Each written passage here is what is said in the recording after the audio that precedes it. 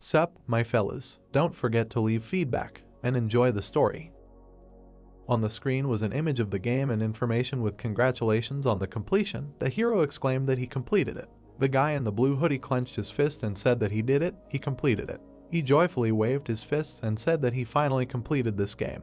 The commentators wrote that he was crazy and completed it, the first in the whole world. The next commentator congratulated. On the screen was the game splash screen with a knight raising a sword. This game, which boasts the unreal difficulty of Empire Defense, and now 10 years after the release, someone was able to successfully complete it. And this someone is the main character. The chair rolled across the floor. The hero held the microphone with a smile and said that no matter how difficult the game is, it exists to be completed. He is a streamer. The camera glowed red. A streamer who plays only the most difficult games. On the channel splash screen was his nickname Classic Nerd, 2.34 million subscribers and 172 videos. The guy sat in front of the monitors and thanked the donor who sent $300 for his generosity. The hero said with a laugh that it was all thanks to them.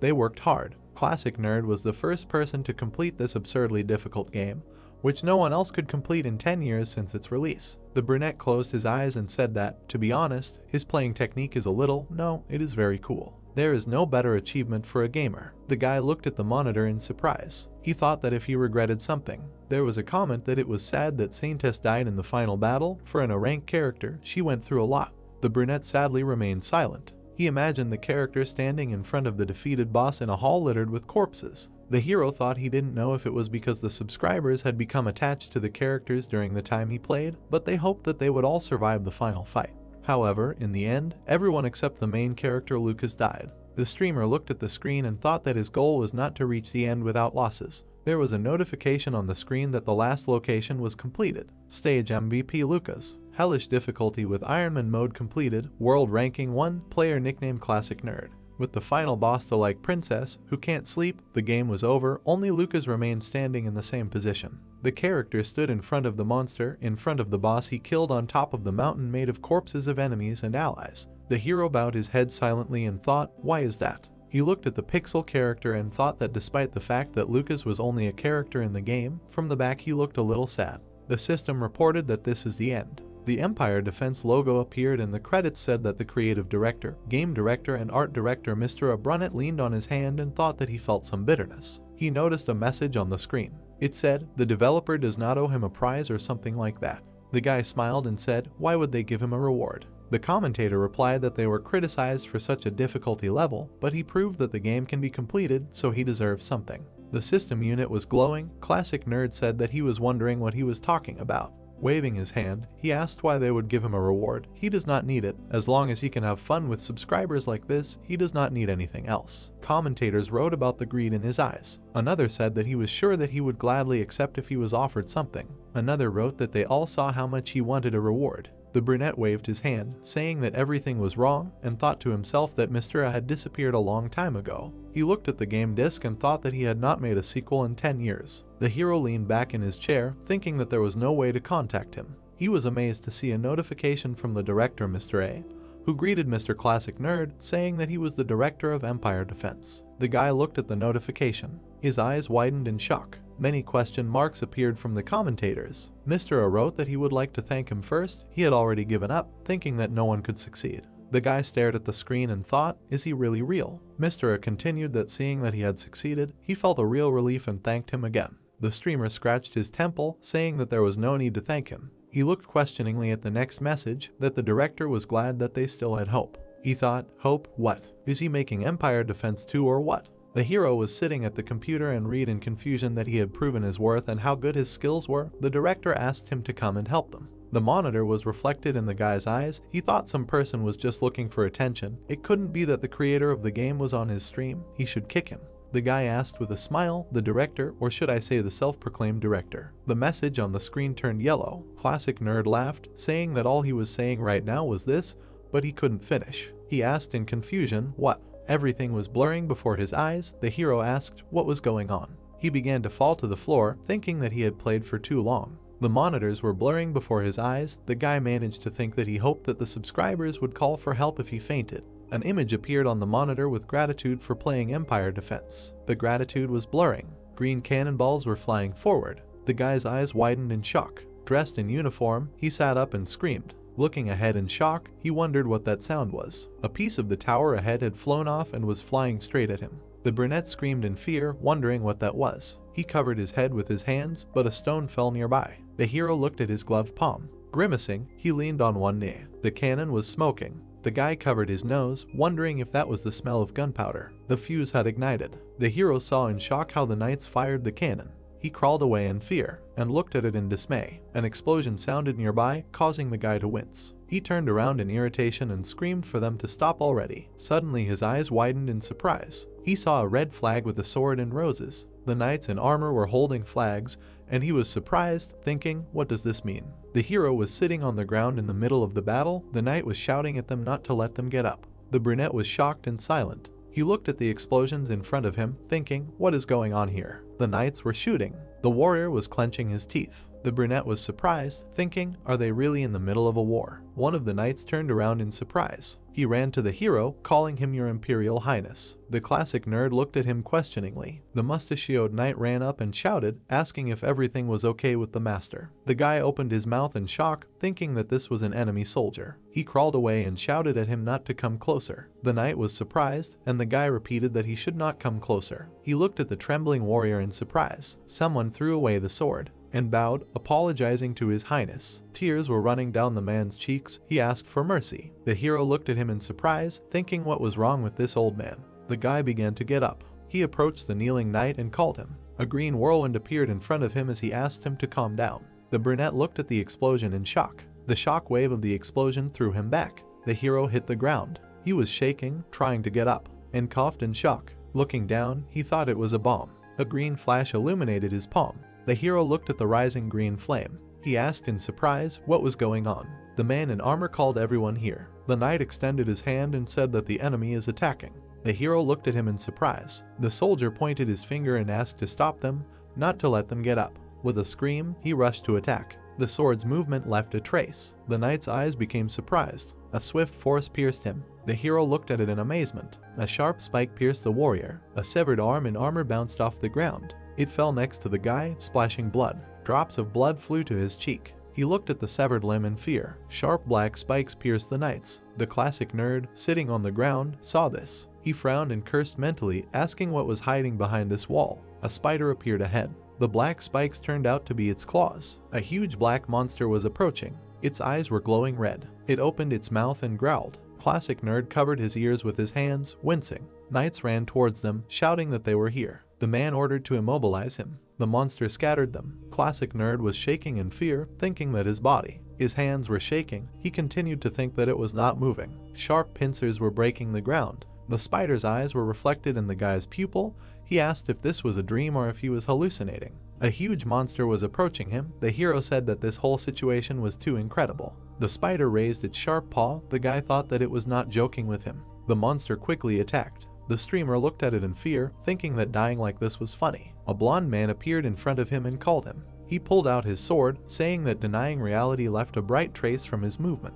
The blonde man's eyes glowed blue. He quickly struck the spider with a shining sword. From the attack, he fell in half. The blonde knight turned to the brunette. With a smile, he asked if he thought it was a cliché. The hero looked at him in surprise. The knight's eyes widened. He sat down next to him and asked his highness why he looked like this. He asked him excitedly if it hurt somewhere. The brunette thought, his face looks very familiar. He remembered the Pixel character, and pointing his finger, he asked in shock, Lucas. The brunette looked at him in surprise and said that he knew. He wiped away his tears, saying that he hurt his head. He grabbed the surprised brunette by the forearm, saying that he was glad that he finally called him by name. Despite the fact that he served him all his life, he could never remember his name. Classic nerd looked at him in amazement. The blonde looked back questioningly, while the guy thought, this is the real Lucas. That means, the guy frowned, turning and thinking, could it be that? He looked up. The heroes were standing at the top of the tower, illuminated by explosions. Ahead was a fortress. The space was filled with spiders and fire. The guy thought in surprise he was inside Empire Defense. Trembling, the brunette bit his lip.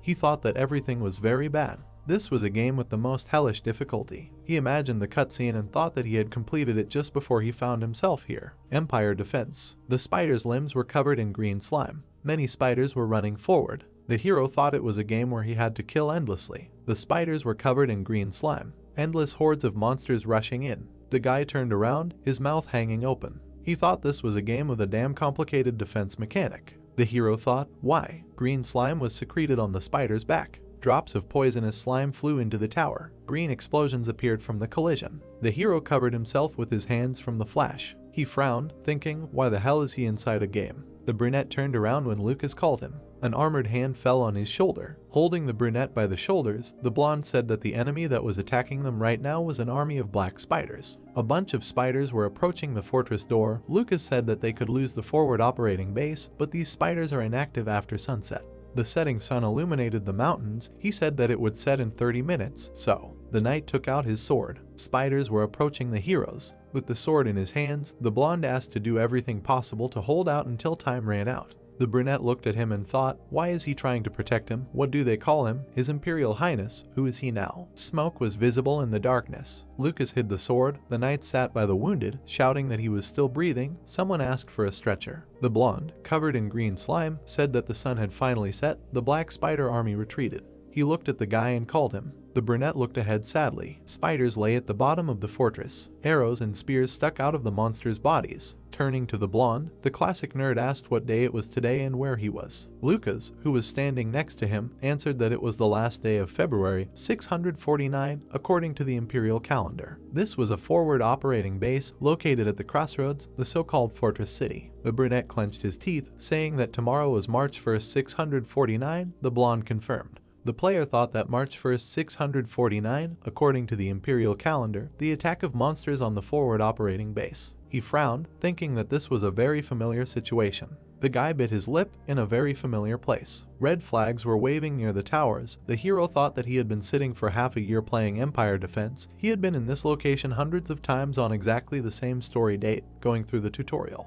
Looking at his hands in amazement, the guy exclaimed that he was Ash. When the blonde asked again, the guy slapped himself on the chest and said that his name was Ash von Hyder Everblack. He crushed his head in dismay when the knight confirmed. He mentally asked, why him? The hero remembered the character on the horse, holding the flag in his hands, and thought that this was the sick third prince of the empire, the worst commander, because of whom a huge number of soldiers died in the fortress city. He remembered the brunette who was eaten by a spider, and thought that this was also the character who died the most terrible death in the story. The hero angrily clenched his teeth because Ash is now him, and asked, why is that? Ahead was a gray building, the personal dormitory of the commander. The hero looked in the mirror and angrily shouted, insulting Ash and asking if he could just sit still. Why did he stick his head out? Classic nerd Ash let out a long breath, scratched his head, saying that he was going crazy. He imagined the game's intro, saying that the classic defense game Empire Defense, the reasons why this game is known as something impassable. He imagined the logo with the red demon, the difficulty level hell, and then he introduced a shield with a helmet and swords, saying that, as well as the Ironman mode, which forcibly saves his progress. Combining both, the game's difficulty was called Ironman Hell. On the screen was a congratulation on completing the game. The hero is the only one who completed this mode. It would seem that he doesn't care at what point in the game he disappears. He is confident in his abilities and that he can find a way out, except for the tutorial. The guy screamed when two system windows appeared next to him. He thought that this location was impossible to complete. He imagined characters standing on a tower and a bunch of monsters. The tutorial was designed in such a way that the player would fail no matter what, because the story begins after Lucas escapes the monster invasion alone. He imagined a monster with a woman's body on a spider's body and thought that in this game, the plot lasts 3 years, you can start hunting an army of black spiders only after a year and a half. And how was he supposed to defeat hundreds of these creatures at the very beginning? Ash slapped his cheeks and ordered himself to gather himself. He resolutely opened his eyes, thinking that he had already beaten this game. The heroes looked ahead, thinking that if he gathered his knowledge and experience, he would definitely be able to find a way out. Looking at the blue information window, the guy nervously thought that there was no way out. Surrounded by blue windows, he laughed nervously, thinking that he was in trouble. The system reported information about the enemies of the location. 0, 1 Black Spider Queen of unknown level, 912 Black Spider Assaulters of level 60, and 196 Black Spider Destroyers of level 55. The brunette asked in amazement, level 55, 60, and there are more than 1,000 of them. What is this? He looked at the artifact window, a prehistoric monocannon, and said indignantly that, besides the strength of the fortress wall at the very bottom, the only thing that can be used is a monocannon. And what do they want him to do? The player thought that their chances of winning were too small. He sat at the table, closing his eyes, and thought that he should find a path with the highest probability of success, and ordered himself to relax. He imagined the Empire Defense logo and thought that playing a game with this mode, it becomes impossible to just save and start over if necessary. The moment the player makes a mistake, the entire game will be destroyed, so it is important to calculate every action to the millisecond. A lot of system windows appeared in front of the guy's palm. He thought that playing this game for the past 6 months, he realized something. In any situation, you need to do something and there is always a way to survive. There were many blue windows ahead. Classic Nerd thought that he needed something with a slightly higher chance of survival. The system windows were reflected in his eyes. He thought that something he could be at least a little sure of. The palm froze in front of the blue window. The guy stretched out his finger in amazement, thinking that this was it. With a shout from Lucas, the guy pushed the door. He entered the room and asked where Lucas was. The blonde standing behind the door said that he was here. What is it? Turning around, Ash ordered him to quickly gather a squad under his direct control. The blonde was surprised and silent, and then asked, by squad he meant his guards. The blonde looked at the prince and said that he had never called them before. Why so suddenly? The brunette shouted for him to stop chatting. He pointed his finger at the guy, and with a determined look, he said that he had come up with a way to win. The hand pushed the chair back. Ash sat down and, crossing his arms, asked, is everyone here? There were 4 people in front of him. The player looked at them, thinking that they were familiar faces. The red-haired girl with the staff smiled slightly. It was Lily. The dark-haired knight was frowning. That was Ken. The guy with glasses was sitting hugging his knees.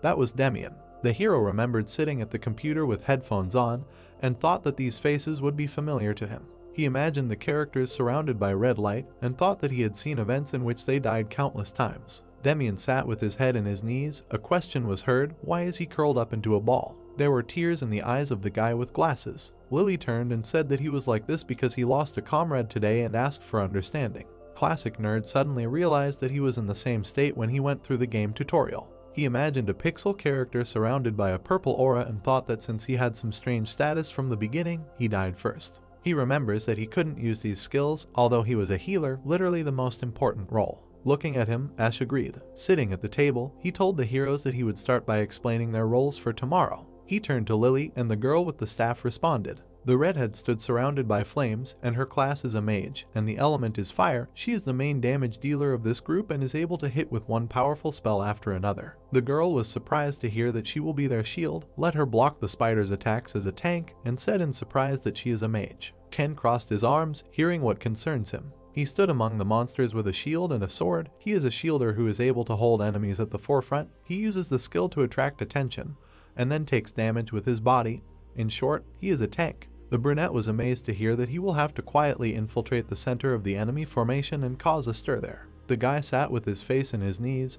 He is a healer, a very important class in the game. Raising his head, he heard that from now on he is a shooter in this squad. He will shoot at the most important targets. The blonde frowned when he heard that he would be the last one to command the soldiers and maintain the front line. The heroes silently looked at the Emperor. The guy thought what was going on. Maybe they would say something. Ken angrily clenched his teeth. He slammed his fist against the wall and shouted, "What is he calling this a plan?" The man angrily shouted, asking, was he serious about all this? He dragged them all into a dangerous situation because of a bad squad and still continues to talk nonsense. The guy was embarrassedly silent, thinking that it was not him, it was that bad person Ash. Perhaps this really sounds like nonsense. He imagined a wooden door, thinking that this was a location that was impossible to pass by standard methods. So, to pass this crazy location, you need to become crazy yourself. So, Ash called Ken. He thought that he would not retreat. Looking with flaming eyes, he asked darkly towards the son of the Emperor as well as the Supreme Commander. The guy's gaze glowed red as he continued, how dare he disobey the chain of command. The heroes froze in fear. Ken was trembling. He looked at the angry guy surrounded by a glow and began to justify himself. Ash thought that he was doing well because the man in front of him was a complete psycho. After all, if he lost his grip, it would be all over for him. The hero stood up from his chair. Lily looked at him questioningly. He thought that since his plan was complete recklessness. Ash gripped the hilt of the dagger and swung it sharply. He thought that he had to make them obey, not daring to object. He hit the girl in the shoulder. The guys looked at it in amazement. Lily trembled in fear. A lamp was glowing under the ceiling. Ash grinned and asked, each of them is able to complete the assigned tasks, right? Since he was in the body of a psycho, why wouldn't he adopt his behavior? The hero poked Lily in the shoulder with a blade. The guys, looking at this, thought he was crazy. Ken looked ahead excitedly and thought that the prince had really gone crazy.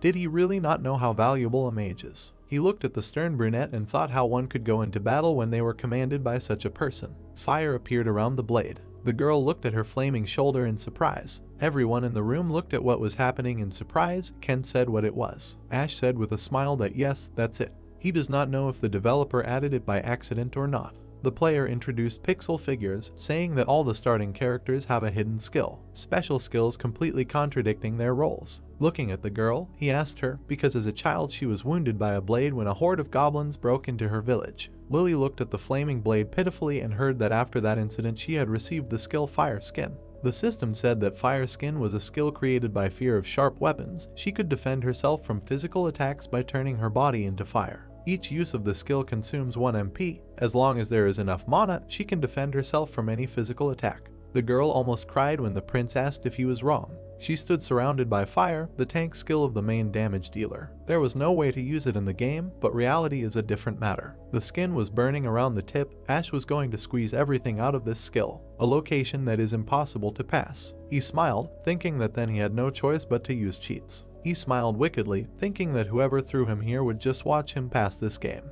and then he would grab him by the collar and spank him. Ash put away the dagger and apologized for his method of proof being too crude. Lily looked at him pitifully and said that it was fine, but how did he know? The brunette replied that it didn't matter. He turned and looked at Ken slyly, who responded with fear. The man heard that he was a petty thief as a child, from the slums, and there were many mouths to feed in the family, right? The hero is sure that he could easily become a knight. Ken asked him anxiously how he knew. With the dagger in his hands, Ash replied that he had already said that it didn't matter. What matters is how he can use his skills. A system window appeared about the pickpocket's survival methods, a habit from his days as a petty thief. He can hide his presence in the face of danger, avoid attention. Consumes a lot of XP per use. The man excitedly heard the Emperor's question that he can become invisible anytime he wants. Can hide to avoid attention. Ash smiled and waved his blade and ordered him to answer, or should he give another example? Ken bowed, shouting that he shouldn't. He was right, he could. The prince said that it was fine. In that case he could also carry out his order. The hero squeezed his weapon and said that finally. He looked at the guy sitting by the wall, said his name. He stepped forward. The hero thought that the most important person in his plan was Demian. The brunette sat down next to him and asked him, incredibly good eyesight, right? Sitting on one knee, he asked why he was able to see his friend's death so clearly. Demian looked down. He said that they were from the same city, grew up in the same orphanage. He looked ahead in shock. His friend was heading towards the spider. The guy said that in the midst of the battle he sacrificed himself for him. Why? Demian cried and asked why His Highness brought them here. Ash remained silent, hearing the question, what great goal he was pursuing. Ken looked at his comrades and asked if their cheap lives were nothing more than toys for him. In the room with Lucas's back, Demian asked for Van back, begged for his friend back. Bowing down, he screamed for him to be returned. There was a flower growing on the grave. Ash put his hand on the boy's shoulder. Looking at him seriously, he said that he could blame him if he wanted, he could even despise him. The boy in tears heard that his friend Van sacrificed himself to save his life. Was he going to sit here and wait for death? Ash frowned and continued, did he really want to give up the life that his friend died for, just because he was on the verge of death because of a stupid commander? He had to grab every opportunity. The hero shrugged his shoulders, saying that he had to do this to avenge him. Ash hit his chest and screamed for him to kill the spiders, get out of here alive and teach him a lesson. Demian heard the question if he wanted to kill these spiders and answered yes. Holding his hand on his shoulder, Ash asked if he wanted to kill him. The light reflected off his round glasses. The guy remained silent and then answered yes. The heroes heard this in surprise. The hero smiled and said that this was great. He gave a thumbs up. He promised that if they got out of here alive, Demian would be the one to take his life whenever that happened. Lucas exclaimed indignantly. The brunette held out his hand, saying that if the plan failed, they were all doomed to die anyway. If that happened, he would let him be the one to take his life. With a smile, Ash swore on the honor of the Imperial family. Demian stopped crying, hearing the request for just one day to follow his orders. Sometimes hatred should be used as a drive. Demian lowered his head. He stood up, standing behind the prince, who thought that even if this hatred was directed at him. Looking down, Ash said that he would not make excuses. Because of his mistake, their army was almost destroyed. He imagined a huge horde of spiders, saying that if they followed his plan, they would be able to drive away the spiders. Even if it was small, there was a chance of victory. So just once. Looking ahead, the prince asked just once to trust him and do as he says. Finally, his squad, his right hand is assembled.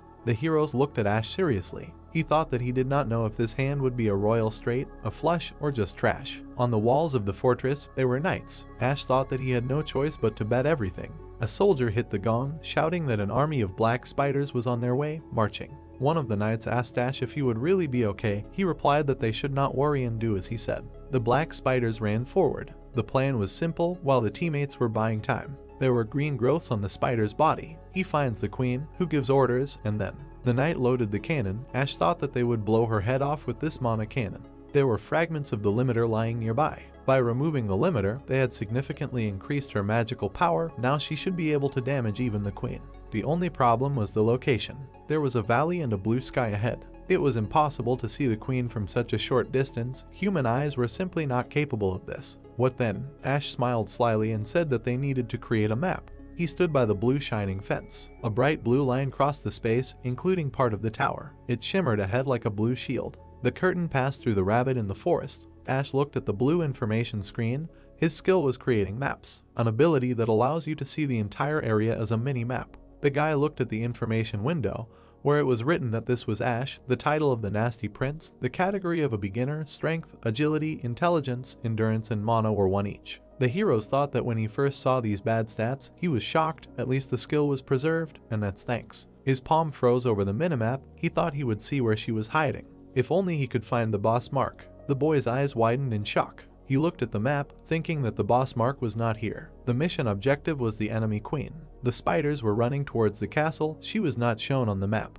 Ken stood at the opening gate. He remembered Ash giving him vials of red liquid and telling him that he had collected all the stamina potions left in the fortress. Let him go out, disrupt, and attract attention. The worried man heard the question, will he cope with this? In the basement, small stones were falling from the ceiling. Lily was shaking with a pitiful look. She remembered the prince saying that he had a painful role for her. The girl stood in the center of the room, remembering his words that if the spiders penetrated the artillery unit, he expected her to use the skill Fire Skin and block the entrance. The girl told herself that she could handle it, she could do it. Lucas looked ahead and shouted an order to the positions. The knights took crossbows. There were cannons on the wall. The blonde swung his sword, looking at the hordes of spiders. He shouted that they must hold out. They need to buy some time until His Highness defeats the queen. He turned and looked at the prince, saying that this proud expression undoubtedly means. He raised his sword, saying that His Highness has completed all the preparations. At this time, Ash looked at the blue screen in fear, thinking that he was not ready. Cannons were firing and arrows were flying when the order to fire was heard.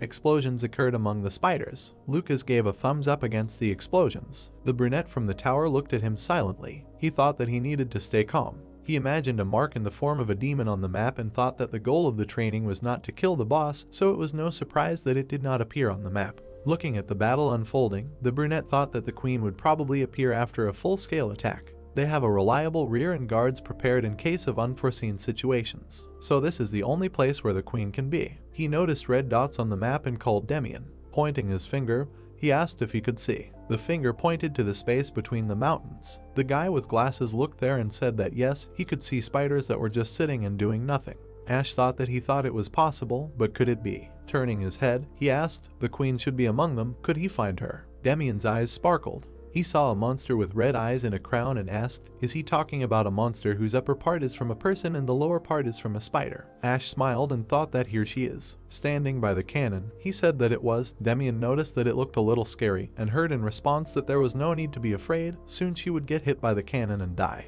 The cannon moved when the boy ordered the artillery mount to be turned with the muzzle to the southwest. Demian and he would aim. The warrior looked at the cannon and said that the mana charging was complete, they would fire on command. Turning to the younger, the prince told him to grab it. The boy took the handle with trembling hands and called Ash. Looking at him pitifully, the boy said that he was not sure he could handle it. He had never done anything like this before, he was forcing it so suddenly. The prince called out to him. Putting his hand on Demian's shoulder, he said that he could miss and he would take full responsibility. Looking at him, the brunette said that even if he failed and ruined everything, it was okay, he would take full responsibility. It always lies with the commander, the soldiers only do what they are told. The guy with glasses was surprised to hear that all he needed to do was pull the trigger. Let him remember, he was Avenging Van.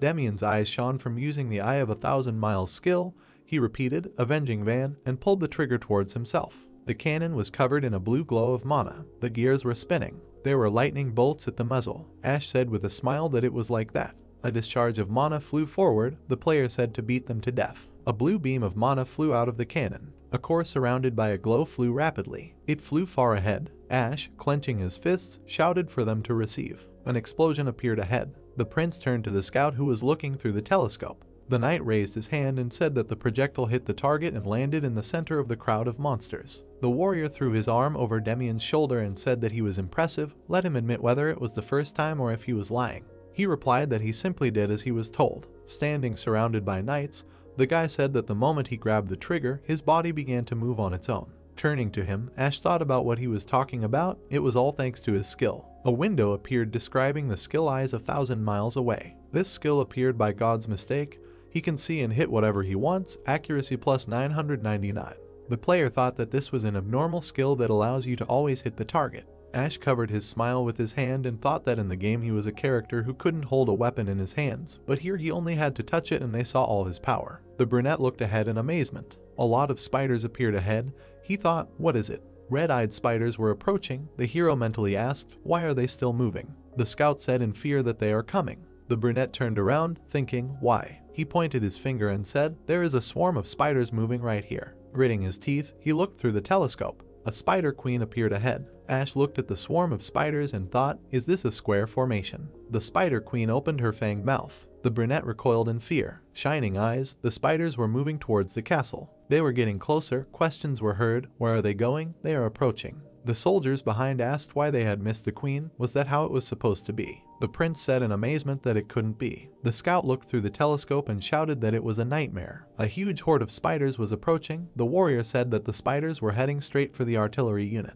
Ash cursed, saying that she had sent her orders too quickly. The guy cursed. Burning shells were flying from behind the castle walls. The hero tensed up. Feeling the bottle with his hand, he realized that there was one potion left. Ken hid behind a tree. Large spiders ran past him. He thought that he might just run away. A gust of wind tore the leaves off the trees. Ken grabbed his sword, not understanding what it was. He took a step. He looked out from behind the tree. Mute silence. The sky lit up with a bright light. A bright flash blinded the hero. In Demian's eye, like a sight, an explosive mushroom rose into the sky. He noted that the target was hit right in the bull's eye. Ash stood tensely. The wall was being destroyed by spiders. He saw that they were still moving. Moster stood in the smoke. The spider queen was still alive. He gritted his teeth at the thought that they lacked damage. The spider queen stood among her brethren. He thought that the original black spider queen would have died in 1 or 2 hits. After all, she was not that strong compared to the fighting type mobs. But he had no information about the queen of this tutorial location. His pupils narrowed. He reasoned that if her stats were completely different, what if she had a special skill that made her impossible to kill? What should he do in that case? Someone addressed his Imperial Majesty. Blue energy was dispersing around. He heard that due to the powerful explosion of the mana core, the cannon would soon reach its limit. The soldier continued to say that in addition, it had suffered great damage and that they would not be able to shoot as much as they expected. The hero interrupted him, saying that he was talking too much and asked how many more times they could shoot. The soldier worriedly replied that a total of 5 times and that they had already shot twice, 3 left. Ash did not expect this answer and only repeated to himself about 3 shots. Looking at the battlefield, he realized that they had no choice but to finish off the Spider Queen in these 3 shots. Moreover, he thought of Demian, whose eyes were very red. It seems that the eyes 1,000 miles away have a side effect. He grabbed the lever with his hand. 3 shots maximum. Standing next to him, the Emperor wondered if he could hold out until then. A large explosion rang out in the crowd of spiders. Fortunately, the walls of the central castle were doing their job well. A cry was heard that the destroyer was approaching. The hero thought in shock, what? A huge spider destroyer appeared on the battlefield. His Majesty saw the destroyer trying to break through. He cursed, noting that there was nothing like this in the game. Giving the order to defend, he directed all fire at the destroyers. Volleys rang out. The destroyer was hit by shells. But this was not enough and he was already very close. The walls of the castle collapsed. The destroyer destroyed part of the wall. Spiders followed the destroyer inside. They began to fill the courtyard. Ash stood in shock. Lucas pulled his sword out of its sheath and ordered to raise the weapon. They were going down to the first floor. The guy turned to the soldiers and ordered them to pull themselves together because those below were protecting them and they had to continue shooting at the queen until those creatures reached the artillery unit. He frowned and said confidently that they would definitely finish her off. The sun's rays illuminated the fortress wall. Preparations were complete. The Emperor turned to Demian. He used his ability. A shot rang out and a fiery mushroom rushed into the sky. He confirmed the hit on the queen, but she was still alive. His Majesty ordered the cannon to be immediately reloaded for the next shot as quickly as possible. Lucas swung his sword. With another blow, he cut several spiders. He ordered the artillery to be protected.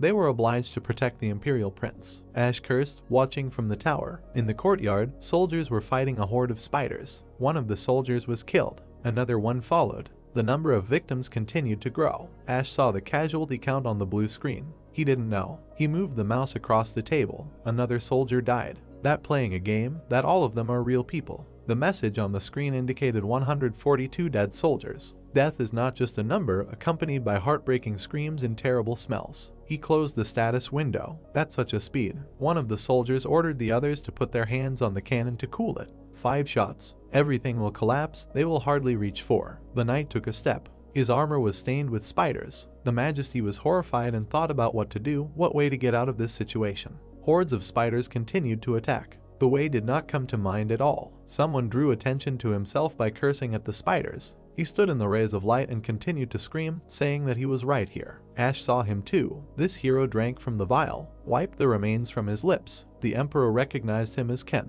He introduced himself, saying that he was a knight of the Empire. The spiders were distracted from the soldiers towards the knight. He was determined. He dashed away from the enemies, leading them. There was a tall rock ahead. The knight smiled. Going behind it, he said, "Why don't they try to find him?" He activated the pickpocket survival method skill. The Emperor saw it on the blue screen. Noticing that his health was low, he shouted about it to the knight. Standing surrounded by the enemy, Ken realized this and the use of the skill was rejected. At the last moment, he cursed and realized that he should not have trusted. The knight was killed by spiders. Ash did not believe what had happened. -1 appeared on the screen. Blood stains. The Emperor stood and was shocked. He clearly heard the horrific sound of tearing flesh. Spiders were eating flesh. His commands were wrong. On the ground lay a medallion with a common photo. They cost another person's precious life. The soldiers rushed to the breach in the wall. Someone shouted that Ken had moved forward along the line of defense. "We must go," without daring to retreat a single step.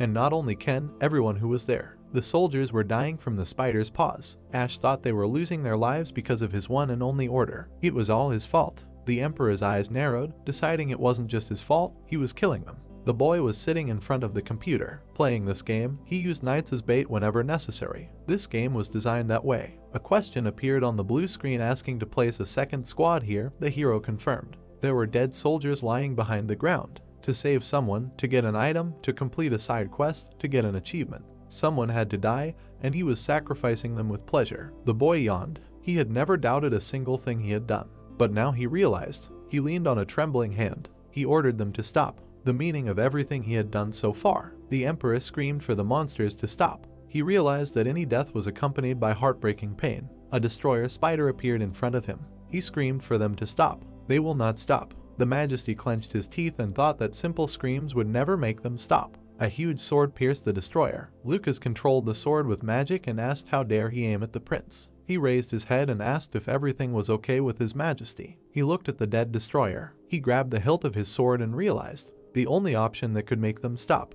With one blow, he cut off the destroyer's head. Green spider blood splashed to the side. Kill the spiders before they kill them. The soldier turned to the prince saying that the cannon was loaded for the 4th shot, but Demian could not. The Emperor interrupted the soldier and asked if he could shoot. Blood was coming out of the guy's eyes, but he answered that he could. The cannon shot lit up with a bright blue beam. The 4th shot, a huge blue ball appeared in the sky. The Spider Queen hissed. Several spiders dissolved in a blue stream. The queen let out a scream. Impact. The earth split in flames. A hit right in the head. However, red eyes glowed in the dust. The Spider Queen stood in the middle of the fire. She was still alive. The soldier and the prince stood in disbelief. Those who were near the cannon fell to their knees. The shot melted the armor on their hands and blisters appeared. The soldier said that the cannon was at its limit and if they tried again, it would simply explode. Sitting by the cannon, he offered to surrender. The Emperor thought, is this the end? The cannon was badly damaged, on the verge of destruction. The soldiers are not holding back the enemy onslaught. The line of defense is broken. Demian screamed in pain. The shooter could not open his eyes. Is this really the end? Ash lowered his hand. Is there really no hope left? One of the soldiers saw something in the telescope and said that they undoubtedly caused damage. The prince looked towards the soldier. He reported that the queen's skin had peeled off. He turned to the warrior. Even in such a situation, he remained true to his role to the end. A green charge was approaching behind him. He reported that if they fired one more time, they would destroy her. His Majesty's face lit up with green light. An explosion was heard at the top of the tower. Lucas saw this and called out to the Emperor. He was falling from the top. Everything was destroyed. Shards of the tower were flying down. The whole world, the hope of victory, absolutely everything.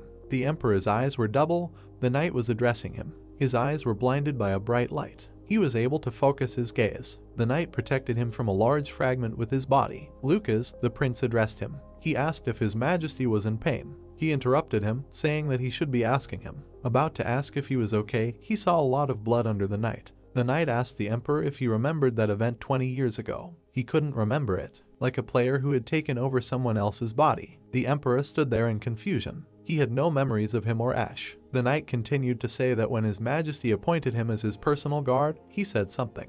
He asked what he said. Even if he could become the emperor, he would become the coolest person in the world. The boy knelt before the other, and as the one who would become his knight, strived to become the coolest of them all. The boy looked with big eyes and an open mouth, and although it was in the days when he was a teenager, the wounded Lucas looked with a smile on his face and said that his words touched his heart so much that he has not forgotten them until today. They were both among the ruins. The knight said that he trusted His Majesty. He looked at the knight and asked even now. The warrior with confidence in his eyes answered that more than ever. A fragment of the tower fell on the knight. He could not bear the weight and fell. There were only ruins around. The prince pulled the knight out from under the rubble. He looked at him and told him to hold on. He is the main hero, the savior of this world. Lucas was lying unconscious. Ash continued that he cannot die in such a place. Looking to the side, the emperor decided that he must end all these. They are somewhere under the artillery unit. How long had he been unconscious? Looking around, he notices a couple of dead soldiers near the cannon. Coming closer, he sees that it is Demian and all the gunners. Luckily,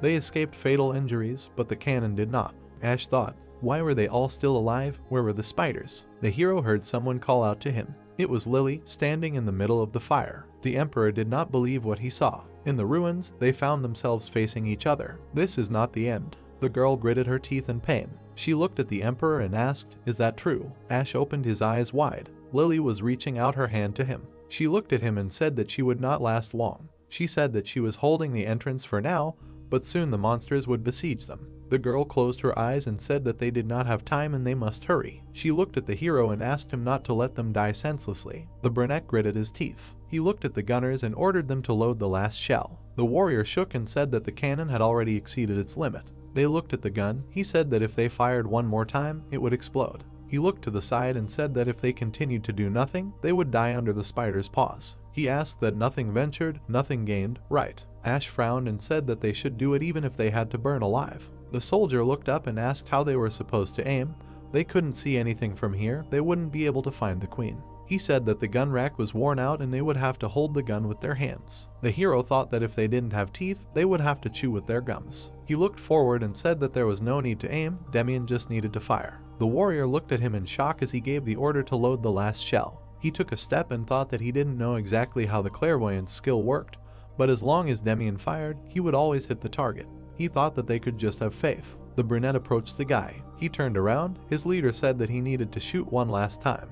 He barely saw the commander when he asked to gather his strength for one more time. Demian looked at him and asked what was the point. He said that no matter what he did, nothing changed. The hero frowned. He said that if he hit again, the monster would die. The boy looked at him and said that even if he pulled the trigger one more time and the queen really died, what would change? He looked down and said that half of his friends were already dead and even if he destroyed all the enemies, it would not bring them back. The boy darkened. Demian said that he wanted to end all of this. He did not want to live in a world like this. The brunette frowned and screamed. Did he really think that this world was unreasonably cruel? That even if he overcame a huge obstacle in his path, life would continue to be hell? He confirmed. Ash grabbed him and screamed that he thought correctly. He said that if this world had a difficulty level, it was definitely hellish, with an Iron Man mode where you can't save. He thought that this world was like this from the start. The hero's pupils narrowed. He said that this place was unfair to the point of absurdity. He thought that they were surrounded by a devastating landscape. Was he going to stop fighting? Demian's eyes widened when he was asked if he was going to give up and wait for death. Ash thought that was not a worthy reason. The guy looked in shock. The hero thought that they should fight until they died. The man let him go and said that he was going to fight and would fight and come up with new strategies. He stuck out his sword and said that since he wanted to give up and die. The brunette put the sword to his head and said to slit his throat with this sword right now. He threw the sword away and said to dare if he had the courage, but if he was a coward. Ash came closer and said to be his trigger. He said to stop looking back at his dead friends. He only needed him as a commander. Demian was determined when he heard that he was just a chess piece, a key, that's all he needed. The hero looked at him and said that's all he needed. A notification appeared that he had unlocked a new skill, Indomitable Commander. His eyes were glowing. He said that was an order. The brunette put his hand on his shoulder and told him to smash the ugly face of this monster. The guy was glowing. He agreed. He looked at the commander and said he would follow his order. The warrior said that the last shot was loaded. He looked at Ash and said that they could not cool the cannon. He looked at the cannon and said that he would hold it. The artilleryman raised his hands and said that the cannon was hot and if he touched it, the consequences would be serious. The hero replied that he would rather burn here than go to hell and burn there. He looked at the young man and asked if he was ready. He looked ahead and said that he could not see anything. The commander said that everything was fine. Demian held a stick in his hands and said that he could not feel his hands. He calmed him down. He smiled at him and said that everything was fine. Ash took the gun. He clenched his teeth and lifted it. The gunners rushed to help him. They held out their hands, and together they raised the gun. In front of them was a huge spider. The hero frowned, and Demian shouted. He looked into the distance and said to shoot. They loaded the gun. Energy began to be released. The hero looked ahead. The gun was ready to fire. A huge charge had accumulated, and it fired. The brunette asked her to hit. He looked ahead, hoping. He thought that this was initially an impossible task, to shoot at an enemy who was not visible. The charge was flying. The man thought that it seemed that there was no chance of hitting. The energy sparkled. He thought that the projectile was flying straight to the Spider Kingdom, ignoring the height. The projectile flew on, ignoring the distance. It flew over other monsters. It was almost there. The hero thought it was very accurate, as if following a chosen path. The monster growled. The projectile flew towards the kingdom that screamed with anger and fear, and it hit her head right on, without a hitch. A message came, asking how he did it. The guy thought that he then seemed to have swallowed his tongue and did not know how best to answer the first message from the viewer. The message asked if he would stream again. He remembered what he answered then. Ash opened his eyes, thought he was alive. He winced in pain. He was told that it would be better if he rested more. He got out of bed. The man wrote and said that Demian healed him with magic. The redhead did not turn around and said that the burns he received were quite severe. It would take more time to recover. She put the pen down and said that he slept for 3 days. She looked at him and said that she thought he would never wake up, considering what he had been through. He opened his eyes in shock and said that she survived. Lily said that thanks to her, after the last shot, the queen died. Without her, the spiders stopped moving. He looked at the girl when she said that they won. The soldiers were cleaning up the battlefield, burning monsters. The redhead said that the army collected the bodies of our allies and also took care of the remaining spiders. Ash looked out the window. Lily raised an eyebrow and said that he received severe burns and would have to visit the church. The hero looked at his hands when she said that he would have a couple of scars. He looked up at her and asked how she and her injuries were. The guy opened his eyes. She squeezed her hand and said that when she ran out of mana, a spider injured her back. The girl darkened and said that apparently due to nerve damage, the lower part of her body no longer moves. The hero was silent. The redhead put her hand to her chest and said she was grateful to be alive. She said there were only 5 survivors among the artillerymen. Ash thought there had been hundreds of people when the last battle began, and only 9 remained. He clutched his head. He wondered if there had been another way. He wondered if there had been another tactic he had missed. He asked himself if there hadn't been a way to save at least one more person. Lily put her hand on him and said he was not a god. She looked into his eyes and said he had done all he could. The man looked down and said he had dragged the soldiers there. He thought that even though it wasn't him, he was in this body and had a responsibility. The girl said no one could have thought that monsters would be moving in droves after so many decades. The hero frowned when she told him not to be hard on himself. Lucas ran into the room. He was crying and saying that he was happy that His Highness had woken up. He bent down and asked if any part of his body felt strange. He fell silent when the commander asked him if he himself had received serious injuries. The blonde proudly stood up and said that his main goal was to be very cool. He took out the lists of the dead and said that many could not be found. Ash looked at him when the guy said that they tried to collect as many as possible. He asked where the corpses were now. He was told that they were at the forward operating base. The hero stood up. Everyone around him protested. He frowned and said that they died under his command and he would go anyway. The sun was rising. Lucas carried the Emperor in his arms. The brunette was embarrassed and thought that it was convenient. He asked if Lucas wanted to become his favorite horse. He answered that his wish was his command. Demian looked up. The knight and the Emperor came up behind him. The boy turned around. Ash came down and asked how his eyes were. He said that his vision had started to return yesterday. He held his glasses in his hands and said that he could see like normal again.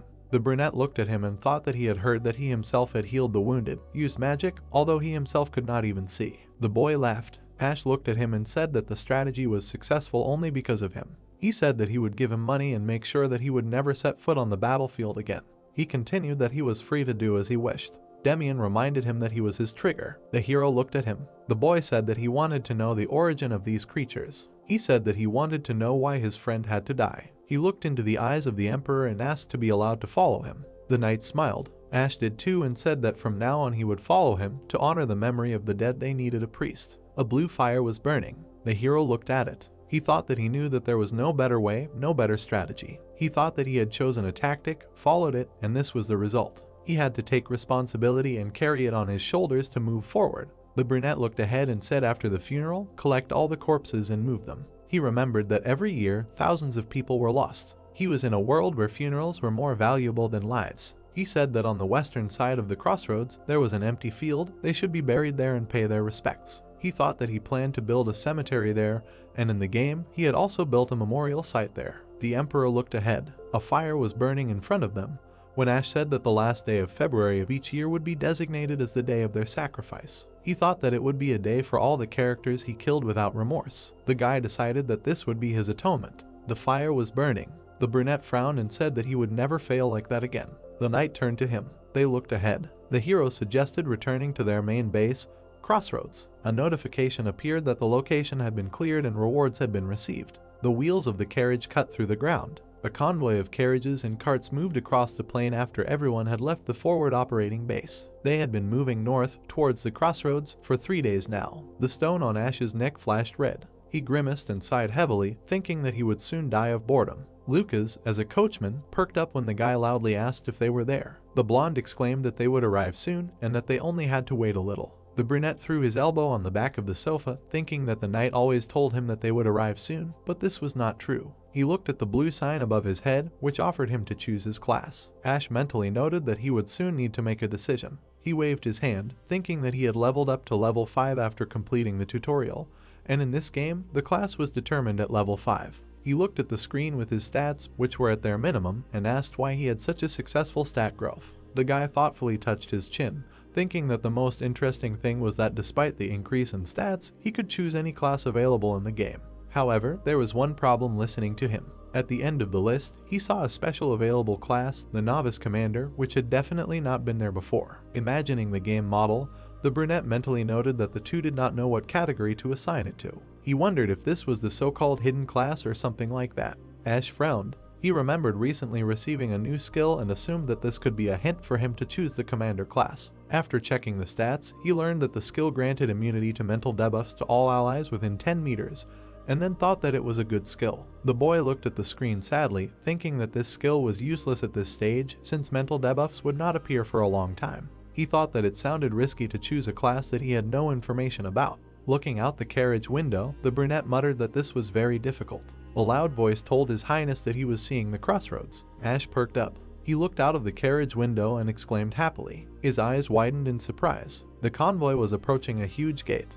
A high wall surrounded the crossroads, a fortress built on the southern outskirts. The knights opened the gates for them. The fortress was built to stop the monsters that were constantly crawling out of the Black Lake. The motorcade began to pass inside, while the guy thought about how at that time this fortress was the most important in the Empire. Imagining the map, he mentally noted that however, gradually the invasion of monsters died down, and the army was redirected somewhere else, and due to the lack of an army, mercenaries were hired to protect the fortress. Ash imagined the silhouette of a warrior, mentally noting that these were veterans preparing to retire or newcomers with no experience. For mercenaries, neither their nationality nor their qualifications mattered. Imagining a blood-drenched city, the guy thought about how the Empire simply needed human shields to support the front line. As the wheels continued to turn, he thought about how, since life itself lost its value, restaurants, hotels, and banks began to appear here. The brunette looked at the fortress, which a decade later turned into a city. He studied the defensive towers, thinking about how at one point people stopped calling it that at all. Instead, the fortress was now called Fortress City. The convoy moved along the street. Ash also noted that there was another name, which sounded like a mockery of the mercenaries who flew to their deaths, blinded by money just like moths. This name was Suicide Street, the city of tombstones. The brunette with his mouth slightly open thought that this place was the Maginot Line, the crossroads. Watching its surroundings, he thought that looking through the screen, it was not very clear, but the city was larger than he thought. Noticing the devastation, he noted that it was also much more shabby. Ash looked out the window with an indifferent face, thinking that in any case, this is the city that he will have to protect. The locals watched the convoy. Lucas was driving the main carriage. The guy looked out the window. He mentally noted how the air became heavier. The locals stood there with disgusted expressions. The brunette averted his eyes from them. Imagining himself on horseback, he thought that it was understandable, since their newly appointed commander and lord had barely returned alive after slaughtering his troops. Ash smiled wickedly, thinking that he knew this would happen.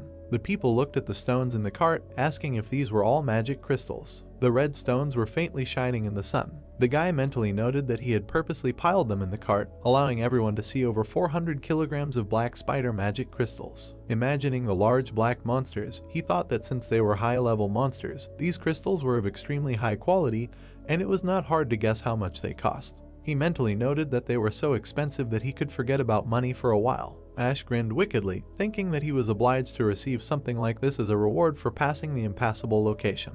He thought that in order to smoothly move through the story, it was important to cooperate with the citizens. Looking at their indifferent faces, he thought that now their trust in him was reduced to zero. However, he himself was not so simple either. Imagining the game models, the brunette mentally noted that he knew how to increase their trust. He imagined a lot of gold coins. Glancing to the side, Ash mentally told them to wait a little. Seeing how they looked at the red crystals with admiration, he thought that following the most effective method, he would buy all their hearts. Sunset fell on the city. The wheels stopped in half. The guy opened the door. Lucas was sitting on one knee on the ground, saying that they had arrived. The brunette stepped onto the step, telling his subordinate that he had done a good job. He saw the lord's huge estate. His eyes widened in surprise. Looking at the luxurious building, he wondered if this was the place he would live in. Ash froze with a shocked face, mentally noting that this was nothing compared to the house he had lived in before, and he had never thought that he would get such a dream house. A guy ran out of the estate, loudly calling his lord. The brown-haired man ran up to the master and exclaimed that he was glad that he was alive. The brunette looked at him with surprised eyes, recognizing him. The guy with a worried face muttered that he could not call him just my lord and began to apologize. Ash said to call him whatever you like. They grabbed his hand, saying that they were very worried about his lord. The guy with glasses pressed his cheek to his hand, exclaiming that he was hot and cold, and then he thought that he would stay gray. The brunette mentally noted that this annoying guy, who smelled like a traitor, was called Ader, and in the game he was an NPC who managed the city. Imagining the game model, he mentally noted that all administrative tasks of the Crossroads were his concern, from building facilities to maintaining the system, and now he would have to manage the city with him. The door of the estate swung open. Ader pointed to the room, exclaiming that he had already drawn a bath and prepared dinner, so the lord could rest for the rest of the day. Ash froze with a shocked face. He looked at Lucas and asked him to make sure the soldiers were rested, and then told him to do the same for himself. The boy waved his hand as the blonde began to indignantly exclaim that he himself should guard. The brunette told him to calm down and continue his duties tomorrow. The knight sighed in frustration and agreed with the order. Looking at him, the lord went up the stairs while a servant called him. He smiled softly, thinking that it looked like Lucas' room was on the first floor. Hot water was rubbing into the bathtub. Ader pointed at it with his hand and exclaimed that it would remove the intimidation and get rid of the smell of blood after the battle. Ash thought with an enthusiastic face that he had not taken a bath for a long time. He mentally noted that the trip was exhausting, so he was going to rest to the fullest today. The boy took off his jacket and thanked the brown-haired man, telling him to rest today too. He began to unbutton his shirt. Ader smiled grimly. Flashing his glasses, he said it was simply incredible, addressing Ash as Retrotaku. The brunette froze, looking at the water. The brown-haired man closed the door and noted that he had been trained in a way that was beyond his imagination. The protagonist turned around angrily. The bespectacled man smiled madly and exclaimed that he was the director of the Empire Defense. A second later, a fist flew into his face. The guy flew to the side. Ash clenched his teeth in anger, thinking about what was happening, the person who threw him here. He looked at the trembling brown-haired man, who asked him to calm down. Ader fell to his knees, screaming that he was very sorry that he had to kidnap him. He raised a confident look, declaring that this world needs. The brunette was flying at him with a fist. The beaten director was crying and asking for forgiveness. He raised his hands up, and the protagonist noted that he was now ready to talk to him. Remembering the message from Mr. A, he asked if he was the sender. Ash frowned at the guy, asking if it turns out that he is the director of this world. Ader answered affirmatively to everything. He started rummaging in his pocket when he was asked about the reason for getting into this world. He wiped his tears with a handkerchief and answered that this world has a true ending.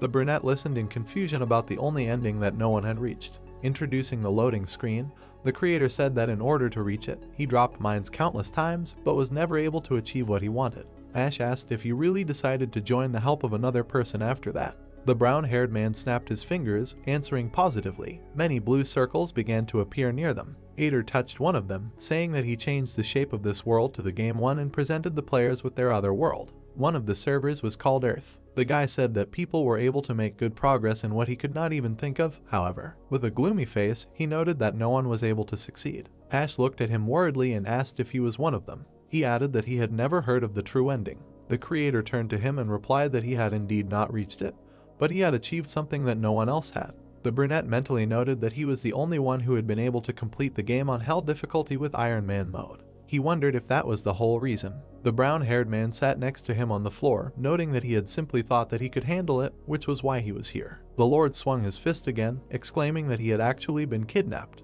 Remembering himself on the front lines, he listed how he had been thrown into an impossible training, and into the body of a terrible person. Ader covered his face with his hands, muttering that these were technical problems, and he himself had not expected this. He extended his hand to the guy and asked to be given the opportunity to tell him about the reward he would receive if he could. The creator began to say that if he reached the true ending, he spread his arms out to the sides and said that he would then grant his wish. The brunette raised an eyebrow in confusion and asked again. When the brunette's nose began to bleed, he said that in this world he was akin to a deity. Imagining the opening box, he added that it would not be difficult for him to reward him generously before returning him to Earth. Ash looked at him and asked if he could ask for anything. The guy answered in the affirmative. The Lord asked if he could ask for 10 billion won. The brunette adjusted his glasses and asked with a smirk why so little. He said that he could give him 100 billion or even more. The brunette grimaced in anger, thinking that he could not shake the feeling that he was talking to a swindler. He mentally noted that he was interested in the wish being granted. Remembering his ordinary life, he thought that he could ask for anything. A message appeared on his computer screen. He thought that he had one wish that he would like to make come true at any cost. Looking at the creator, Ash thought that if he was not lying, then. Ader smiled and asked if he was right in saying that he already knew what he wanted. He noted that it was something that was much more important than money. He added that he had a dream that he had given up on, thinking that he would never be able to fulfill it. The brunette remained silent. Looking at the brown-haired man, he thought that it was at that moment that he realized that this self-proclaimed deity knew much more about him than he thought.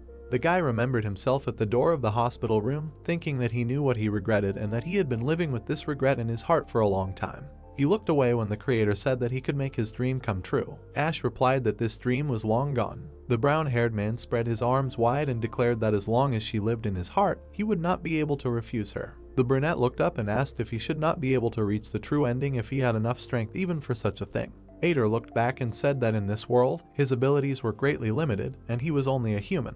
The guy closed his eyes, listening to the words that this is why he needed someone to act on his behalf. While the large estate was covered by night, Ash asked what would happen if he suddenly wanted to die. He grabbed his head when the man said that then, he hoped, his death would be easy. He pointed a finger in front of his face and said that life is a coin toss where there are no saves and loads. He delivered that he thought he understood this perfectly, passing the game. The protagonist frowned, mentally noting that everything was correct and the game was always like this. He remembered his character's death, thinking that she always cared about convenience, but when it came to death, she was merciless. Ader waved his hand and said that if he wanted to return now, he could arrange it. Ash loudly asked if he was serious. The brown-haired man adjusted his glasses and answered in the affirmative. He said that in general, according to the plan, he should have asked about it right away, but there was a glitch, so. The brunette frowned when he was told to decide and make a choice. The creator extended his hand and said that if he helped him achieve the true ending, he would get the opportunity to fulfill his dream. He narrowed his eyes. Extending his other hand, he said that either he could return to a mundane life without putting himself at risk.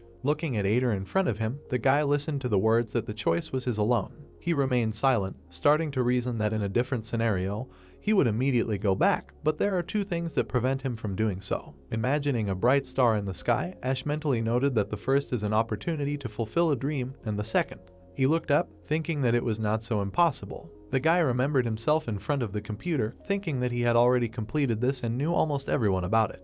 He grinned slyly, asking himself why he did not go through it again. A drop of water fell into the bathtub. Ader clasped his hands and joyfully shouted when Ash agreed. The brunette frowned and said that he was trying to reach this true ending, so he counted on mutual help and that the creator should not forget about his promise. The brown-haired man threw his hands up and exclaimed that he was all his. The guy poked his finger into his chest. Approaching, he ordered him to sell all the crystals by morning. The servant asked again. He put his hands in front of him when the brunette indignantly asked what was wrong, noting that he should know where to dump this exchange item. Ader muttered that it was late and all the shops were closed. The protagonist loomed over him with a gloomy face, saying that he did not care whether he sold them at night or at dawn, but he had to finish by morning. The creator adjusted his glasses and muttered that he would do everything.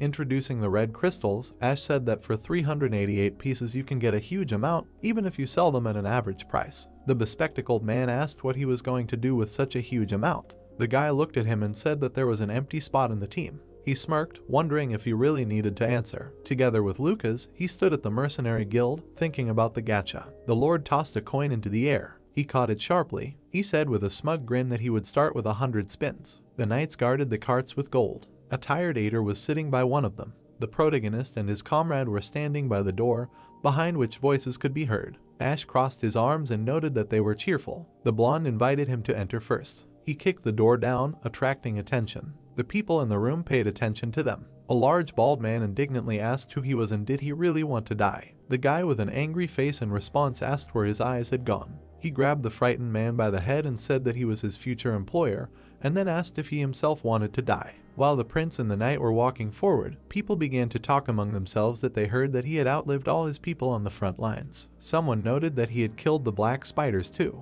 Looking around, Ash mentally asked if there was anyone shining here. He mentally noted that the Mercenary Guild was a place to knock out new characters, and of course, their potential depended on their rank. He quickly shifted his gaze, repeating his question in his head. He saw a man who was emitting blue light. He had a cigar in his hand, and a female voice greeted the prince. The old woman in a military uniform smirked, noting that His Highness was in the Crossroads Continental Mercenary Guild. The brunette realized that she was SR rank. He smiled nervously, not believing it. Ash sat down on a chair. Sitting next to the woman, he asked if he could know her name. She stood up and put her hand on her chest, introducing herself as Jupiter and saying that she was glad to meet you. The Lord mentally noted that he could not believe that this old lady, an SR rank light mage, was in the Mercenary Guild. The prince frowned, saying that he had never seen such a uniform before, and then asked what country it belonged to. The woman touched the medals on her chest and said that this was the Everblack Empire, and, for a long time, His Highness did not recognize it because this model was created several decades ago. Ash smiled and asked if it means that she used to serve the Empire. Jupiter smiled back and said that she gave 30 years of service and was even the captain of the second squad of magicians, and after retiring, she earns her living by hiring.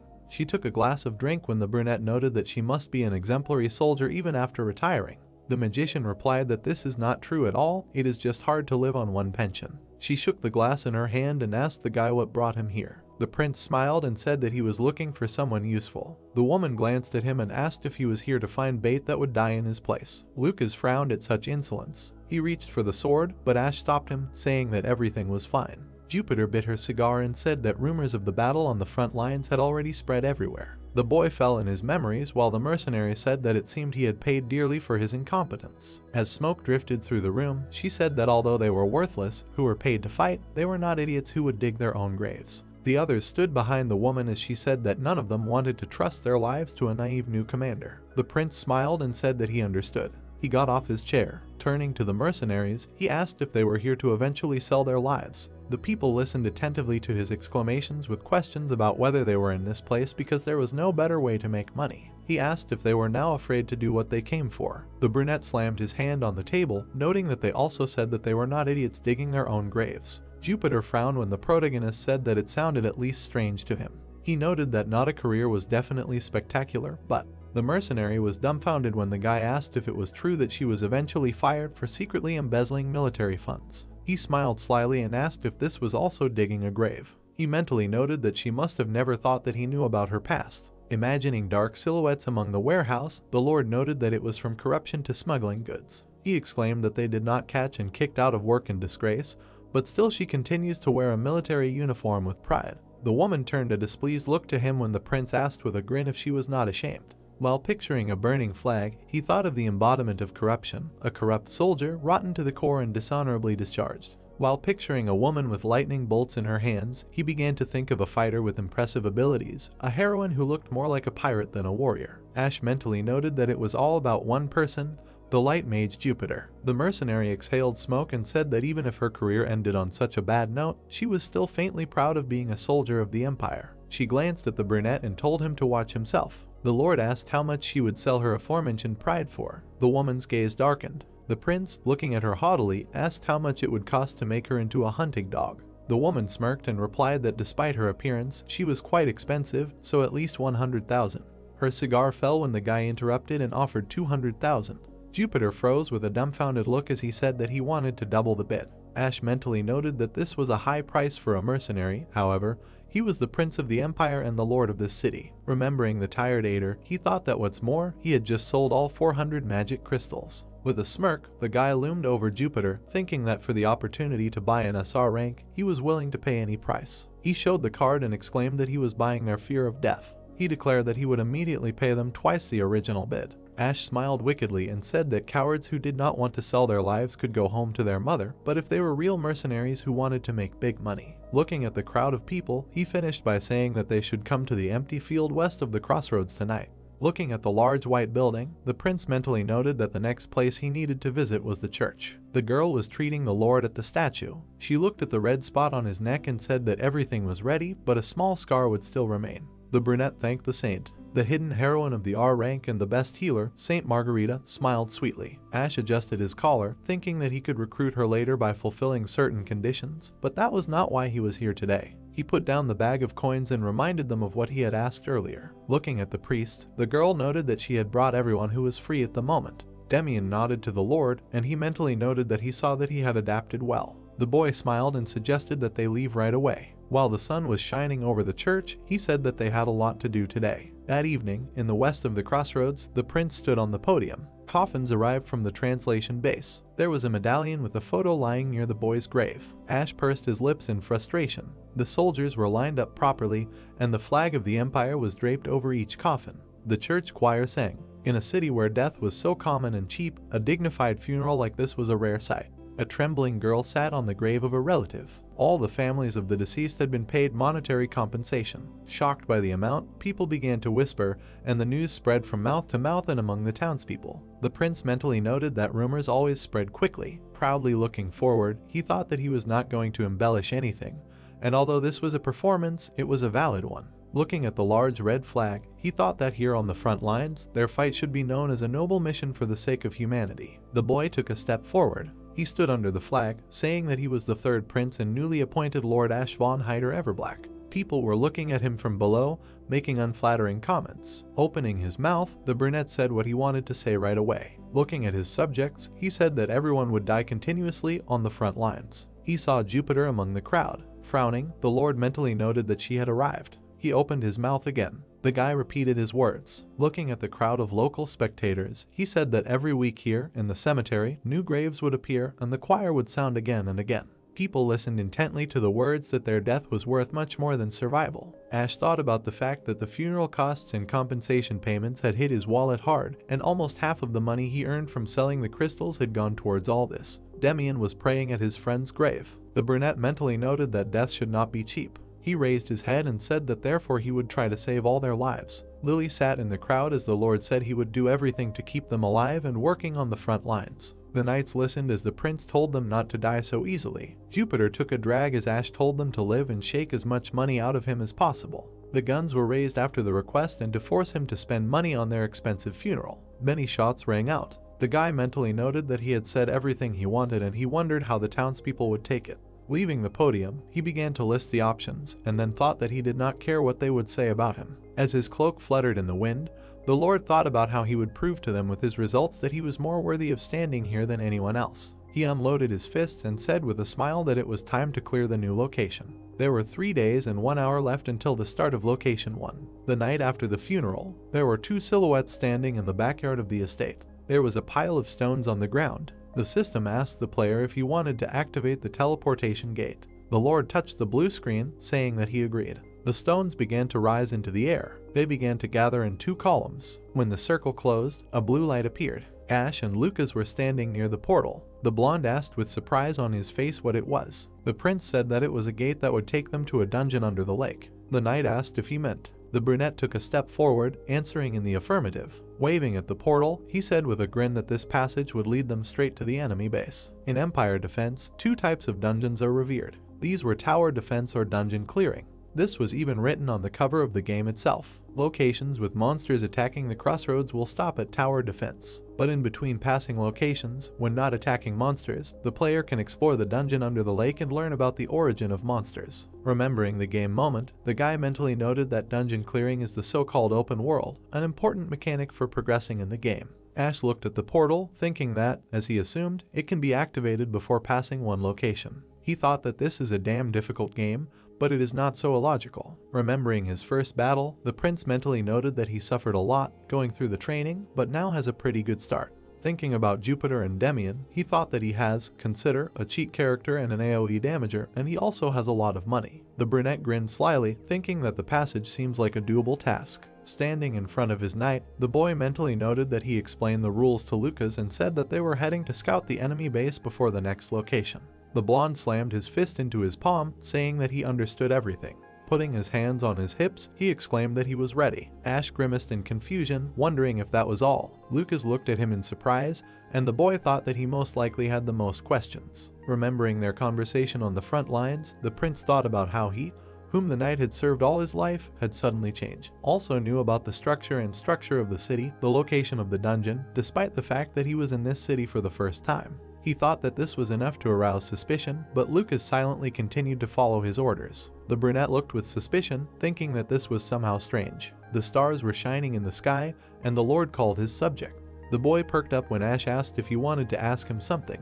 The blonde frowned. Sweat trickled down the protagonist's tense face when the knight spoke. Lucas placed his hand on his chest and said that he was simply following his orders and had no questions. A full moon appeared in the sky. The knight said that he was his shield and sword. He looked down and noted that he was killing and protecting on his orders. The brunette looked at him with surprised eyes. He thought that he did not believe that he had no questions. When the blonde bowed his head, the prince mentally noted that Lucas said that he trusted him, and it seemed that his loyalty was stronger than his doubts. His shoulders trembled. He realized that he should be rewarded well a little later. Turning to the blue portal, the Lord asked his comrade if he was ready to go to hell with him. The knight raised a menacing gaze and said that he would gladly follow him straight to the underworld. Ash smirked. He selected the lake location on the screen. The two of them entered the portal. The teleport stones collapsed. The teleportation began loading. A tip on how to strengthen characters with equipment appeared on the screen. The guy screamed indignantly, asking to stop giving him pop-ups with tips, since it was too late to pretend to be a caring game.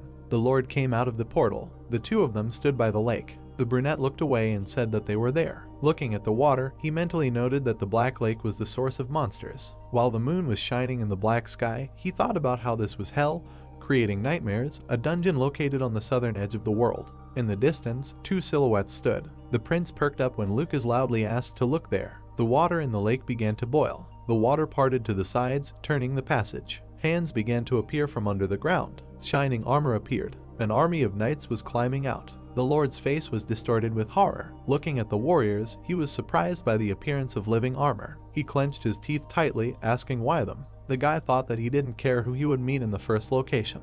He thought that it could be goblins, mermaids, or wyverns. Imagining the tight silhouettes, the prince thought that there were a lot of low-level monsters. Looking at the pile of living armor, he wondered why he got the only ones he would like to avoid. The brunette grabbed his face, cursing his luck. Lucas reached for his sword, saying that here are the monsters they will have to finish off this time. Ash looked puzzled at the blue screen that appeared, which was updating information about the enemies. It was noted that at level 5, 1052 living armors would attack the location. The blonde looked away. Approaching the guy, he asked if he was okay, noting that he had noticeably turned pale. The Lord grimaced with displeasure. With a sweaty face, he called Lucas. The brunette mentally noted that he seemed to have said this in the tutorial, and he did not want to repeat himself, but they were in trouble. Many living armors were walking towards the opponents, 741 times. That is how many times the protagonist replayed the game from the very beginning. He remembers how tired he was sitting at the computer because there were various reasons for this, one of which was living armor. The ghost that hides under the armor and is called living armor. Swords and axes are crossed out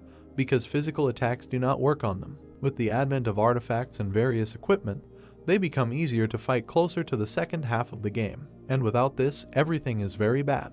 Opposite the main character are 3 in living armor, which is why he complains about why it is not someone else. Clenching his jaws, he thinks that he is being mocked and that the game is being deliberately interfered with. Many more living armor are crawling out of the rift. 3 days until the opening of the first location. Ash asks Lucas that it's time for them to leave, who agrees, calling him Your Highness. They have no choice but to do everything to protect themselves. They disappear into the portal, while monsters rise from the rift. The doors suddenly swing open when Ader is called. It was a large mansion, within the walls of which Ash calls Ader to himself while he rejoices at the return of his lord. Walking along the corridor, the dark-haired man asks what the state of the city's military force is, in response receiving 526 people capable of standing on the front lines. Abruptly freezing, he asks in surprise why there are so few of them, because he made 100 pulls in a row and only received 500 people. The protagonist is angry, curling his lips at Ash while the assistant reported on the training of soldiers. The guy asks how many more they can hire,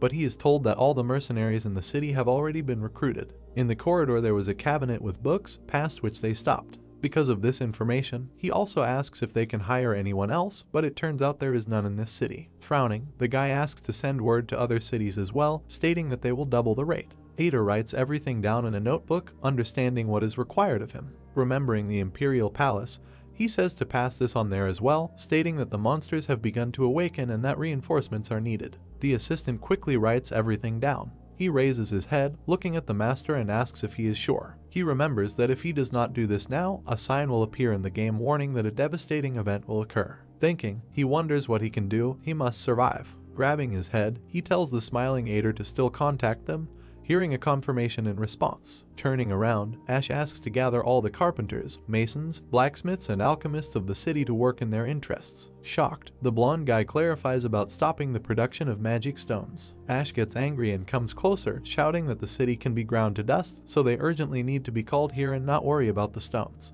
Ader, in fear, runs to immediately gather everyone. The door is slammed shut. Tiredly approaching the fireplace, the guy clutches his head. After all, the current level of the game is a complete disaster. Opening the system window, he remembers how he could not decide before, but now there is no time to wait any longer. Thoughtfully peering into the system window, he decides to introduce more variables into the game due to its complexity. The system window offers him to accept the rookie commander class, and so he decided to take a risk. A bright blue light lit up the room when he decided to confirm this class. Afterwards, he was congratulated on receiving this title. Not happy about this, Ash calls it clown effects. Suddenly, a pain pierces his heart and he puts his hand on his chest. Breathing heavily, he does not understand what happened and what this feeling is. The system window turned red, reporting a minus 50% growth debuff. Surprised, he looks up, asking out loud what he was just told. The window again reports a minus 50% debuff on item ownership. The protagonist froze, looking at the window. His scream is heard throughout the mansion about how terrible this is and how they are simply making fun of him.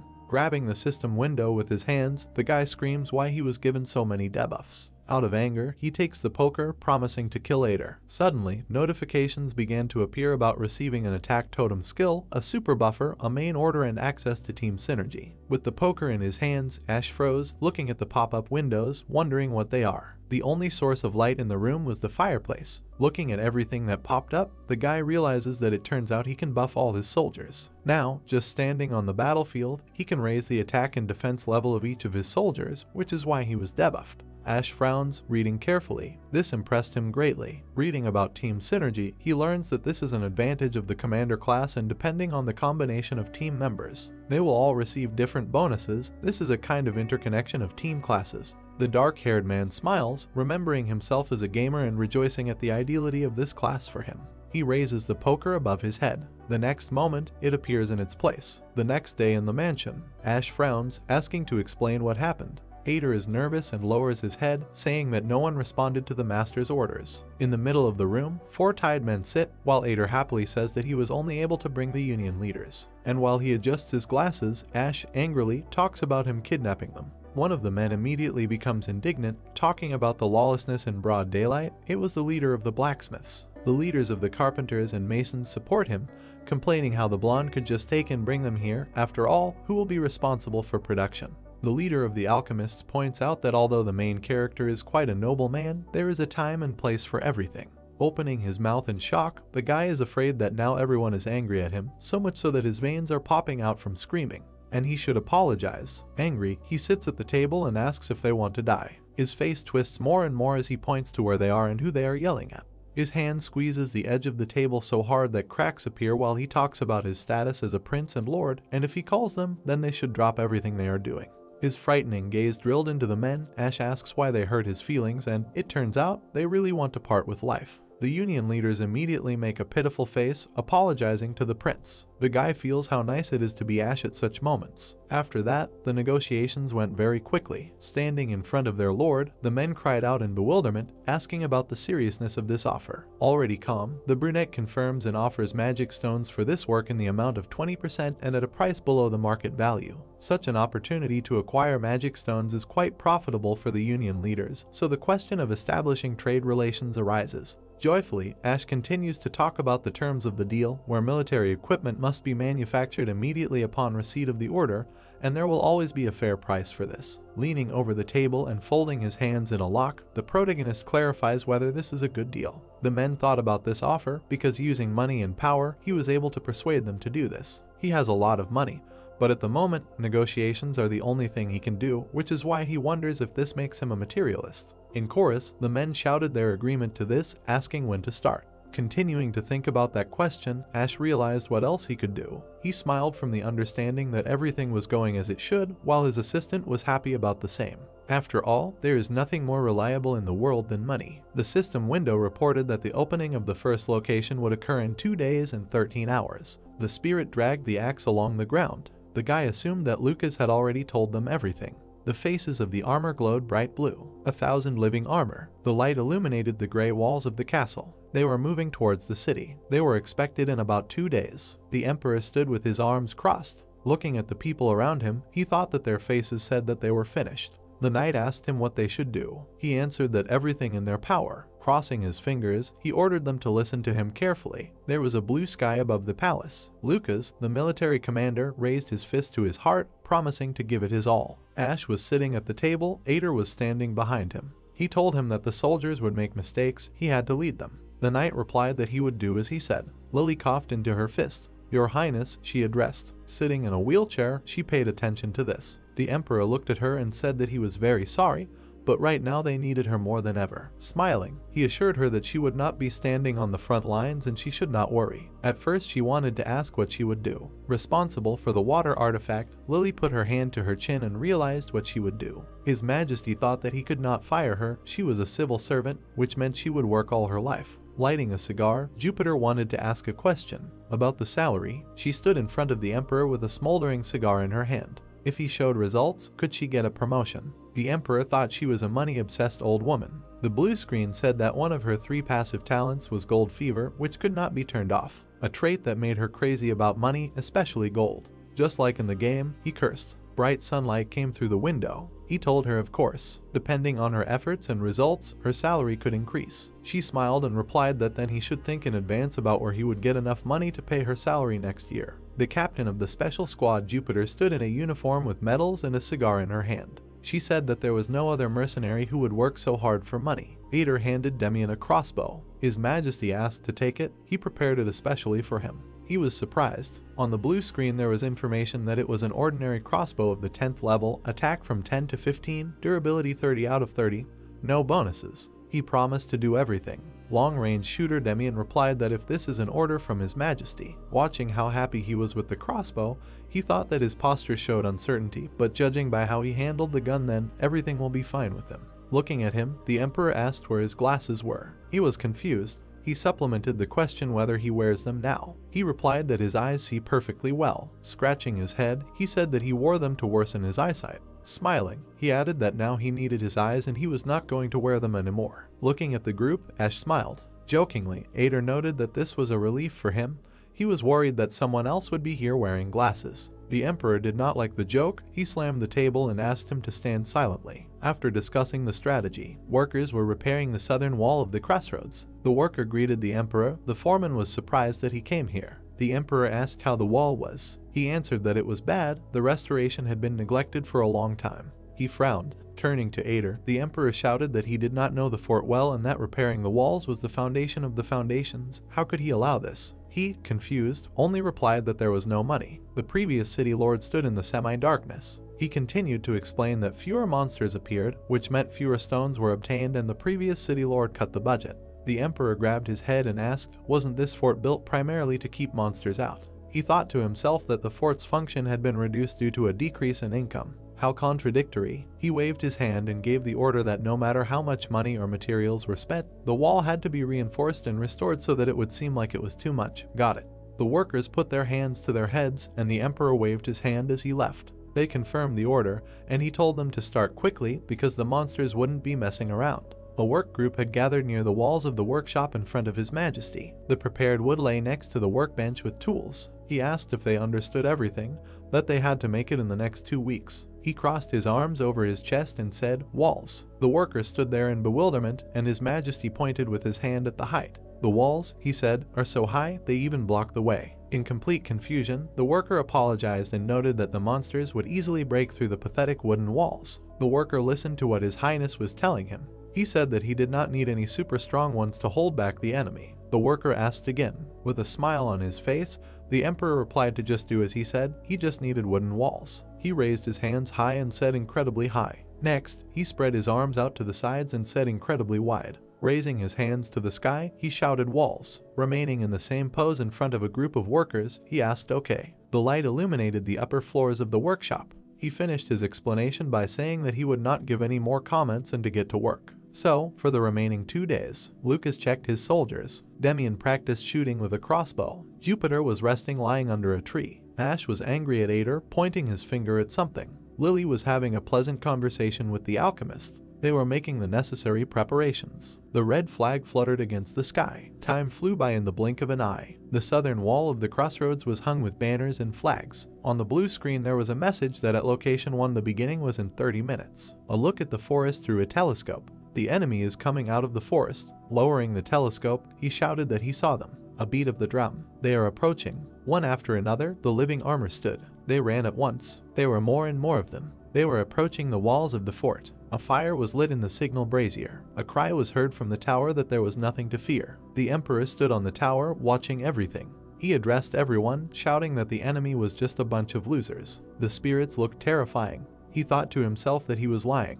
Living armor is the worst monsters you can face in the first half of the game. The soldiers listened to every word. He told them that they are the strongest army in the southern part of the empire. He thought he was lying again. In fact, just a disparate group of mercenaries consisting of pensioners and newbies, amateurs. Cannons stuck out from 100 walls. He continued saying that water magic was ready and the equipment was in excellent condition. And again, a lie. No matter how much money was invested, they would never be fully ready. Addressing the army, the Emperor said that they would easily stop them. There was no reason to worry. He tried his best to convince them otherwise, and therefore shouted at the top of his lungs. 2 soldiers stood near the cannon. The Emperor ordered to follow his instructions. With the banners fluttering in the background, Ash promised everyone that they would raise their glasses to victory on the coming night.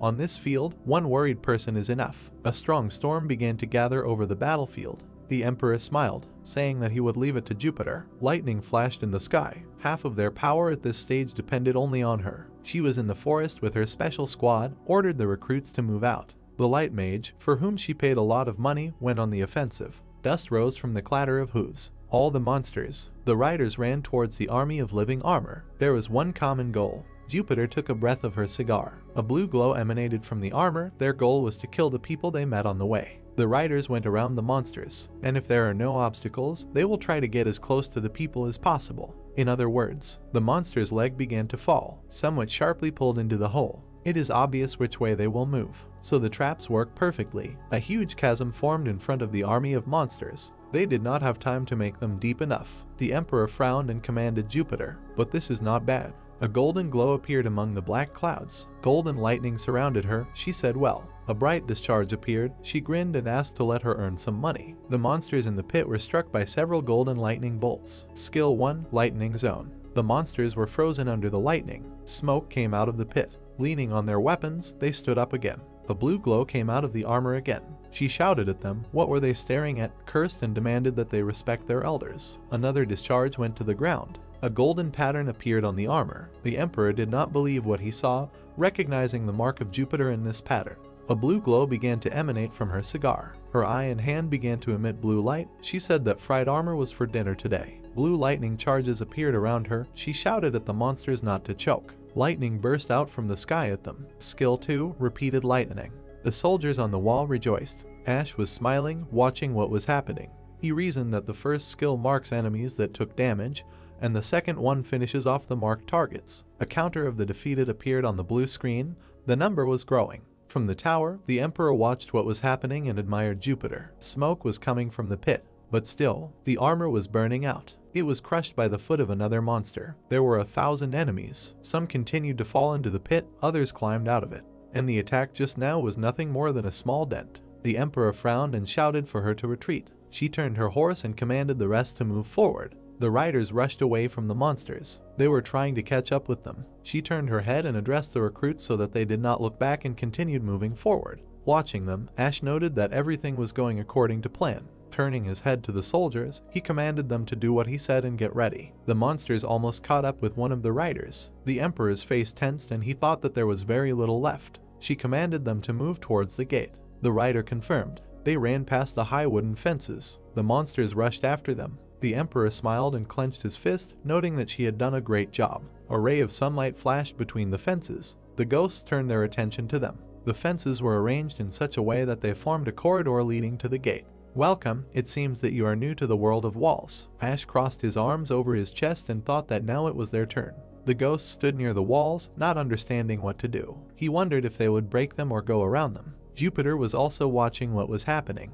He thought why he was asking, everything was so obvious. The monsters noticed the riders again and headed towards them. I see the target, I go to it, right. The monsters began to crowd in the narrow passages. He cursed at them, noting that if they completely blocked the way, they would easily destroy the walls, but now they had to crowd in a small space. Raising his hand, he ordered to prepare to shoot. The ghosts could not push through. Their ranks are getting narrower, they are losing mobility, the Emperor noted. He took a half step back and told the soldiers that they had been waiting for this for a long time. Stretching his hand in front of him, he ordered to open fire and not to save ammo. Cannon volleys rang out, followed by another. Red-hot cannonballs flew at the heads of the enemies. The armor was illuminated by a bright yellow light. The hits of the cannonballs tore them apart. The basis of the basics among the strategies of defensive games is this. Another volley blew apart the crowd of enemies. Explosions occurred at different points of the army of living armor. Crowd control. Explosions occurred among the wooden fences. Death zone. Pointing at the enemy, the Emperor commanded fire, keep shooting.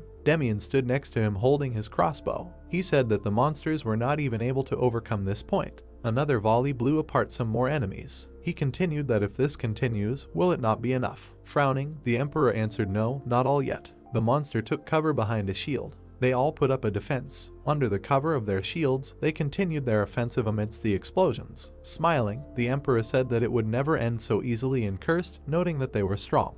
The army of monsters took cover behind shields from the explosions. Smiling, the Emperor said that it would not end so easily and cursed at them. But he expected this and therefore prepared himself. Turning his head, he turned to Lily and ordered to activate. Frowning, she replied that she was listening and gave the command to activate the gravity field artifact. A purple sphere with a ring above it appeared. Then another ring appeared. So the sphere was surrounded by 3 rings. The assistants reported that the artifact was activating. A group of monsters was surrounded by a purple field. They felt its power on themselves. The Emperor noticed and shouted that their movements slowed down. He turned to Lucas. He turned his head, confirmed the decree of His Majesty and gave the command to the ballistaria to get ready. The soldiers cocked the ballista. Several ballistas on the wall were ready to fire. He raised his sword above his head and ordered them to aim at the cores of souls. Swinging forward, he gave the order to fire. The ballista arrows flew at the enemies, the soldiers confirmed. An arrow hit a monster with a shield on the fly. Several monsters fell from the volleys. One was hit right in the helmet and the spirit felt pain. The arrows flew through the slowing field, hitting the enemies. The Emperor thought about increasing the damage dealt by using crossfire and finishing them off with an artifact and ballistas. Excellent, everything is going according to plan. Footsteps were heard behind. It was a soldier who reported that the monsters were going around the walls. The Emperor asked again. The monsters stopped crowding and began to go around the wooden walls. He gritted his teeth, believing that this could happen, but there were more who thought of it than he expected. Horsemen were standing near the walls. The Majesty turned to Jupiter. Looking out from behind the wall down, he reported that living armor was advancing from her right side. She should drive them away using hit and run tactics. Lighting a cigarette, she answered as he said. Spurring her horse, she ordered the others to follow her. Monsters were running towards them. Charging an attack, she suggested that they try her. Watching from the tower, he noted that she was doing a good job of blocking that side. Now she needed to deal with the armor on the other side. Turning around, he turned to Demian and said that it was his turn. The monsters continued to go around the walls. LG ordered him to shoot those who were attacking from the left. He confirmed. He put his hand on his chest. Activating the skill, he aimed his crossbow. He pulled the trigger. He fired a powerful shot. The arrow was aimed at the monster's head. It pierced his helmet. The spirit flew out of the armor. They scattered on the ground. The soldiers behind him stood in shock. He himself was glad that he hit. Smiling, the Emperor thought about his ability to see 1,000 miles away. With it you can pierce the core of the soul with an ordinary arrow. How cheating a skill is. On the battlefield there was a slowing dome into which the ballista arrows flew. The kill box in the center. Jupiter simultaneously concentrated gold and blue charges. She was on the right. Demian prepared another shot. He was on the left. The blue screen was counting the number of defeated enemies. They really were approaching 500. Ash put his hand to his chin and thought that at this rate there shouldn't be any complications until the boss reveals himself. It was nice to see that the preparations had paid off. He didn't understand what was happening. The fallen monster began to glow. Blue lights flew out from several others. The Emperor cursed, not understanding what it was. The lights above his head began to gather into a blue storm. He thought that there was nothing like this in the game. Information appeared that the number of defeated monsters had become 500. The blue lights began to form into something. Now they looked like a face with an ominous smile. The Emperor gritted his teeth. Information about 2 units appeared on the blue screen. The first was a Phantom Knight of level 26 in the amount of 1 piece. The second was an attacking living armor, level 5 in the amount of 552. He realized that in front of him was the boss of the army of living armor. In front of the wall there was an enemy with a bright blue glow. A Phantom Knight. It was he who gave strength to the Legion. The knight was dressed in armor with a sword. The Legion is strong in itself. But even after dealing with all of it, there was still a boss waiting for you. But they only finished off half of it.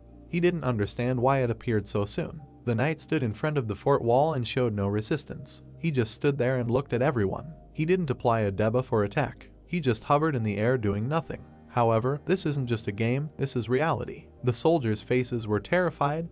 They didn't understand what it was. The mere appearance of a monster in the sky made the soldiers panic. The Emperor's face tensed up and he cursed. This was the difference between the war people were used to and the one against monsters. A ghostly night hung over the walls of the fort. The second awakens a primal fear of the embodiment of the supernatural. Ash noticed how the soldiers couldn't move.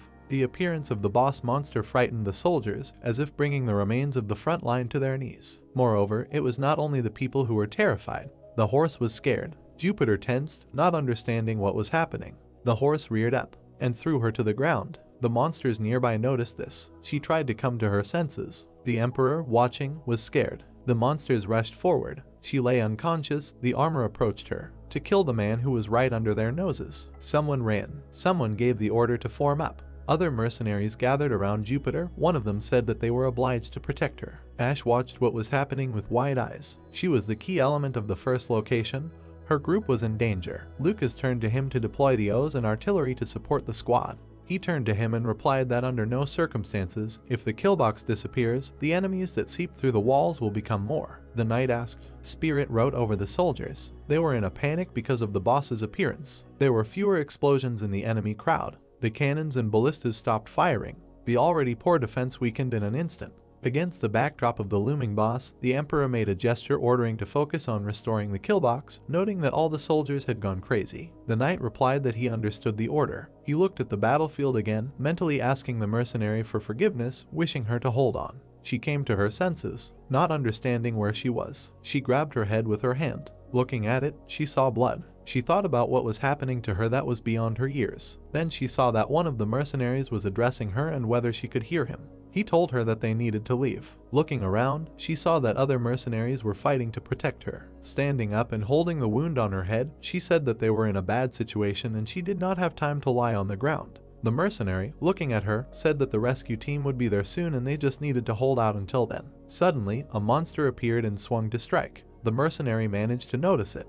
He counterattacked with his mace. The monster stood up after the blow. Its helmet was dented. The mercenary screamed, not understanding why it was still standing after he hit it.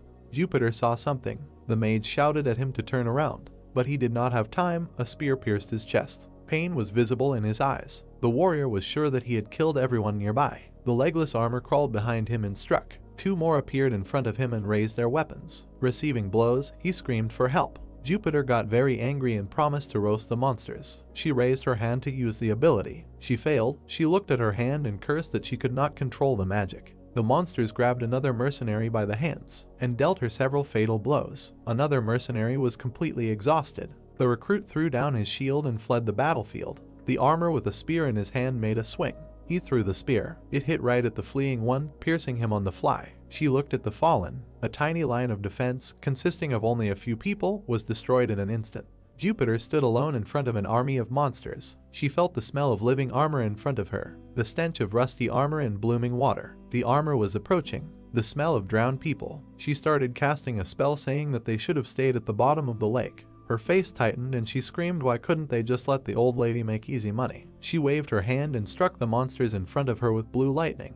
They fell to the ground dead. Breathing heavily, she noted that this was weak, not even a quarter of what she could do before. Another group of monsters came to her. She thought that she was finished. Turning to the last of her group, she ordered him to run, so that at least one of them would survive. Frowning, she screamed at him that she would buy him time. Let him run while he could. The guy's face was sweating. He replied that he couldn't and staying was the best option. After all, she was a mage. Jupiter asked again. Taking a fighting stance, he told her about the second rule of mercenary survival: always stay close to the mage from the squad. He added with a frown that he had a much better chance of surviving by staying with her than running away, even without a horse. She thought about his words. The kid's strategy was effective. The boy struck with his spear. The monsters fell to the ground and stood up again. He did not kill them, but pushed them away with his spear. Turning to her, the recruit frowned and shouted that he would hold them off in any way possible while she prepared her next spell. Meanwhile, the archer released arrows from his crossbow. Demian provided support from within the castle walls. The kid was surrounded by monsters. But this was not enough to stop all the enemies. The mage was preparing another attack. By the time Jupiter could gather enough energy to create a single lightning bolt, the boy with the spear was struck in the chest. The boy's body was pierced by spears. She cursed while casting the spell. Lightning burst out, striking several armors. Jupiter stood in front of the bodies of the slain armor and the last of her group. Could she have saved him by gathering enough energy a few seconds faster? The guy was still conscious, coughing up blood. She was too old to take death to heart. She lowered her head and turned to him, asking what the first rule of survival for a mercenary was. He looked at the mage silently. Gathering his strength, he answered not to take a job that pays a suspiciously large amount of money. His eyes rolled back, and his last words were addressed to his mother. Black clouds hung in the sky. Another group of monsters was approaching Jupiter. She said that all his rules for survival were wrong. He would not be able to succeed as a mercenary if he followed them. The mage clenched her hand into a fist, preparing another attack, saying that if he wanted to be rich. Pulling her hand back, she shouted that if he wanted glory. The mercenary made a blow that was accompanied by an incredible release of energy, shouting that you should only take on the work that is very dangerous and for which they also pay a lot. A blow of such force hit several enemies in a row. She added that you need to stay as far away from the mages as possible, breathing heavily and holding her hand with the other, saying that the mage will take full responsibility. Blood flowed down her trembling hand. The mage continued to say that first of all, if he wanted to survive, he should never have become a mercenary. Jupiter took out a cigar and clenched it in her teeth. With a trembling hand, she tried to light it, but realized that she did not have enough energy to do it. A group of monsters was approaching her. She lowered her hands. Her thoughts were that she thought that life would become easier after she received a high salary. With a smile on her face and a cigar in her teeth, the mage thought that everything would end like this. A voice behind her commanded her not to move. The sound of hooves hitting the ground could be heard. Lucas pulled out his sword and prepared to attack. With one blow, he cut down a group of monsters near the mage. She was shocked that she dropped her sigro. The knight looked at her. Some time ago, within the walls of the fortress, stretching his hand to the side, the protagonist demanded that all of his soldiers who had gone crazy focus on restoring the kill zone. Infuriated, he mentally begged Jupiter to hold out in the fight. He hit his subordinate with all his might, demanding that he wake up already. Looking menacingly at the soldiers, he realized that they were chickening out because of the monster's size. At that moment, his indomitable commander skill activated. Clenching his hand tightly into a fist, the knight loudly admitted that he was no longer afraid of anything. The brunette's face was covered in sweat as he thought about what had happened to his subordinates. Looking at the brightly lit hand, he realized that it was all about his indomitable commander skill. After all, he learned that it was this ability that provided all soldiers within a 10-meter radius with immunity to mental debuffs. Sharply turning around, he called out to Lucas. Looking at him intently, he told him that he was going to not only calm the soldiers down, but also restore the kill zone. A drop of sweat began to flow down his cheek when he offered Lucas to become the leader of the rescue team. He decided that his partner should open the gate and save the Jupiter squad. Lucas thinks that the protagonist is acting stupidly, deciding to send him to the Valley of Death. Frowning deeply, he promised to return to the Master as soon as possible. Looking at his partner leaving, Ash remembered that he did not even hesitate. That is why he realized that he really trusted him. Screams were heard from the fortress. The brunette continued to try to revive his soldiers. Meanwhile, Lucas rushed into battle. He instantly attacked all the monsters. The gray-haired heroine's face was covered in blood. He looked back at her with displeasure. He advised her to stand firmer on her feet.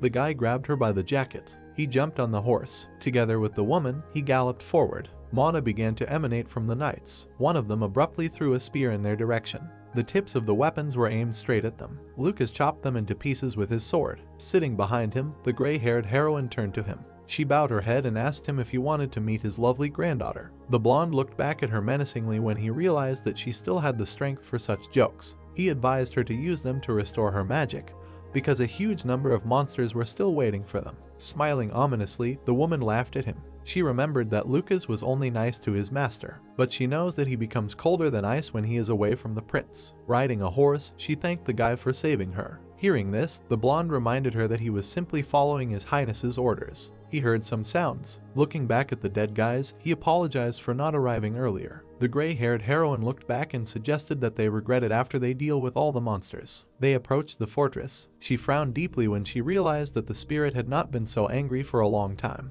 The monsters summoned by him exploded. The protagonist was able to restore the kill zone thanks to his indomitable commander skill. Seeing Lucas approaching, he was glad that they were able to return safe and sound. Remembering the images of his 4 partners, he realized that he lost them due to his confidence in the gaming experience. Imagining the player icon, he remembered that he had to mentally manage the fears and confusion of the soldiers. He understands that here their feelings are more varied and complex. Remembering the shocked horse, he realized that he never expected them to be scared too. A bead of sweat ran down his cheek. He realized that in reality, he would have to take more variables into account. Far from the fortress, flames from the artillery cannons spread. Wooden shields were enveloped in it. Seeing this, Ash realized that the kill zone was starting to fall apart. A flock of monsters approached the fortress. He bared his teeth. After all, he realized that they would have to fight along the fortress wall despite the fact that he only wanted to use 1 artillery fire. Seeing the system notification, he realized that they did not have many monsters left to defeat. He believes that they will be able to achieve their goal. Introducing the sinister spirit, he assumed that the battlefield was still under his control. Lucas, approaching him, told him about saving the Lady Jupiter. Hearing this, the prince realized that his partner reluctantly added a title to his name. The blonde bowed his head. His superior believed that he did the right thing by showing respect to Jupiter, even if he did not approve of her for the reason for her dismissal. Ash looked back at her and admitted that he was glad to have her back. The woman apologized to him for making so many mistakes. Blood dripped from his hand when she reminded him that it was because of her that the recruits died in vain. The brunette turned his head and told her that it was not her fault that this happened. He knew that she was not aware of the sudden appearance of the monster that caused all the horses to go crazy. Jupiter raised her hand and again said that it was her fault that this happened. She felt she should have reacted properly, standing on the battlefield with so much experience behind her. Clenching her hand into a fist, she promised to repay him. A monster approached them as she promised to cut off his head. Hearing this, Ash advised her to focus on her recovery as he would need her strength very soon. The knights rushed towards them. The cannons were aimed at them. Raising his head, the commander demanded that the soldiers stop using the cannons, as the kill zone was no longer fulfilling its function. The sky was covered in black smoke. Demian looked back as the protagonist advised him to rest. He grabbed his shoulder and told him that a more serious opponent had appeared for him. Looking at the boy, he asked him to restore his strength a little. Meanwhile, the enemies reached the walls of the fortress. They scraped at it with their hands. Having stuck their fingers into the wall, they realized that they would not be able to destroy it. Some of the monsters began to climb the wall of the fortress. The commander frowned deeply and ordered the soldiers to prepare for close combat. The knights armed themselves and informed him that they were ready for it. The protagonist demanded that the close combat team move forward. They stepped forward at the same time. Their commander decided to fight without magic, relying solely on physical strength. The brunette's face was covered in sweat. His army rushed into battle. The monsters had already climbed to the top of the fortress wall. At that moment, Ash realized that a real war was beginning. The pack of monsters continued to climb the fortress wall. The soldiers' faces were covered in sweat as the commander demanded that they prepare. The monsters dug their claws into the wall. Raising his hand, the commander said that they had to wait a little longer. An ominous aura emanated from the monsters approaching them. Frowning deeply, Ash demanded that the soldiers immediately drop the shells. The knights lifted the barrel together. They dropped its contents on their opponents. These barrels were filled with pieces of rocks, steel, and other debris left over from reinforcement. The monsters fell to the ground. The protagonist had previously piled these barrels of debris on top of the fort. His opponent shattered into pieces when they hit the ground. Some sounds were heard around because some managed to get back on their feet after falling. The commander bared his teeth, seeing their annoying will to live. After all, they continued to climb, despite all the debris falling on them. The soldiers began to poke them with spears when Ash demanded that they knock them down with them. Logging in, he decided to reorganize the party. He put the Jupiter team on the main link. A notification appeared informing about the activation of the team's synergy. A diagram of the battle participants appeared in the commander's head. His pupils dilated when he learned that the attack power of the elements increased by 20%.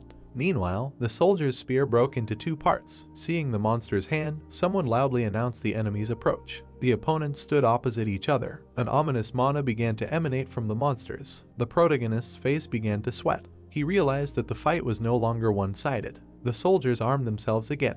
Their commander wondered if they could handle it. The knight's sword blade pierced the monster's armor. Something brightly sparkled on the battlefield. Lucas jumped straight onto the opponents. He put his leg to the side. Frowning deeply, he announced that he would personally destroy the monsters, after which he demanded that the knights, standing still, restrain the opponents. They bowed their heads before him. Smiling ominously, the protagonist decided that his partners should do this. Looking at his subjects, he realized that they must become stronger. He believes that they have no choice but to fall, get up again, fight, and win. Turning his head, he demanded that Lily activate the artifact to increase the character's movement speed. The girl looked back at him and said that she would do it right away. She extended her hand to activate the speed artifact. Her magic affected the soldiers. A notification appeared informing that the movement speed of all comrades had increased by 5%.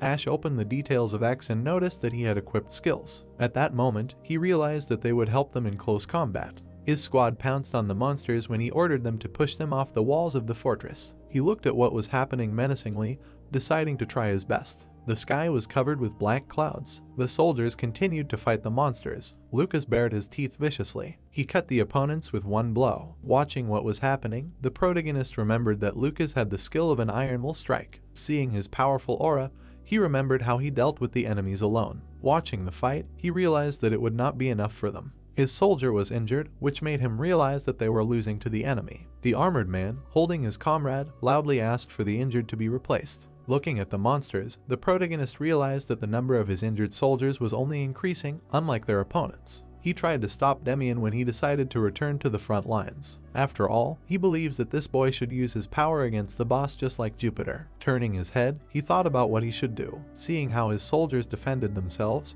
he decided to find a way to reduce the number of casualties. After all, he understands that they must get rid of the remaining enemies. He approached his squad. A bright flash lit up his face. A fiery beam pierced from the sky. Its flames enveloped all the soldiers. All this powerful energy was coming from Lily. With her mouth wide open, her commander demanded that she use her magic. Looking back at him, she reminded him that she had always been a mage. Hearing this, Ash promised to promote her later. She exhaled heavily and begged him to fire her. At this point, he assumed that she said this because she had used up too much mana to use fire. He grabbed her throne, after which he promised to give her a solid bonus. Smiling sinisterly, he demanded that she add some more fire. Hearing this, she reminded him that she wanted to retire after using up all her mana. Despite this, he asked her to do it one last time. She used her magic again, screaming at the top of her lungs. Everything around her was engulfed in flames because her magic had increased by 25%. Standing behind her, he addressed her as a flamethrower, demanding that she splash out her mana once more. At that moment, she demanded that he at least address her as a human. Their army swung their weapons, holding back the enemies with themselves. Lucas, baring his teeth, cut the enemies with his sword. The commander tried to pour a potion into Lily because she burned all the enemies with her fire. An ominous aura began to emanate from the monster. Its body was torn to pieces. The soldiers looked at what was happening in confusion. They raised their hands up when they realized that they were able to stop the enemies. Their commander approached them and menacingly reported that this was not all over yet. The blonde exhaled heavily. Frowning deeply, the protagonist demanded that they not let their guard down because they still had one more monster to defeat.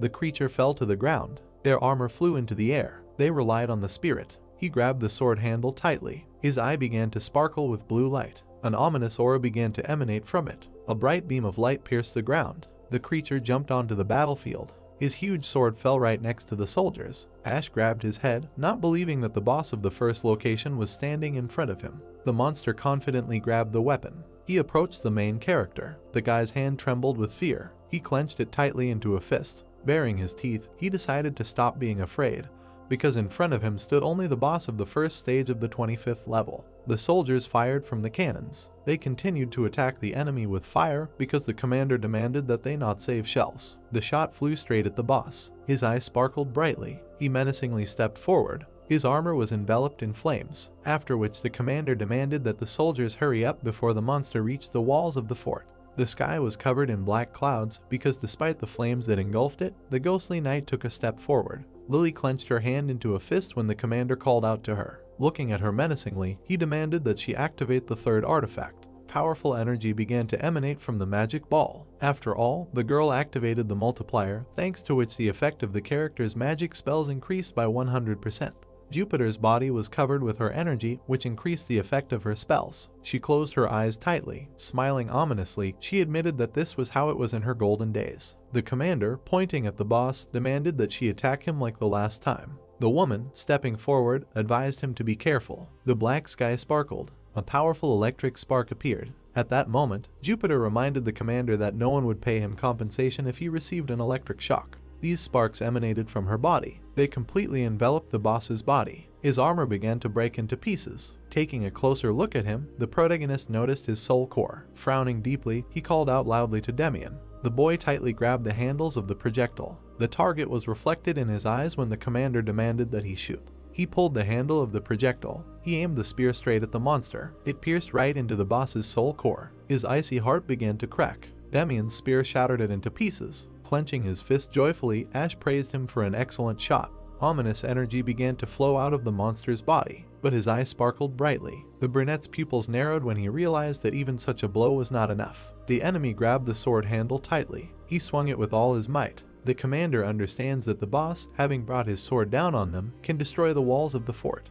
Getting even more angry, he loudly called out to Jupiter, after which he demanded that she deal one more blow. Her body sparked again. She thinks that the monster should not have raised his weapon so high in the middle of a thunderstorm. The boss's sword was covered in sparks. She frowned deeply when she realized that the enemy was just asking her to strike him with lightning. The boss's body began to be covered in her energy. It sparkled brightly. A powerful spark struck right at him. He roared loudly, then pointed his weapon straight at the enemy. Frightened, Ash demanded that all the soldiers run away. They raised their heads up when he advised them to run from the sword. Lucas pounced on him and asked him to leave the battlefield himself. The ground broke into pieces. The soldiers flew to the sides. A black fog rose. Sitting on the ground, the protagonist admitted that his back seized. Hearing this, his partner asked him if he was okay, but his commander asked him what happened to the wall. The mages looked at what was happening in surprise. A huge sword cut the wall. The boss's eye flashed ominously. His armor flew to the sides. Seeing how the spirit dissolved into thin air, the protagonist realized that they finally killed the ghost knight. An ominous aura began to emanate from the shattered armor. Lucas, approaching the commander, reminded him that it was dangerous for them to be on the outskirts of the wall. Looking at the flow of energy, Ash realized that he had once seen this pattern. He believes that this is what a flash of anger from the realization of imminent death looks like. A terrifying energy enveloped him from all sides. He knew that this display of fear, confusion, and madness, without causing damage, could drive him crazy. His eyes sparkled. He said menacingly that this place was the beginning of human territory. Stretching his hand forward, he demanded that the monster leave this place, after which he activated the skill of an indomitable commander. His energy began to absorb a clot of ominous mana. The boss howled loudly. His spirit scattered through the air. The soldiers opened their mouths when they thought about where that giant and his ghosts went. Approaching the wall of the fortress, they assumed that everything was over because the prince was able to get rid of the monsters. Rays of light appeared through the black clouds. They began to disperse. The sunlight illuminated the red flag of the fortress. Ash, raising his hand proudly up, announced that they had won. Despite the fact that the giant sword broke the wall of their fortress, he believes that they will continue to win, terrorizing the monsters with their survivability. Looking at his soldiers, he noticed that the fear in their eyes began to recede. Seeing his joyful partner, he noticed how fear confidently gave way to the joy of victory. Waving his hand, Ash wondered if they managed to do this thanks to his passive skill or his ability to inspire people with his speech. Frowning deeply, he suggested that his partners continue to live by killing monsters. He believes that he was just shouting from the bottom of his heart. The walls of his fortress were illuminated by sunlight. A system notification appeared in front of him about the clearing of the first location, in which Jupiter made the biggest contribution. Night fell over the city. People came to the festival in the center of the city. Ash raised his glass and congratulated everyone on protecting the fort from enemies and a well-deserved victory. He frowned slightly and suggested that everyone raise their mugs. The men raised their glasses. They cheered. The young man said that they could drink as much as they wanted because he would pay for everything. The men clinked their glasses. The party began. The musicians played their instruments. The dark-haired man happily poured more. The food sizzled on a hot frying pan. The meat was fried on the grill. The men wrestled with their arms. The knight raised the winner's hand, saying that the newcomer had won. And the young man watched from the sidelines. The loser asked for another round and the hero smiled slightly. Lucas approached him and asked how he felt. The blonde smiled and said that His Majesty had not taken a crumb in his mouth, after which he asked him to eat. Ash agreed with him. He looked down at his glass. The blonde added that his expression did not match the commander, which led to victory. He leaned over to His Majesty and said that the guy had stopped 1,000 living armors without major losses, and he thought he should be a little happier. Ash brought the drink to his mouth and said that although there were no major losses, but the next second the boy spat out the contents of his mouth. The whole street heard the cry of the knight, who asked if His Highness was okay. The hero answered that everything was fine, and that the thing was that the drink did not taste like what he expected. He frowned deeply, opened his mouth and wondered if it was really beer, because it felt like it was at least Twentidic. He calmed down and said that there were no major losses, but that did not mean that there were none at all.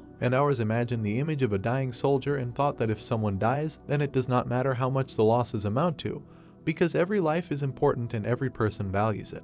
The guy imagined a fortress wall and thought that they couldn't protect everyone or something, a cruel game, because this thought was quite presumptuous, but letting go of his gaze, he finished the thought by saying that if he had been more careful, they would not have died. He imagined himself in the moment of battle and added that this fight was different from training because he could have changed the outcome. The guy put the drink on the table and finished the thought by saying that he knew this and that made it more painful. The blonde looked up and said that the guy still did a great job, so he shouldn't be so upset, after which he clarified that this is exactly what he was thinking. A huge bonfire was inside a structure made of logs. The knight added that no matter what he said, his words would not make the hero's regrets disappear. Lucas looked at the celebration and turned to His Highness, saying that this was a celebration in honor of victory. If His Highness was unhappy, then the soldiers were too. The knight looked back at him with a smile, asking the commander to smile, and said that at least now he needed to rejoice with them, because this was also work. The hero smiled slightly and thought about his words. Suddenly, he was frightened by Ader, who appeared behind him, who agreed with the blonde with a shout. He lifted the plate of food and said that mourning the victims was certainly important, but they should also find time to celebrate the victory. The young man mentally asked him what he needed.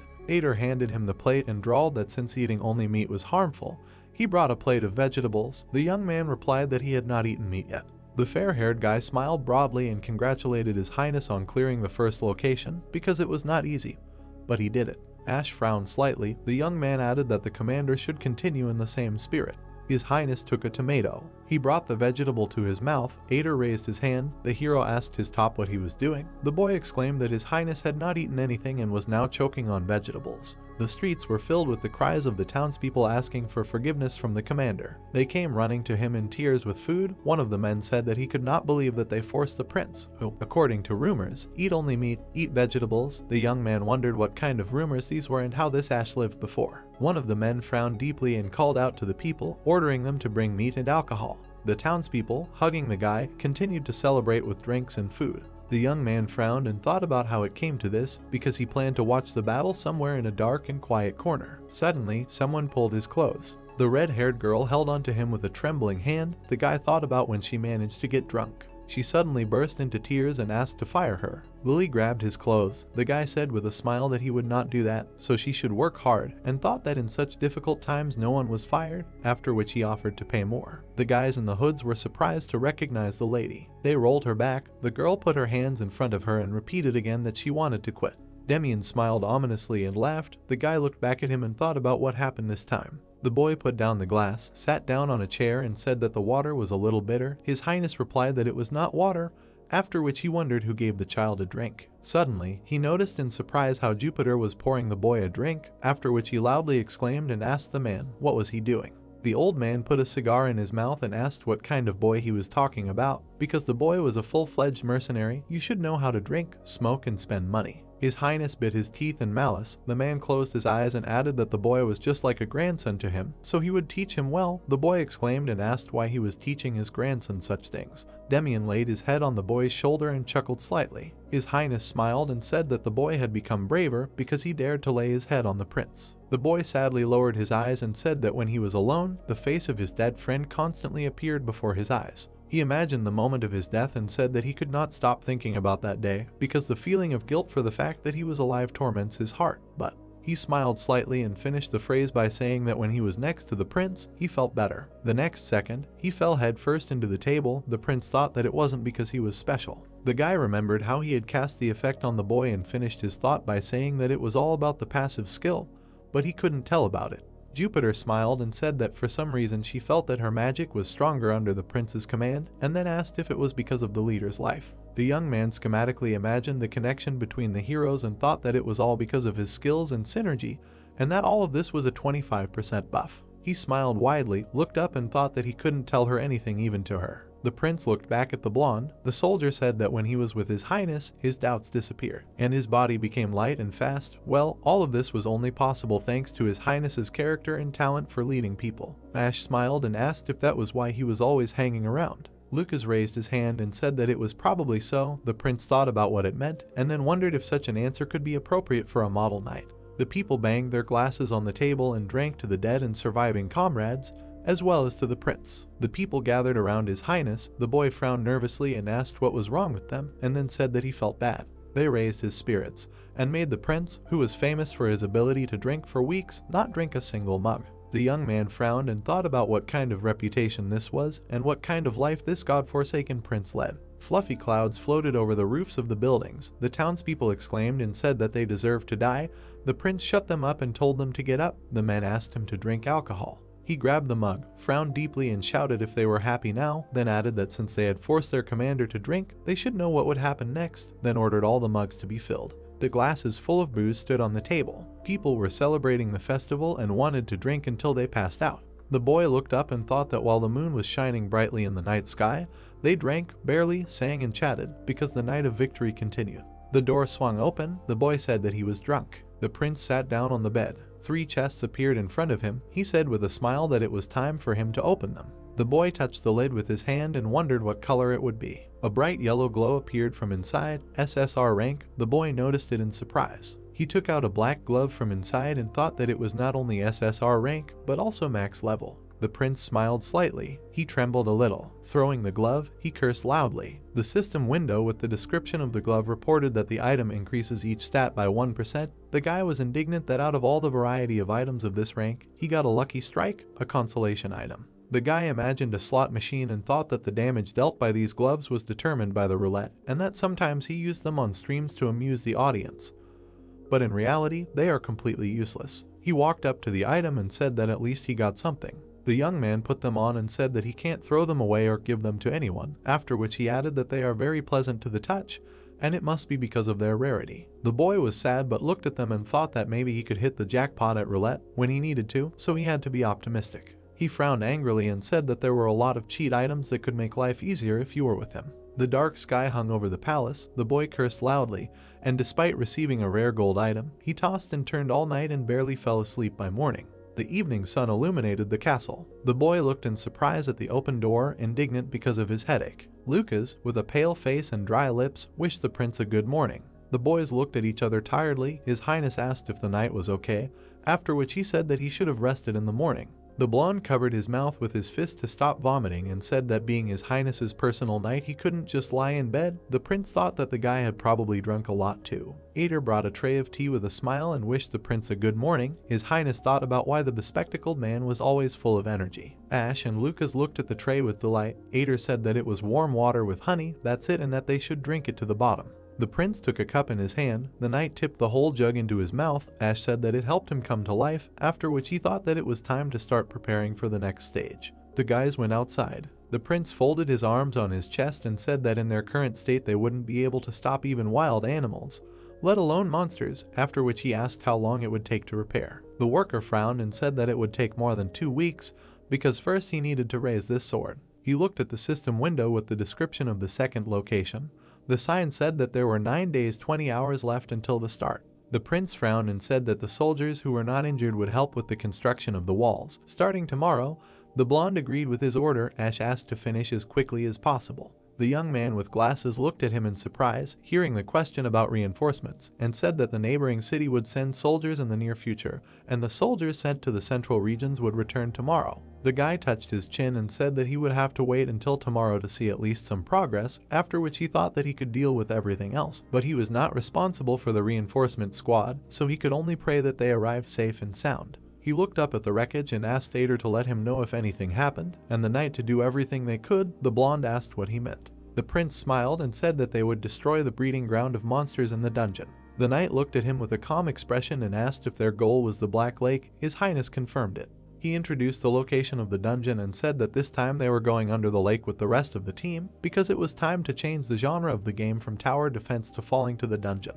Night fell on the palace. The prince exclaimed and said that they were done for today. The subordinates headed for the exit. The guy thought about what he told the team members, that they would go on an expedition tomorrow morning, because it would be easier if they saw everything with their own eyes than if he explained it 100 times. Demian looked back with a smile and said goodbye to His Highness. Ash mentally apologized to Lily and thought that the dungeon was designed for 5. He looked at the guy in glasses and asked him to prepare provisions for the expedition. Ader asked what exactly he needed to prepare. The prince frowned and asked to prepare canned food, camping supplies, a potion, and also. The fair-haired young man smiled, hearing the words that he needed to prepare lanterns and torches. Ash added that they needed everything that could illuminate. The next morning, the guys went outside to the backyard of the estate. Jupiter frowned dissatisfiedly and said that, apparently, something serious, after which she asked where they were heading. The guy, using his ability, raised stone blocks into the air and said that she would soon see it herself. A gate formed in the air. The woman was surprised that this was teleportation magic. The young man covered his mouth with his hand. Jupiter said that such magic disappeared several hundred years ago. The prince thought that they would find out everything as events unfolded.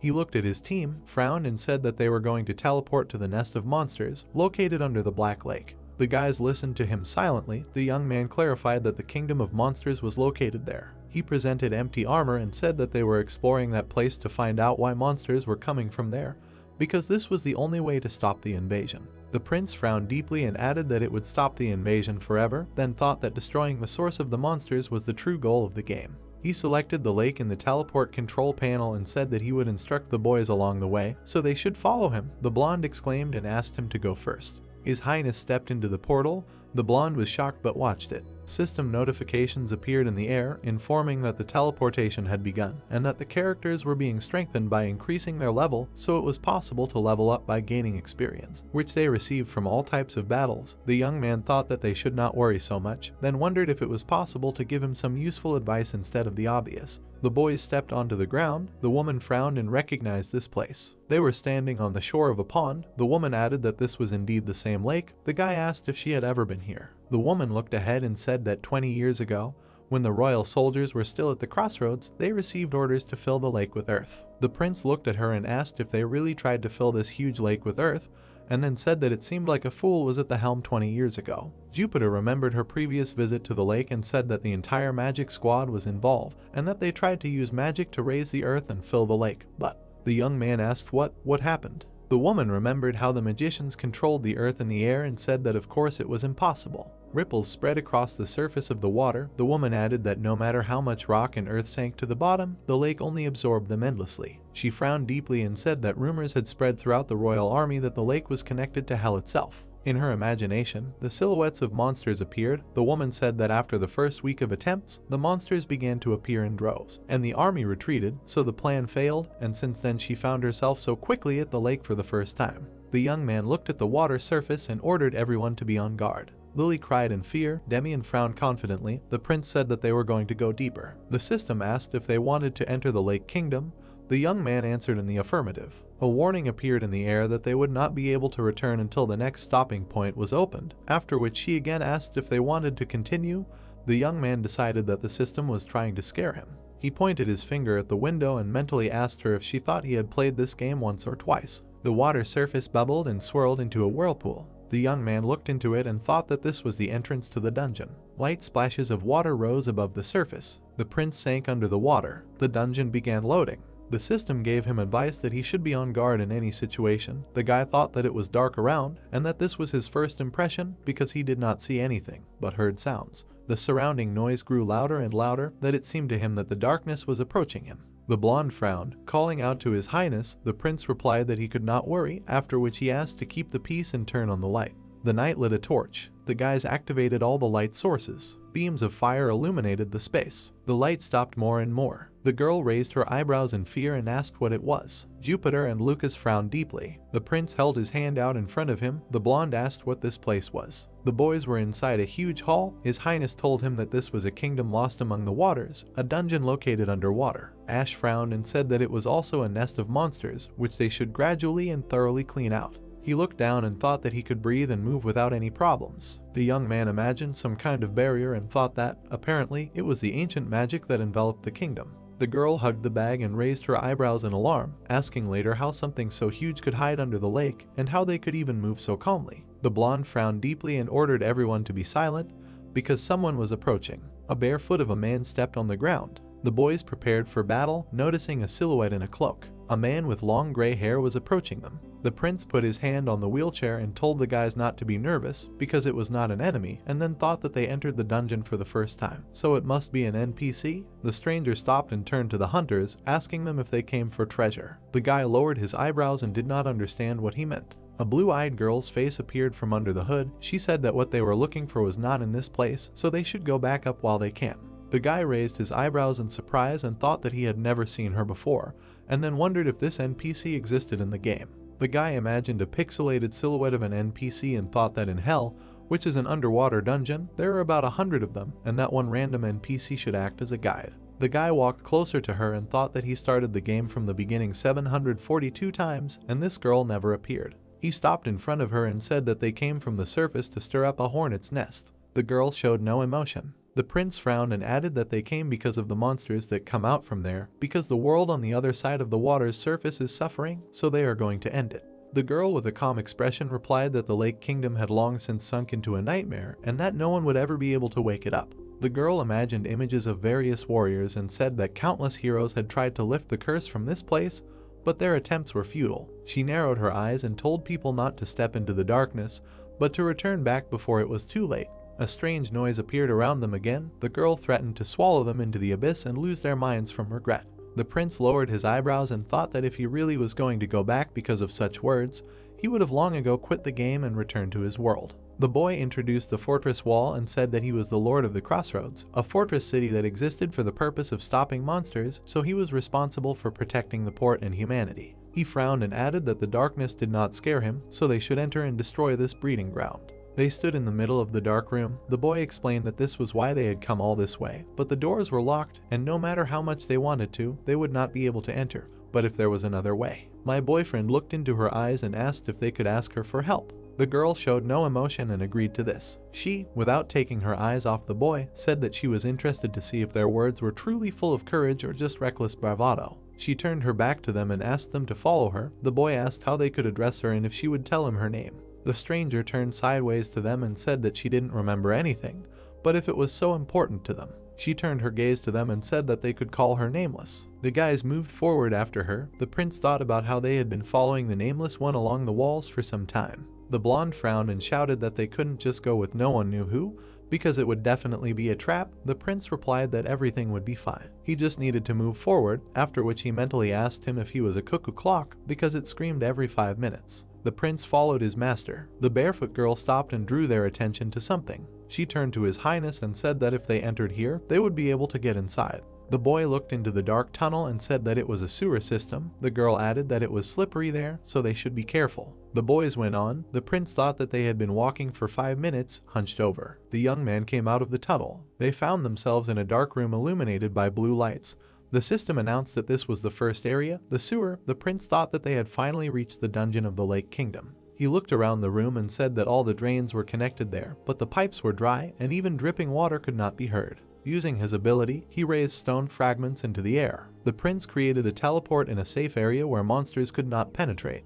He looked at the teleportation control panel and thought that next time they could start right from there. Lily took his hand and asked if she could go home. The young man answered sarcastically and mentally asked if she thought that they were only carrying provisions to turn around at that moment. He rested his hand on her head. The Nameless One told him that she would not go any further, and from now on they were left to their own devices. The young man thanked her for her help. The girl exhaled and warned them that the Lake Kingdom had already been completely swallowed by the nightmare. She imagined the silhouette of the castle and added that the further they went, the thicker the darkness would become, and the monsters would become stronger. She looked at the prince and said that if her words still meant nothing, she would give a little advice. Lowering her eyebrows, the girl told the guys to never turn off the light. The group silently looked at her. The Nameless One looked at the lantern in His Highness's hand and blessed their path. The girl went into a dark tunnel. The guys looked after her. The blonde asked who she was and how she could live in the underwater kingdom. The prince replied that he had no idea about it.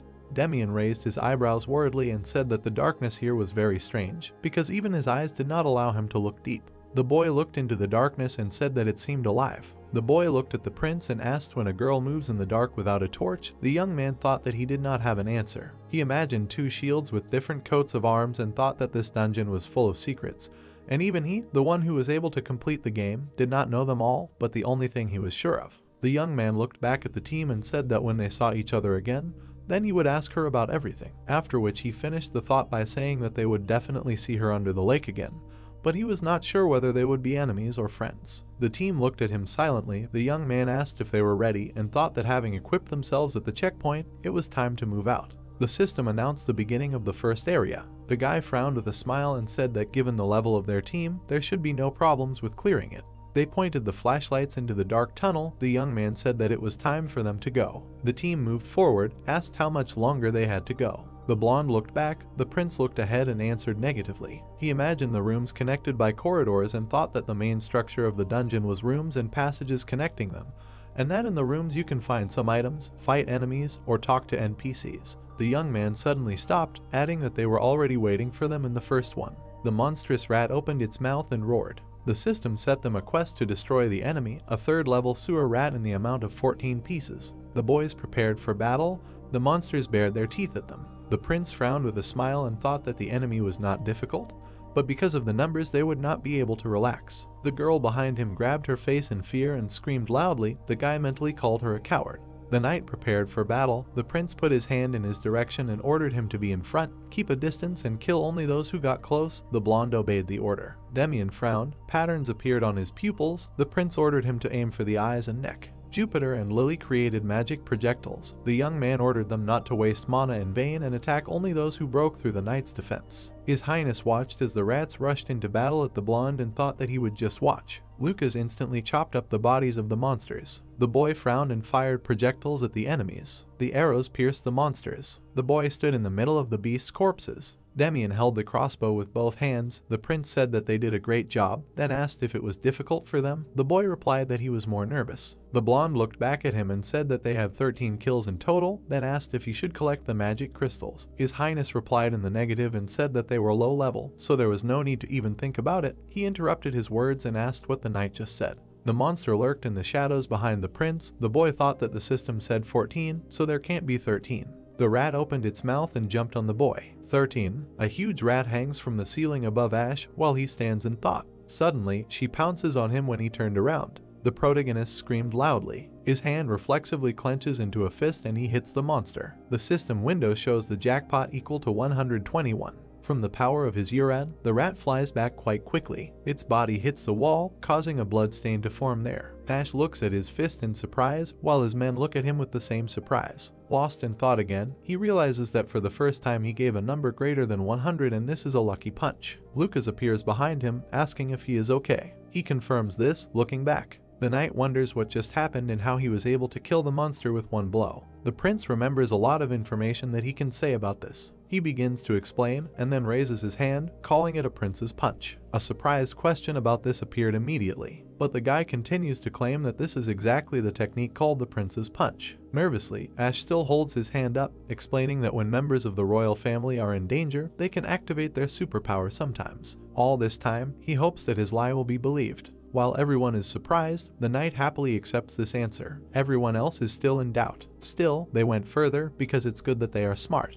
The system notification warns that in front of them is sewer room 2 and it is empty. Everyone dispersed in different directions. Ash claims that something is hidden here and they need to search carefully. Demian lights up a small corridor, saying that there is something here. The protagonist appears behind him, encouraging the guy. In front of them is a large chest. The blonde immediately calls the prince, pointing at it. Thanking him for his work, he suggests that this may be a trap, but does not have time to finish. Jupiter takes off, and the system prompts about the passive talent of Gold Rush. Frightened, the brunette mentally calls the woman a greedy granny, again thinking about the trap. While Demian lights the chest, Jupiter opens it. Ash has already calmed down, dismissing bad thoughts. The woman, staring at the treasure, apologizes because she cannot control herself when she feels money. Having handed the chest to her lord, she solemnly says that she gives it to him. He, in turn, only mentally notes the contents of his pocket. The system window notifies that it is necessary to destroy the enemy in the sewer room 1. They stood in front of a gathering of those huge rats. They easily cleared the third room. Soon they stopped near the main room. Standing in front of the high doors, Ash explains that this is the boss's room.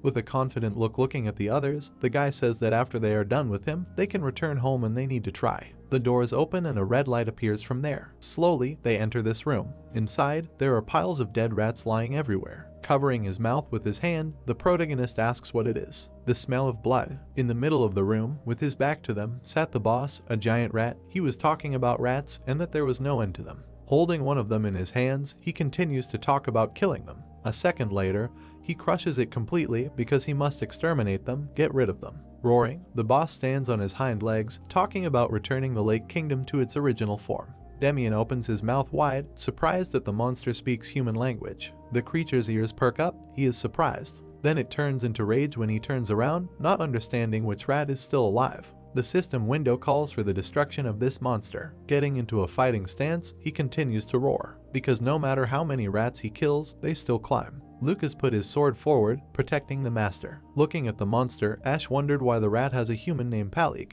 Rushing forward and extending his claws, the monster says that he will kill them all. The knight holds his sword at the ready. The protagonist's eyes flash. He has to do something. Lily, directing fire magic into the blow, screams about rats. The boss falls to the floor, starting to squeal about how hot she is. While everyone watched this, frozen, the girl continued to attack the monster. He fell to the floor, it seemed like he was dead, but suddenly he raised his head, his eyes glowing red, calling the girl a damn rat. Jupiter entered the fight, pointing her hand towards him and concentrating magic. She calls this moment the last stop and wishes sweet dreams. The size of the boss was gigantic. The woman's magic was directed right at his forehead. A moment later, he flashed blue, lightning began to strike him. Screaming loudly in agony, he continues to repeat that he must get rid of the rats. The monster fell dead right in front of Ash, who called it a quick job. Thanks to the joint work of the two mages, it was easy to deal with the boss. His resistance to magic was 0. After all, if they used only physical damage, then there would be some difficulties. The rat's face was ugly. Lily suddenly grabs the prince by the shoulder, asking if they are heading home right now. He confirms this, asking if she is scared. She squeals that the room is filled with dead rats and how can she not be scared of this. Having walked around the dead boss, they all go to another chest. The system suggests that this is a chest for completing the boss room. Turning to Lucas, Ash asks him to hold Jupiter and he agrees. While Ash examines the chest, the knight holds the woman so that she cannot get out. Inside the chest lay a rather long sword. The system suggested the exact characteristics of this sword, to which the guy thought that it would come in handy. The prince handed the sword to Lucas, giving it to him, while he happily accepted it and thanked him. Examining the knight's sword, the brunette says that the new one is not good enough to replace the primary sword, but let him keep it. They will use it. He agrees. Continuing to examine the contents of the chest, Ash wonders if there is something else there. And indeed, there is. Inside was a scroll, which is what the system said. The guy realized that this was a guaranteed item for the first area, and he would clearly be lying if he said that he did not come for it. And since all the rewards were collected, there was no point in staying there. The gate began to rise while the protagonist told everyone that they were leaving. Lily screamed happily. The system window notifies that the first area of the sewers has been completed. They slowly went down the corridor connected to the boss room. The sewers ended. The brunette's eyes widened in surprise. Here began the inner part of Lake Kingdom. The system clarifies that this is the second area, a hidden alley. The heroes were in a certain alley, lighting the way with torches. Everything was well developed here. Ash notes that the streets resembled a thriving city, since even the alley looked like this. A city that became the embodiment of a magical society, a true reflection of the kingdom stuck in the depths. The streets were dark, there was no light in the city at all, as well as not a single soul. The city was mired in darkness, it was silent and dead. In the middle of the street stood the only lantern that was glowing. A magical gate was formed in front of the protagonist. The system again reminds about the second area and about unlocking the hidden alley. But immediately a notification appears that they cannot get out of this area. Ash stood in front of the lantern and the gate, looking at them. In any case, they were not going to go further today. Otherwise, nothing would be left of them. A majestic building towered nearby. The guy thanks everyone for the good work and says that's all for today. Activating the teleport, he chooses the backyard of the estate. With a smile on his face, he declares that it's time to go home. The system notification shows the completion of the study and the sending of a reward for this. The characters were increased in level. On that very street, next to the lantern, an unknown person appeared. Clutching the flute in his hand, he realizes that the guy is the last player to come all this way. A second later, he plays a melody on it. From the darkness of the city, many rats begin to crawl out. Putting his hand on his mask that hides his face completely, he asks someone to forgive all their sins. The rats gather around him. His voice is quiet as he says that he is doing all this for the Lake Kingdom. The heroes emerge from the magical gate at the designated point. Smiling at everyone, Ash calls it a great job and asks everyone to rest well tonight. Jupiter brings a cigar to his mouth, saying that he does not know if he can, since it turns out that such a huge city was hidden under the lake. She cannot even imagine what happened to it. Lily is already yawning.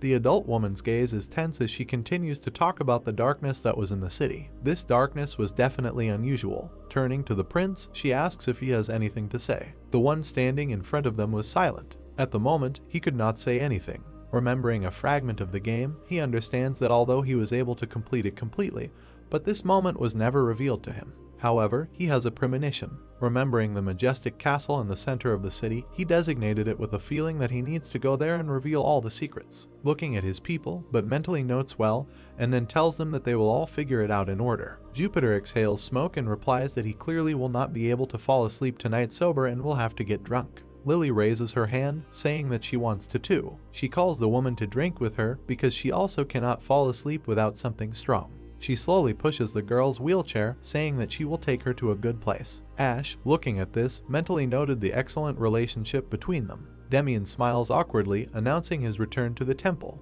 He still has goosebumps from this darkness. He thinks, saying it out loud, that it will help if he prays. The prince agrees with his words. Then he turns to Lucas, explaining that they also need to go and rest. The blonde agrees, calling the guy his highness as always. The moon illuminated their path while they talked. The knight wondered if their lord would go down to the dungeon again, to which he is told that not before a defensive battle. He keeps asking if they should go on reconnaissance and find out who the next enemy will be. Realizing that he was leading up to this question, he turns to his faithful knight, saying that they already found out. Lucas, confused, apologizes and asks about that. Remembering the monsters they have already fought, Ash names them. They will fight against a squad of sewer rats. Lake Kingdom is overrun with rats. Another memory from the dungeon pops up in his head, noting that at first the rats filled all the research zones. Their population grows very quickly, there are more and more of them. And then they crawl out of the dungeon and head towards them. Walking along the deserted night street, Ash continues that the monsters they saw are the ones they will fight. Lucas is surprised, and then nods his head in understanding. The gate opens, the brunette calls Ader, finding out if he has filled the bath and cooked dinner. Ader quickly descends the stairs, waving his arms, calling his lord, because they have an emergency. He asks what has already happened, to which the assistant comes closer, all worried, saying that there are no reinforcements. The nearest and central cities said that they will not be able to send reinforcements. With the same worried look, he asks a rhetorical question. But suddenly the knight's stomach rumbled. He was hungry. Lucas bowed his head in embarrassment, quickly apologizing to his prince. Ash looked at him, realizing that there was no point in talking about this topic because he couldn't solve the problem right now anyway. Many of the windows in the mansion were not lit. It was deep night. While the protagonist asked for food, it was better to discuss everything over dinner. When the morning came, they were still talking about it. The prince asked what Ader meant by his words about the impossibility of reinforcements. He scratched his head, explaining that now the war has begun on the Western Front and all the forces of the Empire are thrown there. Presenting a rough map, he continues to say that they are collecting all available soldiers and sending them to the west. That is why there are no reinforcements. Ash frowned, thinking, because something is wrong here. He recalls the game itself, because the Empire is constantly waging wars regardless of the time of year and day. They are always at war with their neighbors. But why do they need all the soldiers in the south now? He thought about this question, folding his hands under his chin, because this happened at the very moment when the main character himself needed reinforcements. The bright sun was already shining outside the window. The guy asks about mercenaries, whether they manage to hire them. But in response he only gets that they hire everyone who wants, but there are not many of them. Their last battle ended a few days ago. He remembered the 3-story guild building, which is unlikely to have been replenished now. And while Ader smiles, Ash grabs his head, does not understand what to do. He also yells at his assistant why he is smiling. He comes closer and grabs his cheeks, squeezing, telling him to say better. Where to get soldiers? The fair-haired man winces, answers that he has an idea, but the person who can help is quite specific. Ash continues to shout, because in this situation he does not care, because they are waiting for the next battle. Therefore, he asks to say where this soldier is. With a sly expression on his face, Ader says to follow him. Already in the courtyard, the prince and the knight mount their horses, while the assistant stands nearby. Lucas turns to him, asking the secretary where he is going. Looking at the surprised men, the secretary said that to the former lord. The smile did not disappear from his face, because they are going to the front Count Markgraf. Who are the Margraves? There are long walls on the border of the Empire, and the Margraves protect this border. The walls are equipped with cannons, and these counts have more authority than others, since they are entrusted with protecting the front from enemies, monsters, and natural disasters. These are strong men. In other words, they are not just nobles, they are military commanders who are also responsible for protecting the region. As Aiden rode his horses in the right direction, he continued to tell that Front Count was the one who was in charge of everything here since people started coming to the crossroads. The three of them slowly walked past the mountains, learning that the city was named after him. The Cross family continued on their way and built a fortress city at the top. They called it Crossroads. At that time, it was decorated with green flags with the family crest. The secretary also mentions that the former lord was originally from a noble family and protected this place for a long time since its creation. Ash wonders why he left his post. The southern front is far from the center, and here the Margrave has more influence than the emperor himself. It is comparable to a chessboard on which there is a king and a rook. However, Front Count left his post as lord and handed over the rule to the center, so Ash came to the city with a different flag. The prince lowered his head and thought, because Front Count gave away the lands that had been passed down for generations, just why did he do it? Aiden, turning to his master, continues to talk, because it is impossible to tell in a few words, so it is better for them to hear it firsthand. A mansion appeared nearby. They finally arrived. Approaching the gate, the fair-haired man clarifies that this mansion was originally a rest home, but after leaving office, the Margrave moved here completely. The walls of the house are already covered with vines. At the main entrance, Ash raises his head and asks if someone really lives here. The guy smiles, agreeing in response since he sends all sorts of important things here. A gray-haired man appeared on the threshold of the house, shouting who is there. He is drunk, clutching a bottle of alcohol in his hand, shouting how they dared to enter here and let them go away, let them get lost. Aiden, waving his arms, runs towards him, shouting in response how he is doing and that it is him. While the protagonist and the knight are watching this, Front Count lowers his hands, recognizing his secretary friend. They haven't seen each other for a long time. Worried, Ash wondered what this guy was talking about. The man doesn't look like a Margrave. This gray-haired man and old alcoholic is the Margrave of Cross, the former lord of the city. The blonde man, turning to the gloomy man standing opposite, announces that Front Count has guests whom he brought. He replies that he did not ask to bring guests and no one who can look for him. The guy asks to at least talk to them. The next second, he points his hand at Ash, introducing him as the new lord. The brunette puts his hand to his mouth, and then smiles, saying that he is glad to meet the Margrave himself. He introduces himself as the youngest son of the Emperor and the recently appointed Lord of Crossroad. Despite the fact that Ash is a tyrant prince, he cannot have a bad relationship with the Count. The prince has a sly smile on his face as he thinks that it is a little awkward to speak formally, but it is right, as if a new private is talking to a superior. Standing in front of Front Count, the protagonist says that they came to talk, but does not have time to finish. He is interrupted by a gray-haired man telling him to get lost. He, frozen in shock, apologizes, not understanding. The Margrave begins to shout because he told him to go away, calling him SHG and deaf. Irritated, the protagonist mentally notes that this is going beyond all bounds. The green flag with the coat of arms calmly fluttered in the wind. The Everblack Empire is a state with a strict caste system. Even if the Margrave ruled in those lands, he does not dare to neglect familiarity in a conversation with the prince and send him away. Ash's face quickly changed to angry, and his tone became serious when he asked the Count if this was too impudent of him. Wanting to remind about the hierarchy, the new lord fell silent in time because Front Count took out a shield and a weapon. Therefore, folding his hands, the guy let this moment go. Slowly, he came closer. In such a strict empire, raising a weapon against a member of the imperial family meant that someone had definitely gone crazy. Front Count immediately rushed at the guy with a raised sword. Therefore, crazy people should be avoided. This is the truth. The cries of the old man were heard throughout the courtyard, who still insisted on Ash leaving. He had already simply agreed, promising to return, hoping to have a normal conversation later. Pulling the knight away from the Margrave, the protagonist kept listening to him yelling that he should not even dare to approach and just leave him alone. The guy urged his knight to be patient. This tall gray-haired man, whose full name is Cheryl Cross, never appeared in the game of Empire Defense. But the reason the protagonist knows him is because he is the father of the best tank in the game, Evangeline. He remembers a rather tall girl with a shield and the same weapon as her father. Evangeline has incredible skills and is a popular SSR rank character in the game. His gaze darkened as he thought that this old man had a good side and maybe he could get along with him. As Ash passed by the mountains, he asked how this old man could solve the problem. Aiden answered that he had his own personal army. Their armor was the color of the flag and crest of the Cross family. The secretary continues that they are an elite unit loyal only to him, and if they could persuade the Margrave, it would help with their problem. Ash put his hand to his mouth, saying that he should definitely persuade him, but there is no talk of talking, since they cannot even meet face to face. Aiden turns to the Lord, telling him of one way. He immediately reacts, asking what he is talking about. Adjusting his glasses, the guy folds his fingers in a certain gesture, saying that only a drunkard will understand a drunkard. The prince's face immediately changed to displeased, cursing out loud, and then thinking that this world interferes with his righteous and noble life. A voice is heard in the Margrave's house, someone is calling him, not understanding where he went. The man, holding his weapon at the ready, yells that it seems that someone is tired of living. He was warned, let him not come anymore. Standing opposite each other, the Margrave did not immediately notice the incomprehensible cart, immediately wondering what it was. Slowly, the main character slowly pulls off the fabric under which the bottles of alcohol lay, in response asking if this is what the old man was talking about.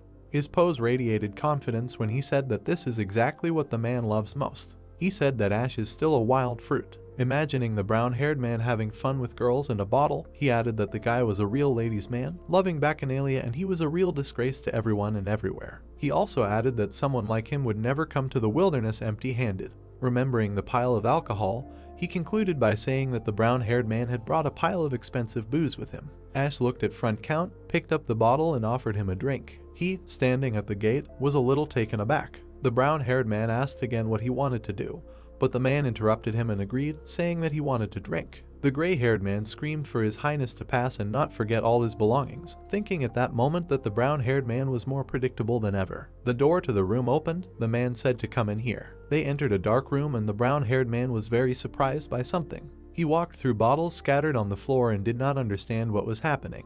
The guy covered his nose with his hand and thought about the strong smell of fumes in the room. He concluded that the man not only liked to drink, he was an alcoholic. Front Count put 2 glasses on the table and said that he had not had a drink with someone for a long time. The guy looked at the glass suspiciously and asked if it was clean. The man replied that even a complete mess in the house did not give him the right to have dirty glasses, it would be a sign of disrespect for alcohol. He put the bottle on the table and jokingly asked what they brought him. Then he raised the bottle up and cried out that it was Peacemaker's first-year whiskey, adding that it was priceless. The bottle seemed to glow from the inside, because Peacemaker is the Emperor's middle name, which means that the drink was made in the year of his coronation, and it also means that it is incredibly expensive. While the guy was pouring whiskey into a glass, he thought that in exchange for such an expensive drink, he expected a good attitude towards himself. He looked at the man and thought with a smile that that was the whole point. Ash extended his hand and offered to clink glasses, but the man was already greedily gulping down the poured glass. Having drunk it all down, he said with a smile that a quality drink even swallows differently. They were sitting opposite each other. The guy said that it was impossible to appreciate the taste by drinking it all in one gulp. But the man objected, saying that in order to evaluate and compare it with previous drinks, he should drink according to the same scheme so the evaluation would be fair. The guy was clearly perplexed and thought that he didn't drink it all and therefore couldn't say. The empty bottle was lying on the floor. The guy said that they needed to discuss something, but the man shouted at him not to change the subject. He poured the whiskey with a displeased face and said that it was better to just drink, and if the guy wanted to discuss something else, then he should leave. To which he replied that he would like to at least have a snack. From the old man's disgruntled expression, the guy realized that the old drunkard only drank and on an empty stomach. Then the gray-haired man threw a strange bag on the table and said that it was edible. The brown-haired man asked what it was. He took one stone and did not understand what was going on at all. The drunkard replied that these were dried fruits that he made from the fruits in his garden. Ash asked if he had an orchard again. They turned to the window and the man said that it was right behind the estate. There were many gorgeous fruit trees and the man added that taking care of the garden was his hobby. The guy began to thank him for the treat, but at that very second his face twisted. He spat out the berry, and looking at it, he asked what it was, bitter and sour, adding that it was edible. The old man looked at him with condemnation and asked how the guy dared to spit out what he had worked so hard to grow. But a moment later he also spat out the berry, with a terrible expression on his face. He wiped his chin with displeasure and said that all his efforts were in vain because it tasted like garbage. After which he handed the bag to the guy and gave it to him. The brown-haired man did not understand why they were giving him this horror when they themselves could not eat it. The drunkard poured another glass and said that he would eat it himself, but he could not, so he gave it to him. The guy was perplexed. He understood that the old man was talking some nonsense, but it sounded very convincing. Front Count looked at the fruit and said that the crossroads were in the southernmost part of the continent. Imagining a beautiful meadow, he added that there was no better place to grow fruit. Ash asked in bewilderment why they tasted so terrible then. But the man continued his monologue, saying that everything you sow on these lands will grow in abundance even without care. He lowered his eyes and added that this will happen if the monsters do not attack them every other day, saying that monsters destroy fields and kill farmers. The dead monster lies on the ground, bleeding into the roots. The man added that even if the monster is killed, its dark energy leaks into the soil and then the entire area becomes contaminated. The field is full of dried up trees, darkness and gloom. The gray-haired man continued to broadcast, said that the land becomes cursed, all the plants dry up and die. The man finally wilted and said that this is the reason why there are no fields around the crossroads. Front Count looked at his glass with a worried look. The glass sparkled from the rays of the sun. The old man looked at the alcohol poured into it, and he realized that such alcohol could never be made from the fruits and grains grown on these lands. They looked out the window and the guy asked why the old man was gardening then. The man began to drink, but before that he replied that everyone in life must commit at least one stupidity. The beautiful garden seemed to breathe outside the window. It was clear that the garden was his mistake. Another bottle was emptied and the drunkard said that now he would not be able to get drunk, even if he wanted to. The guy stood up and, pouring whiskey, asked the old man if he knew why he had come to him, to which he reminded him that if he wanted to discuss some other topic, he should leave. Ash practically threw the bottle on the table and shouted that in that case the old man could throw him out, but before that he would say what he had to. The man looked at him and listened to the monsters moving there. Their numbers were great. A huge army stood in a row and the guy said that last time they fought with 1,000 living armor. The brown-haired man remembered how he stood in complete ruin and added that the walls were badly damaged and there were too few soldiers. Ash furiously declared that they needed support. They really needed soldiers under the command of the old man. To which the man leaned back and said that he did not have an army, but the guy did not give up and said that he knew about the army belonging to his family. The gray-haired man, remembering his youth and dozens of soldiers, said that he trained friends and shared the battlefield with them, but he refused the title. He added that he lowered his spear and shield, and his friends threw down their weapons. Now they are all retired. The guy stood over the old man and said to call the army to execution, but he continued to drink and said that it was useless. The old man extended his hand with a fruit and said that this land is not worth protecting. He also said not to waste innocent lives in vain, trying to protect a worthless front line. The brown-haired man looked at the old man with displeasure while he said that it was better to evacuate everyone. While the drunkard drank and emptied another glass, Ash noted in surprise that all this was said by a man whose family considered it their duty to protect these lands. The man looked up and asked the prince why he came to the south. He remained silent. He continued to say that everything dies here with no hope for the future, remembering the empty fields. His gaze was filled with despair and the last thing he did was give advice to leave as soon as possible before the curse of this land devours him whole. The guy left the gate and headed towards his comrade. Lucas bowed and asked if he managed to convince the old man, but he replied that no, but he had a gift. He extended his hand with a bag and said that nothing can be decided in one day. The knight asked if he plans to return. The guy replied that it was worth spending time and effort on. The gray-haired man looked down. The servant asked the prince what happened to him. The brown-haired man climbed onto his horse and replied that it was not easy for him and asked if Lucas knew anything. He replied that he knew nothing.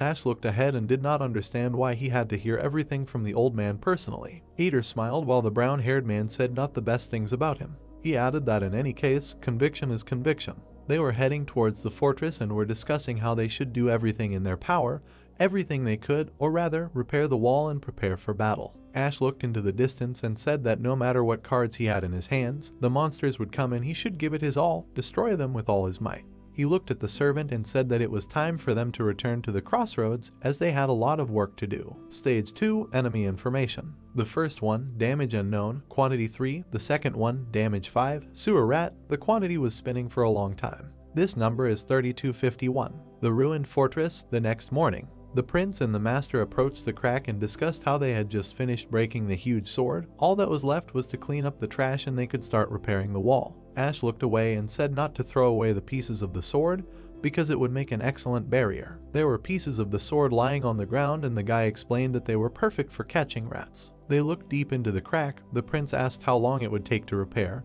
and the master replied that the wall was in worse condition than they had expected. The guy interrupted the man and asked him to get to the point. He, a little taken aback, replied that the repair would take 10 days. The brown-haired man lowered his head and asked, thinking that there was about a week until the next defense, so there wouldn't be enough time. Rays of sun appeared from behind the wall. The guy said that he knew that it was impossible to repair the wall of the crossroads, which is the embodiment of the Empire's architecture, and a couple of pebbles. He looked into the distance and added that he would take care of the materials and workers, asking to do everything to finish the repair within a week. The worker tried to object. The guy with the glowing eyes grabbed the worker and asked him what he wanted to tell him. The worker replied in fear that it was an impossible task, but he had no other choice. Stage 2, Enemy Information. The first one, Damage Unknown, Quantity 3. The second one, Damage 5, Sewer Rat, Quantity 3251. The brown-haired man said that this was not a mistake or a hallucination.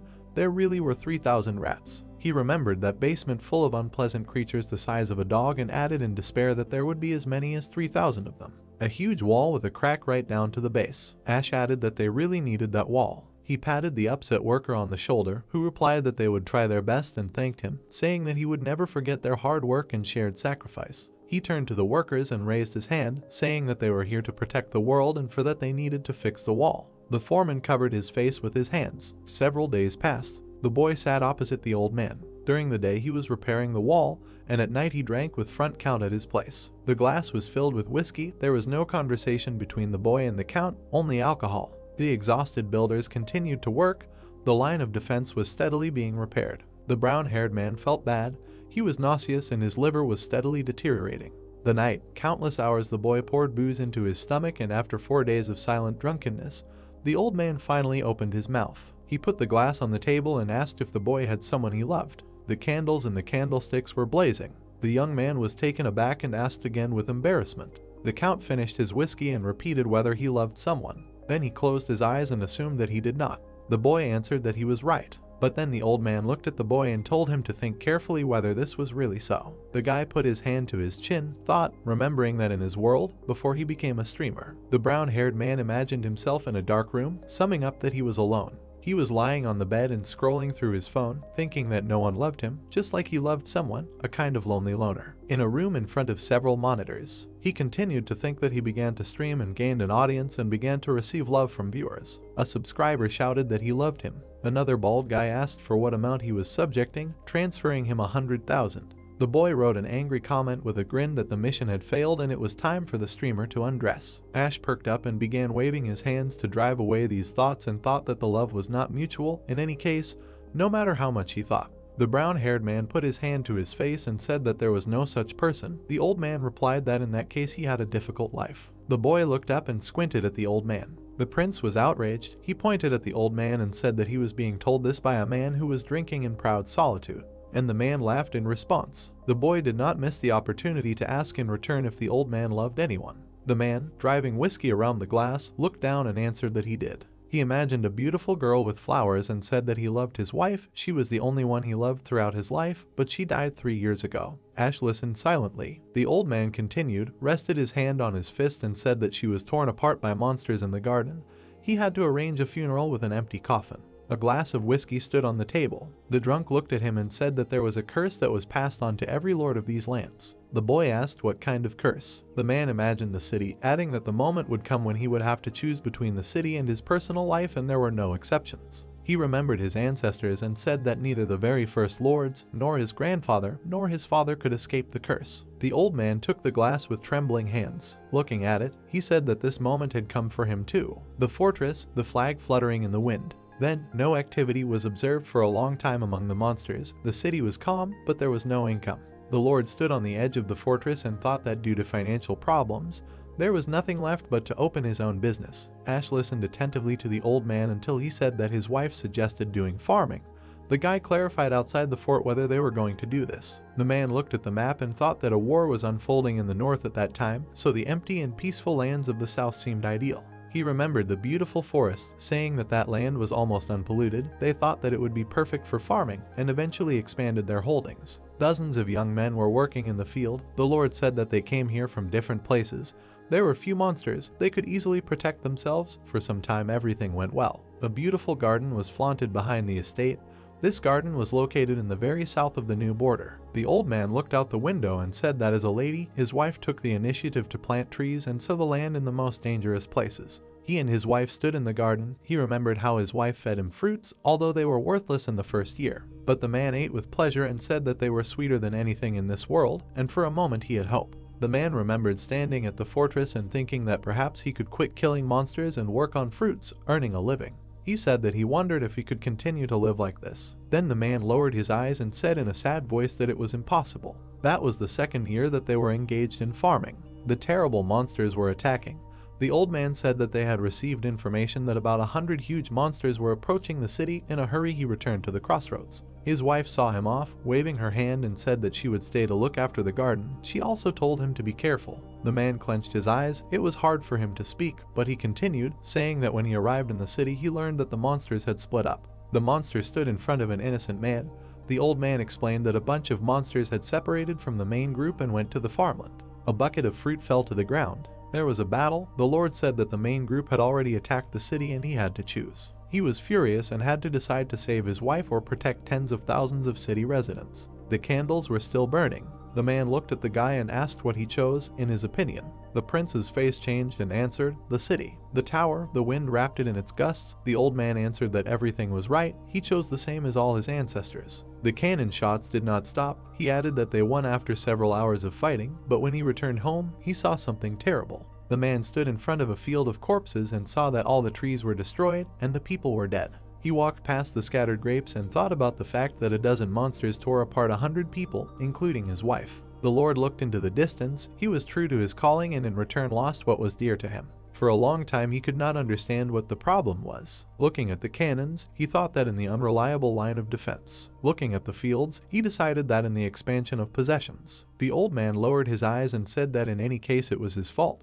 But most of all, he felt pain from the fact that at that moment, having introduced his beautiful wife, he finished, saying that he left his wife and chose the city. After drinking another glass, he said that his daughter called him crazy for choosing the city instead of saving her mother. Watching the carriage with his daughter go, he added that a few days later she couldn't take it anymore and left this place. He clenched his trembling fist and said that this was the price of saving the city. Looking away, he added that his wife died, his daughter left, and he was rotting here alone. Ash looked at the old man and then added that this was just one example. Front Count took a cracker and asked the young man if he knew the name of the city, and he replied that it was a city of graves. The man presented dozens of crosses and said that this city was built on bones, and he would force anyone to make a choice. The drunk looked at the guy and added that the choice was needed to protect the city. He folded his arms and said that to protect the city, at some point he would have to sacrifice another. The guy silently looked at him, and he added that this did not sound like a curse, but like a prediction. Like a prediction of the inevitable cause and effect of the future. The flag fluttered on top. The old man added that their family had resisted this sacrifice for many years, but they could not anymore. He lowered his head and added that he could not pass this cursed job to his daughter. Ash looked at him and said that he understood.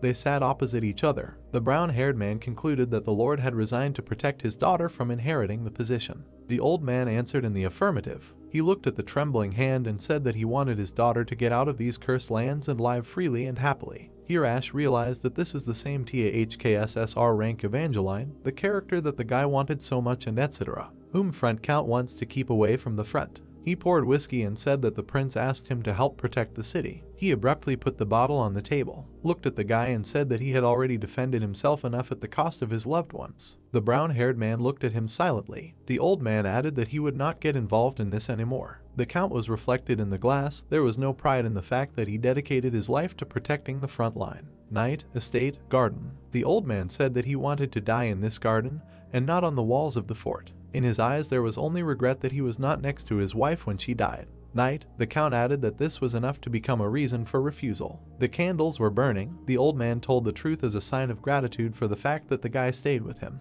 He looked up and told the prince to leave, giving him some advice at the end. The brown-haired man listened attentively while he was talking. If such a moment came for him too, he would have to choose well so as not to regret his decision later. The 5th day of repairing the wall, 2 days before the start of the next stage. Ash took a step and said that the builders were doing a great job. He set a whole table for them and told them to rest and have a snack. The flag fluttered in the wind. The workers said that they expected this from their prince, but also asked why there was no alcohol. The guy cried out in displeasure so that they would not be indignant and eat what they were given. He poured milk for the foreman and asked how the repair was going. He happily answered that they could finish it on time since there were enough workers. The crack was almost patched. The builder said that the repair would be finished in 2 days. The most difficult part was over. The foreman trembled in front of the guy and he suggested moving on to the second part. The man happily picked up the scroll and said that they would finally use it. The scroll was practically shining.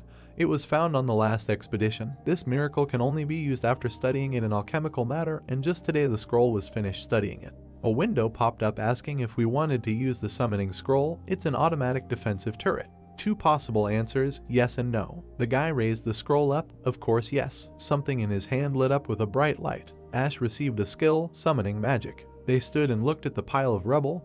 The guy thought that this pile would be enough. The brown-haired mana sat down on the bed and thought that he would finally be able to use the item from the chest. In his hands was a blue ball. This is an R-rank mana core. Everything necessary was collected. New sign, please select a place where you want to install a turret. The guy chose a place on the map and thought that there would be a great option. The stones around him soared into the sky, after which they began to connect. They began to resemble something huge. This is a cannon, a huge cannon. She could spin in different directions. Everyone was amazed. The brown-haired man said that it was beautiful, and the monk added that this technology was lost 100 years ago. The brown-haired man knocked on the cannon and thanked everyone. They were able to restore the line of defense. Everyone around rejoiced under the instruction to continue in the same spirit. Ash looked at them with satisfaction. He hoped that everything would continue like this. The work was in full swing in the forge. This was their next stop. The fire was burning in the furnace. The blacksmith asked if they liked it. Lucas happily said that they ordered armor. The armor was made from the mana core of the Ghost Knight as the main ingredient. Its strength is like glass. A ghost card level 1 appeared. The user gains invulnerability for 5 seconds. During this period of time, the user is not only immune to all types of attacks, but also cannot attack himself. This card is more useful than the guy thought. The knight bowed and said that he would use this map wisely, to which he received the answer that it was ordered especially for him. The prince was pleased that the knight was happy and almost cried when they took his measurements. This should be done more often. The guy thanked the blacksmith for the good armor, and he responded with gratitude for the opportunity to work with good material. The blacksmith enthusiastically said that he would be happy to make something else for the prince. The prince replied that he would definitely order. The object is a forge level 3. The creation of equipment plays a big role. He will definitely look there often. The prince stood next to the knight and turned to him. He glanced at Lucas and suggested visiting the western part of the city. Something important was happening there. Explosions were visible on the western field. Cannon shots were fired in memory of the dead. All the residents stood in the square. A funeral was taking place for the soldiers who died in the previous defense. New coffins were covered with earth under carefully installed tombstones. There weren't many deaths this time. The brown-haired man looked thoughtfully into the distance and couldn't tell if it was good or bad. The choir was singing. He stood in front of the tombstones. Today passed in an instant. Night, the prince and the knight are still in the cemetery. Front Count stepped up to them and said that they spent most of the city's budget on the funeral and even arranged payments to the families of the dead. The guy turned around. The old man was standing right behind him. He said this is a real way to spend money like a king. The Lord looked down and added that this is not the front line, but a place where lives are washed away like a mud dam during the rainy season. He added that there will come a time when he can no longer cover up what is happening with good deeds. The guy lowered his head and asked why the Lord came there. He stood up and walked up to the old man, asking if he had run out of alcohol at home. The gray-haired man replied that there was never enough alcohol. Sometimes he came there alone to buy a couple of bottles, but that was not why he was there today. They looked at each other and the old man said that he had asked his former comrades if they wanted to defend the city. Ash asked impatiently what their answer was. The Lord replied that they all wanted to come back again. The whole area heard the guy's happy cry. He was incredibly happy and said that this was the best news he had heard in the last week. An entire army was preparing for battle at that very moment. Now they were under the prince's responsibility. The old man looked at the guy and asked him to treat them well, because they were as old as he was. The brown-haired man clung to the old man and thanked him from the bottom of his heart. The latter said to thank not him, but the soldiers. The prince remembered the stern lord and thought that he had no idea that he would succeed. It was completely unexpected for him. The count looked at the city, and the brown-haired man continued to thank him. He replied that this was all he could help with. He turned to the guy and asked him to take care of the city and wished him luck. Ash smiled and thanked the old man again. He would do everything in his power. The moon adorned the sky. The prince promised to visit the Lord, and he said not to forget the alcohol. Front Count Ash shouted after him that he would send more medicinal herbs, but he said that then it would be better not to send anything. The old man smiled and sighed. As he left, he waved to the guy. The guy, watching him, thought that he was going to his garden. The prince wanted to stop him. Imagining him standing at the edge of the fort, he thought that despite his age, he would be of great help in the battle. But then, remembering how he suffered, it was decided that the Lord had lost too much. The guy did not dare to offer and just watched him leave. He remembered how they spent their time, being sure that next time he would give him even more wise advice. The old man walked away, and the prince no longer thought that there would be no next time. 2 days passed. Morning. The wall was repaired and impregnable. The foreman approached the prince and said that they had rushed some things, but the wall would do its job. The brown-haired man replied that good work had been done. All preparations were complete. The boxes contained shells and arrows. There was enough of everything. The army stood at the edge of the fort. Its number had increased by about 300 soldiers. The formidable commander looked down. Initially, the number of soldiers was about 1,000. The prince turned around with a smile and said that the final number was still more than he asked for. The cannon sparkled in the sun. The guy hugged and kissed it, saying that he believed in it. The rat trap was ready. Everything was going perfectly. The guy looked into the distance and waited for the monsters with impatience. Suddenly, a masked man appeared. He was walking towards the fort. There was silence all around and only the wind was humming its melody. Also approaching the fort was a knight on horseback. Call was riding very fast. It was a scout and he was shouting that information had appeared. He reported that the monsters were already approaching. He saw a huge pack of rats rushing towards them. Dust rose on the horizon. We are moving to stage 2, 10 minutes to go. Ash shouted that they would be there soon and told the soldiers not to let their guard down. Everyone screamed in unison. The fortress was preparing for an attack. The preparations were perfect. The flag was waving on a branch. The guy thought that in all the time he played this game, there had never been a situation like this when everything was fine from the very beginning. He smiled, expecting monsters if they were not afraid, but only he appeared on the horizon, a man in a jester's mask. He smiled, frighteningly. The prince did not understand what was happening. He was in shock. Looking at this strange guy, he wondered who it could be. Lucas approached him and asked what was the matter. The brown-haired man pointed to the strange jester, but raising his hand, he realized that there was no one there anymore. They tried to make out something. Ash called out to Demian and asked if he saw anyone, but he, as if he was enchanted, said that he did not see anyone. The brown-haired man did not understand what it was.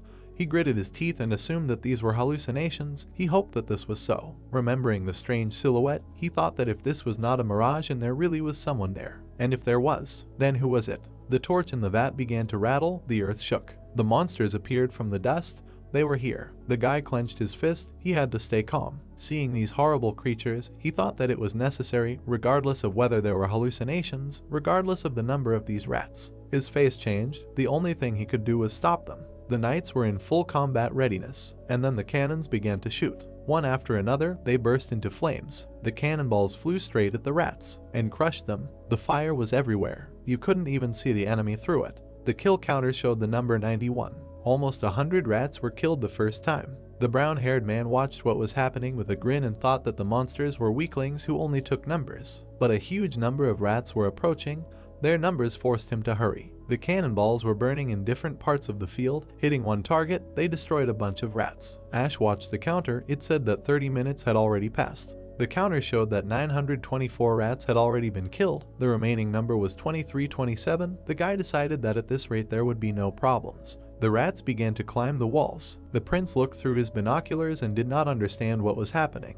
The rats climbed up the mountain of other corpses to protect themselves, but then they fell right to the ground, and eventually the rats knocked the fence down to the ground. The guy realized that there were so many corpses that they could climb the wall along them. The creatures rushed with renewed vigor. The collapse of the call box was not part of the soldiers' plans. Shaitan ordered the artillery to change targets and the ballistari to prepare. There were traps in front of the fort. The call box was located far from the front line. So far everything was fine. The cannons continued to fire. Arrows were used. There were fewer and fewer rats, but something was missed. The soldiers screamed in fear that the rats were too fast. It was difficult to hit them. Ash was furious. He cursed at them and said that they were too agile. Having imagined the structure of the rat, he realized that he did not take into account their speed. The rats were approaching and he realized that there would be many more monsters that reached the wall. Then the super gun was activated. It flared with incredible force. The guy turned around and remembered about the automatic defensive turret. The rats began to die. They literally flew apart. Ash was in wild shock. He looked at the turret and realized that it was perfect for defense. Some rats still survived, and the guy realized that the cannon would not fully protect the fort. At that moment, he looked at it and realized that all the shells were spent. The turret went into recoil. There were more and more rats and they were getting closer. The prince realized that there were too many of them. The front was moving forward faster than the prince expected. The monsters cut themselves on the shards of the sword, but it was only a matter of time. They would still reach the wall. Ash gritted his teeth in anger. Close combat was inevitable, but then losses would not be avoided. An explosion occurred in the thick of the rats. The guy looked there in surprise. The rats began to fly apart. Everything was filled with fire. The brown-haired man did not understand what was hitting the target so accurately. He looked to the side and wondered who it was. Front Count stood behind him with a soldier and showed everyone how to shoot correctly. There was an old man's army. The result of recruitment was above all else. One of them screamed militantly that it was time to wake up. They can't relax their buns because they have a lot of work. One of them raised his hand and said to continue shooting. Even just shooting will help. They stayed close to the soldiers and acted as mentors. Their commander looked at the guy and said that they would take care of the soldiers. He looked at the man with a grin and thought that he would trust him. He watched the battle. The defense was still going smoothly. The rodents were rapidly approaching, but no one had reached the tower yet. They had all blown up earlier. Thanks to the help of the old man's army, the prince's soldiers were effectively attacking the rats. Shaitan turned to see what his party members were doing at that moment. Lucas was leading the front line and shouting that the left line of defense had too short a range. They needed to shoot properly. Ash and Lucas were discussing the plan of action, after which the knight gave commands according to the prince's instructions. Lucas was confused, because even if the instructions were illogical, he miraculously grasped the essence and gave precise instructions to the soldiers. The guy watched the knights work with satisfaction and thought that he was an extremely capable protagonist. Archery was heard. Demian, his eyes glowing, was shooting arrows at the enemy, slowly but surely. Crusoe was shot down by arrows one after another. He makes holes in the heads of rats approaching the wall. His eyes were shining. His strength lies in shooting at long distances. It seems that his ability is not significant in large-scale battles. But this is not so, because in this case the number of kills does not matter. The servant turned to the prince. He was also beaming with a smile. Great job. The purple glow also filled everything. Next to the huge ball sat a girl in a wheelchair. This is Lily. She is responsible for managing the artifacts. The girl raised her hand and said to lower the gravity artifact number 1 in 3 minutes and prepare the gravity artifact number 2. He watched as she raised her voice and busily drove back and forth with a satisfied face. The girl showed class and winked. She gives the impression that she says so that everyone will see how hard she works. But the prince abruptly turned away. The girl seemed disappointed, but she is still needed on the front lines. Jupiter was lying on a chaise lounge with a glass of whiskey. Ash looked at her with confusion. He told her to take a break, not to get comfortable. She stood up and left with a smile, saying that her back hurt while collecting mana. The guy also smiled and thought that he couldn't even yell at her because she was a precious mage. But still, he advised her not to shirk work. The woman raised her glass and agreed. The guy thought that this granny was embarrassing him. So, thanks to the help of everyone except Jupiter, everything was going well, despite the fact that the front line was approaching. The guy looked at the battlefield and was pleased. The super gun started working, and from the power of the automatic turret, the rats began to fly apart again. The prince clung to her again and began to praise her. The battlefield was strewn with corpses. It seemed that everything would go smoothly. He did not stop hugging the supergun and thought that this would be the first battle that would pass without losses. But in the distance, the silhouette appeared again. It was the same jester. Ash screamed for the map to open. He was surprised. The map showed that it was a hostile NPC, but the guy did not understand what he was doing in the second stage. During the defense, many different events can start. Interference in the game, from all sorts of changes the game becomes more interesting. And the invasion of a hostile NPC is just one of them. Silhouette in the background of the city, it became clear to everyone that any NPC can ruin the battle, but now is only the second stage. The guy was angry because it was not time for events yet. Ader smiled sarcastically, who could not be asked why he started this. Ash pounced on the priest and asked if he saw that guy. The jester was still smiling. The boy looked and said that he saw Bard. The prince got angry and said to shoot him immediately. The priest was surprised and said that he looked like a man, why shoot him? To which he again received the order to shoot. The young lord was sure that this NPC was from the Lake Kingdom, and the suit was the signature Bard hatch. Then he remembered who it was. Even more furiously, he ordered Demian to shoot before he played the flute. The young man's hands began to tremble. Then the prince could not stand it and shouted that he said to be his hook, and if he did not shoot, many would die. A sharp sound was heard from afar. Ash got scared. He looked away. At that moment, Bard began to play the flute. The rats switched to him. They all turned towards the NPC. The soldiers did not understand what was happening and why the rats stopped. The monsters began to scream. They broke away and ran. They were all moving in one direction, towards the gate. The young lord screamed what was happening and where they were running. Lucas also screamed, giving the command to move to the center of the wall. The rats ran exactly where the repairs were made. The guy was furious. He ordered to change targets and use all firepower. The guns started shooting. The fire was directed at one place, but they were not in time. The rats were getting closer. The change in their movement was too sudden. The monster was closer. Its small paws were running at an incredible speed. Its glowing eyes looked very frightening. The cannon fire stopped. The prince did not understand what was going on. And then the rat simply crashed against the wall. The guy did not understand what it was trying to do. The other rats were also rushing towards the wall. They began to ram the wall with their heads. The soldiers watched and did not understand why they were doing this. The monsters continued to ram the freshly repaired wall. Ash looked at this in horror. The restoration of the wall was finished only a couple of hours ago. He remembered how the workers suffered. Everyone gave it their all, but in such a short time it is impossible to do everything perfectly. A crack appeared. Its occurrence was inevitable. Sewer rats are trying to get inside through the crack. The monsters continued to crash against the wall. They began to bend metal with their teeth and gnaw stones with their teeth. They began to dig up the wall of the fort. The crack was getting bigger. The rats did it at the cost of their lives, but no monster could have done it better. Ash gritted his teeth in anger. The figure was still standing in the distance. At that moment, it seemed that Bard was smiling maliciously. The protagonist imagined a blurry silhouette of Bard, realizing that it was an NPC from the Lake Kingdom, Bard, who controlled monsters with a flute named Pied Piper. The guy in the mask was smiling maliciously, and Ash understood that they had to kill him.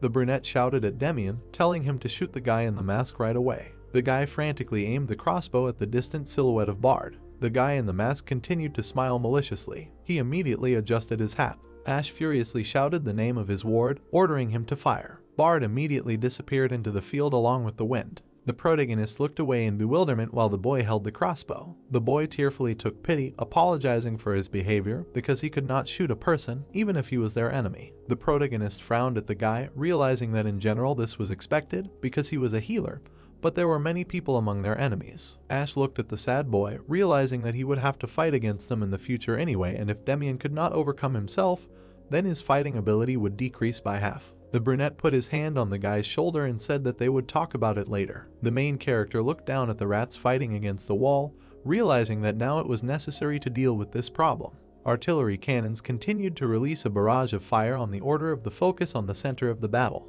Arrows flew out at high speed from above. The brunette turned to Jupiter, who sparkled with lightning discharges, and he ordered her to be faster. She grinned maliciously, saying that she was ready to hear something like that. He furiously pointed his hand towards the battle, ordering all the monsters to be fried. Lightning bolts began to hit the pack of rats. The protagonist angrily shouted towards Lily to prepare the flamethrower artifacts at full power. The red-haired girl frowned and accepted the king's order. The magical flamethrowers on the wall began to emit a glow. Then a huge stream of fire flew out of the spherical cannon towards the monsters. Lightning bolts along with fire hit the rats. Ash smiled maliciously, looking at how the monsters died. He saw how the rats were fried in fire and absorbed by lightning as they all gathered in one place. He spread his hands to the side in glee when his cannons dealt fire, and he wished to make just a new kill box. He began to laugh bloodthirstily, noting with irony that he could not help but outplay the monsters and he would still destroy them like bugs. Suddenly, he looked at the pop-up notification in surprise. He stared down, realizing that the information about the bosses that was previously unknown was displayed.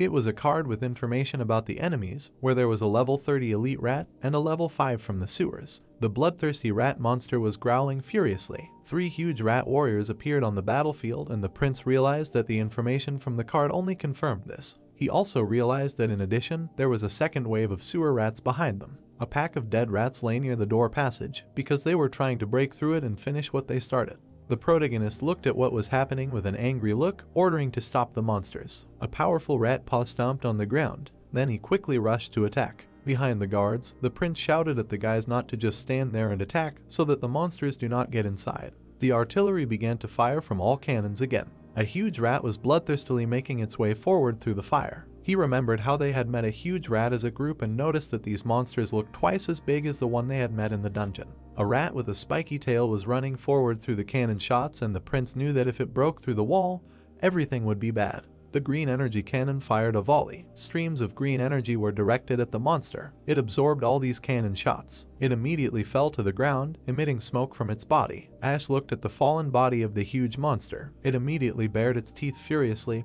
realizing that this was not all in the order for everyone to be ready. Other huge monsters continued to run to attack, and the general noted that killing the rat warriors was their priority. The artillery continued to fire from their cannons, since they heard the order that there was no need to save shells. They fired all their guns at once. The energy sphere cannon glowed blue as the mana multiplier for Jupiter was activated. The granny with the bandage sarcastically put her hand out, wanting to carry out an attack. She bared her teeth maliciously, noting that she already felt that things would get hot. Powerful lightning discharges began to hit the rats because the power was incredible. The rats literally melted and screamed from such discharges. The bloodthirsty rat warrior made his way through the lightning discharges. Jupiter angrily screamed that the rats still weren't enough. The huge rat warriors continued to move forward, because given the damage distribution, even this was not enough to completely finish off these monsters. The general angrily looked to the side, ordering Lily to use the flamethrower. The red-haired girl anxiously replied that the artifact had not recharged yet. Then she opened her mouth in shock.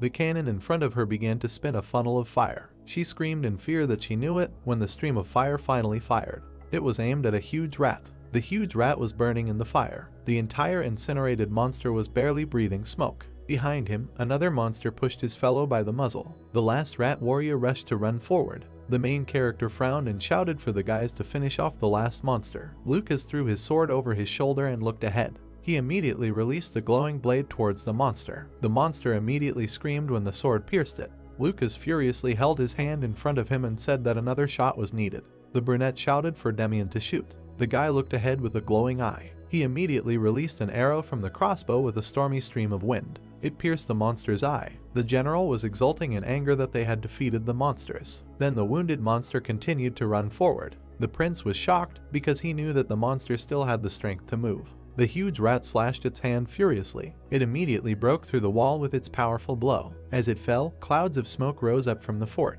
The old lord on horseback looked at the ruined fort and knew that something was wrong, because he was a commander who had fought monsters all his life and could immediately see that this invasion was different. He imagined a pack of bloodthirsty rats. This invasion was very different from the ones when the old man was a lord. The old man on horseback looked at the burning ruins, realizing that it was not only the number of monsters, but also their combination, because together, a group of different types of monsters came an entire army. The gray-haired old man stared away, trying to comprehend that the prince had already fought in 3 such battles. The old man remembered how the dark-haired, youngest of the princes, had come to him for help and begged him desperately. He remembered how the main character had caroused with girls and alcohol, and the old man found it hard to believe that things could be bad for such a man with such a reputation, but now he could see for himself how dangerous it was. The old lord reached for his gun, trying to decide if this was worth helping. He remembered how the bunch of grapes lay at his feet. He looked away, frowning. Then he closed his eyes and squeezed them shut. He immediately turned and started to walk away, realizing that he was already retired and did not want to get into a fight unless necessary because he could just die in his garden. Suddenly he stopped and his eyes bulged. He remembered how a huge rat broke through the doors of the fort. He stared ahead, dumbfounded, trying to convince himself that he was definitely not fighting anymore. Then he stared ahead, frowning, as the fire blazed behind him. He imagined himself standing in his garden with the girl, knowing that he had to go back there to his beloved. Her grave with flowers soaked up the rays of the sun, and the old man knew that this time he had to protect her. The protagonist was screaming furiously that they had to give the order to evacuate. Clouds of smoke were coming from the fort at the site of the destruction. The prince looked into the distance and saw the approaching rats, realizing that it was the second wave of sewer rats that were already so close. A group of fighters fled into the field, because the Lord gave the order, except for a minimum number of artillerymen and archers, for everyone else to go down and fight. The brunette looked back at Lucas, giving him command of the soldiers. The artillery cannons continued to fire as ordered. A flurry of shots came from the artillery cannons, and the prince declared that they should set up a palisade in front of the destroyed wall. Jupiter began to prepare his lightning bolts and attack on the prince's orders, who said that they needed to kill as many monsters as possible by any means necessary. The granny with the eye patch frowned forward under the sparks of lightning when she was told to attack by any means necessary when she had accumulated enough mana. Jupiter replied that his wish was her command. Ash walked towards Lily, asking her if the artifacts were ready to fire, to which he answered that only for speed. The girl frowned angrily when she was asked about what was happening with the flamethrower artifacts, but they still had 10 minutes left before recharging. The brunette furiously shouted at her to use haste on the soldiers right now and activate the flamethrower artifact as soon as it recharged. The protagonist then began to walk towards the boy. Suddenly the brunette exclaimed. He looked at the worried Demian. The prince remembered all the moments from the battles, with the Pied Piper and breaking through the wall, implying that Demian most likely thought that it was his fault. He put his hand on the crying boy's head. Then he looked at him sarcastically, flicked him, and praised him for his merits. Through tears, the boy looked ahead, dumbfounded. The prince put his hand on the brown-haired man's shoulder and said that he would not blame him for a couple of small mistakes and asked him not to lose his confidence. He imagined a blurry silhouette of the boy, realizing that the shooter never missed the target because it was a secret cheating character. The prince frowned at the boy, noting for him that only his presence was already a huge advantage over the enemy. The boy looked pitifully at the Lord, who asked him to trust him in himself as much as he believed in the boy. The prince hugged the boy and they both looked ahead. They looked into the distance of the city and the prince said that Demian would have the last line of the barrier to shoot the rats that would break through the soldiers' defense. The guy confidently declared that he understood everything and would do everything right.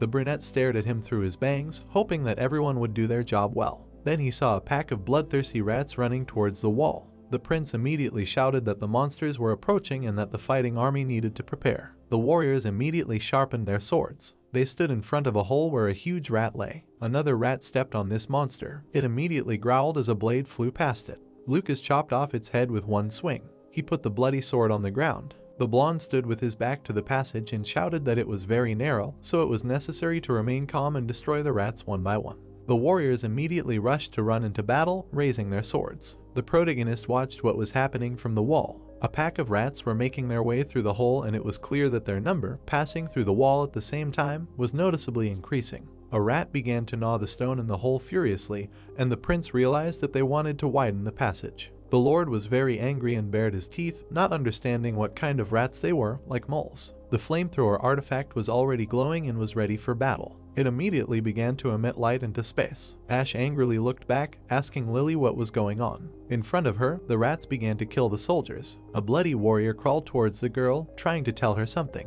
The prince immediately ran to her. He immediately dealt a crushing blow to the rat's face. A notification popped up that the jackpot had hit 15 points. This rat had flown far away. The protagonist angrily bared his teeth, clenching his fist, realizing that the monsters had climbed over the wall. More rats started climbing up the wall. Lily looked angrily through her tears. She began to furiously emit fire from her hands, wanting to destroy all these creatures. The brunette looked at what was happening with angry bewilderment, realizing that the artifact could not be activated due to the injuries and deaths of the alchemists. The hand of one of the fighters split into pieces. He immediately began to scream in pain, while the others fought. The prince understood that there were also wounded in the combat units that were below. From above the wall, a warrior threw a rat and the shooters provided support, but both sides were losing people. The protagonist continued to punch the monsters. Out of breath, he angrily looked ahead, realizing that at this rate they would lose. He imagined how the rats made their way through the hole, and they could lose control of what was happening like that. One of the warriors plunged a knife into the monster's head, shouting that he saw Mr. Front Count.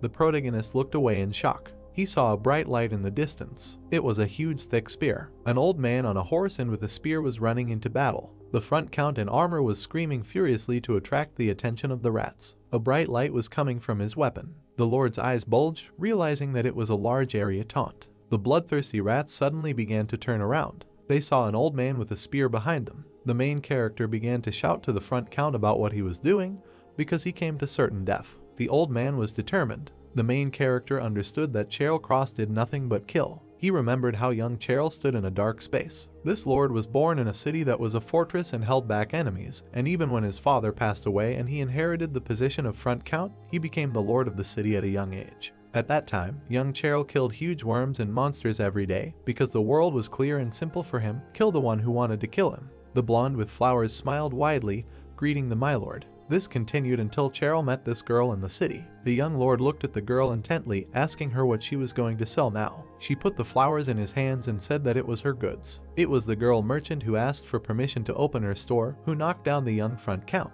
The brunette then looked intently at the flower buds. The young lord at that moment stood in front of the girl in the city. He said that they were at the front and all they needed were swords, spears, arrows and shells, trying to understand what use there was from flowers, which wither even faster. The girl looked at him enthusiastically, saying that people needed flowers precisely because they were useless. He held flowers in his hands and the girl said that this fleetingness was the reason why the flowers were so beautiful, but the lord did not understand her. The blonde smiled tenderly, closing her eyes. At first, Charal was suspicious of her and considered her an enemy spy. The bell rang. The blonde saw a lord come into the shop, who noticed new flowers, and he had never seen such. The guy came to her flower shop every day to find proof of this. The young lord examined her flowers with the blonde, and during that time she taught him to distinguish the shades and aromas of flowers, and eventually remembered all their types. The brunette then looked puzzled through his bangs, because he could not understand why it was beautiful, but the guest later took the girl as his wife. Front count's horse galloped in the field. The old man frowned furiously and shouted for the rats to pay attention to him.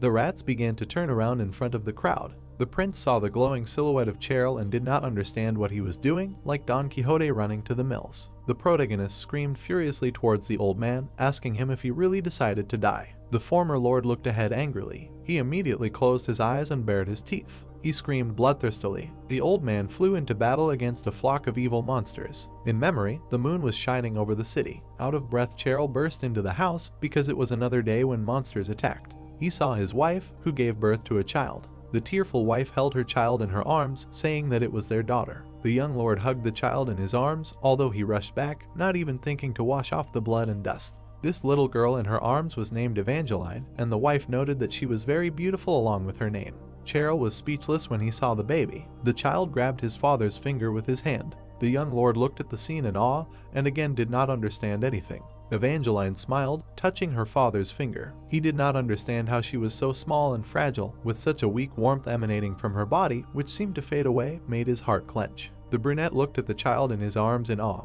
Although a moment ago, when he was killing monsters on the front lines, there was nothing he could not understand, and now there was nothing he could understand. Ash furiously shouted an order for the troops to regroup now and stop firing cannons, otherwise they could hit the front count. He extended his hand towards the fighters, telling them to use crossbows and bows and shoot only at the other side of the rats. Then the prince looked down at Lucas. He angrily shouted at him for the blonde to gather all the soldiers capable of fighting, because they had to save Charal. The blonde stared up and refused. He looked at the crack in the wall and explained that they had a chance to get to the rats from behind, and it was time to finish them off. Lucas looked ahead furiously and shouted that they would kill the monsters and then return for front count. The gates to the fort opened. Lucas raised his jagged sword and ordered them to go forward, destroy the enemies and save front count. They immediately ran out onto the field with the whole army. The prince bared his teeth and looked away, hoping that they would not be late. The bloody old man held his weapon. He ran to the attack with a scream. He was alone on a horse fighting a swarm of rats. Charal spat blood through his teeth and did not understand.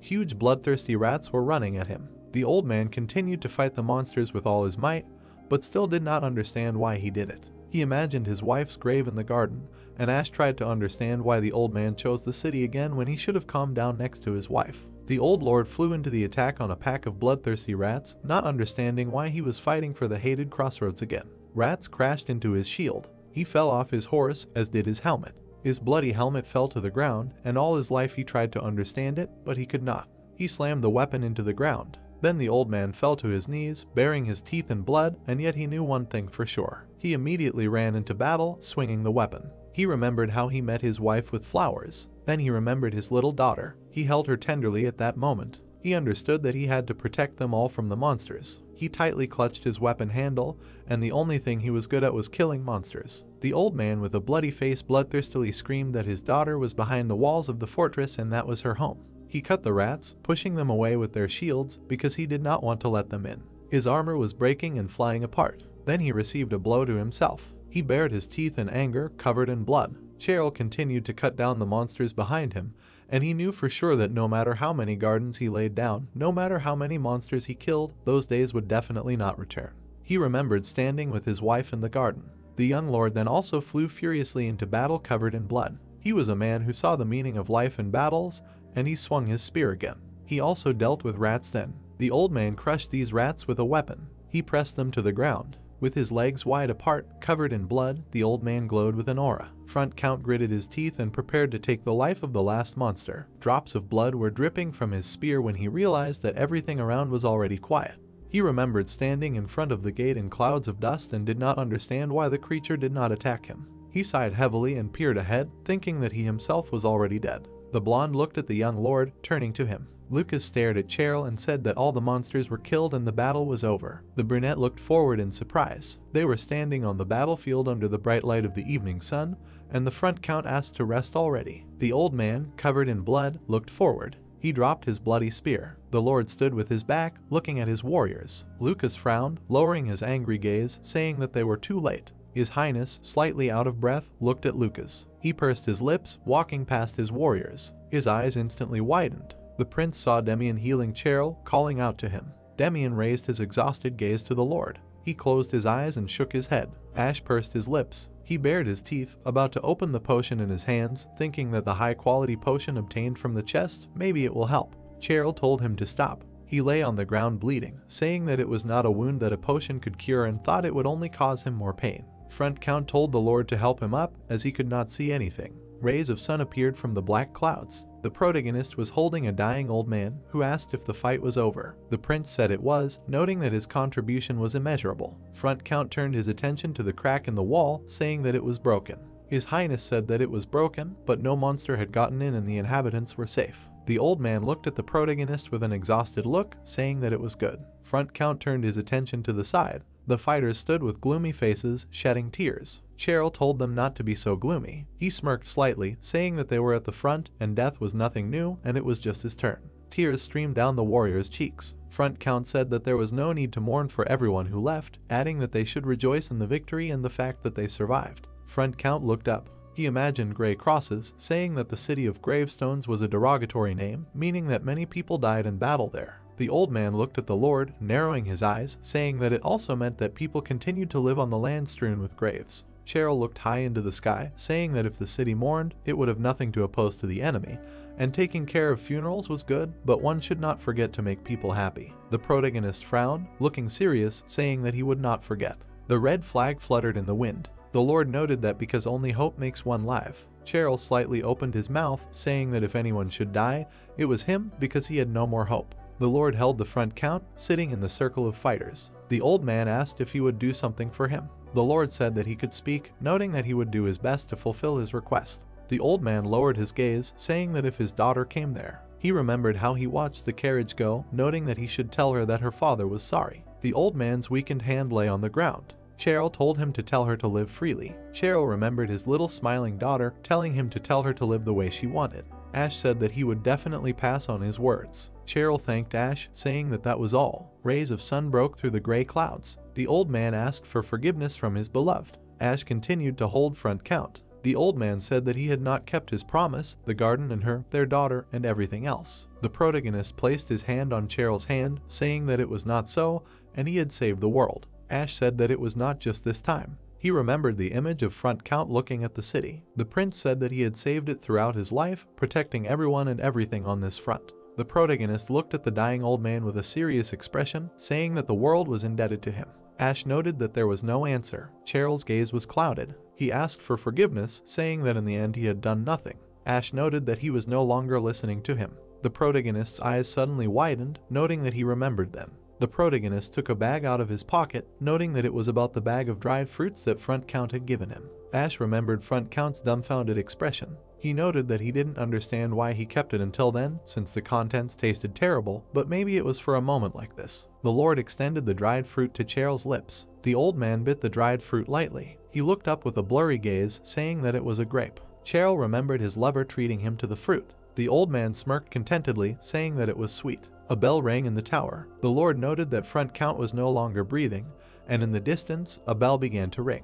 The people were happy and smiling widely. Ash noted that this was a sign that the invasion was over and the evacuation order was lifted. The protagonist sat next to Cheryl's lifeless body, not understanding why. He remembered Front Count standing with his back turned, twitching slightly. The prince reasoned that the man who had lost everything defending this city, who hated him so much that he wanted to end his bloodline. The prince remembered the face of the enraged old man, noting that he had returned at the last moment, asking what he had fought for and what he had died for. The dead bodies of rats lay on the ground. His Majesty reasoned that the front had once again forced someone to sacrifice their entire life for him. The protagonist lowered his head, looking dejected. Ash told Front Count that it was hard to bear the burden of the city's lord. The old man lay there with a humble face, smiling slightly. Ash said that it was too hard. The fighters continued to stand around the Lord and Front Count. System notification. Stage 2 has been cleared. The reward for completing has been received. The icon of the stage's best player, Lucas, has appeared. The icon of the wounded or dead character, the guest character, Cheryl Cross, has appeared.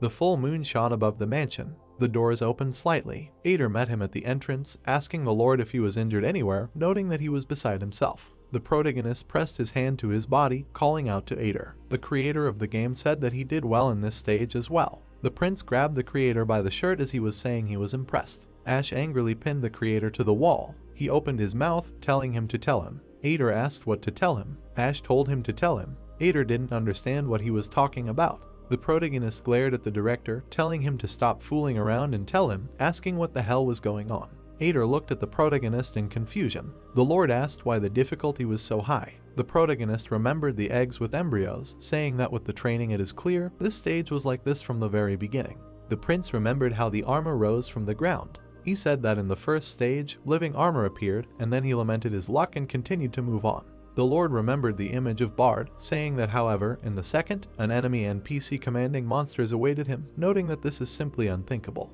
Ash asked the creator that this was his doing. Shaw pinned the director to the wall, glaring at him. He asked why the game was so hard and what awaited him in the next stage. The protagonist glared at the creator, asking why he pretended to help him at first, and then hid all these conditions, asking him to answer. Ader pursed his lips, saying that he may not believe him. Ader frowned, looking at the protagonist in confusion, saying that he was helping him in his own way, and that it was true. Ader opened his mouth wide, pointing his finger at the prince. His Majesty told him to stop talking nonsense, asking where this was happening was help, and that he was not going to answer normally. The director said this choker. A choker was visible on the protagonist's neck. Ader said that the choker he received for passing stage 0, if he passed the third, its functions will be unlocked. The red crystal on the choker shone slightly. Ader said that when that happened, he would understand all the strange things happening at that moment. The protagonist furrowed his brows, looking at the director with narrowed eyes. The creator said that he should just go through one more stage, and he would find the answers to all his questions.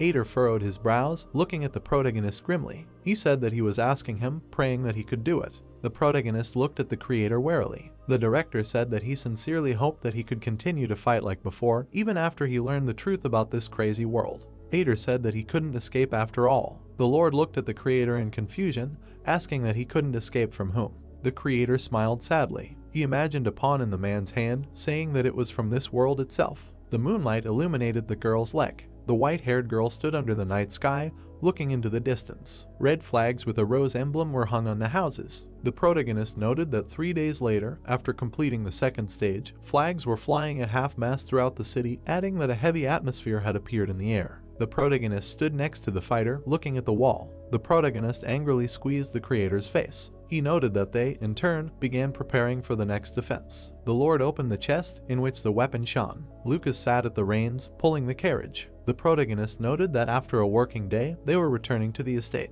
System notification. Stage 3, 12 days and 9 hours until the start. His Majesty sat in the carriage, glaring at the notification. He thought that excluding the past 3 days, 15 days between stages, a fairly decent period of time, adding that it was great that there were no problems with repairing the walls. The protagonist turned his attention to the side. A black silhouette of a girl was visible near the estate. The white-haired girl was staring ahead. She jumped towards the carriage, swinging her spear. Ash told Lucas that someone was at the entrance. The girl attacked the carriage with her spear. The protagonist looked dumbfounded at the spear that pierced the carriage, asking what the hell. The girl widened her eyes in surprise, thinking that she just wanted to break the wheel. The Lord got out of the carriage, standing next to Lucas. The knight asked if he was okay. Ash said that he was fine. The knight looked at the girl angrily, baring his teeth, asking who she was and how dare she. The girl put her hand to her hip, looking at the knight with displeasure. Lucas said that he would arrest her at that moment and order a severe punishment.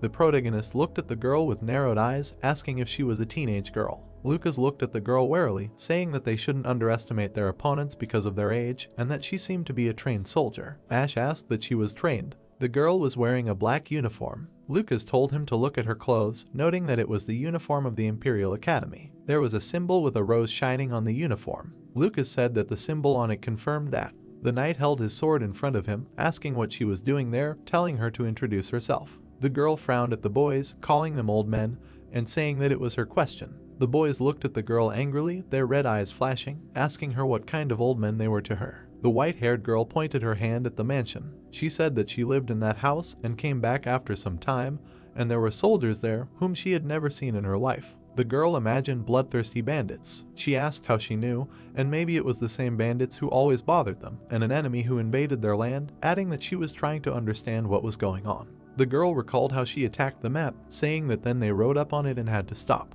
His Majesty looked at the girl with irritation, asking that asking was not an option, and why break the carriage. The girl closed her eyes and smirked slightly. She said that at school they say that if they suspect someone of being an enemy, they must declare their dominance and take control of them. The girl smiled awkwardly, looking up at the sky. She said that it was true, breaking the carriage was not part of her plans, asking for forgiveness. The white-haired girl pointed her spear at the boys. She asked what they themselves would be, and why they were living in someone else's house. The girl narrowed her eyes, saying that depending on the answer it might hurt a little, so they should think carefully before answering. The knight stuck his sword into the ground, telling her to stop talking nonsense, noting that this was the house of the Lord of the Crossroads. The knight looked at the girl with displeasure, pointing his hands at his Majesty. Lucas said that it obviously belonged to the Lord. The girl asked what he was talking about. She furrowed her brows, looking at Lucas in bewilderment, saying that the Lord was her father. The guys looked at the girl in surprise, mouths agape. The protagonist narrowed his eyes, saying that everything is clear. Ash recalled the image of an old man whose hand was shaking slightly. The girl looked at the protagonist in surprise. The prince said that she was Evangeline Cross. The old man's daughter asked that he knew her. The prince stood with his back, looking at the girl, saying that he heard a lot from her father. The protagonist noted that the moment their eyes met, he realized that she was definitely Front Count's daughter. Evangeline tilted her head to the side, looking questioningly at the Lord. The prince noted that she had his eyes. He recalled Evangeline's black silhouette. He noted that the SSR rank tank, Evangeline Cross, that he saw in the game was a tall and beautiful girl. However, the girl in front of him was not only too young, she was also short. The Lord pointed to her height with his hand when she looked at him in shock. His Majesty said that she was much shorter than he imagined, not understanding why she was so different. His Majesty recalled all the game characters, thinking that all the other guys corresponded to their game models. Luca looked at the Lord in confusion, covering his mouth with his hand. The knight said that he couldn't do that, right in the face, noting that it was a bit rude. The prince opened his mouth wide, stunned, while Evangeline shook with anger. Ash told Evangeline not to misunderstand him. The girl gritted her teeth, frowning. She said he was mocking her, looking her straight in the eye, asking that he had several lives left. The protagonist looked at the girl in fear, her mouth open, saying that there was only one. Evangeline said that he should appreciate her then. Evangeline grabbed the rope from the shield in her hand. She held the shield out in front of her. Evangeline took a fighting stance, pressing her lips together. The girl moved her leg to the side, saying that she had changed her mind, noting that before she had only attacked because she wanted to stop the carriage. She looked at the prince with an angry look, saying that now she would be for real. She jumped off the ground, rushing to attack His Majesty. Ash thought that she was definitely the daughter of Front Count. Ash imagined an image of an enraged old man, noting that they were one and the same. Lucas blocked the girl's strike with his sword. He looked at Evangeline with displeasure, frowning. The knight told her to lower her spear, noting that she was attacking Prince Ash, the third prince of the Empire. Evangeline glared at the knight, saying that first it was trespassing, asking what it was now, identity theft. Evangeline kicked the sword aside, her eyes blazing red. She swung her spear, saying that there was no way that the infamous third prince would come to a place like this. Evangeline attacked the knight with her spear, frowning. Lucas watched the girl closely, pulling his sword back. His Majesty stood with his back, watching the boys fight, thinking that he was right there. Evangeline smirked, saying that from what she could see, he was no slouch. Lucas looked at Front Count's daughter with a serious look, saying that of course, after all, he was an academy graduate. The knight held his sword in front of him, glaring menacingly at Front Count's daughter. He said that he was the second seat of class 369, Lucas Macridger. His Majesty looked at the knight in surprise. Lucas said that for her information, Prince Ash, who was standing behind him, was also a graduate of the academy. The Lord thought that really, he just graduated. The protagonist looked at the knight with a smile. Lucas said that among all the students of class 369, he was a true legend. Ash asked what he was a legend. The protagonist looked at Lucas with excitement, asking him to tell him everything. The full moon was shining brightly in the night sky. Lucas said something like that. The knight smiled nervously, sweating. The Lord asked that this was why he became a legend. The knight said that he was truly the son of the emperor, adding that studying had always been just a game for him, and he played fiercely and with dignity, noting that it was no wonder that the first place from the end was his. The protagonist closed his eyes and smiled contentedly, thinking that Ash was also a genius, asking that if they play, then for high stakes, noting that the first from the end, and he was a good boy. Evangeline closed her eyes and smiled discontentedly. She said that now they claim to be graduates of her academy, asking what they think, that she is an idiot who does not even recognize her elders. The guys looked at the girl in bewilderment, gaping. Evangeline squeezed the spear in her hand, saying that then. She looked angrily at the guys, moving the spear aside. She said that they should allow her, Evangeline Cross, the first place of class 375. She rushed at the guys with an attack, saying, to greet their elders. The knight and Evangeline clashed in battle. The knight repelled the girls' attacks. They clashed with their weapons, menacingly looking at each other. The protagonist stood with his back to the battle, thinking that they were both SSR rank, so they were really good fighters.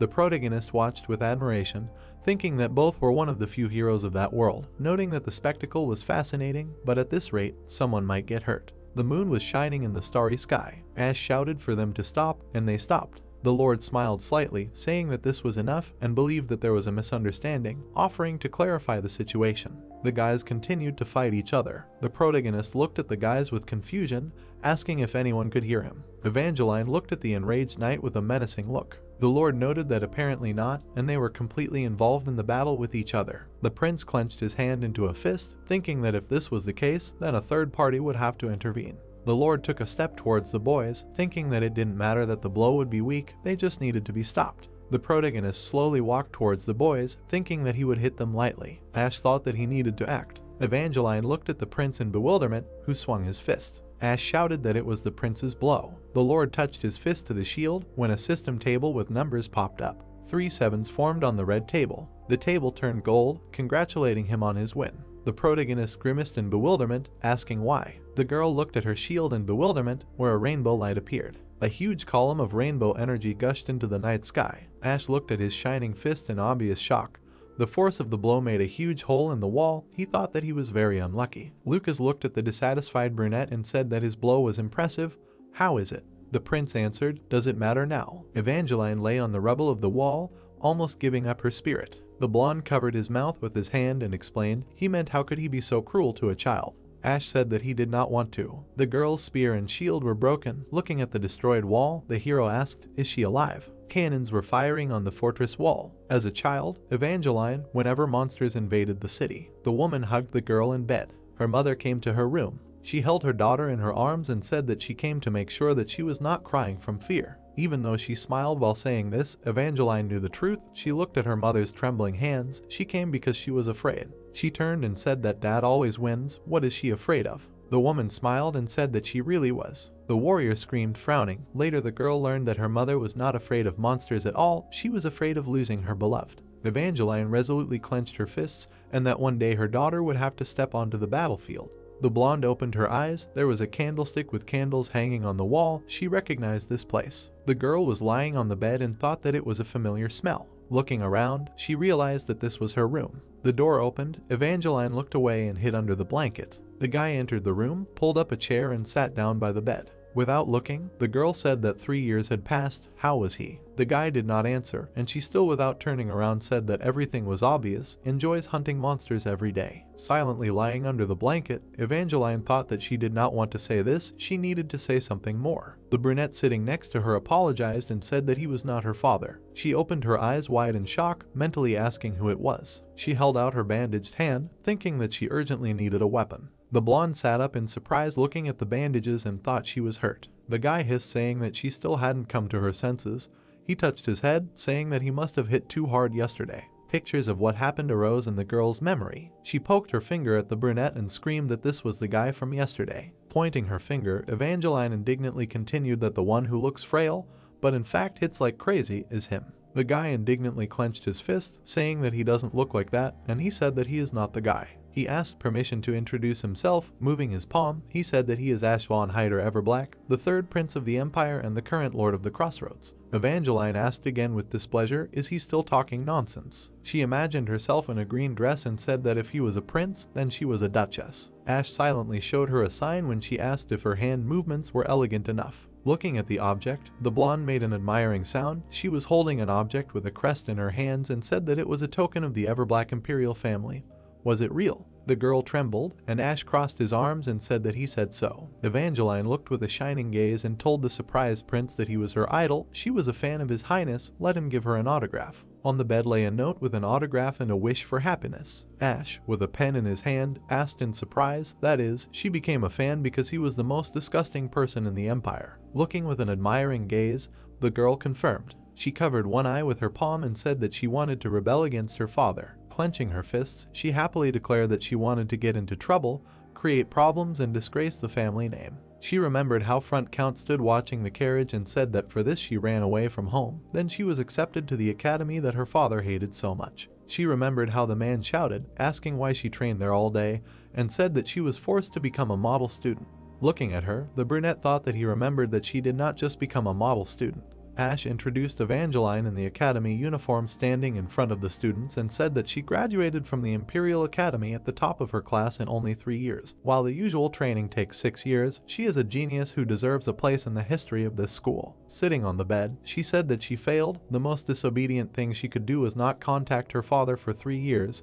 Ash noted that this was a cute rebellion. The girl continued that then she heard the story of the prince. She imagined the brunette showing an obscene gesture and said that a man whose father was the emperor himself, who despite this had the audacity to do outrageous things, a man whose creativity gave birth to more and more nasty ideas every week. She imagined Ash standing with his hands raised by the fountain and said that he was a madman who made a fountain of gold and a carpet of precious stones, the one who made the greatest man of the empire faint from anger. Beaming with admiration, Evangeline said that he was an amazing role model. The guy asked, is she serious? Confusedly looking at the girl, he thought that he became a role model because of his bad behavior. Ash clearly did not live his life in vain. Evangeline asked with a smile, so where is her dad? The guy became sad. She resolutely clenched her fist, saying that she was going to practice the terrible daughter method that she learned looking at the prince. Did he find out about everything and hide in advance? Ash looked at her and said that she really did not know about anything. The girl clenching her fist asked in surprise, she did not know about what? She just returned from graduating from the academy. Ash clenched his fingers. The blonde's gaze became worried. She asked, did something happen? Lowering his head, the prince said that he was sorry to tell her about it like this. He sat on a chair by the bed and said that her father passed away. He remembered Front Count in battle and said that a few days ago in the battle he sacrificed his life to save the city. A bloody man stood with a spear. Ash said that he left as a hero. He wrote down all of her father's achievements and reported them to the Imperial Palace. In the box were bloody symbols. The hero said that for his merits he would be posthumously awarded the Imperial Medal of Honor for defense. The blonde turned away and was silent. She heard that the funeral was in 3 days. They were going to bring them with all the honors. With a dull look, she laughed insincerely, saying that she was only going to be a bad daughter, and he left. She remembered her father, saying that he always said that he would die fighting monsters, and he really did it. The girl's hands lay on the blanket. She asked, what about all her grievances and anger? The brunette sitting next to her said that he was sorry. He was the acting lord and commander at the front. Looking at her resolutely, he declared that her father's death was his fault. Let her take this anger out on him. The girl sitting on the bed asked if he was really Prince Ash. She heard that the prince did not care about anyone. The blonde continued that she heard that he was an arrogant and narcissistic person who was eager to humiliate others. Ash looked down and asked her to stop insulting him to his face. gratitude for the care, and the answer that a servant would be standing behind the door were heard in the room. If he needed anything, he should just ask. The door opened. The guy turned around when Evangeline called out to him. The girl sat with her hands folded and asked for forgiveness for yesterday, for the carriage, and for everything. The hero calmly replied that it was fine, let him rest. The door closed behind him. The girl remained sitting on the bed. Evangeline smiled slightly. Words were heard that first he should find out how old she was. Ader stood in front of the girl's image and told the prince that she would be 16 this year. The brunette noticed that she was very young, 2 years younger than Demian. Showing 2 fingers, the guy with glasses said that, as far as he knew, the moment of Evangeline's appearance in the game falls at the end of the 2nd year and the beginning of the 3rd. He introduced the character with a weapon and said that in this game, some events overlapped, due to which she appeared earlier than expected. Ash touched his chin and said that he understood, that's why she looks different. The moment of her appearance in the game should have come in about 2 years. He remembered the image of the girl from the game and said that she would have had time to grow up during this time. Children grow up quickly now. The character description window of Evangeline SSR was opened. Level 35, invited character. Title and experience successor, profession capable knight. Strength 35, intelligence 20, agility 30, magic 20, endurance 35. Ash thought that agility was very high, despite the role of a tank. He was drooling, thinking that he expected nothing else from the best character in his role. The stats were excellent. He was silent about the Kister 100% resistance to negative statuses. The guy chuckled, noticing something. Equipped skills appeared on the screen, one of which was called Unstoppable, and the other was Little Miss Clumsy, and it was impossible to turn it off. Ash asked, did she always have it? The system window reported information about the skill Little Miss Clumsy. She is so young and inexperienced, and therefore not free from mistakes. On the battlefield, the chance of making mistakes increases. This skill will disappear after accumulating enough life experience. Ash slapped his forehead and thought that it was great that Evangeline appeared earlier than she should have, but the negative attribute that came with it did not please him at all. He imagined the girl in a school uniform and thought that she was very young. At 16 you could consider her a child. She had no business being on the battlefield. Let her have fun with her friends. Ash heard his name being called. His eyes widened in shock. He touched his forehead and heard Ader ask if he was going to take Evangeline into his team. The brunette looked at him. The guy with glasses asked if he really didn't want to, even though she had great strength. The hero silently looked down and then replied that he would be lying if he said he didn't want to. Having 2 SSR rank characters on the 3rd stage, he imagined the characters Lucas and Evangeline and thought, how could you not want that? But he remembered Front Count looking at his shaking hand and saying that he wanted his daughter to get out of these damned lands and live freely and happily. He remembered holding him in his arms and thinking that he had promised. The man in blood asked him to tell her to live freely, as she wanted. Such was the will of the now deceased Front Count. The little girl smiled, holding her father's finger. To protect his daughter from fulfilling her family duty, his last words. Without looking at the guy, Ash said that he had to keep his promise, let her do her own thing, and he would somehow manage. Ader said that his expression said otherwise. With tears in his eyes, the brunette bit his lip and said that it was not true. In the beautiful mansion, words were heard. Would it not be better to hold her back with his own strength? If he let her go, he would regret it. The hero confirmed that he would. He looked ahead, saying that he did not want to sacrifice his morality for the sake of clearing the stage. The game director looked at him questioningly and asked if it wasn't because he didn't care about morality that he was able to beat the hellish difficulty with Iron Man mode. Ash smiled and said that it was, but if he did it again, there would be no progress. He wanted to become a better version of himself every day. The guy with glasses looked at him and said that this limitation would suffocate him one day. The young man replied that he didn't care. He imagined the waving flags and thought that he wasn't trying to be a saint, but he didn't want to be a monster either. He remembered standing by the tombstones and thought that even if life was worthless in this world, he wanted to remain human. Pointing with his palm, the brunette asked Ader to look after Evangeline. She was a teenager, you never know what might come to her mind. The sunset rays shone through the window. The director called for his lord. Ash was amazed to hear about the girl's spear and shield. He remembered the broken weapons and heard that after the appraisal, both the spear and the shield were SSR rank items, but they were too damaged to even recycle the material. Was he going to compensate for this somehow? Ash stared ahead in amazement and thought, both SSR rank items. That meant they were very expensive and also rare. Ader, holding a notepad in his hands, said enthusiastically that they could make a new weapon for her. They had some high-quality mana cores left from the last raid. The brunette had a wan expression on his face. The director asked what was wrong with him, and heard the answer that he used all those cores to create more mana cannons. Ader asked in surprise, why did he waste them on useless items? Ash looked at his trembling hand and asked if something could be made because of these gloves. but in response he heard that it was unlikely. He closed his eyes sullenly, slamming his palms on the table. He ordered his team to gather. With a determined look, he declared that they were going to get the mana cores. It was time to go down to the dungeon anyway. At the same time, he could make the Evangeline weapon. The silhouettes of the heroes stood in the backyard of the Lord's estate a few hours later. Ash looked at the others and said that it seemed like they hadn't seen each other for 1,000 years. Had they had a good rest over these days? His team members showed a clenched fist, while Lily looked crushed in the wheelchair. She waved her fists in tears and asked, "Why her again?" Grabbing the prince's cloak, she reminded him that he said that he had more recruits, so let him take them. Ash replied that he really recruited a couple of people from the mercenary guild. He remembered the pixelated silhouette of the character and thought that they were all in rank. Of course, if they were trained, they could become good warriors, but it would still not be enough to include them in the main team. Lily shook the prince by the clothes, and he thought that if he had at least someone worthy to replace her, he would have done it a long time ago. A foot in a black shoe appeared and a question was heard, "Where are you going?" Ash turned his gaze and saw Evangeline walking towards them. Lily looked at her in surprise and asked who it was. The prince pointed at the girl and said that none of them had met her yet. Let them say hello. This was Front Count's only daughter, Evangeline Cross. Demian and Lily bowed their heads. Jupiter slapped her chest and asked the girl to accept her condolences. Evangeline repeated the gesture and thanked her for her support, saying that she was fine. And then she turned to Ash and enthusiastically asked where they were going.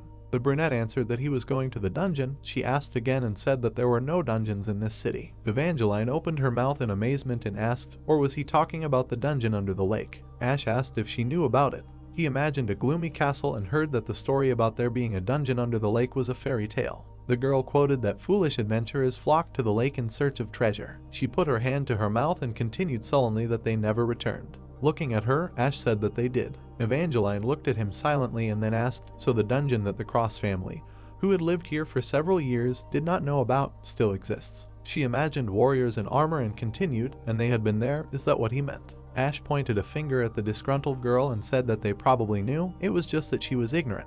She had not received the education necessary to inherit the family business. He imagined the crest symbol and thought further, if the secret of the dungeon hidden under the lake was passed down in the Cross family by inheritance, she had no way of knowing about it. Turning away, the prince said that he did not believe whether she or not they were going back. The girl exclaimed that she wanted to too. She pointed at herself with a smile and said that despite her appearance, she was the best graduate of the academy and guaranteed that her skills in battle would be more useful than anyone else. The full moon was shining in the sky. Words were heard that if there really was a dungeon under the lake, she wanted to see it with her own eyes. Evangeline said with a pitiful look that she was the only heir of Cross. Both her parents died at the hands of monsters from under the lake. She believed that she had the right to go with them. Ash silently looked at her and thought that this was why he wanted to keep her away. He imagined a bloody hand and thought that her father wanted this. The brunette asked how she was feeling. Was everything okay? Evangeline showed a clenched fist and answered that it was full. Under the night sky, a question was heard. How was her soul? Had she recovered a little? The girl sadly lowered her gaze and said that when she sat idle, disturbing thoughts crept into her head. She would like to distract herself. The blonde clenched her fists and asked resolutely, so they would take her. Ash agreed, thinking that he had no more reasons to refuse. Lily, sitting in the wheelchair, looked at him with shining eyes. He began to tell her to stay at the crossroads. She happily raised her hands and agreed, without even listening to the end. The team's strategy was rebuilt. A diagram of the characters was shown, some of whom were territory defenders, one commander. The team does not lose fighting spirit. Another double knight, 2 knights. The physical defense of all squad members increases by 20%. Evangeline twirled a spear in her hand. Ader, standing next to her, held out a shield, saying that this is all they can give at the moment. The girl said that she used it when she was younger. It was quite a long time ago. Ash looked at this and thought that it was a good squad. With a serious look, he said that it was time to go.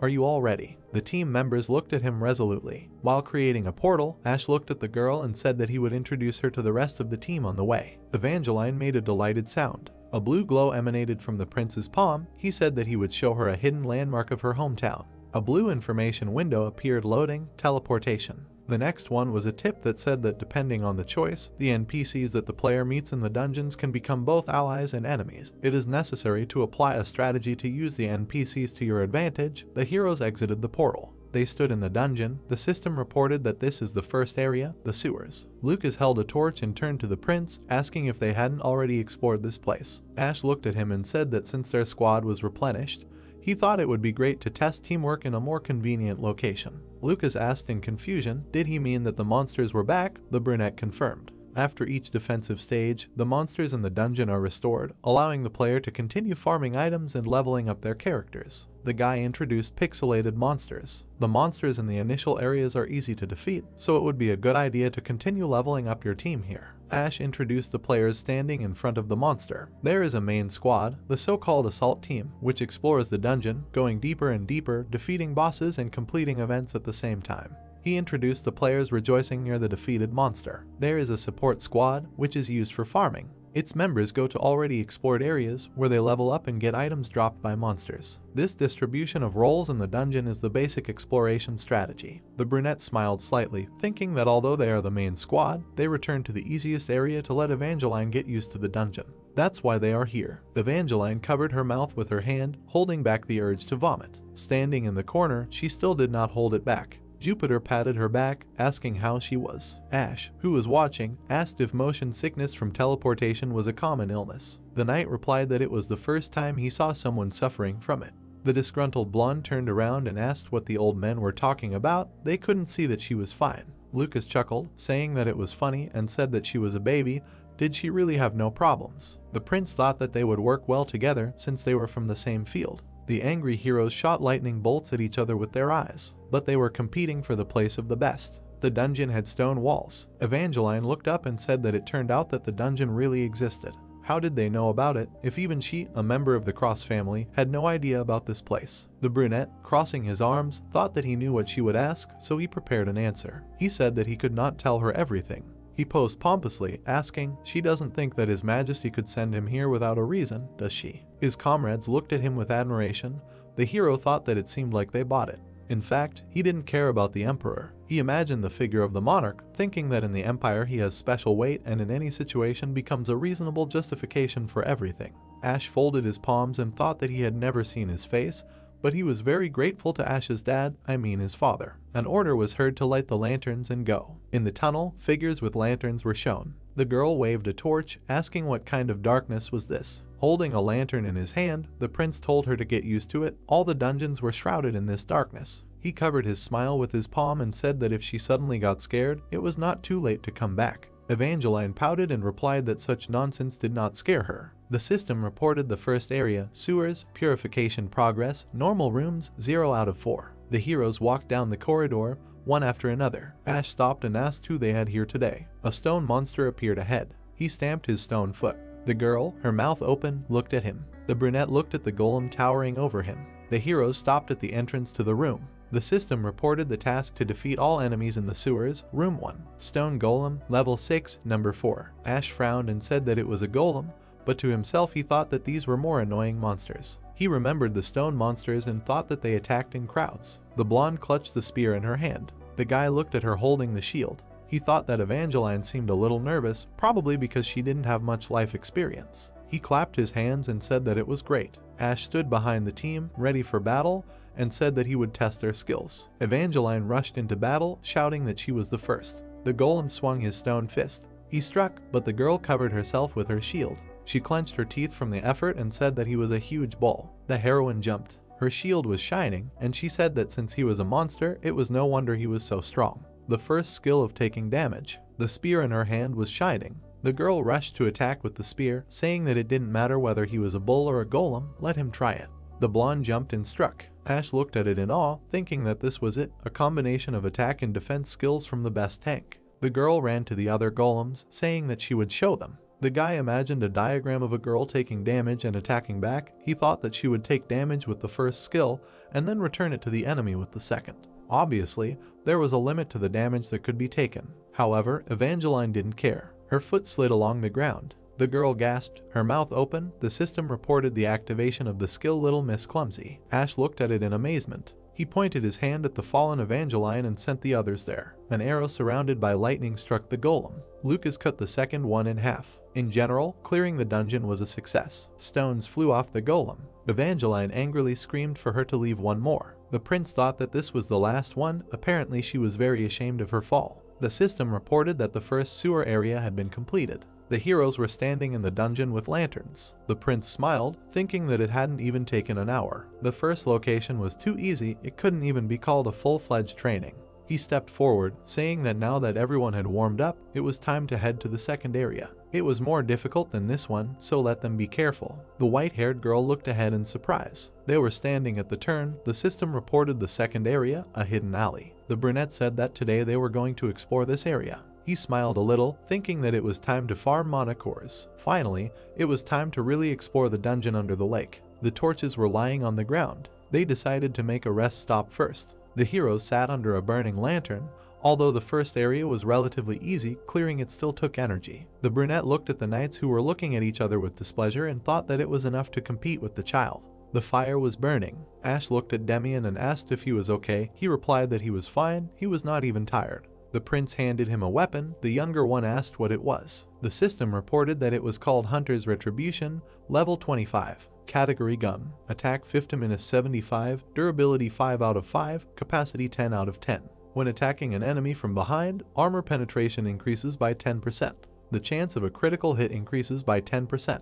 Ash replied that it was a mana gun. He remembered the open chest and thought that he got it from one of the last chests. It was a miniature version of the Ma gun, which one person could handle. He imagined a pixel gun and thought that it did high damage, but it was difficult to aim, and the durability and capacity of the bullets were low. Given the many shortcomings, this weapon was not popular in the game. Demian looked at the weapon in surprise, while the brunette thought that if he gave it to him, many of the shortcomings would disappear. Looking at the guy holding the gun, Ash said to try using it as an auxiliary weapon. The guy noticed that it was heavy, much heavier than a crossbow. The prince smiled and thought that he would have to become stronger. In the future he would have to constantly carry 5 or 6 of these guns with him, since he was going to compensate for the low ammo capacity with the number of weapons. The prince imagined a blacksmith with a tool, thinking that they were probably already in the process of making. The player rearranged the pixelated Demian with the crossed out weapons and thought that in the game the character could not use several different weapons. But now this is reality.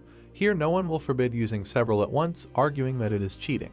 They will not limit themselves to the rules of the game. Demian held the gun and thanked the prince, saying that he would use it wisely. The brunette mentally replied that he should thank the younger one. Ash took the lantern in his hand and asked, "Is everyone rested?" Evangeline and Lucas with their mouths full were pulling the last piece. The system reported the second area, a hidden alley. Clearing progress, normal room 0 of 4, boss room 0 of 1. The heroes with torches and lanterns moved on. Turning to his comrades, Ash said forward to the second area of the underwater city. The man held a torch. Ash thought that their squad was carefully moving along the alley of the Lake Kingdom where there was no light visible. He remembered when he played on the computer he could not feel it, but now he felt with his whole body how creepy the atmosphere was here. He thought that this is understandable because after all this is a lair of monsters. The hero thought that right now, some golem could very well crawl out from behind that corner. These thoughts made him tremble. Suddenly, a robot appeared in front of them. Everyone screamed. Its gears creaked. Steam came out of the pipes. A notification appeared saying to destroy the steam golem. The prince frowned and wondered if they had already entered the first room of the dungeon. The monster began to attack. Lucas reached for his sword and said that he would stop it. He pulled out his sword and ran towards it. The hero frowned and told him to be careful because there was more than one golem. A second monster immediately appeared. Evangeline prepared for the attack and said that she would go too. She blocked the blow. The girl frowned and said that these were even stronger than the ones she had fought before. Ash sweated and thought that while these two were stalling for time, he had come up with a plan, and this was his job in this team. He turned and called Jupiter and Demian and told them to attack the golem Lucas was fighting first. The hero thought that Evangeline and Lucas were sturdy knights, but if you compare their roles, Lucas was somewhere between a damage dealer and a tank, and Evangeline was a pure tank. The white-haired girl looked at him when he told her to take a defensive position. He thought that large monsters like golems were strong individually to compensate for their small numbers. Lucas struck the monster. The prince thought that they had an elite title. It would be hard to fight one-on-one with such a monster. He realized that this is what a team is for. The knight turned around when he was given the command to knock the golem down. He ran and struck. His opponent's leg was cut off. Jupiter began the attack. He was ordered to get rid of the armor on his chest to reveal the mana core. He struck with magic. A crack appeared on the armor. The old man frowned and said that it was not enough. Ash went forward and said that it was enough. He thought that a small gap would be enough for the guy. He understood that this small and insignificant crack would be more than enough. Demian took aim and was told to pull the trigger. He fired. He was thrown back. Loud sounds were heard. Demian was shocked. He asked what was going on with the golem. The hero pointed forward. There was a gaping hole in the monster. Lucas exhaled and said that it was a difficult opponent. The brunette frowned and said that it was an elite monster, stronger than the usual ones. Compared to the first area, the second one became much more difficult. He was even taken aback. He assumed that the template for all the rooms of the second area would be small groups of elite monsters. One could imagine that each fight would be like a boss fight. Evangeline looked at them and asked if they were taking a break there. She was not finished here yet. The heroes looked at her in shock and apologized. He said that she fought very quietly. She said that her shield was about to turn into a pancake. The brunette looked at the team and said that they were already on their way. He thought that there were no problems with further exploration. He realized that every time the street widened, it was a surefire ghost, the appearance of new steam golems. They did not figure out how to defeat them, and fighting them became easier than a piece of cake. He remembered how in the middle of their path he encountered a mimic disguised as a chest. The prince was standing all in drool. He wondered if they would believe him if he said that he deliberately got into this trap. Everyone held back their laughter, and he thought that the main thing was that they had fun. There was fog in the city. The knight tried to get something out of the mud with his hand. He held onto the building and said that he felt like the darkness was pushing his hand away. He did not like this feeling of wetness and stickiness. Came back and said it didn't look like they'd be able to get beyond this street. He thought they'd have to keep moving down the alley. Demian looked at him and said it wouldn't be possible to get into the building either. April on the boarded up doors. Jupiter raised the lantern and said that they were sealed with magic and physical force could not open them. Demian asked if they had boarded up the doors to protect themselves from something. He looked ahead and said that the doors were sealed from the outside. He said that this was done to prevent what was inside from getting out. He frowned and said that he did not know what it was and it was not worth finding out now. The squad moved on. A notification appeared that the hidden alley was cleared and they had only one regular room and one boss room left. He stopped and asked if this was the next room. There was a huge square in front of them. He looked up and told everyone to be on guard. They did not know when and where the golem would appear. Evangeline pointed to the fountain and said that all the water had dried up, but she saw a statue. They came closer and the hero saw a crown on his head, so perhaps this was the local king. The brunette wondered why the statues on both sides were destroyed. Demian pointed ahead and called him over. The guy pointed at the light. The light was making sounds. Ash frowned and thought that the light that wasn't coming from their torches and lanterns could only mean one thing. He turned to the team and told them to be careful, keep their weapons at the ready. They moved on. The hero thought that in a city teeming with monsters, there was only one thing scarier than a monster, a person. He understood that none of the people living in such a place simply could be normal. The knight looked ahead. The brunette thought who this person would be. Would he be on their side? He understood that one wrong step and the game would be over in an instant.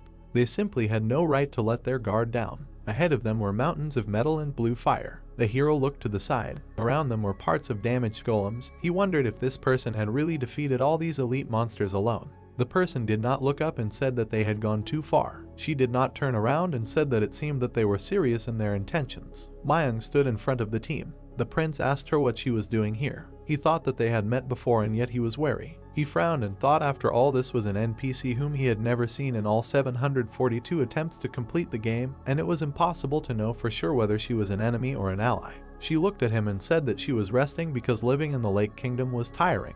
She put her hand in her pocket and said that since they had come this far, she should acknowledge them and show them something. The knight stood up to protect. She took out a bag and laid out her goods on the floor. She looked at the hero and asked why he didn't buy something since he was here. He looked in shock and asked if she was a merchant. She confirmed. She pointed with her hand and said that right now there was a 1+1 promotion, as well as a 30% discount on the first purchase. The girl pointed to the armor and asked if he would take it. Mayang looked at him and said that such deals are not lying on the roads. The hero looked at her tensely, next to him, and asked what she was selling. She said that she was selling what she had collected while wandering around the Lake Kingdom, rare items that could not be found in the human world. Everyone looked in shock. Ash thought that merchants usually sell high-quality goods anyway, but these were especially good and he believed that she could really be useful. He looked at her and asked what he should pay with. She replied that money is useless in the human world here, so either magic stones or monocores. The hero remembered that magic stones are a type of payment.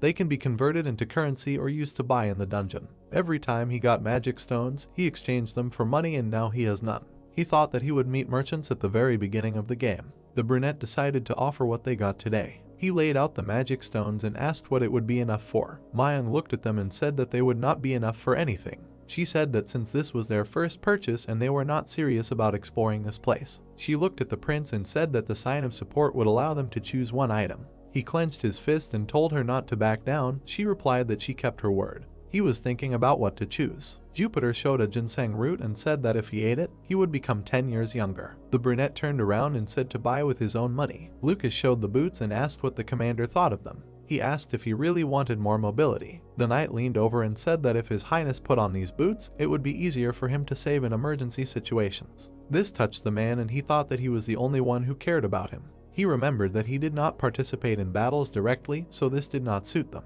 Demian next to the potion generator. The young man looked up and said that if they put one in the temple, it would greatly help in healing the wounded. The prince realized that he was right, the constant production of potions could help many. He put his hand to his lips and thought that the potion could be obtained in the upper world. The brunette looked at Evangeline and asked why she did not choose anything. She smiled and said that she was a temporary member of the squad and did not care about equipment. The girl said that after her graduation, the director of the academy gave her a first-class spear and shield. They would be repaired at the blacksmith. That was enough for her. The guys looked at her in shock. The hero remembered the true purpose of their descent here. The junk clouded his mind. He leaned over to the merchant and asked if she had any spears and shields. She said that she had recently received one set. The girl put the spear and shield on the floor. The prince looked with admiration. He thought that they were very good, cool design and great passive effects. He thought that it was a pity that this was a set. Individually the maximum of them would not survive. Finger and thought what to do. He could not take one. The saleswoman looked at him and reminded him that there was a 1+1 promotion going on and offered to take both at no extra charge. She handed him the set and said that she had nothing to do with them anyway. She looked at the brunette and asked him to continue following this place and buy something from her every time they met. He thought that the strange girl in front of him began to look not just like a saint, but turned into light itself. The man put his hands to his chest and thanked her, saying that he would find a worthy use for them. He called Evangeline over. He explained to her that her equipment had been destroyed beyond repair because of him, so he asked her to accept a replacement. She looked at him in surprise and said that it was she who had started the fight yesterday. The girl said that even if her spear was damaged, the responsibility lay with her. The hero smiled and said that this was not a replacement, but a gift. He put the weapon in her hand and said that when an adult gives her something, she should take it and say thank you. This set fits her very well. He smiled and said that it was a gift for an Evangeline graduate that the prince was handing over personally. The brunette thought that it was also a gift for Front Count, who had sacrificed himself to save the city. He thought that if he left his daughter's weapon broken, he would feel like a total bastard. The girl was embarrassed and thanked him. Jupiter frowned and shouted, "Where is his gift?" The prince replied that he was paying him a salary. Lucas started crying. How could he? The hero replied that he had made him new armor. Demian smiled and said that he was fine with everything. Ash said that it would be better if it were so and that he had just given his mother a gun and that it was very expensive. Jupiter took out a magic stone and said that he would take this ginseng. He laughed ominously. The prince wondered where he got the magic stone from. The merchant gathered her things. She raised her head when Ash asked her if she knew Krylov. She asked who it was. The hero explained that it was Bart in a cone-shaped hat. He controlled monsters by playing the flute and it seemed he was from here. The girl thought about it and said that she would throw many eccentrics along the bottom of the lake, but this one was especially famous and she knew him. The brunette looked at her. He thought that in the game he was not someone outstanding, but here it seemed he was a well-known person. She pointed ahead and said that there would be a safe zone further on and this place was often visited by many sensible people. They call it a base camp. The hero smiled and thought that he also knew about it. This is a safe zone that opens after clearing the third area. He remembered that NPCs gather in this area. There is also a lot of equipment and, of course, traders. Mayang turned away and said that there is a high probability of finding who they are looking for there, but even if he is not there, they will be able to collect information from others. She smiled and said that she thinks they will not have problems getting there. The girl went ahead and said goodbye. Demian, she said that she is interesting. Lucas frowned and said that I don't trust her because she's too strong. The team moved forward. Lucas said that her relaxed attitude after defeating those monsters on her own speaks volumes about her power. The hero thought that after he worked on them for about 3 years, got all the full sets of equipment, pumped up their levels and unlocked their talents, they could do the same. He understood why they saw Mayang as a monster, but personally, he classified her as a friendly NPC. He clapped and said enough. The brunette looked at them and said that they were moving forward after the boss's head. A notification appeared that they had entered the second area. He thought it was high time to kill the boss and loot the chests. In front of them was a house. The door was broken. The prince said that it looked like something broke the seal and got out. He didn't know what was in there, but the seal was pretty useless. Demian looked at him in panic and asked if they really should. Ash gritted his teeth and said that they couldn't go back even without looking the boss in the face. They went forward and found themselves in a warehouse. The knight said that he saw moss remains on the floor, walls and furniture, so he thought that this place had been flooded for a long time. Lucas turned and asked if it could be a flood. Demian pointed forward. The prince asked him what was going on. The guy pointed to a pile of rubble. The brunette frowned. He said that it was not just rough rubble. A notification appeared with a quest to destroy the boss. Ash frowned and thought that there was a human name again. He remembered another monster with a name and wondered if that was the reason. The golem got up and said that he fell asleep again. His eye glowed red. He went to the team and said that it was time to start cleaning. Lasers shot out of his hands. Beams of energy were approaching the team. The knights parried the blows and told His Highness that it was very dangerous there. The beam flew in the other direction. An impact occurred. Jupiter looked at it and said that light magic was rare in their time. He looked at the hero and asked if he could command. Ash thought that the size of the monster exceeded his expectations and this slightly knocked him off track. But he knew how to defeat this big guy. He thought that in this game there was no one at all that he could not deal with. He looked at his team and said not to be afraid of the size.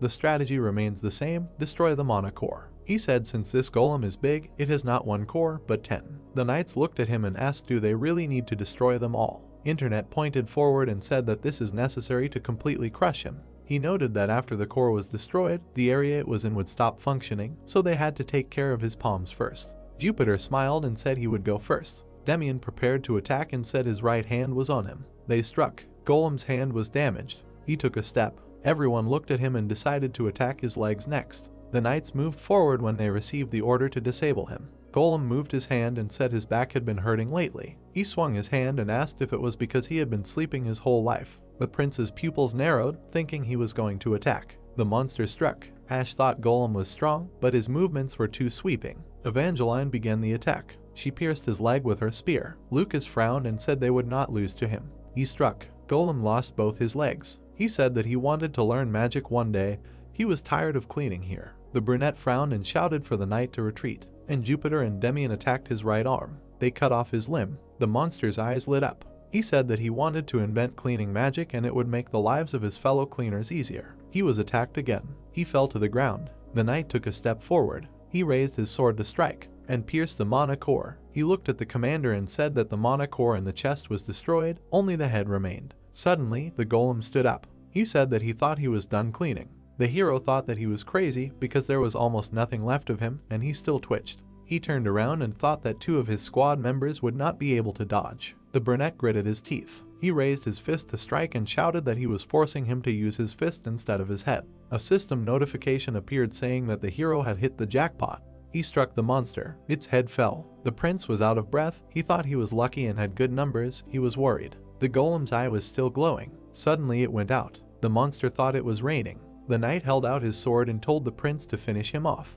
He thought that killing the boss gave a lot of experience points. He took a step. He climbed onto the head and thought that at the moment his level was the lowest in the team. He raised his sword and thought that he would take advantage of this chance. The monster suddenly spoke. The hero looked at him and told him to shut up. A notification appeared saying that all the cores had been destroyed. The team was inspecting the warehouse. Ash looked at the system window and thought that he had received a bonus for destroying all the cores, as well as experience for the last hit. He wondered what his level was now. Demian turned around and said that there was a chest and a way further. Lucas held back Jupiter, who was asking if he couldn't even take a quick look. The prince took out a magic ball. The hero's face became irritated. The old man laughed. They gave him the magic ball. He smiled, and the hero thought that this ball suited him. Seth's participation, and the hero wondered how he would get the remaining 2 pieces. The brunette thought that there were also 2 high-quality mana cores in the chest. He thought that the second area was cleared. Ash turned to the team and said that it was time to go. They would open a checkpoint, and then they could return home.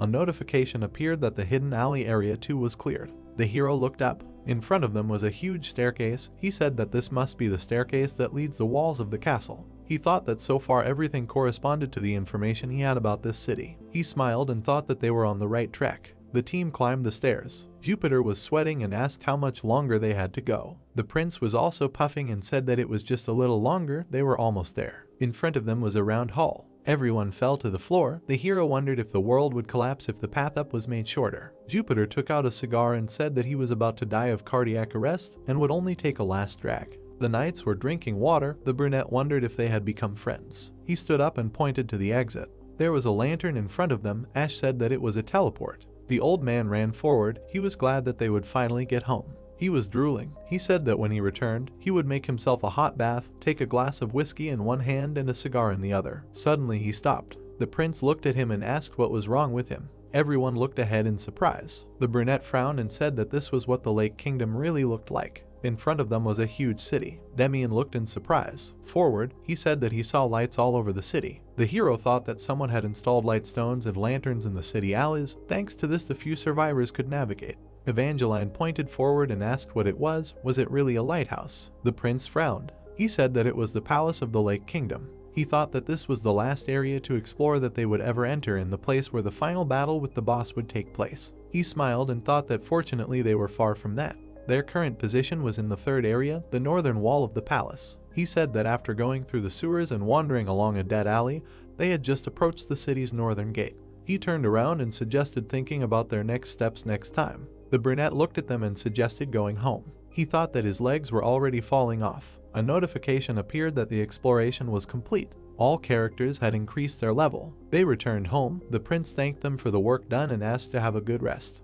He thought that they went to the dungeon yesterday after lunch and returned only today in the evening. Everything took more than a day. He yawned and said that he could use some rest too. He thought that he would sleep until dinner, eat, and then he could work. His eyes widened in surprise. The clock was 5 p.m. Ash got out of bed and said that he slept until dinner. He thought that he should at least look at the rewards he received. For clearing the second area, he received a torch, the blue fire of which will never go out. He thought that exploring the dungeon is an eternal battle with darkness, so this is a good item, but besides lighting, it does not give anything else. He did not expect that the bonus for destroying all the cores would be. A notification appeared that he received a boss summon scroll. He thought that it can only be used once. Many people benefit. The hero thought that this golem can become his servant. A system notification appeared, asking if he wanted to use the summoning scroll. The brunette saw no point in waiting. The scroll had disappeared from his hand. He thought that he would keep it in his inventory for now, and when needed, he would play it like a card. The prince realized that he had run out of rewards. He grabbed his stomach and thought that wolves were howling there. The man walked down the hallway and yawned. He went into the kitchen and saw knights there. Lucas looked at him in shock. The brunette looked at them in surprise and asked what they were doing there. Evangeline said that she came to the kitchen because she was in charge, and then this old man. Ash mentally called them accomplices who had raided the kitchen. He looked around and said that he was also hungry, asked what they had to eat. They closed their eyes sadly and said that they would find a couple of ingredients, but there was no ready-made food. The prince looked at them and asked if they were very hungry. He rolled up his sleeves and said to wait at the table. He would cook something now. The knights looked at him and were surprised that he could cook. He looked at them and said that it was not prohibited by law. He wanted to cook ramen and kimchi, but you can't cook that here. The brunette looked in the cupboard and thought that the choice of ingredients was quite rich. He lit a fire with a torch. He heated the frying pan and began to cook. He put the plates on the table.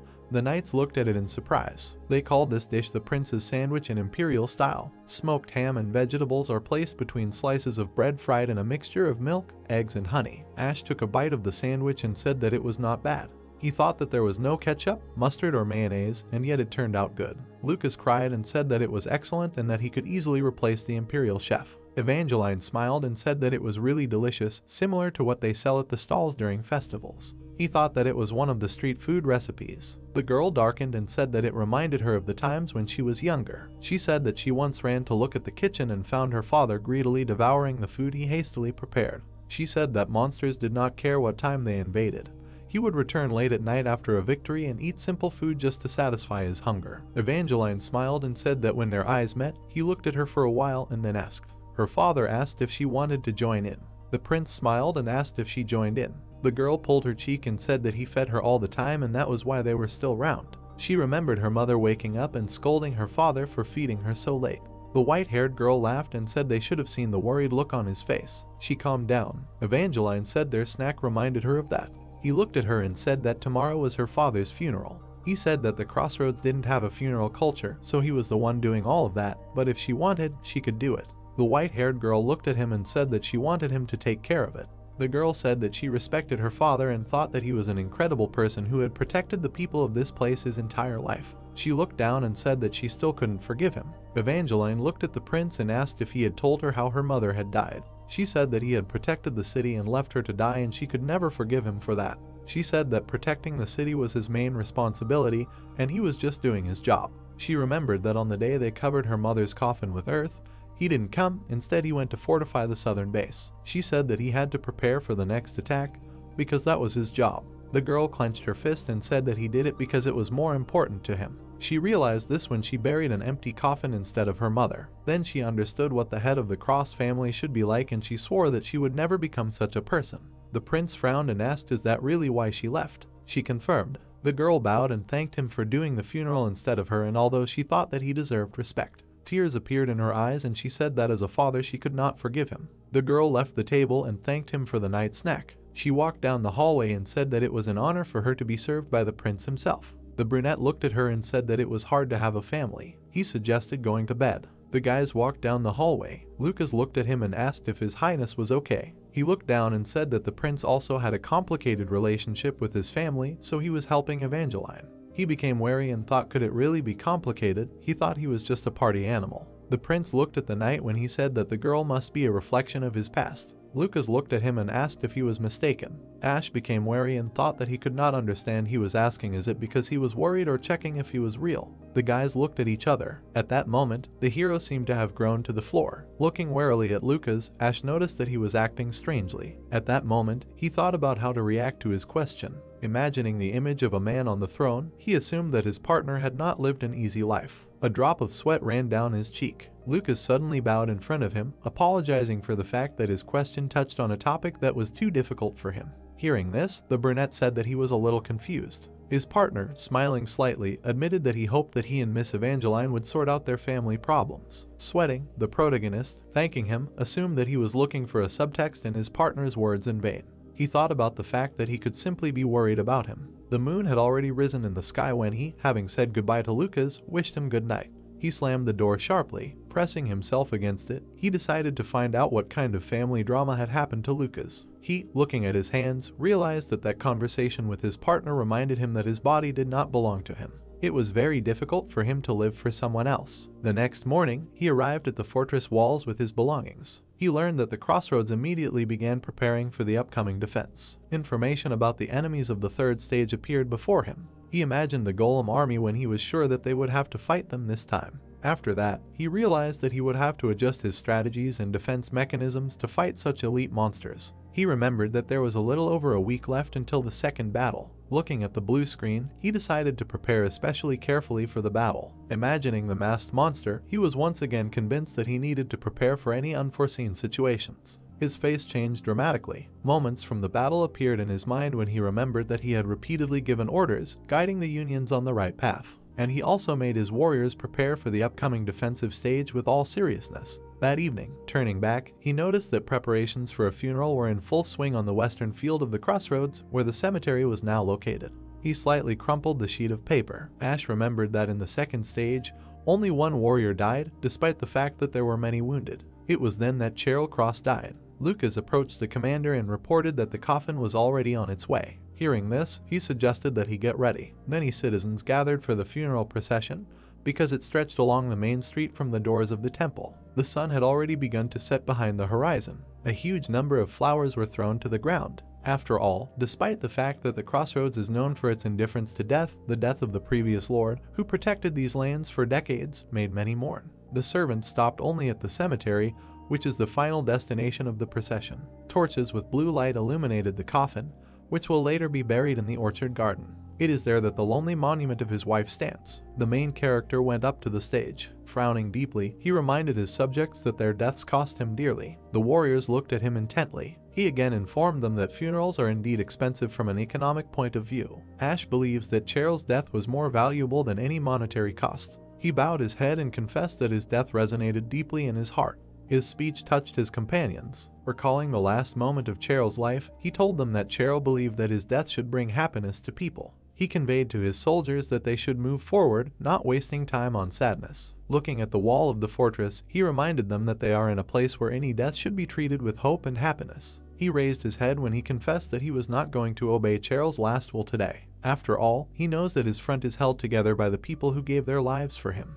Demian grabbed his head when the commander said that his heart ached for the death of each person who died. He wants everyone to remember that the sacrifice of the fallen soldiers is worth the pain it causes. Looking at the coffin of his comrade, he reminded the soldiers that thanks to their work and sacrifice, the people of the country will be able to survive. He asked that they never forget this. Raising his head, he said that he would repeat these words many times. His gaze fell on the monuments of the heroes. He knew that people would always die, but their deaths would be worth it. Bowing his head, he declared a moment of silence for those who helped protect the world. All the people bowed their heads. He continued to watch them from the stage. Ash remembered Cheryl's bloody face. In honor of the funeral, fireworks were launched over the fortress at night, the sound of which cut through the sky. After them, the funeral came to an end. The carriage with the coffin went straight to the burial site. The man was surprised to see a girl there. Seeing Miss Evangeline looking sad, he called out to her. The whole area could hear how he announced her return. Bowing his head, the man remembered that the girl had traveled for 3 years from the capital.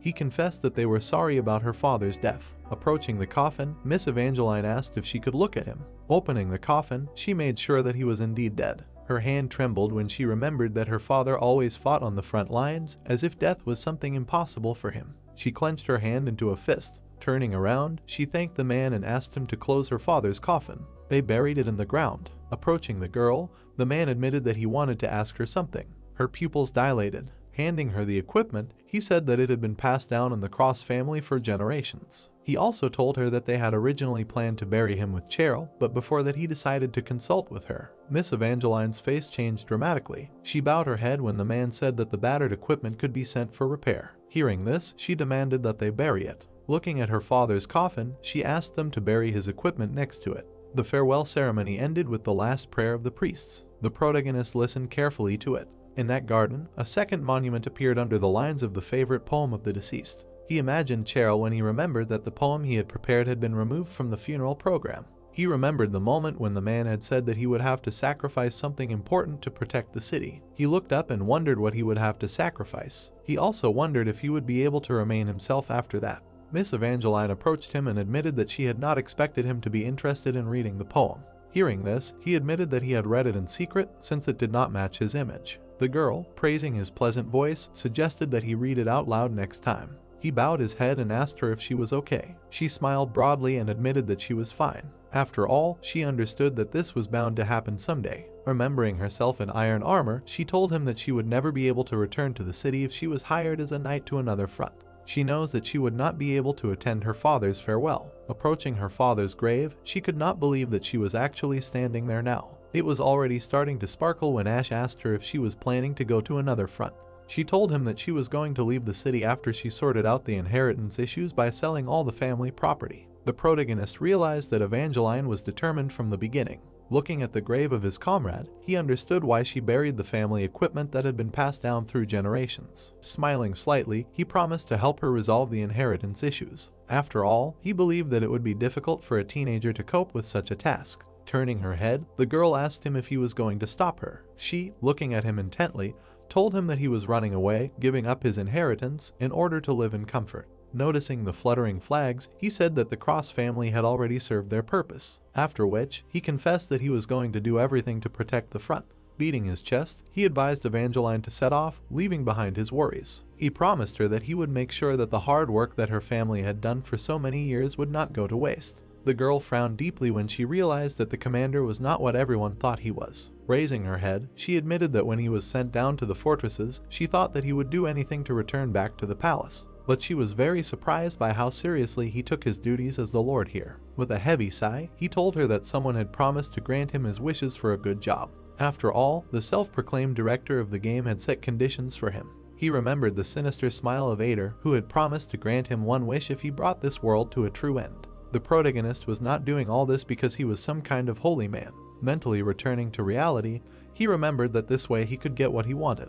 A loud sound was heard throughout the area. Frowning deeply, Ash loudly announced the attack. The girl, clutching her stomach, admitted that she was hungry. Hearing this, he wondered why the rumbling of her stomach sounded like thunder. She raised her head and asked him for yesterday's delicious dish. Putting his hand on her shoulder, he remembered that the living must eat. He abruptly raised his head and suggested that everyone return for dinner. No one was left in the garden, and the battle was already approaching again. Lily was crying because from that day on, the commander had 2 tasks on his shoulders. Not only did he do his usual work, but he also prepared for the next stage. After imagining the emblem, he remembered that he also had to resolve the Cross family inheritance. He remembered how Evangeline, standing at her father's monument, refused the position of Margravine because she wanted to go somewhere else. He realized that he had to sell all the property so that she would never come back. Meanwhile, Ader, saddened, resigned himself to the fact that Ash intended to let her go. Folding his arms, he promised not only to handle the sale of the Cross family's property, but also to take care of the inheritance process and legal papers. Hearing this, the brunette asked him to periodically inform him of the progress of the matter. Ader logged in and assumed that he would not be able to sell all the inheritance in a week. Scrolling through the screen, he explained that most of their family's property was real estate.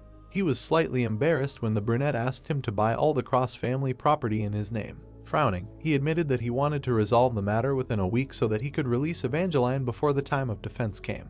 Images of people appeared in his head, including the deceased members of the Cross family. He realized that Evangeline was the only surviving descendant of their family. Ash remembered how cutely embarrassed she was. He decided that he had to send her away as soon as possible so that she would not be drawn into the battle. At that moment, he imagined the moment of Cheryl's death because it was his last wish. He was going to fulfill it. Ader smiled slightly and asked the Mylord to trust him. Hearing this, the protagonist believed that he could handle this task. Suddenly, a notification appeared informing that there were 8 days and 11 hours left until the start of the third stage. Time was inexorably passing, and the next stage was inexorably approaching. The guy clenched his hand into a fist, deciding to do it. Bowing his head, he mentally promised himself to complete this game without using people's lives as consumables, and he will also try not to lose his own morality. A week later, smoke was coming from the forge. The man, pleadingly clenching his hands, admitted that they had a lot of difficulties in making monoguns. The bald gentleman almost burst into tears when he said that they did not have enough time to make 5 pieces of weapons. Hearing this, Ash tried to calm them down because he understands that it may not be possible to make such a weapon the first time. Imagining the icon of the weapon, he remembered that monoguns, invented 100 years ago, disappeared from the market due to their high price and impracticality. He understands that, in order to create it, the alchemist and the blacksmith must work together. Looking around, he asked them how many weapons they managed to make. They placed the weapons they had made on the table after admitting that they had only made 2 monoguns. After learning this, he promised them that he would not be angry with them. He picked up the weapon. An information window about the Black Queen gun appeared in front of him, and upon seeing it, he felt that everything was too good to be true. The gray-haired man blushed and explained that they had made this weapon using a special mana core given to them. The protagonist remembered the monster with a huge number of eyes that he had to fight during training. It was then that they killed the queen, obtaining the mana core from her. This happened despite the fact that the army of black spiders only appears in the second year of the game's plot. Then, seeing the mana core sparkling with green light, he assumed that the weapon made from it would be superior in quality to any of the currently available ones. Looking at the new gun, he was convinced that it was capable of breaking the balance. He assumed that hard carry with such a gun would be able to pass for another year. The player icon appeared in his head when he remembered that this is the weapon that Demian should have, who hits the target accurately. He laughed ominously when he assumed that the game finally decided to make his life easier. Watching him closely, the gray-haired man admitted that they seemed to be in a trance while making the mana gun. He also said that they were happy because they were able to create such a masterpiece. The second gun they made was just normal. Looking at the information window about it, Ash believed that its flaw would not affect the accuracy of Demian's shots. The workers nodded in unison when the manager praised them for their good work in the forge, after which he promised not only to take care of a good reward, but also to trust them again next time. The sun was already starting to set behind the horizon when the man, having said goodbye to him, wished him a good journey. Meanwhile, Lucas caught up with the protagonist and asked him if it was true that this gun was so impressive. Smiling widely, the brunette told him that it was capable of changing the course of the battle. He admitted that he was glad that it was made before the attack. Seeing the countdown, he thought that Demian would have enough time to get used to the new weapon. The sky above the forest turned pink. The chariot moved on. Turning his head, Lucas asked the prince to look out the window. Ash saw Miss Evangeline in the distance. Approaching her, he addressed her by name. She picked up an envelope containing a document on the transfer of funds, after which she told him that his secretary had given it to her today. The protagonist remembered it lying on his desk. Putting together all the Cross family's belongings, they had a decent amount, so he thought that Evangeline would have no problem finding a place to live with them. Looking at him, the girl thanked him for quickly solving this problem. She also admitted that his secretary had said something to her after he had given her this paper. Hearing this, he asked her what she meant. Putting her glasses to her face, she began to quote him. Ader advised her to pack her bags and leave quickly, because he believed that she had nothing more to do in the city after receiving the money. She puffed out her cheeks when she told him that the secretary, having packed her things, had thrown her out of the fortress. At that moment, she asked him if he had really ordered him to do this. He frowned and firmly said that it was so. She looked at him pleadingly and asked him why he was throwing her out even though she hadn't said goodbye to anyone yet. Her pupils widened when he advised her not to drag it out if she was going to leave someday. Recalling the golems, he asked her if she wanted to be drawn into tomorrow's battle too. She clenched her fists when he reminded her that there was nothing keeping her in this fortress anymore. Interrupting him, she admitted that she could help in the upcoming battle. He grabbed his head abruptly and flatly refused her offer. Looking at her backpack, he advised her not to stain her hands with blood since she was going to leave anyway. He firmly said that he could protect the city without the help of a child. The girl, putting her hand on her heart, reminded that her one would be enough on the battlefield. He got even more angry, threateningly saying her name. She quickly leaned back in fear. Holding the envelope, he reminded her that she wanted to leave her hometown and start a new life. He believes that this is why she gave up her position and inheritance, getting rid of the house and everything connected with it. Evangeline slightly raised her hand, trying to say something. At that moment, he again advised her to leave without looking back since she made such a decision. Remembering how drops of blood flew near the walls of the fortress, he told her that there is nothing but death and dirt at the front. He knows that whoever sets foot there will never be able to get out. Ash handed her the envelope and advised her not to get involved in battles with monsters, but to find another interesting task for herself. He bowed his head. A bloody hand appeared in his mind when he told her that her father wanted her to live freely and have fun. Her pupils dilated sharply. Looking at her, he reminded her that she wanted to be a bad daughter, doing everything in defiance of her father. He frowned deeply when he demanded that she at least fulfill her father's last will. Turning around, he informed her that this house no longer belonged to her family. Lucas ran up to him when he again asked Evangeline to leave the city as soon as possible, after which he informed her that he had to go to a meeting about the battle tomorrow. He opened the carriage door slightly when she thanked him loudly. Putting her hands to her face, she promised to leave the crossroads after visiting her parents' graves for the last time. She bowed before him, pitying him for his victories in battles. The girl frowned deeply when she remembered the lines of that poem. Meanwhile, Ash sprawled near the door. Lucas thought that he should not have been so strict with her. Turning his head, the prince admitted that he did it to kill her feelings for this place. He asked him if he had heard her words. Meanwhile, Miss Evangeline had left the city. Looking out the window, the protagonist suggested that not all farewells should be mourned, because sometimes a stack of money certificates is enough. He remembered that the girl wanted to visit her parents' graves for the last time. Tears flowed from his eyes. Smiling broadly, he suggested that Lucas try. Embarrassed, the blonde promised to do so. The commander, opening the door, asked the guys if they had a good rest. Seeing him, Lily's face turned blue. Imploringly folding her hands, she loudly asked why she had to do this again. Grabbing her chin, he reminded her that it was time to start working. She grabbed him by the collar and began to beg him to send her back to the workshop. At that moment, she promised him that she would work there until only ashes remained of her. Jupiter tried to calm her down. Their commander reminded them that there was less than a day left before the invasion, after which he suggested that they discuss their team's strategy one last time. He put a mana gun in Demian's hands, saying that he was giving it to him as a gift. Ash asked him if he liked it. The warrior abruptly opened the door, interrupting their conversation. Covered in sweat, he told them that the scouts reported the advance of monsters. Remembering the one-eyed creatures, the man said that an army of golems, numbering about 200, was currently moving towards the city at an alarming speed. The protagonist's body sparkled when he remembered that they still had time before the battle began. A system notification appeared that someone was trying to interfere with the game. The countdown accelerated sharply. A notification appeared, informing them that there were 30 minutes left until the start of the third stage. Looking at the red screen, he guessed that the system window couldn't fool him like that.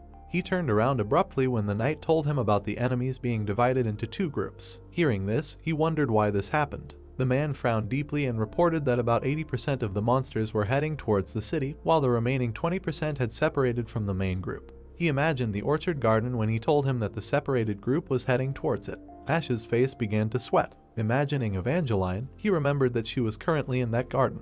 The soldiers were running quickly. They were pointing their weapons while they were shouting about the golem army approaching. The prince was walking towards them at a fast pace. He approached the scout and asked him to report the current location of the monsters. The man replied that they were visible to the naked eye. He pointed at the swarm of golems. The brunette was breathing heavily, thinking that even though they had fought them in the dungeon, seeing hundreds of monsters at once was very frightening. Looking at the monsters, he mentally noted that it felt like a huge wall was moving towards them. The guy turned around abruptly, asking when they would be in range of the cannons. The soldier replied that if they continued walking at the same speed, then in less than 15 minutes. The Lord stated that until then they needed to settle all the problems and prepare for fire. Lucas ran up to him and asked if he was going to abandon her. Was he? Ash gulped air greedily. Gritting his teeth, he tried to understand why all this was happening so suddenly and why the monsters were divided into two groups. While Evangeline stood under the green tree, the protagonist continued to ask why now. He thought that this couldn't be a simple coincidence. Ash frowned darkly, thinking that someone was trying to sway the situation in their favor with malicious intent. He remembered the red screen with the words that someone was interfering with the game. He wondered whose malicious intent it was and why they were so determined to ruin the game. The knights approached him, saying that they had heard the news and wanted to be sent there. The man frowned and exclaimed that the current line of defense was strong and without them, the old men, everything would be fine. He asked to be sent to the garden as they could save Miss Evangeline. Another man stepped forward and loudly noted that time was running out and the monsters were getting closer, so there was not much time left to send a rescue party. The prince closed his eyes and noted with annoyance that they were wrong twice. Looking at the cannons, he said that the first mistake was the statement about the strength of the current line of defense. He loudly asked, "Do they really think she's strong?" While the soldiers were moving and loading the devices, the Lord exclaimed that because of the sudden attack, they could forget about the artifacts and even the cannons weren't ready yet. The man said that they should have time to finish installing the artillery equipment before the enemies arrived. The protagonist muttered, "Let's say they succeed." Looking at the long and absurd actions, he said that, however, excluding them, most of the remaining soldiers are recruits. The old man frowned, listening to the question, "Do they really think that they can resist an army of golems with only newbies?" The guy frowned, saying that the second mistake was the statement about their ability to save Evangeline. Introducing the building by the mountain, the brunette said that there were no defensive fortifications in the front Count Garden, and only plains and small hills. Imagining the monsters making their way through the forests, he said that 50 giant elite golems were heading there, and even if there was a wall, they would fight using it. The brunette with an angry face shouted loudly that they would all be smashed to smithereens because there were no defensive installations there. The man looked down when the prince indignantly asked how they were going to save Evangeline with this situation. Thinking about the Crossroads Fortress wall, the Lord mused that the reason why this game combined the defense genre was because there was a wall, which gave a huge advantage. He thought that trying to fight monsters on an open field without any defensive structures, face to face. Imagining bloody armor, the boy mentally noted that it would only be a useless waste of lives. The old man frowned, exclaiming that even if they all died, they would save Evangeline at any cost. Ash, with a gloomy, angry face, indignantly asked, "Can't they hear how pathetic their plan sounds?" The soldiers in front of him froze. The guy put his palm to his forehead and said that he needed a chance to win, and not their deaths in vain. The irritated man loudly asked what he was going to do then. He said that if no one comes to help Evangeline, then she will die and they cannot allow this. The brunette frowned and lowered his eyes. Imagining the girl in blood, he mentally noted that the soldiers were right, and without Evangeline's support, he would probably die. He thought that, however, in order to save her, he needed to send the best elite squad there. Imagining the game models of the characters, the prince thought that at least he needed to send all the members of the main team, and while they were destroying monsters, the help of ordinary soldiers would be needed to hold back the enemies. Thinking about the end of the game, the protagonist thought that if the defense stage failed in this case, and even if they saved Evangeline, the game would be over and the front would fall. He remembered Front Count's face, who was saying that he had a choice to save his wife or protect tens of thousands of people in the city. Looking at him with a sad expression, he asked the guy what he thought he chose. Ash frowned, thinking that he seemed to be able to understand Front Count's pain. He told everyone to listen to his order. Looking at his soldiers, the brunette said that none of them would participate in saving Evangeline.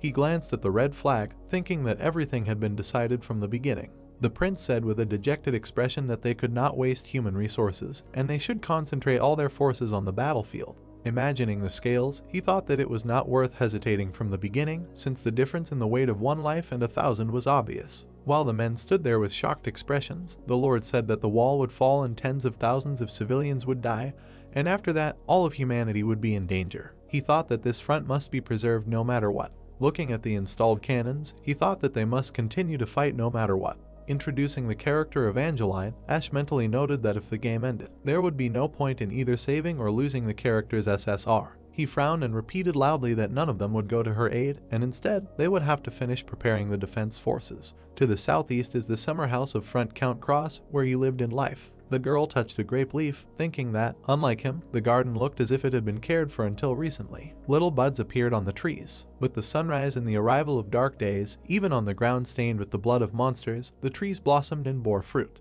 Evangeline touched the leaves. She realized that she would never see this again, because she would leave this place forever. The girl looked at the green leaf. After her mother passed away and she left home, her father looked after this garden by himself. Imagining him cutting the grapes, the white-haired girl thought about how just a few days ago he was standing here and taking care of the trees. Looking at the growing grapes, he hoped to see a good harvest this year. Evangeline imagined her father in the garden. She thought that this was very stupid. She took a step. Walking through the garden, the girl thought about how both her father and mother had died, so she was leaving. She lowered her eyes, thinking that this place was ruins before, and it would remain so. Thinking about the green flag, she mentally noted that in the end of the Cross family, who had protected this place for centuries, was only a pitiful sight. Looking at the tombstones, Evangeline thought about how there was nothing left but death and dust. Keeping her hands in her pockets, she thought about selling the remains of her family's pride and stuffing gold coins into her pockets. Standing by the two graves, the girl thought that she, the last soldier, was running away without a fight. She lowered her eyes and turned to her mom and dad. Leaving the graves, she said that they would never see her again because she was leaving very far away. In her heart, she hoped for an angry answer, but of course there was none. Looking at the setting sun, the white-haired girl noted that she wanted to say so much, but now she could not even remember. Suddenly she felt dizzy. The earth trembled and her temples pounded. Evangeline bit her lip, thinking that she must have been very emotional. She said that she had to go. The girl smiled sadly because she wanted to leave with a smile on her face. Bowing her head at the graves, she said goodbye. The white-haired girl adjusted her backpack. She sighed heavily. Frowning and smiling, she exclaimed that it was time for her to go. A second later, a golem appeared in front of her. Her eyes widened. She flew to the side from the impact. The girl began to cough up blood. The girl sat with her mother on the bed, asking when she would go there. Evangeline, wrapped in a blanket, noted that she heard from her father that the heir of the Cross family would have to fight at the front. The woman looked at her with a sad look. She hugged her daughter when the latter asked if she didn't like it when she fought. The woman replied that it didn't matter whether she liked it or not, since this was the fate of the Cross family. She lowered her eyes and added that it was very sad. The girl with surprised eyes asked her mother if she didn't know that everything would be like this. While picturing her father fighting, she asked if she knew that every time monsters attacked, she would worry about her dad and didn't know that she would also fight when she got older. The woman stroked her daughter's hair and said that she knew everything. Remembering how she was proposed to, she said that she knew that if she married her father, she would have nights full of tears every time monsters invaded. She remembered holding her newborn daughter and saying that she knew that if she was born, she would have to take up arms and how sad she would be about such a fate. Evangeline asked with surprised eyes why then did she marry her dad and why did she give birth to her. The woman smiled sweetly and said that most likely because she wanted to continue something. Standing by the graves, Evangeline, even 3 years after her mother's death, did not understand why she chose a future full of sadness for herself, and she thought that she would not be able to understand this for the rest of her life. The girl was pressed against the stone. Looking at her weapon, she wondered how long she had been unconscious. A huge golem was approaching her. She tried to understand why it was here. The white-haired girl reached for the weapon. Her eyes suddenly widened. The spear struck sharply. The wall of the building broke through. The white-haired girl found herself indoors. Frowning, she put up her shield. As the golem approached, she asked who gave it permission to enter someone else's house. Evangeline gripped the spear tighter. Suddenly, several more golems appeared around. The girl's gaze was distorted with horror. She deflected with the shield. With the shield, she held back the attack, and with the spear she struck the monster. The white-haired girl jumped while the hand reached for her and realized that she could not dodge. She flew to the side.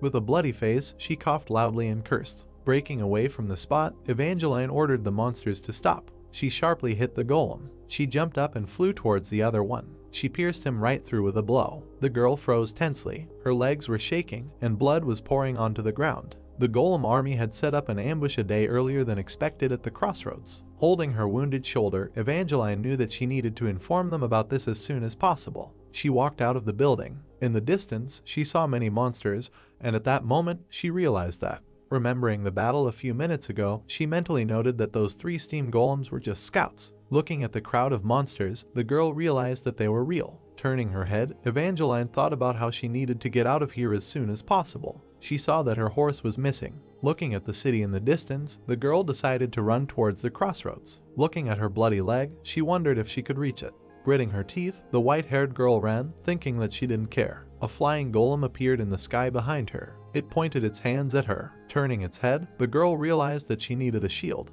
She tripped over her foot. Evangeline began to fall, realizing that she had screwed up again. There was an explosion from a magical blow. The wounded girl lay on the ground and coughed loudly. She rested her hand on the ground. She looked at the flying monster. She was very smart and immediately understood what was happening. Looking with shocked eyes, the white-haired girl thought that it was all over. As the monsters approached her, death was getting closer and closer. The girl lowered her head, saying that she still had a lot to do. Remembering how she tied her parents' hands, she realized that she had not yet gone on a date. Remembering the get-togethers with older friends, she noted that she had not gotten drunk or tried smoking. Imagining her father's back in front of her, the white-haired girl thought that she hadn't even had time to grow up yet and hadn't thought about what she really wanted to do with her life. Closing her tired eyes, the girl understood that this was the end and felt neither anger nor sadness, but only regret. She grabbed the ground with her hand, and it was noted that this was all that the little girl felt at the last moment of her life. She thought that she would like to do more. Suddenly, a bright light was heard. Evangeline looked up. She saw a red cloak. Ash, covered in sweat, smiled widely and said that she should do everything she hadn't had time to do, and since life was short, she should live it without regrets. The girl looked dumbfounded. The guy turned his back to her. With a smug grin, he said that he had come to save her. The flag was waving on the defensive wall. 30 minutes ago on the wall of the fort. Looking at the people around him, Ash said that he would go alone. Lucas asked why, surprised. The main character continued with the most serious expression, because now there will be only him and the rescue squad and he will save Evangeline alone. A loud scream was heard. Lucas went crazy, not understanding what his prince was saying. Ash complains less seriously about his scream because his eardrums hurt from it. The knight continues to scream, showing with all his appearance that this is not the problem.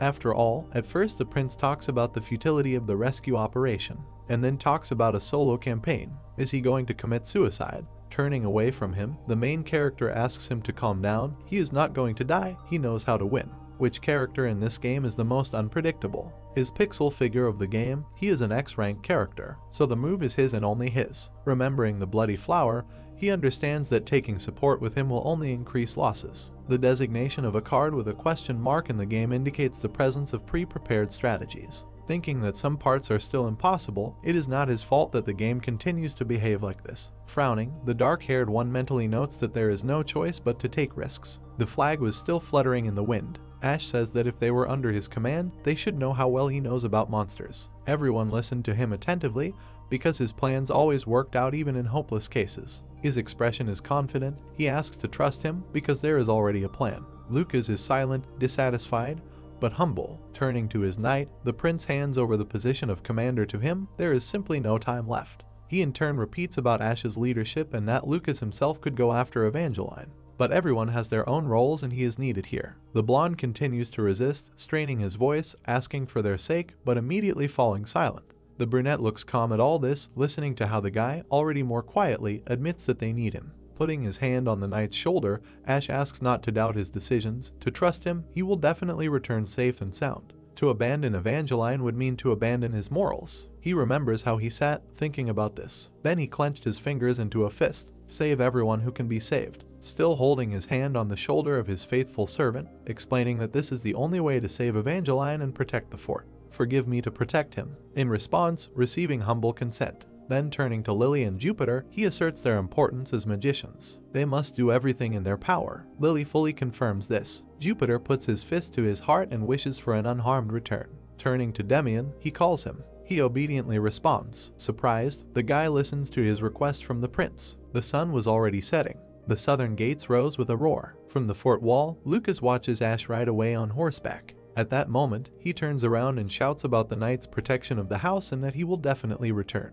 With pride, Lucas puts his fist to his heart. Now the brunette is completely focused on the ride. He tells himself not to worry. An image of a bloody front count pops into his head. After all the sacrifices that they and their family made to protect this place, he will protect his daughter. His eyes rise in surprise. Ash stood with his back to the girl, protecting her in this way. All bloody and sitting on the dirty ground, she calls the guy elder. Turning around and smiling, he says that he came to save his little one. Her voice trembles, she wonders what and how. In his hands he clutched an ampoule, which he hands to Evangeline and asks her to come to her senses and drink it. She begins to scream about the impossibility of his being here and that he should run away right now. Pointing ahead at the army of golems, she is sure that there is no chance against them. She starts pushing the guy aside, asking him to run to the crossroads. She will try to buy time for this. But it is too late to run. The golems are getting closer. They will soon start shooting magic. Lost in thought, Ash calls them magic stone golems and 2 out of 5 came to them. She remembered the sign with the description of all the golems, and these ones are not only high level but also have the title of elite.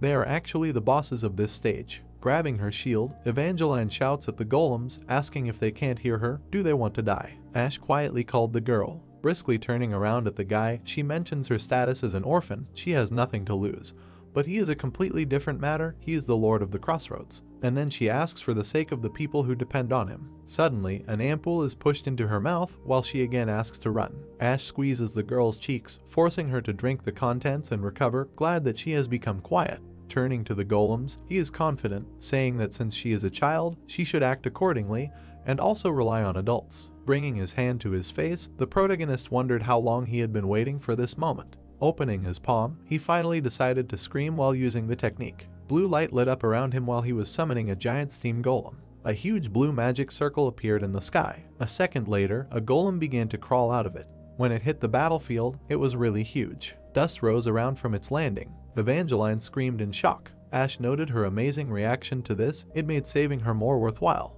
The guy clenched his fist and the golem repeated after him. One of its eyes glowed blue due to the energy inside. A system window appeared, informing that control was gained. After examining the notification, the protagonist noted several functions. The enemies began to accumulate magic in their hands for an attack. The prince prepared himself. The enemy's magic was directed at the giant golem. Ash raises his hand, shouting for protection. The golem repeated his movement, erecting a shield. The magical blows were reflected by this shield. Evangeline raises her head, asking what it is. Pleased with himself, the guy answers, calling the golem his lottery ticket. Remembering how he used to concentrate energy in his hand, he did not think that he would use the magic of summoning a boss monster almost immediately after receiving it. After all, despite the one-time summoning, it has full functionality. Elite golems begin to descend on ordinary golems. They are standing in front of the giant golem, so since they cannot attack from afar, they will most likely try to win by numbers. Pleased, Ash directs the golem forward, because let them try. He orders the monster to intercept them.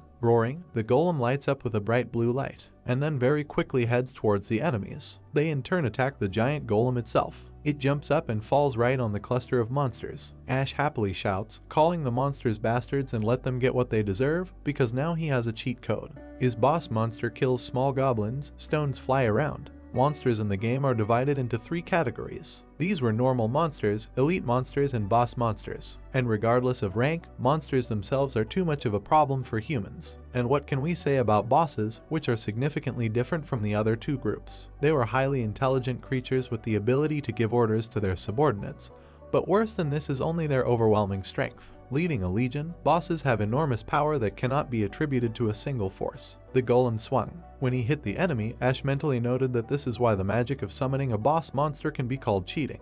The golem grabbed the monster. Small golems started jumping on it from all sides. The golem grabbed one of them. The others tried to break its body. When they surrounded it from all sides, the guy mentally noted that no matter how fierce the lion was, the hyenas did not retreat. The small monster began to tear off the iron. The brunette thought about how killing people was always a priority for monsters, but they did not tolerate traitors. The golem threw him off itself. While many monsters stood in front of him, the guy thought that no matter how strong the boss was, he would not defeat 50 giant golems alone. The prince watched what was happening, thinking that this fight looked like a praying mantis being eaten by a swarm of ants. He clenched his teeth tightly, mentally noting that he did not expect that he would defeat everyone so easily. Ash looked at Evangeline, shouting that she needed to get out of here. He frowned, telling her that he could only summon the golem once, and while he was buying them time, they needed to leave. He asked how her leg was. The girl stepped forward, saying that she could walk, but running. The Lord handed her a test tube, exclaiming that they needed to run. He poured the contents onto the wound on her leg. Frowning, he asked how she felt.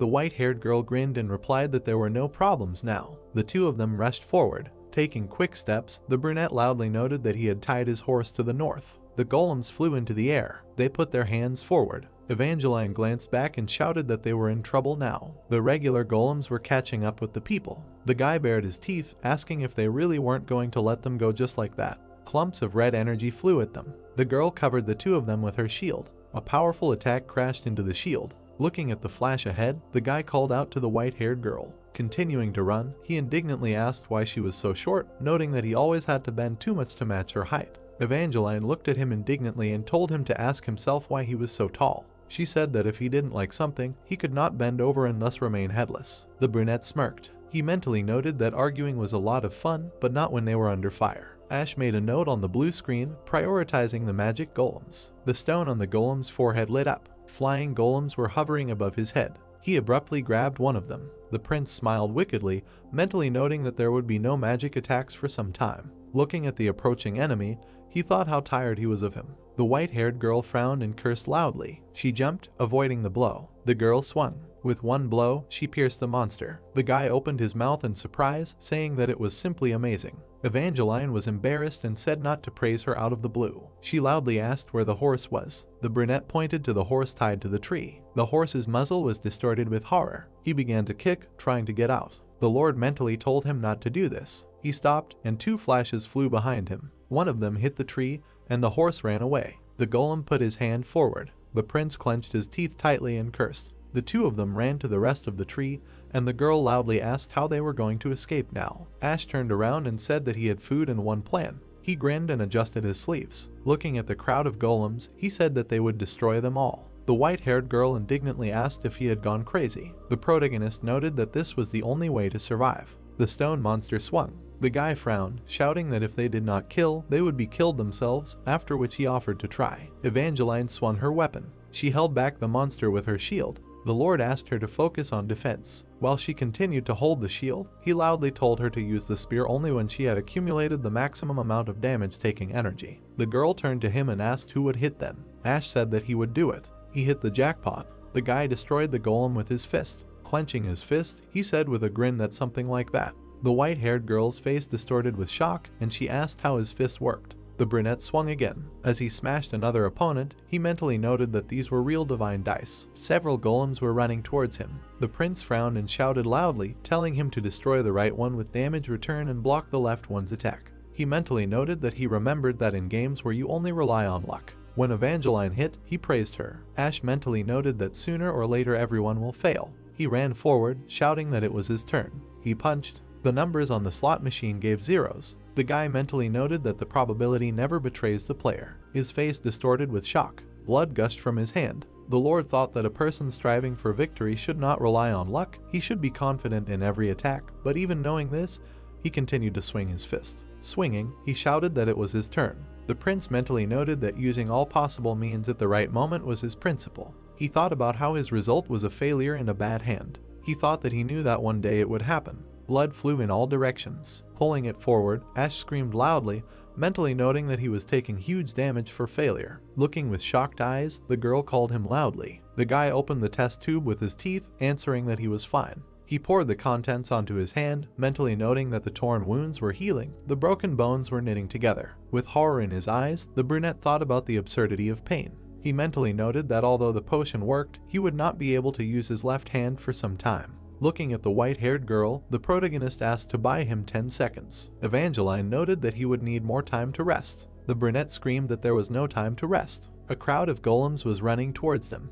The girl with the shield rushed forward, asking why there were so many. Ash opened his inventory. He flew that if you rely only on luck, the plans will eventually fail, and he knew it. The guy began to take out his weapons. He thought that despite everything, he continued to use Lucky Strike. The prince took out his rifle, thinking messed it because he was insuring himself in case luck turned against him. A bright light began to appear from the shower. A powerful blow pierced 3 golems. The white-haired girl froze in shock. She loudly asked, "What is this?" The Lord frowned, telling that this is his second lottery ticket. Looking at the SSR rank mana gun, he mentally noted that it was made from the mana core of the Black Spider Queen, and although it was a gift from Demian, he grabbed it in a hurry. He thought that now he should use all the trump cards he has in his hand. Putting his finger on the trigger, the prince thought that he should fight with his left hand until it stopped functioning, and then finish off the monsters with this gun. He fired at point-blank range, thinking that this was his plan. Imagining the game model, he thought about how mana guns are hard to handle, but at such a close range, even the prince with his weak body can hit the bullseye.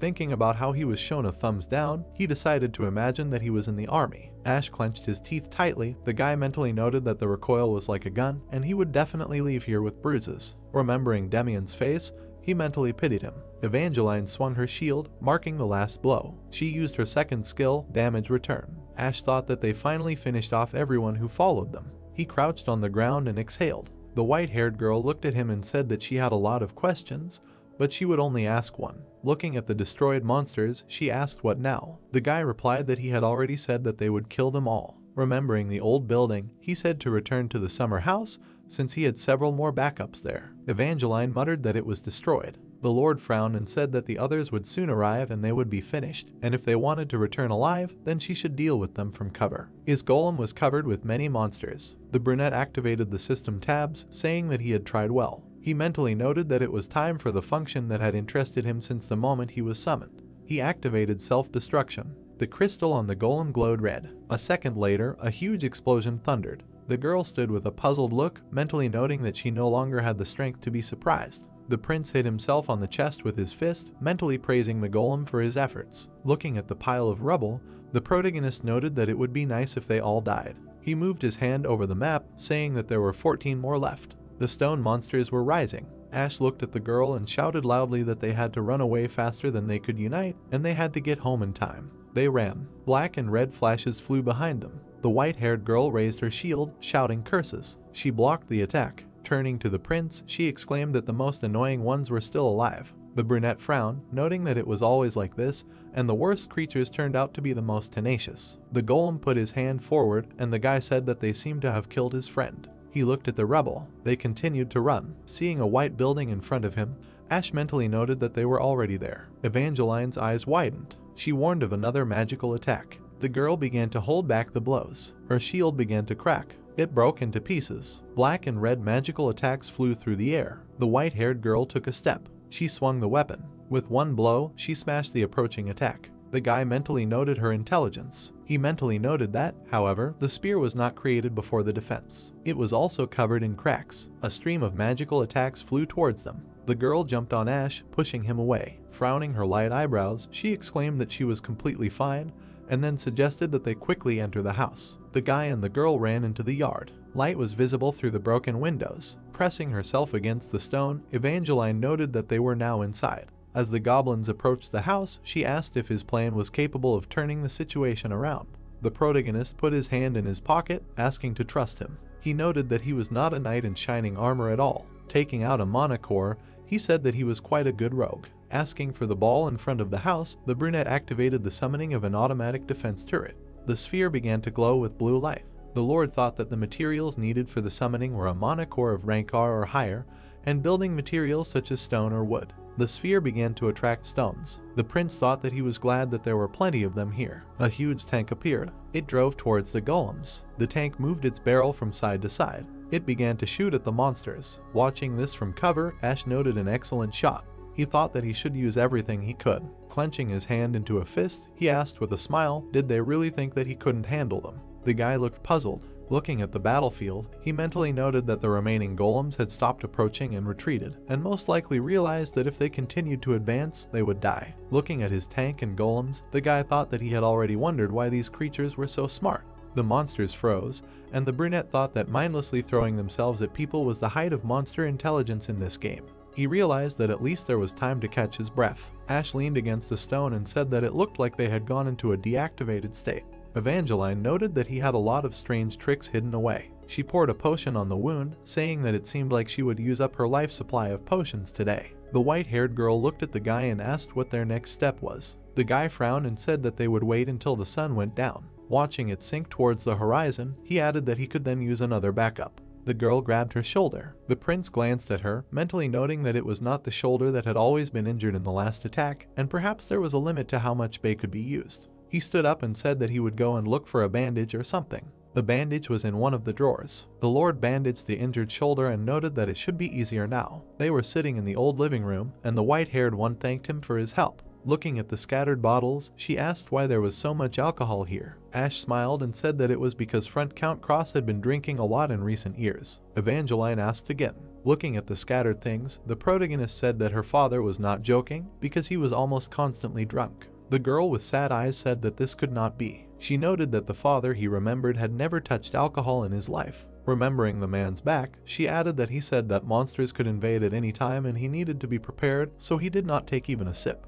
The Lord looked down. He said that he thought a lot had changed during her 3-year absence. Remembering the old man, he said that he looked exhausted and could not live without a drink even for him. The girl's eyes widened. She pulled her knees to her chest, and the prince asked if she still hated her father. The white-haired girl answered in the affirmative. Without looking up, she added that she could not forgive him. Remembering the embittered man, Ash asked if she would forgive him if he had chosen her mother 3 years ago. Evangeline said that she would not hate him as much as she did now. The brunette frowned, noticing that she was in the city. The girl looked at him, and the guy said that if her father had gone to save her mother, she would have been in danger. Introducing the man and the little girl, he said that he did not abandon her, but protected his daughter. The white-haired girl lowered her eyes. She noted that the prince was right. Thinking about the man, Evangeline began to say that he did everything he could, and she knew it, but she raised her sad gaze and asked who should she hate then. Ash asked her again. In her thoughts, she grabbed her face, saying that a monster tore her mother apart, and anger and sadness drove her crazy. Remembering herself at the funeral, the girl said that she was told that hating monsters is useless. Remembering the crying child, she noted that she was told that it was just an accident.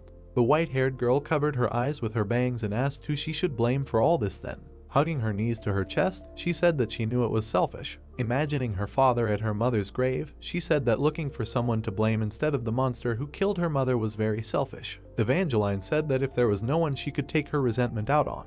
Without hiding her tear-stained eyes, she exclaimed, saying that her feelings would eat her up from the inside. Ash pursed his lips, mentally noting that instead of blaming the monsters who were truly to blame for what happened, she chose to blame the one who could take responsibility for what happened here and now because it was easier to hate than to accept loss. Hugging her knees, the white-haired girl said that her father willingly accepted her hatred and agreed that it was his fault that he did not save her mother and that all responsibility was on him. The man raised his hand at the door of her room. Without knocking, he lowered it. The girl said that she hated him without hesitation. She lowered her head and asked if the prince was now asking her to forgive him. The boy knelt down and asked what else he could do. Evangeline asked whose fault it was then, if not her father's. Ash lowered his eyes and replied that it was no one's fault, since they were all just trying to live. Remembering the people of the city, he mentally noted that it was selfishness, since everyone was just trying to survive. The old warrior looked at the corpses. The brunette mentally noted that monsters invaded and people died, as did family members, friends, comrades. He remembered the girl at the grave of a relative. Then he remembered the knights crying over the body of their commander. The boy imagined a red and black coffin. Without looking up, he said that this was inevitable since people were weak and in order to live, they needed someone to blame for something. Remembering the flag of the empire, he mentally noted that it was not because they wanted to hate, but because they wanted to survive, and there was always a need for someone to blame. He thought that there was always a need for someone to be responsible for the hell that was happening. The Lord placed his hand on the top of his fair head. Evangeline looked up in surprise when the prince said that she could hate him. He repeated this with a furrowed brow and said that he was the current Lord of Crossroads and therefore he was the one responsible for this place. Remembering the family crest, the protagonist mentally noted that if there was a burden that the Cross family had to bear, it was obvious that he, as the new lord, should take it on. Continuing to stroke the girl's head, he told her to make him the object and vent of her grievances and try to at least understand her father. Imagining the old man's back, he said that he only wanted her happiness. The white-haired girl jumped back, exclaiming that he had ruined her bangs. The guy smiled and said that this was why he was doing everything to save her. The girl touched her hair in embarrassment. Both of them were startled by a loud sound. Evangeline went to the window. She saw the golems and shouted that they were surrounding them. The brunette mentally noted that if the defensive turret was surrounded, it would become useless due to the need to attack blindly. Tan was constantly twirling the barrel. The Lord wondered if these creatures were really that smart. He grabbed the rifle on his shoulder, exclaiming that if they broke in, they would not live, and therefore it was necessary to act. The white-haired girl spread her arms and asked what about her weapon. Remembering the graves, Ash reminded him of the spare weapon that she had buried a few days ago. The girl's eyes widened, and she said that she would never do that. The golem hit the ground. Many monsters ran to the house. The turret was constantly spinning its spirit. It fired several shots. Some of them hit the opponents. Monsters ran to the weapon from the other side. They swarmed the tank. The turret fired a shot. One golem looked at the bright turquoise light. The guy and the girl ran out of the house. The golems turned their attention to them. They ran after him. Ash grabbed his rifle and told Evangeline to keep running. He shot 2 of the enemies. He turned around and shouted that there was still a little bit left, but this was his last resort. The white-haired girl ran forward. Before she knew it, she found herself in the backyard of the garden.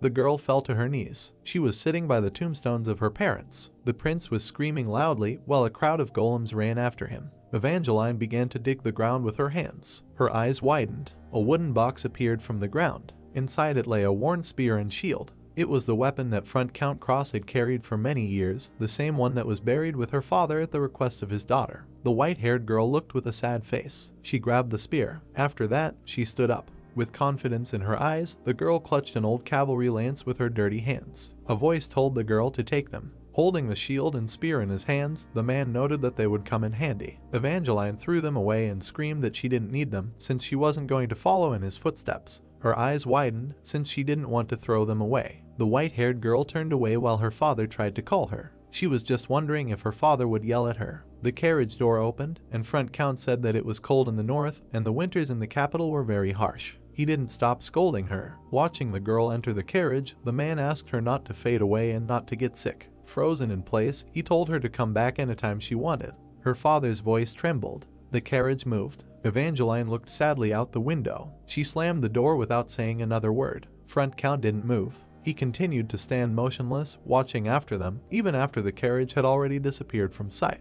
The white-haired girl was breathing heavily. She looked at the spear and shield, which were in the best condition, like her father, who after the death of his wife aged in an instant. When Evangeline was a child, his weapons looked so impressive, and there was no sight cooler than Front Count's back when he took it in his hands and went to fight monsters. The girl touched the spear. She rose to her feet. Ash ran from the golems. The white-haired girl with a surprised face asked if he had another backup. The brunette frowned and answered in the affirmative. Evangeline asked to use it since she would not last long. Breaking, the guy said that he already did. He put his hand on the girl's shoulder and said that it was her. Standing behind her, the prince noted that she was his backup. He began to push her forward, telling her to take her father's weapon in her hands and fight as he taught her. She wanted to answer, but there was no time because the golems were already too close. Evangeline gripped the shield and spear tightly. The weapons lay perfectly in her hands as if they were the brazen owners of a long time ago. Suddenly, she remembered the training with her father, who told her how to hold the weapon. The girl looked with confident eyes. A golem was running at her. Her father, helping her with his hand, told her to turn the spear a little.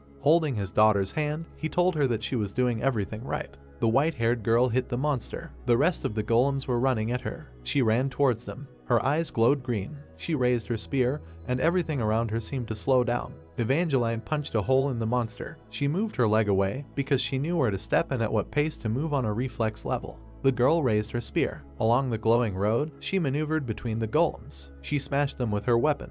The white-haired girl with surprised eyes asked what was that. Ash clapped his hands and said that it was very impressive. Raising his hand up, he shouted that he believed in her. Evangeline asked, "Was that just now?" Looking at the weapon in her hands, she noted that she suddenly seemed to see the path. She lowered the shield and spear when the brunette said that the whole thing is that this is her signature weapon, and the talent works even without enhancements. The girl froze with a surprised face, trying to understand what he was saying. She thought that she had no idea what he was talking about, but she was sure of one thing. Looking at the cheerful guy, she mentally noted that Prince Ash knew the truth about this strange condition. The Lord laughed into his fist and said that now there is a more important matter. He pointed at the flying golem and exclaimed that this is the last one. The monster put his hands forward. The white-haired girl sharply turned around and indignantly asked how she could do this because he was too high to attack. Remembering the rifle attack, the guy mentally noted that she did not have a long-range weapon, and the gun was out of ammo, and although Evangeline could throw a spear, it would all be over if she missed. Ash frowned and shouted with a smile that there was a way out since her prince always had a few aces up his sleeve.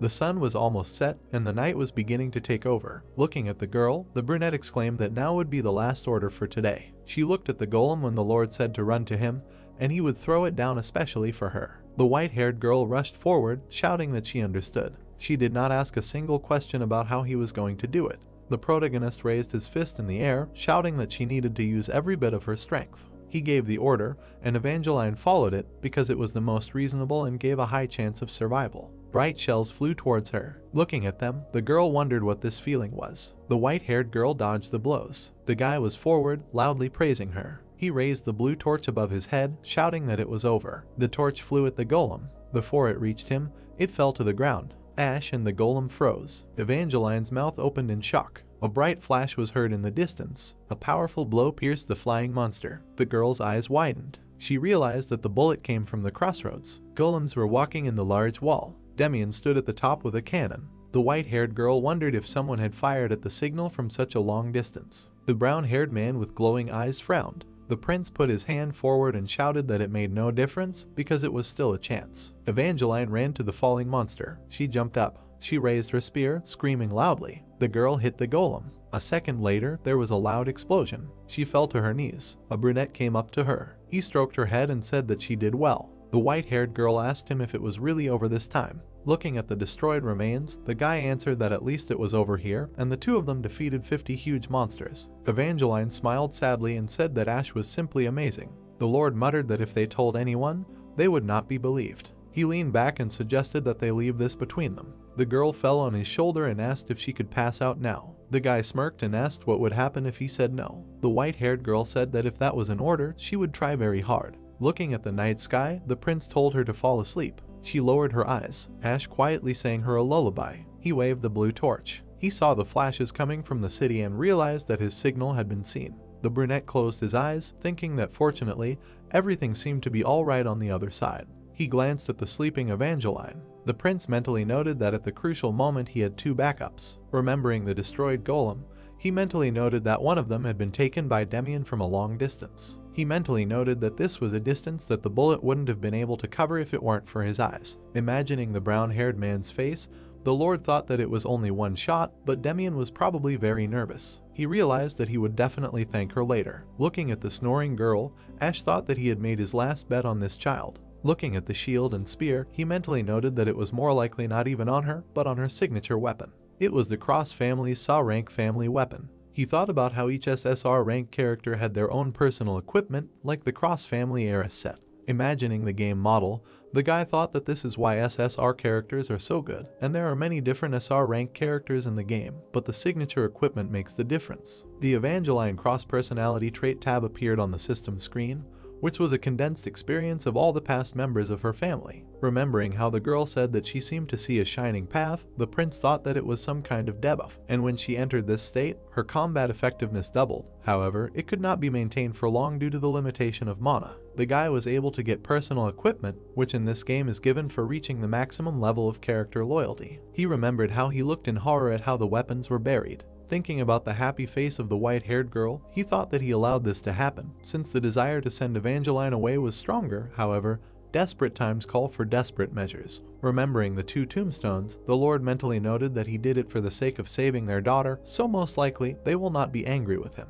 The brunette sat down on the ground, muttering that everything hurt. He added that he hoped that everything was fine in the city. Seeing the light in the distance in the city, he thought that they were probably finishing off the remaining golems there. The prince crossed his arms and said that they would be fine, and he needed to rest too. He saw a hospital monitor. A man was lying on a bed. The guy was standing next to the bed. His eyes suddenly opened. The worried Lord grabbed his cloak. A girl came up to him, noting that he was awake. He asked her how she felt. Throwing sticks on the fire, the white-haired girl replied that she felt much better after sleeping, after which she asked how Ash was feeling. The protagonist waved his hand and said that he felt pretty good for a guy who dealt with 50 golems. Evangeline hugged her knees and told him not to pretend. The brunette told her to do the same. The full moon was shining in the sky. The boy and girl were sitting by the fire, and the white-haired girl asked if they would spend the night there. The Lord replied that they would return to the city as soon as everything was over. Looking at the bright flames, Evangeline said that she hoped they were doing well. The prince said not to worry, since they were doing much better there. A loud sound came from the forest.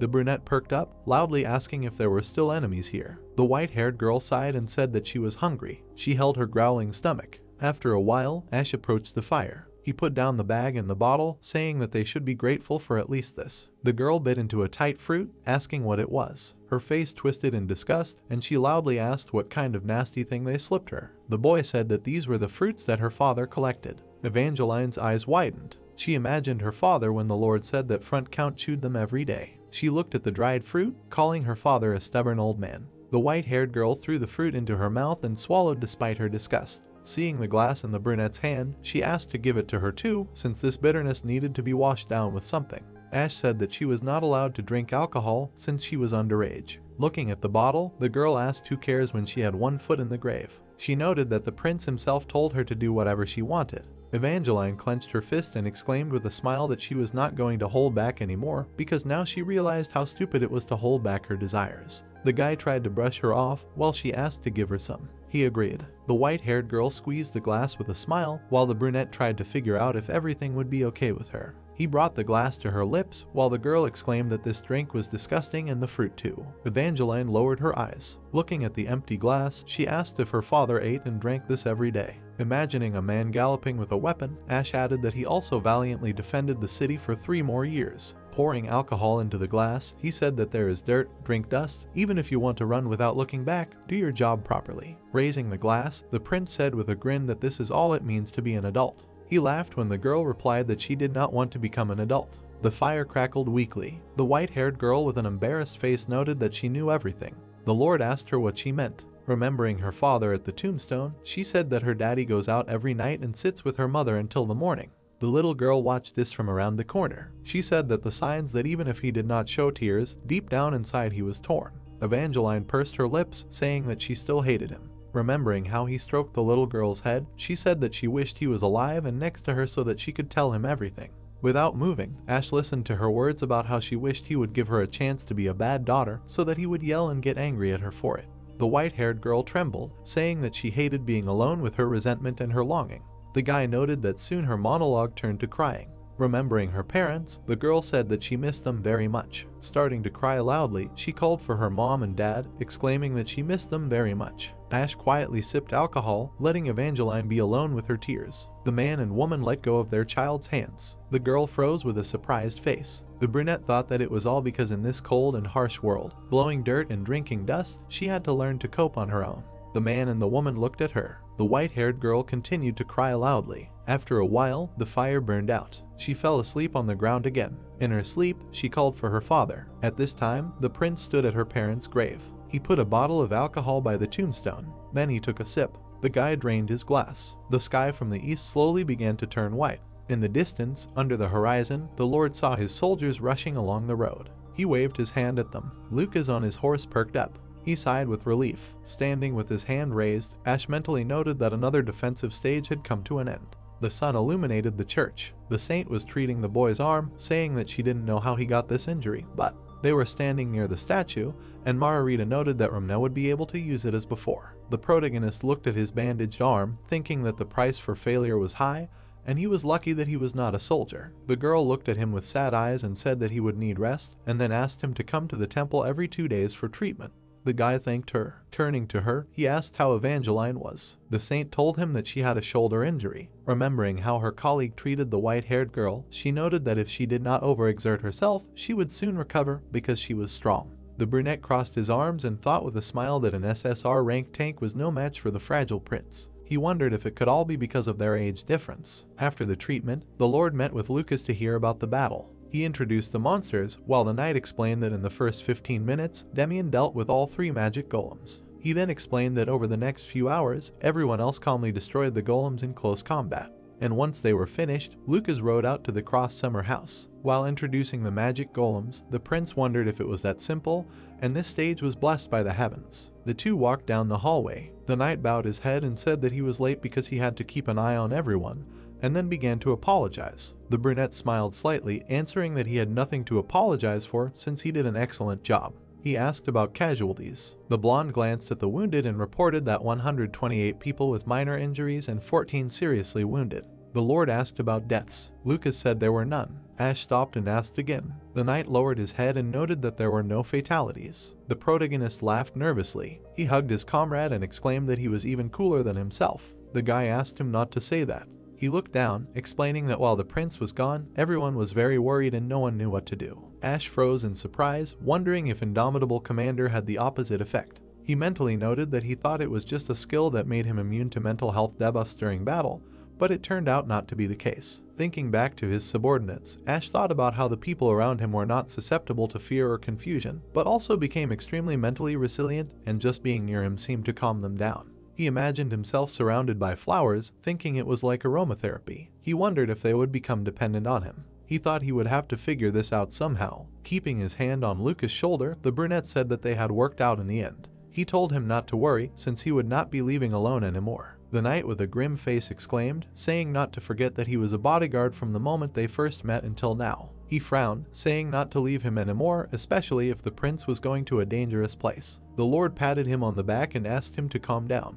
He asked how the rest of the team was. The blonde said that everything was fine. Remembering Demian's bloody face, He noted that only the brown-haired man had blood coming out of his eyes by the end of the fight. The protagonist asked again in surprise. Lucas noted that the guy said that he was fine and was now in the temple. The young man thoughtfully rubbed his chin, saying that if so, he was glad. He mentally noted that he would need to visit him later. After a while, he thought that it seemed that all the issues were settled. Looking at the temple, the prince decided to go and rest. He found himself in the inner garden of the estate. The boy sat on a bench, thinking that spring was already in the air and the day was unseasonably warm. A female voice asked why he didn't go to sleep. The brunette looked away. Evangeline came up to him in a nightgown, saying that given his age, it wouldn't take long for him to get sick. Ash asked if she really thought he was an old man or was she bragging about being a teenager. The girl sat down on a bench with a crutch. She looked at the sky and said with a smile that she still couldn't believe that she had met this morning, because she didn't think she would be able to see the sunlight again. Looking at the surroundings of the garden,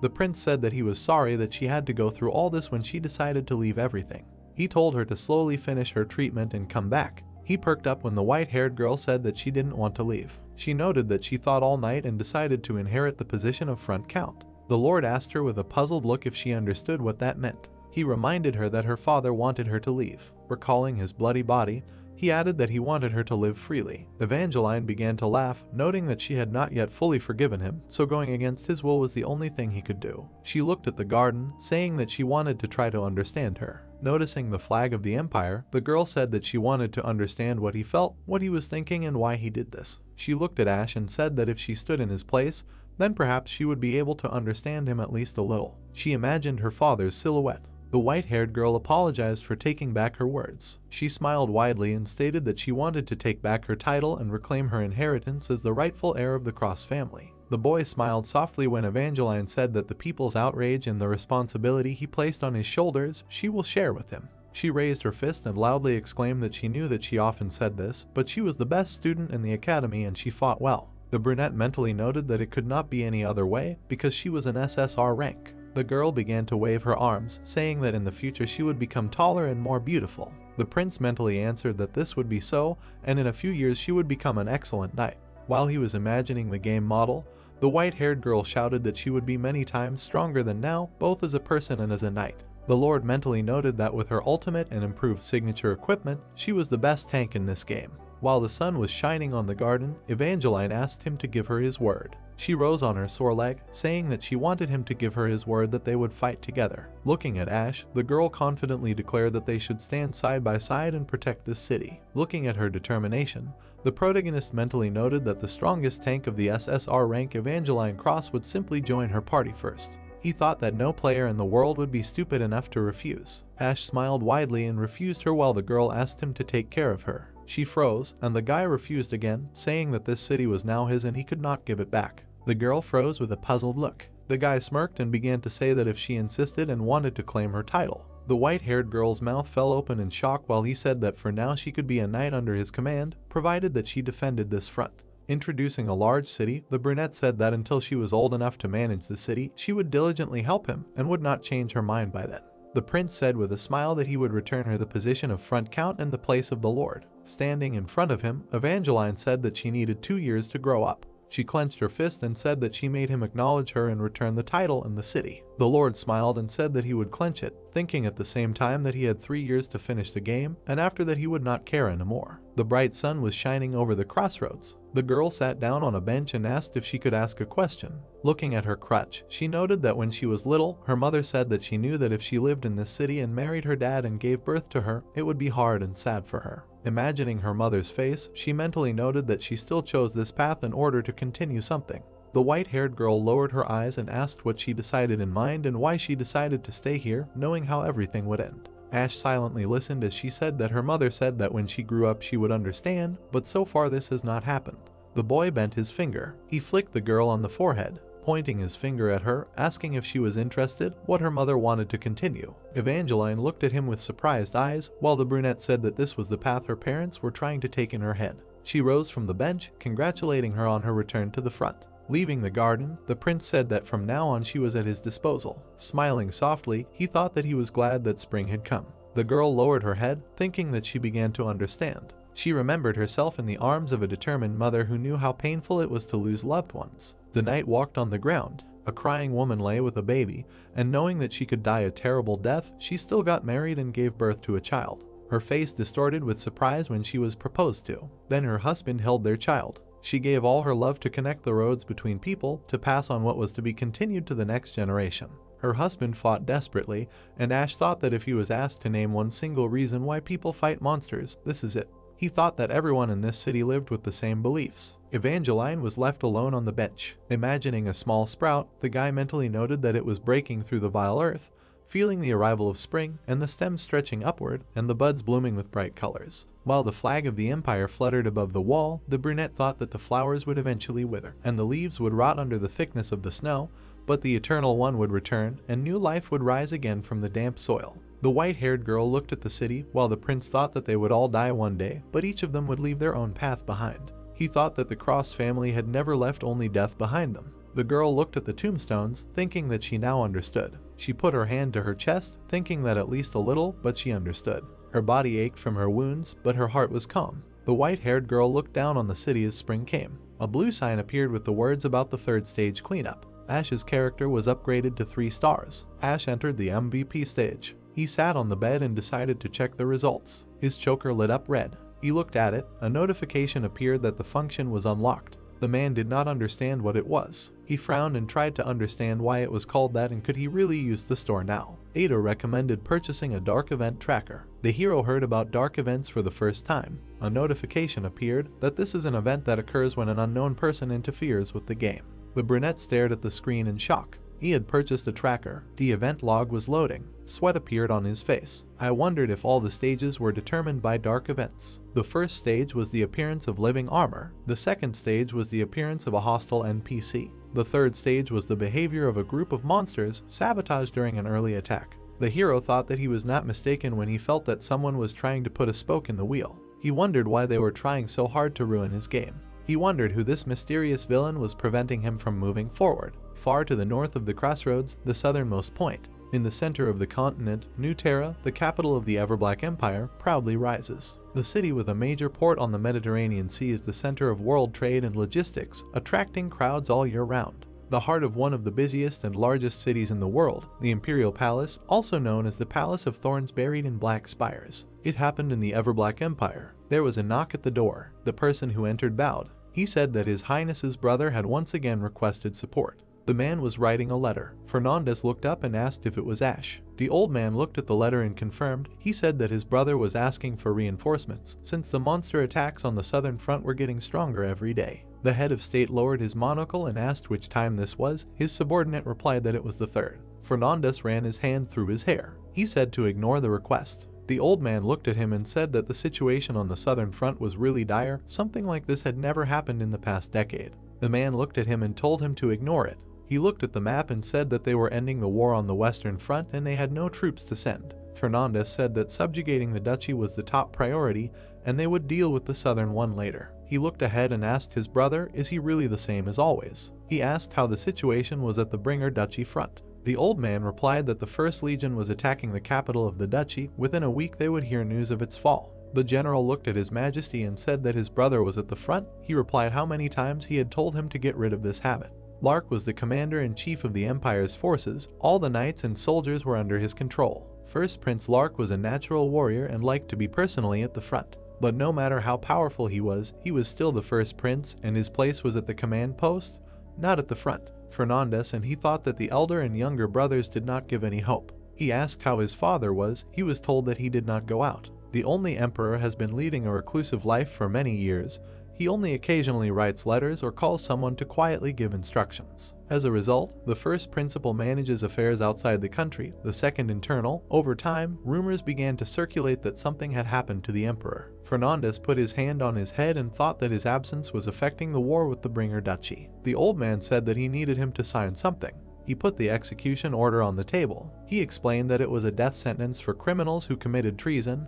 The prince approved. He started to sign the document, but suddenly stopped. He asked again if Ash really asked for troops. The old man looked at him and confirmed. The prince said to send them. The military man asked if he meant soldiers. Fernandez tore the document and said to send those sentenced to him to the front.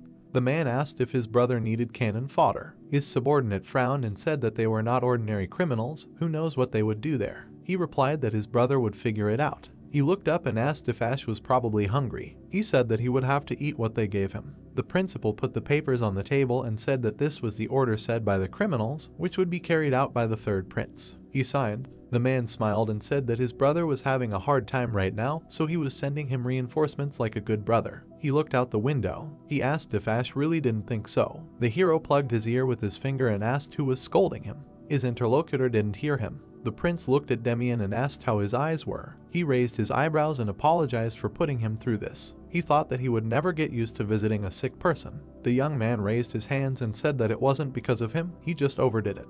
The man ruffled his hair. Demian ran his hand through his hair and said that after a few days of rest, his vision would return. The prince looked at him and said that he wouldn't push him too hard anymore. He extended his little finger and said that he promised. The boy smiled and said that he was the trigger and as long as he could help, he could use it however he wanted. He touched his eyes and said that one day they would be able to rid this world of monsters forever. He said that for this purpose he would pull the trigger, even if the shot cost him both eyes. Demian asked to use it while he could, because that was why he was at the front. The prince looked at him and thought that he couldn't say that he wouldn't. He asked the sick man if he remembered the first promise he made. He reminded him that she had promised to die by his hand. Demian had lost his friend and had completely lost the will to live. The heroes had used his hatred for him as fuel to keep him going. He asked him if he hated him. Demian was silent. He lowered his head and said that he hadn't thought about that promise since then. The prince looked at him when he said one day, when peace reigns, to ask him again. The boy said that then he would tell him if he hated him. The man put his hand on his shoulder and said that this day would definitely come. He thought that in 3 years, when he would go all the way, the decision would be made one way or another. The hero frowned and said that whatever answer he gave him, he would gladly accept it. Ash thought that it didn't matter what kind of relationship they had. She just wanted this boy to be happy someday. He hoped for it and that was all he had left. At night, a day after the end of the stage, the door opened. The prince was walking to the bed and said that his body ached. He thought that after the last battle his muscles ached terribly, but he could not rest peacefully. He needed to know the exact result of the defensive battle in which he did not participate. Therefore, he had just returned from inspecting the city walls, warehouses, factories, and soldiers in the temple. He looked at the window and thought that today was a celebration in honor of the victory, but he left right after the congratulatory speech. The brunette thought that the others would have fun with the soldiers without him. He trusted Jupiter. He thought that the old woman was more suitable for this job than anyone else. She would set the mood. The man yawned and thought that part of him wanted to fall asleep right now, but he still had things to do. In front of him was a notification with Lucas's statistics. The hero smiled and asked where to start. His face became surprised. He said that these were tiny stats. He thought that Lucas had already leveled up twice and was now an elite knight. Lucas unlocked his second skill. Ash thought that the dash consumed a lot of mana, but thanks to it, the knight would be able to move at high speed. His face began to drool. He thought that as soon as he unlocked the ult and collected personal equipment, Lucas would turn into a god of battle. He thought that as soon as they reached the goal, everything would pay off many times over and he wished the main character to try. The man flipped to his statistics. He cried, thinking that from his path from level 1 to 20, he wanted to cry. The prince decided that it was time for happiness. Before that his class skills were unknown, and he hoped that now he would unlock really cool ones. He looked at his statistics in bewilderment. He said that skills are the most important. The brunette asked if he got any cool skills. He looked at the screen in surprise and asked what the commander's eye was. The system window said that it can control the mind of the target with whom he established eye contact. Ash thought that it would be difficult to use, but at least he would be able to control monsters. The man thought that he wanted a more independent skill, but maybe this one is good in its own way. He opened the inventory and saw chests as a reward for completing a level. He took out a golden chest and thought that if the player manages to open at least 10 of these, he can be called lucky. He looked to the side. The man thought that he would finally get a weapon that he could use. He decided that the random gloves could not be relied on and he needed something stable and practical. The hero folded his hands in prayer and asked God to give him a suitable weapon. He opened the chest and took out a weapon from it. In front of him was a magic wand. The man thought that all SSR ranked weapons had unique effects, but even among them, this wand was famous for its points. Mostly it just created blades. You can summon several points at once until you have enough mana. This wand will be an excellent weapon at medium range. Even such a zero in magic as he would seem like a real wizard. He remembered that the most interesting part was hidden in the buffs when attacking.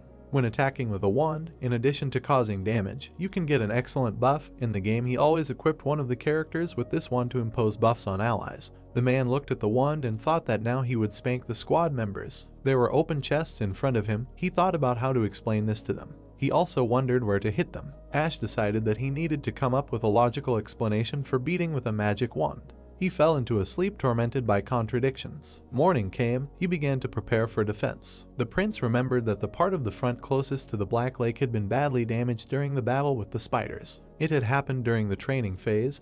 The walls had been badly damaged and had been left like that, but now it was time for a major overhaul. That wall was hard to defend, but if they could fix it, they could reduce the number of monsters that would reach the main front. Next, he took care of the anti-aircraft artifacts to prepare for the flying enemies. There was a certain order in which monsters appeared in this game. Flying waves of monsters appeared at least once every 5 levels. There would be one wave from the 1st to the 5th, one wave from the 6th to the 10th, and so on. There were 3-foot waves, so the flying monsters would appear soon. Lily frowned and said that she urgently needed to prepare the artifacts. The prince looked at her and thought that they would send her to dangerous places more often. He talked to the blacksmith. He told the knight about the casino. He had lunch at the tavern. 3 days later, the backyard of the lord's estate. There was a week left until the next wave. Ash looked at the team and said that he hoped they had a good rest for a couple of days. He smiled and apologized for not giving them a break, but they had no idle time. He looked away. Evangeline was embarrassed. The man approached her and asked what was wrong.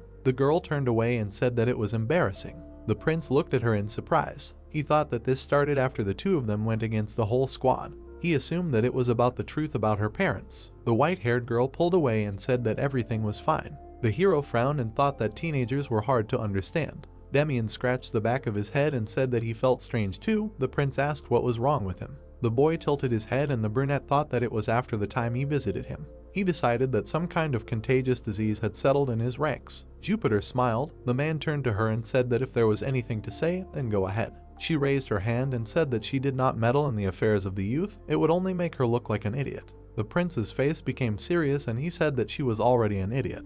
Lucas put his hand to his armor when his leader said that all hope was on him. He of all people would not get sick. The knight knelt down and shouted that he was the protector of his highness and he would be fine no matter what. The prince clapped his hands and said that enough chatter, they were heading to the dungeon. He looked at the team and said that today they would explore the third zone, the outer north wall. The man said that there would be no branches, the dungeon only leads straight, so you just need to fight the monsters and go forward. He thought that you need to kill the newly appearing monsters to reach the end. This zone seemed to be the easiest. The hero said it wouldn't take long and they'd try to get back by dinner. The squad said they had no questions and were ready. The brunette nodded and said to move on. He selected the outer northern wall on the system window, and the team began to teleport. The teleport disappeared. A system loading window appeared. A loading message appeared on the blue screen. Teleportation in progress. The next screen gave advice that the areas they'd already completed could be explored again. They could send several squads to explore at once and level up. The guy cursed at the screen for not having any such squads. Several people were walking along the stone floor. A bright light was coming from the tallest building in the city. Lucas and Evangeline looked at the view that opened up before them. He noted that it was truly a kingdom under the lake. She said that it was mesmerizing every time she looked at him. The emperor watched silently. Then he commanded them to continue on their way. The heel clicked as it touched the stone floor. They stepped off the observation tower and stepped onto the wall. Each of them had a duffel bag on their back. Third zone, outer north wall. The hero refreshed his information about this zone. The blue screen said third zone, outer north wall. Progress for clearing normal rooms is 0 out of 1, boss rooms are 0 out of 1. Compared to the previous zone, everything is pretty simple here. Ash held the lantern in front of him. He thought that the battle would be tough, but there would be no surprises. Of course, a lot depended on what kind of monsters would appear. In any case, they would have their work cut out. I wonder who would come to them this time. The knight drew his sword from its sheath. Something was approaching. A winged demon appeared in front of them. Several more were circling above the heroes' heads. The emperor realized who it was. The monster let out a loud cry. Gargoyles, he said. As he thought, flying monsters. The red screen showed information about the destruction of enemies. Outer north wall, room 1. Wave 1. Stone gargoyle, 8 of them. Level 12. Here the monsters appear endlessly, so the wave number is displayed. The team prepared for battle. The hero ordered to deal with them quickly.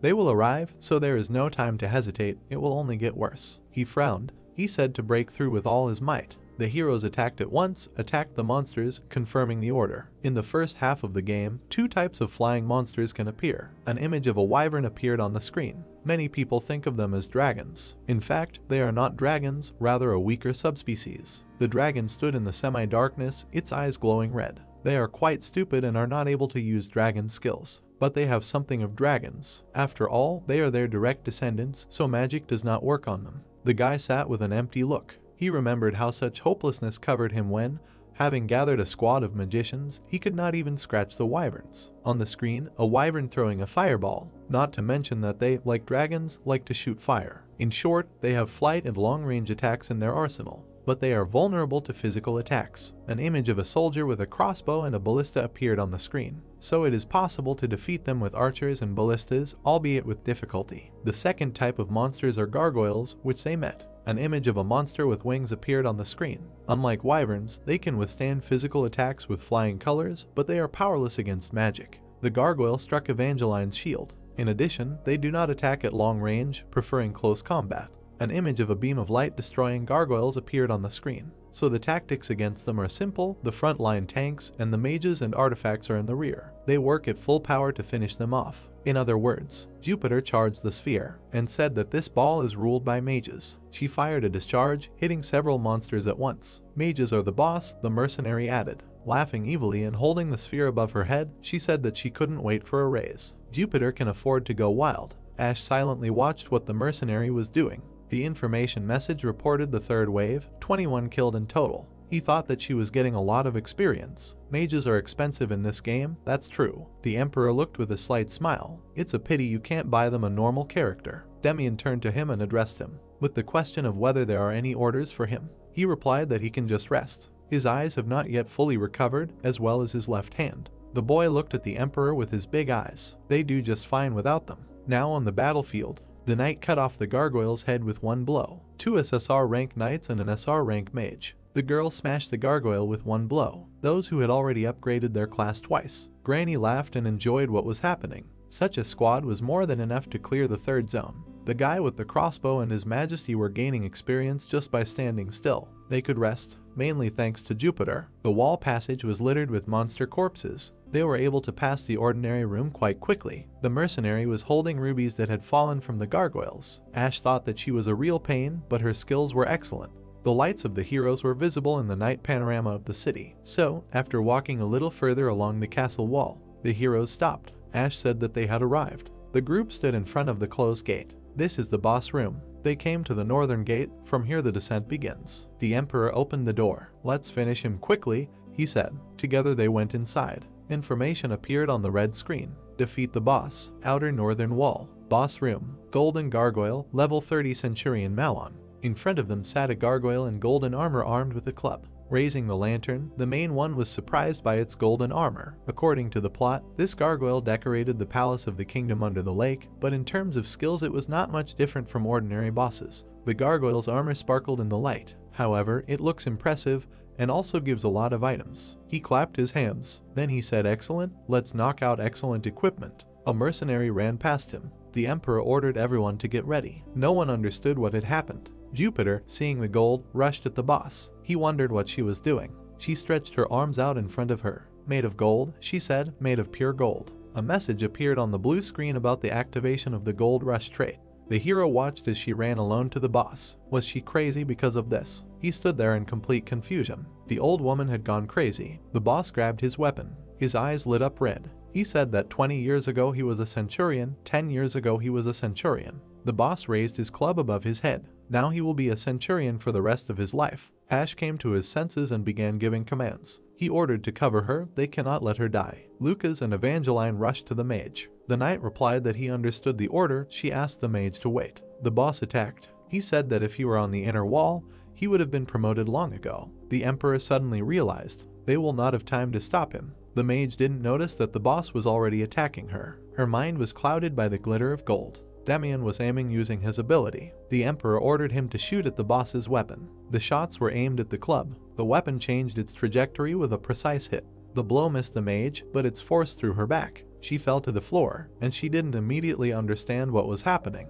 They grabbed her by the clothes and dragged her along, adding that they needed to retreat. The knight lifted her above himself and ran away with her. The boss watched everything that was happening. They cursed him. He turned around and saw an armed girl in front of him. She attracted his attention. This is the passive ability of all tanks, a battle cry. With a terrible cry, the boss rushed at her. He struck her with a blow, which she blocked with her shield. While she blocked the blows, the rest of the group gathered around the mage. The Emperor was angry with her. In a trembling voice, she said that she was guilty. He began to yell at her about what she was doing. He told her to pull herself together, asking who she thought had more combat experience here. Jupiter felt very ashamed. She said she had made a mistake and everyone was in danger because of her. At least she understood that. A mercenary appeared on the screen in front of a chest. In the game, this only happened with chests, but in reality, as it turned out, anything could be a trigger. We need to get rid of her gold fever urgently. The knight rushed to the boss. He said that he would help the girl. The mage began to charge her skill, adding that she would melt this ugly thing in no time. But when she raised her hand, nothing happened. The hero said that everything was fine, let it recover for now. She looked sadly at her hand. He muttered that as if she hadn't been humiliated enough today. The Emperor noted that she was worried about her image on the battlefield. The shooter was determined, but His Majesty stopped him with a gesture. He said that he would take it off. He replied that it was not necessary. He wanted to argue, but his eyes were already red. Demian had used the 1,000-mile eye 3 times already without giving his eyes a chance to recover properly. He must still be in pain after that fight with the Spider Queen. Ash picked up the magic wand. He told them to sit aside. Their prince wanted to try out a new toy. The show was about to begin. 3 magic blades appeared above his head. He looked up at them. He spent half his mana, but summoned only 3 blades. A magical glow appeared in front of him. Such expenditure of mana even makes you feel hungry. He noted that it was the first time he had used magic. The prince moved the wand aside. With a wave, the blades began to move. The mage was amazed at the prince's abilities. She said that he never ceases to amaze them time after time. He modestly replied that he was just talented. His face played with a confident smile, enough showing off. Pointing the wand forward, the blades rushed like a gesture. Time to put the weapons into action. They reached the target. The blow shattered part of the boss's armor. The hero was happy to see what he saw. He replied that it was a good spell. The magic blades were destroyed. Swords break after 5 hits, their durability is so-so. The boss got furious. He said that he chose the wrong side and now he has to rot in this hole. Evangeline hid behind the shield. She used the first skill, Absorption, Damage Fixation. She asked the gargoyle why she was complaining so much, because they were opponents. The tank swung. Saying that it was her turn, she attacked the boss. With one blow, she destroyed part of his armor. The second skill, Reflection, Damage Return. Gold shards fell to the floor. The boss said that he wanted a promotion. He wanted to wear the same armor as the statue. Blood dripped onto his paw. He did not understand what was happening. Having spoken why the rain is black. In one fell swoop, the knight cut off the head of the gargoyle boss. The body fell to its knees. "I killed him," Lucas shouted. With a terrible roar, the lifeless body fell to the floor. Ash demanded an explanation from Jupiter upon returning. She was shocked. He added that the mage should return the advance payment for the previous week. It will go towards the development of the city. The mercenary wanted to object, but he made it clear in all respects that this should not be done. She agreed, saying that this was just right for punishment. She would do as he ordered. The golden shards of armor glittered in the light. The Emperor noted that he did not know why she went crazy as soon as she saw something shiny, but before becoming a greedy mercenary, she was a brave soldier of the Everblack Empire. There were several orders and other awards on the mage's uniform. He looked straight at her. He said that he wanted her to remember her honor before giving in to greed. Gold Rush is an uncontrollable trait. His passive skill does not dispel its effect, so he has no choice but to trust Jupiter in this matter. Her hand began to tremble. She said that an old woman like her should be showing the way to a bright future, not being a hindrance. Frowning, she clenched her fingers into a fist. She said that if something like this happened again, she was ready to pay with her life. The Emperor said that it was unnecessary. Then she offered money, which for her was equivalent to her life. The prince smiled broadly, asking how much she was willing to give payment for 1 day. They both laughed loudly, of course, not without problems. A message on the blue screen that the outer northern wall was cleared, but they still cleared the 3rd zone. The golden gargoyle did not give any equipment. The Emperor was collecting gold shards, but they got a lot of gold. Ash opened the reward chest. The treasure chest of the boss room gave an item from the Scream set. The reward appeared on the purple screen, an image of the race and its characteristics, a Scream robe of level 30, type protective cape, defense 15-20, durability 20 out of 20, after each kill you restore 1% of the spent mana. 2 items in a row from one set, is that even possible? An image of 3 reward items. The message on the blue screen said that this is a Scream set for me, 2 out of 3. When collecting a full set, for each enemy killed, a fear effect is applied to a large area. Last time, a Scream sphere dropped. Now only gloves are left to complete the set. The mage held the robe in her hands. She said that everyone had such a hard time because of her and she was embarrassed to accept this. It felt like he was rewarding a naughty child. Okay, let's move on. That's how they collected the items and finished with the third zone. The group was warming themselves by the fire. Ash said that once they went down these steps, they would get to the safe zone. There was already a fire lit in the safe zone. Of all the ones they had already encountered, this was the largest. This was the main camp that Mumaya had told them about. The screen showed characters offering to buy something and giving quests. The few who lived here often gathered there. They exchanged goods and provided blacksmith services. Raising his fist, the prince indicated a new goal. He said that their task today was to get a new person into the squad. If there was anyone capable and friendly enough, they were obliged to agitate him at any cost. The screen showed a figure against the backdrop of a castle. The reason he was in such a hurry to go through the dungeon was the long-awaited meeting with a useful character he intended to pull out. On the screen was a house with white walls. Later, after pumping up the city, the mercenary guild will itself be replenished with them, but at this stage there is nothing left to do but suffer from a lack of personnel. That is why they say that developing the city's infrastructure in this game is not as important as fighting. On the screen, the prince offered the knight to place a casino. Later he dined in a tavern. You need to take care of a huge number of things in advance. In any case, keep your eyes open and look for those who are capable. Evangeline was snacking on a bun with a bar. She asked if there would be anyone suitable in such a dark and creepy place. Do people even live here? The prince looked at her with a smile. It would be okay if it was not a person. He would even agree to a ghost. At least a chupacabra, as long as it could kill monsters, and that's it. Although it would be cool to drag a zombie or a demon with you. The heroes walked down the round staircase. After a short break, they gathered themselves and went down the stairs. The way down was as long as the way up. The emperor was tired of the long descent. If only there was an escalator here. Well, at least he wouldn't be as tired as he was then. And then, after some time, the hero stopped. They had finally arrived. The girl was surprised and pointed to the gate with her hand. On the blue screen was the inscription Kingdom Under the Lake, Northern Gate. The heroes stood in front of the large gate, the same ones they saw when they got here. Then they looked at them from the outside and now from the inside. The closed stone gates did not let them into the city. In fact, they had to overcome that entire path simply because the door was locked.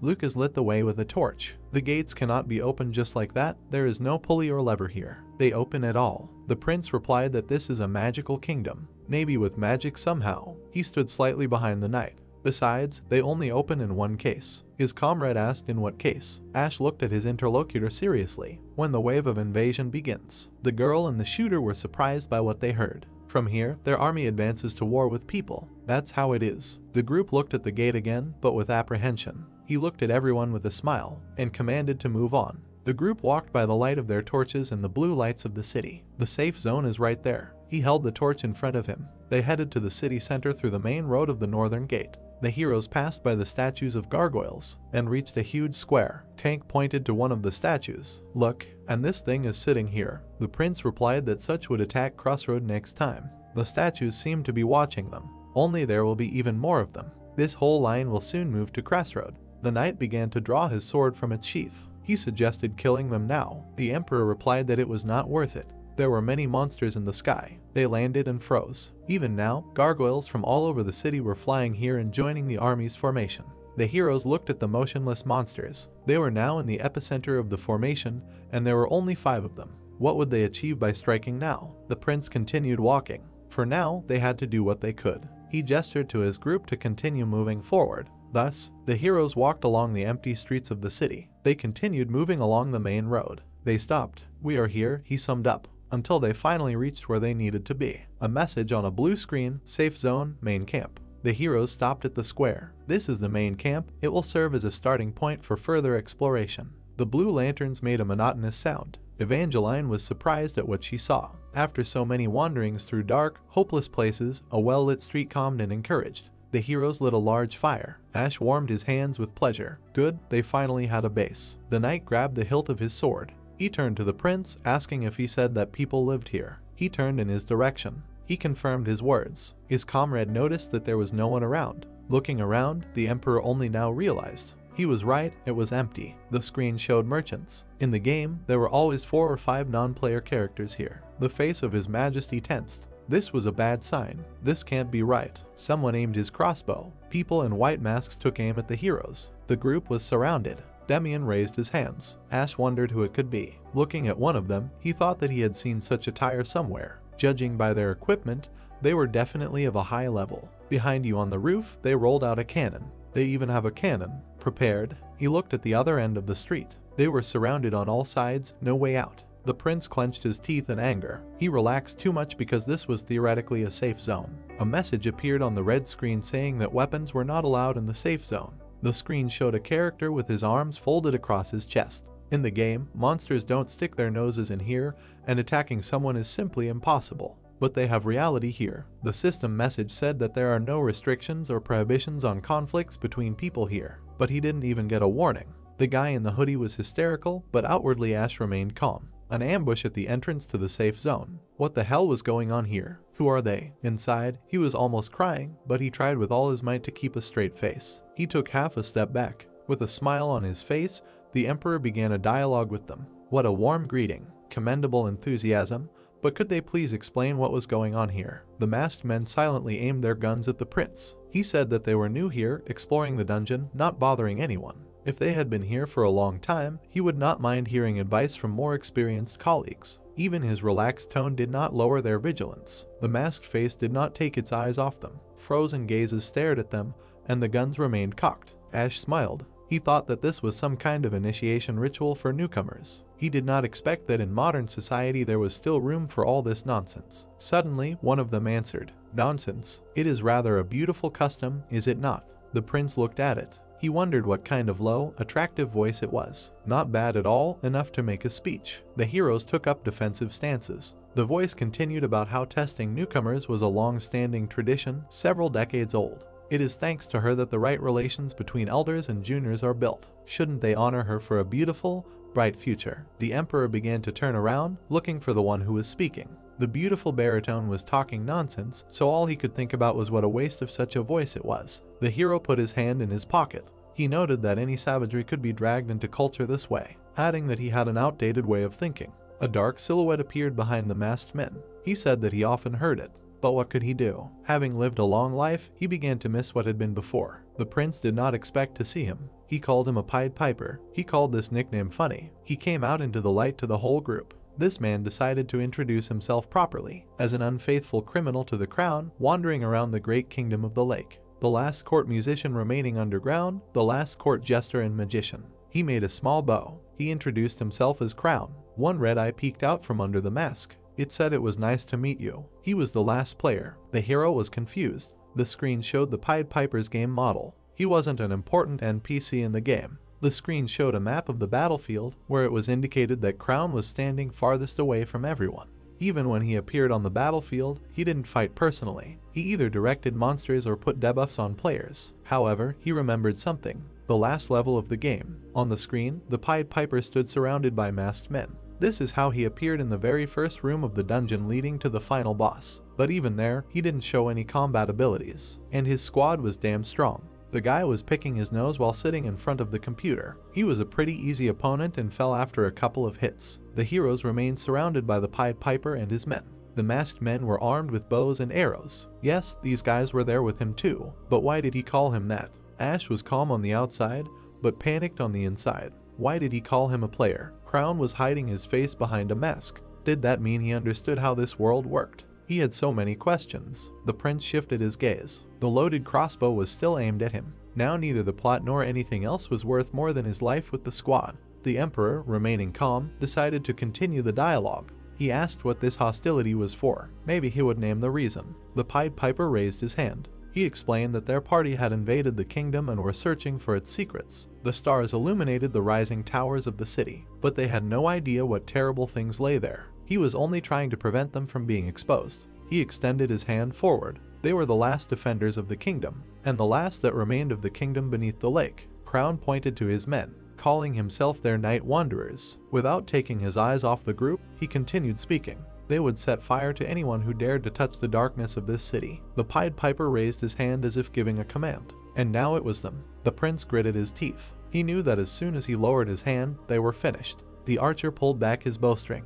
Danger. They were completely surrounded. All the enemies were high level and had better equipment. The heroes were completely surrounded. If all the enemies fired at once, one or all of them would die. Ash held his breath. He knew what he had to do. His eyes glowed brightly. He decided it was time to use his aces. A message appeared on the golden screen. He activated the team eye. You need to establish eye contact with the target. The world immediately froze. A system window appeared saying that 12 targets were available. Ash thought that complex orders with a high risk of failure would mean that they needed something that would help them escape, but at the same time, something simple. He extended his hand and told everyone to turn away. A system window appeared saying that the difficulty of the order was very easy. The comparison was completed and applied to 7 targets. Some of the archers turned away. Crown looked away. Lucas turned to the hero and said that he was bleeding. The brunette pointed to the teleportation gate and told him to run there. The knight attacked the enemies. The squad ran. Crown looked at them and said that it must have been mind control. The archers prepared to attack. Their leader ordered them not to let the team escape.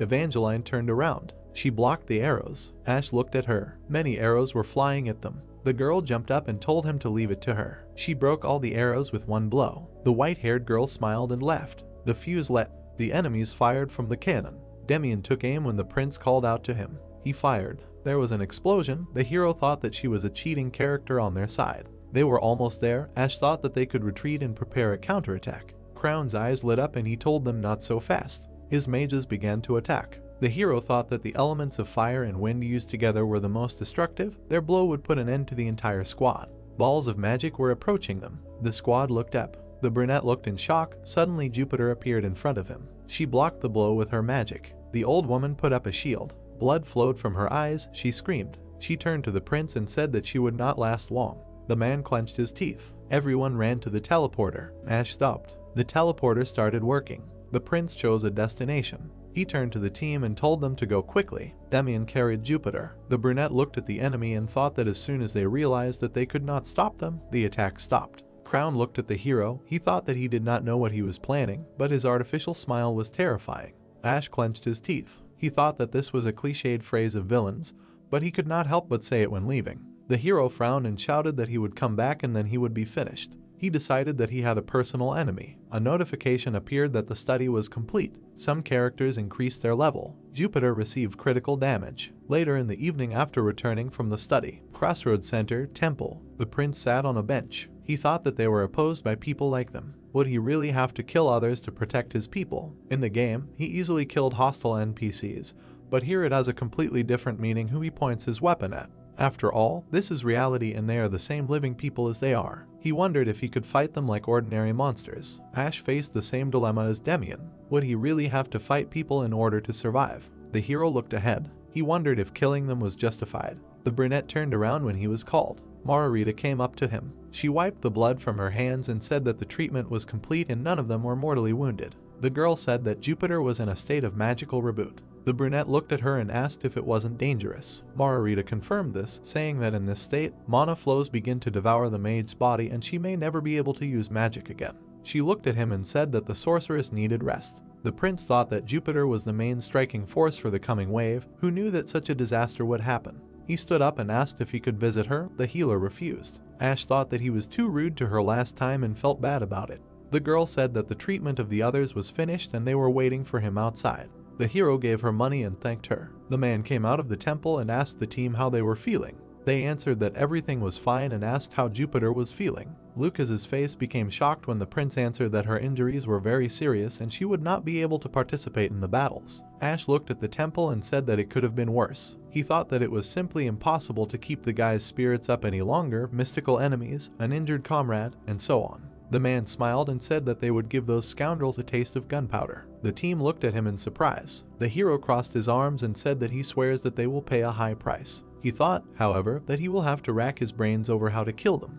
In any case, since they stood in their way, they should pay them back. The brunette frowned and said that now is not the time. He said that after they repel the coming wave, then they will kick their asses. The hero thought that revenge is best served cold. For this you need to remain cool. He raised his hands and told everyone to run and rest and leave all the thoughts to him. He ordered the squad to rest. Ash said that he was finally home. He walked down the corridor. The man thoughtfully looked at the floor and thought about what to do with the defense without Jupiter. He thought that he would not replace her with Lily because her coverage area is smaller. Ader was running towards him. The prince tripped him. The guy began to fall and scream. The hero put his foot on it and said that he hadn't been seen for a long time. Did he do his job? The developer turned around and said that all the work for the good of the city was done, but it was not that important.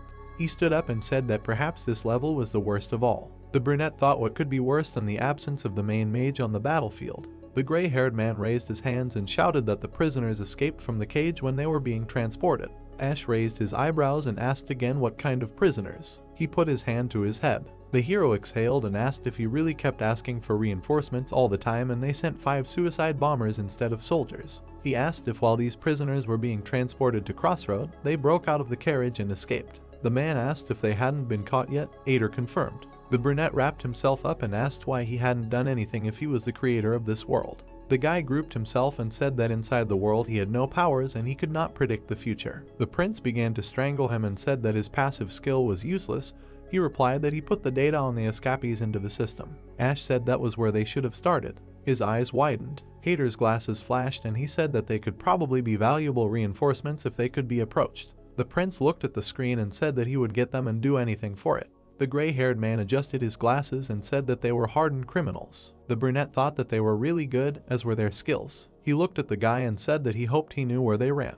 Ader pointed to the screen and said that they should be in the mountains north of the city. The prince clenched his fist and said that they were heading out and holding a meeting of those thrown out of the capital. North of Crossroad are uninhabited mountains. All the land that could have been used to grow anything has long been occupied. Although the occupied lands are not as fertile as the southern ones, all means are good for survival. But even so, no one dared to cultivate the mountains, which means it is difficult to even walk there, let alone carry out work. Ash frowned and called these mountains damned. Lucas leaned over and offered to carry his highness to his destination. He clenched his fists and asked if he really could. The man turned and told him not to look at him like that. Evangeline blushed when he offered to carry her too. The prince asked what was wrong with Lucas carrying him and he carrying the girl. Both knights frowned and objected in unison. The captain of the prisoner escort approached and apologized to the prince. The brunette turned away and said that everything was fine, a little exercise wouldn't hurt anyone. The man fell to the ground and said that his mistake was unforgivable, but he was asking for mercy, to which the hero asked if they all really thought that he would eat them alive or something.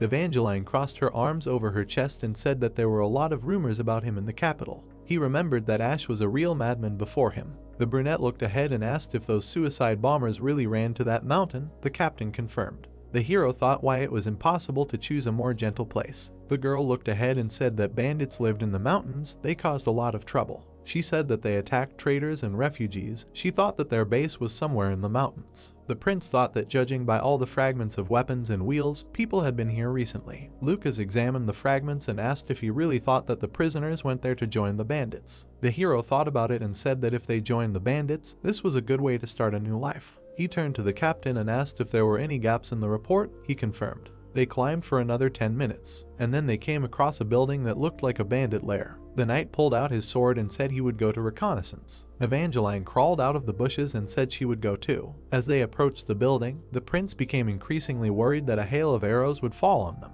However, there was no hint of activity on the walls, but there was a smell that became more distinct as they approached. It was the smell of blood. Lucas looked at the girl and said on the count of 3 to break through. They opened the gate and looked ahead in shock. There were many corpses in front of them. Ash stepped forward. He covered his nose. The man remembered that they were met by real mincemeat.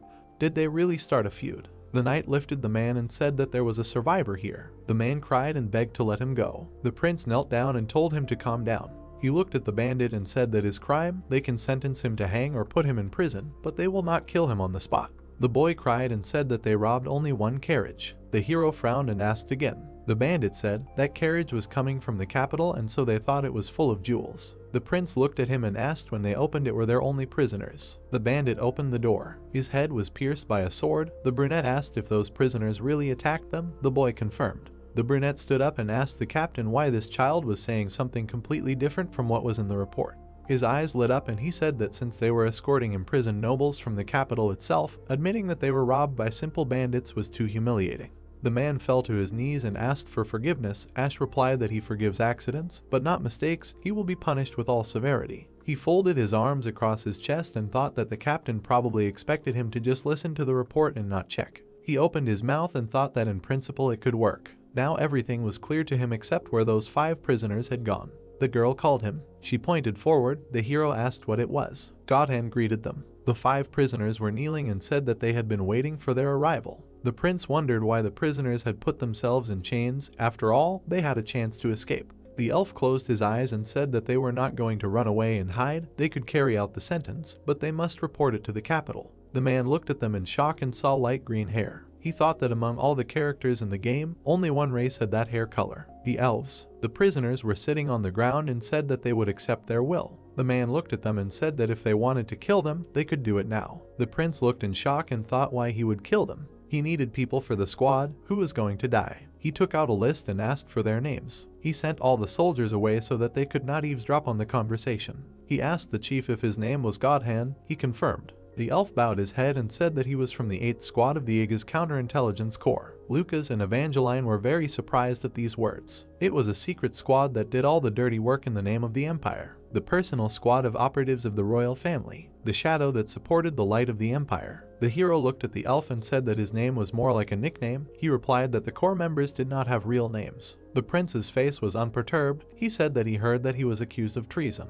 Godhand bowed his head and confirmed. The prince looked at him and asked if he admitted his guilt. He replied that they had already given their verdict and sentence. The elf asked why these questions when everything was already clear. They just needed to execute them. Ash looked at him in shock and thought that this was exactly what they should not do.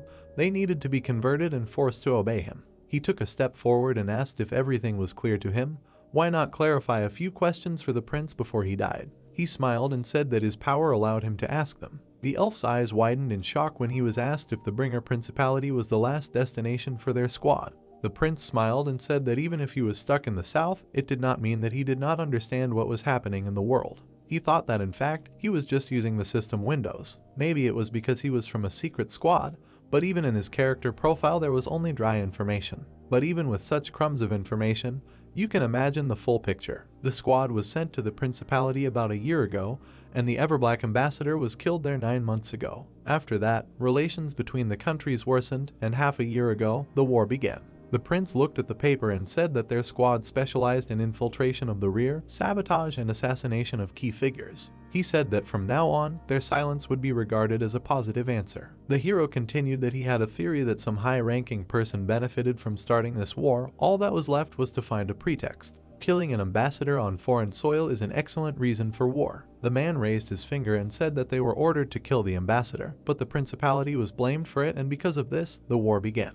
The elf looked at him when he said that upon completing the mission and returning, they were immediately arrested and sentenced to death without explanation. Ash smiled and said that it was clear that this was an attempt to shut the mouths of the witnesses. Godhand looked at him and was silent. He turned to the prince, and he said that if it was true, then they were simply thrown out after they played their role. Then why were they obediently waiting for their death? The elf's eyes widened when the man said that the imperial family had hostages. He looked at them and said that their loved ones were slaves, and in exchange for completing the mission, they would not die. The prisoner's hands trembled, and the hero realized that he had hit the nail on the head. In this world, humanoid races are akin to slaves. Hundreds of years ago, they were defeated by humans, and the survivors are still enslaved. It was the Everblack Empire that led humans to victory, and it also gained dominance over the entire continent. There are not many slaves left, and most of them are locked in areas where they drag out a very miserable existence. And then suddenly elves serving in a secret squad, also patiently awaiting their execution. Everything was obvious to the hero. Their families were being held hostage, a similar reason for the elf queen in the game that would appear in about 3 years. This is the reason most of the other races in the Empire are kept on a leash. Ash held the papers in his hands and said that sacrificing oneself for one's family was beautiful and selfless. He smiled and said that it was also very stupid.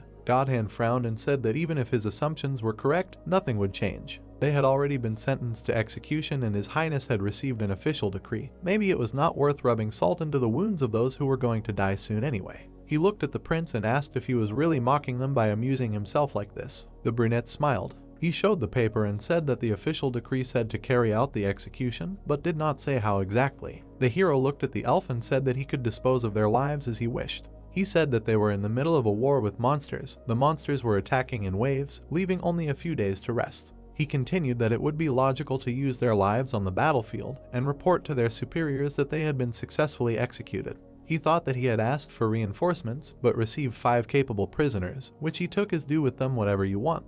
The man lowered the sheet and asked permission to ask. Godhand frowned when asked if he wanted to live. The prince looked at him and said that if his family was safe, would he want to continue to drag out his existence? The elf asked what would change then. The brunette looked at him and said that everything. He added that while they were alive, they had plenty of opportunities. Godhand asked not to give them false hope. They could tear them apart with whips or cut them with swords. He said that it did not matter how they got rid of them. He frowned and asked not to give them false hope. The elf said that hope was more poisonous than anything else. The hero thought that many people lived in despair because if they started dreaming, the harsh reality would continue to cause pain. But if they gave up, there would be no pain. The prince frowned and said that he did not intend to go too far to help them. He thought that this was not an almshouse, so everything should be clear at the door. The brunette looked at the prisoner and said that he was only giving them the opportunity to live on. Godhand looked at him and asked why he needed to save them. The man frowned and said that it was because he would still need them. He thought that although it looked like desperation, it was worth telling them the real reason. The hero said that they lacked fighting strength. If they helped, the defense would be much easier. He said that with each passing day, the waves of attackers were becoming more difficult to repel, and if this stronghold fell, then the district where their families were kept would also be in danger. He thought that by defending this place,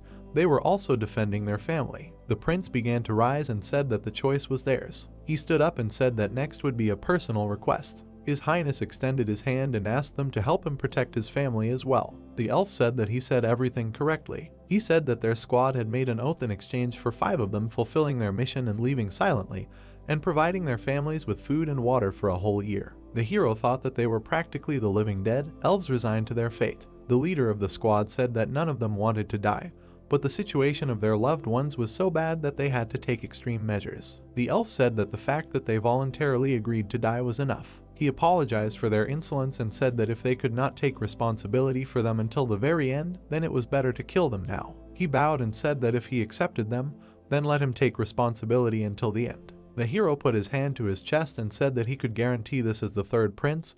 He swears on his name and blood. Godhand frowned. He destroyed the shackles and said that the 8th squad of the Counterintelligence Corps swears its loyalty to his highness. The shackles of the other elves were also destroyed, and the hero thought that they could have easily escaped, but chose to shackle themselves. The elves took off their bandages. Godhand told him to consider them his arrows. He knelt down and said that he could consider them his tailwind. They all bowed and told him to use them mercilessly and throw them away without hesitation.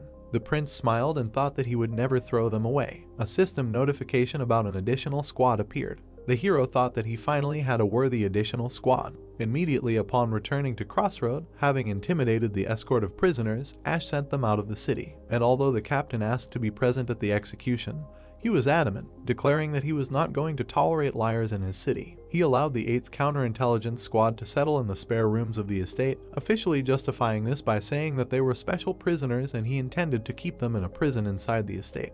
The hero walked with a basket and thought that his power was enough to keep them here at least forever, but he understood that this would attract unnecessary attention, which could become a problem in the future. Humans have been fighting humanoid races for generations and wars have lasted for centuries. The animosity and hatred that has arisen between them can greatly complicate things. The man scratched himself and thought about how he could use them as soldiers. While he was thinking about it, his feet themselves led him to a door behind which were 5 agents. He knocked on the door. He opened it and said that he was coming in. Bodybag was sitting on the bed and asking when was the last time they were in such a comfortable room. Skull and Old Girl smiled and said that the food was delicious. The elves were fighting with pillows and said that they wanted more food should they ask for more. Suddenly they saw the prince, and they screamed. All 5 of them knelt down and greeted him. Ash looked at them and asked if they realized that it was too late to pretend to be serious. A feather landed on Godhand's head while he was saying that they were a special force, cold-blooded tools. The prince picked up the basket and asked if they wanted a night snack. The elves' eyes sparkled. Someone speared a piece of cheese with a fork. Everyone ate calmly. The hero looked at them. He asked them to eat normally. He thought that it was annoying how they ate one piece at a time in sync. Godhand bowed and said that they ate normally. The brunette remembered that before returning to Crossroad, the elf told him about everyone's abilities. The leader of the group was Godhand. He is a metal mage. His specialty is iron. If a metal contains iron, he can change its shape. The young elf with an innocent childish face was Bodybag. She has telekinesis and can easily lift weights, move allies across the battlefield, and throw weapons. Ash remembered that the other 3 were archers, but with different roles. Old Girl was an expert in close-range shooting. Outwardly, she is the smallest of them, but she is able to destroy an entire crowd using only 2 crossbows. Skull was the only character of the 5 with an N rank. He is a long-range shooter, moves extremely silently. Burnout is the strongest in the squad. For some reason, she continues to wear a gag. Her weapon is a personally designed ballista. They say she has not yet learned to control her abilities. The player thought it would be nice if she showed something powerful. In any case, they were ordinary children. He thought that even if children have to sacrifice themselves so that their race can live another day, then the elves are in a very bad way. Godhand bowed and said that they will keep in their hearts the mercy that his highness showed them. Everything was swept clean. Initially, he was going to liberate them with food and then ask a few questions. But judging by the way they behaved, he understood that there was no point in waiting for truthful answers. He looked at the leader and asked how long they had been working together.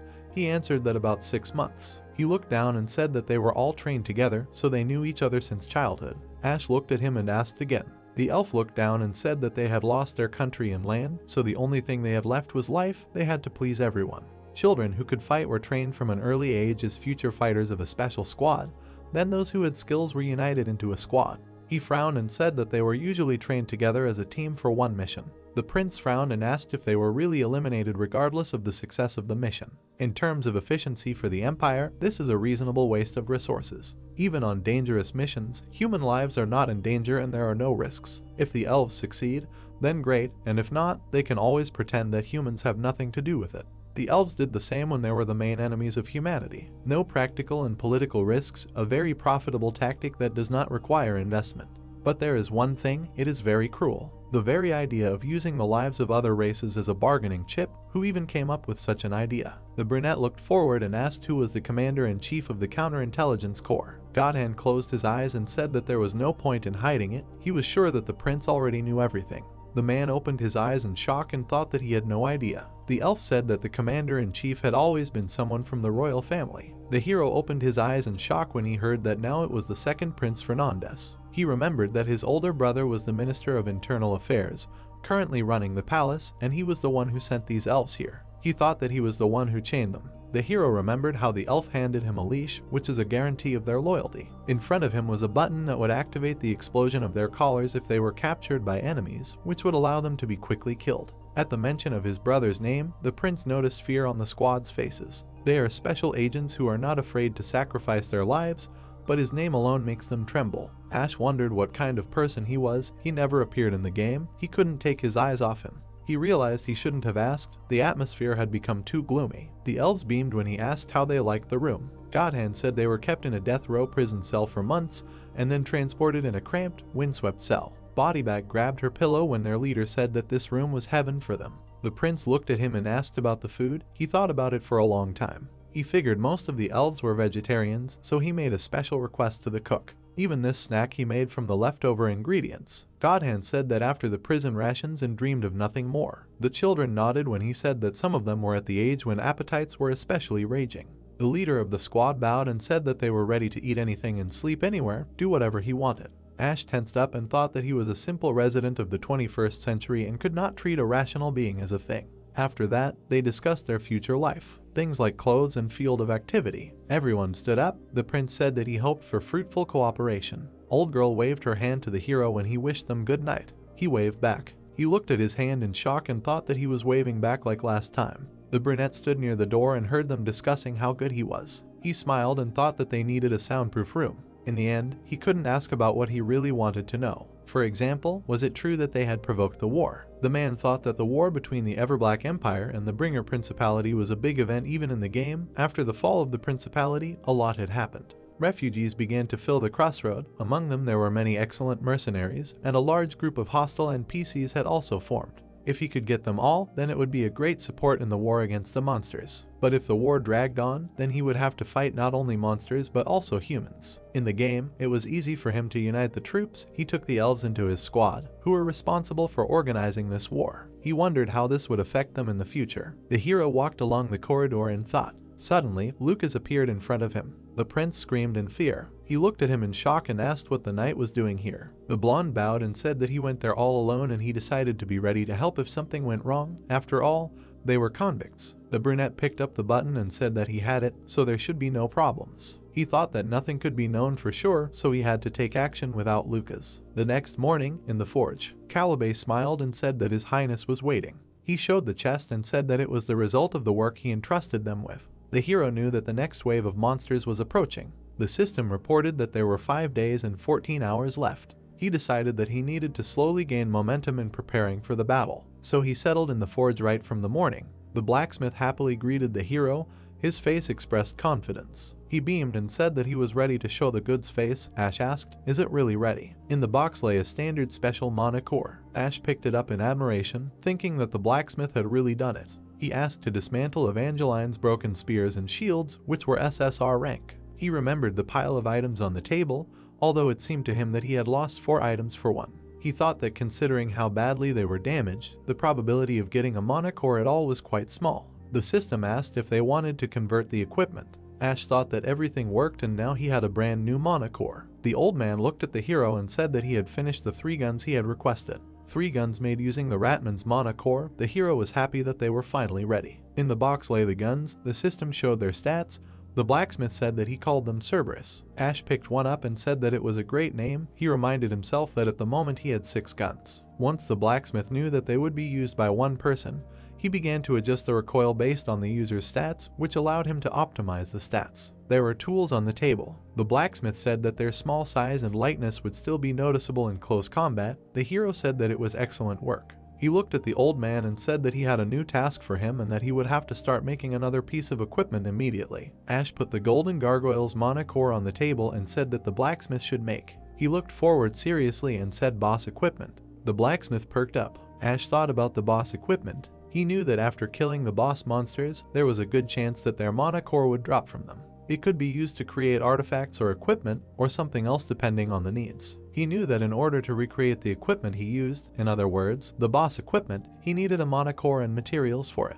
He remembered looking at the system window, remembered the outstanding indicators. He knew that it was much more profitable to use the core for the original boss equipment. But so far it was not particularly suitable for anyone, so he could not recreate anything. The same boss Ghost Knight. His equipment was a giant sword, but none of them can use such big swords, so he did not make it. And then instead of bosses there were only elite monsters, so mana cores did not drop. Ash remembered how they got the mana core of the Golden Gargoyle and pieces of its armor, thanks to which they can now create golden armor, the same boss equipment. Ash put his hands on the table and said that the armor needed to be as thin and light as possible, so that mobility and maneuverability were fully preserved. The blacksmith looked at the hero and said that in this case the durability would decrease, but the hero asked him to just make it so that it was comfortable to move in.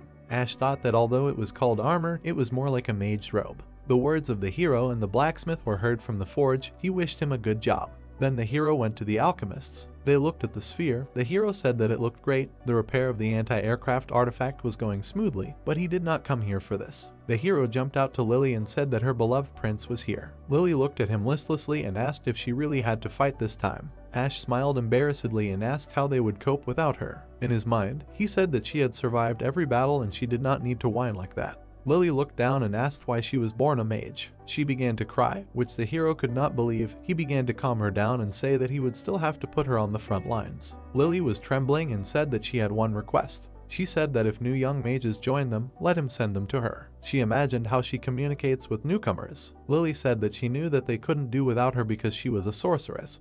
But she wasn't that strong. She remembered that in the ivory tower she didn't have a good teacher and she learned everything herself. She looked at the hero pitifully and said that if more talented and capable magicians appeared in the future, let them come and she would help them get used to it and then she would only have to do paperwork. Lily remembered how the prodigies looked down on her. She didn't want that. She looked at the hero enthusiastically and asked to be appointed as the eldest when they came, because even if she couldn't walk, even if she wasn't that talented, she wanted to be respected. Ash clenched his fist and said that he understood her, adding that no one would dare look down on her. She touched the back of the carriage and said that he dared not refuse such a request to their favorite battle mage. In his mind he said that as long as she did not ask for resignation, she could demand anything. Lily sighed and said that this was all she needed. She asked not to worry about her running away. Ash rubbed his temple embarrassedly and thanked her, thinking that he would have to ask the mages to treat her with respect. A strong wind blew. The hero was returning to the estate. He looked at the system window and thought that the main problem was that their main force, Jupiter, was not able to fight now. But now he had an additional squad, and the main one was quite decent. He looked at the squads and thought how they could defend themselves more effectively this time.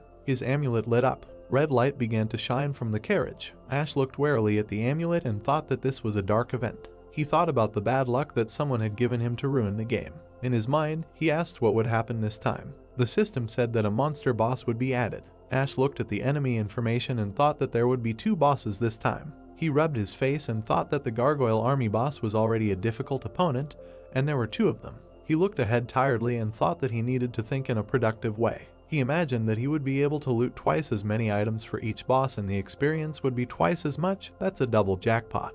He remembered playing on the computer and thought that he had experience playing against 2 bosses. Ash remembered Nietzsche's words that what does not kill them makes them stronger and decided that this is the absolute truth in any RPG.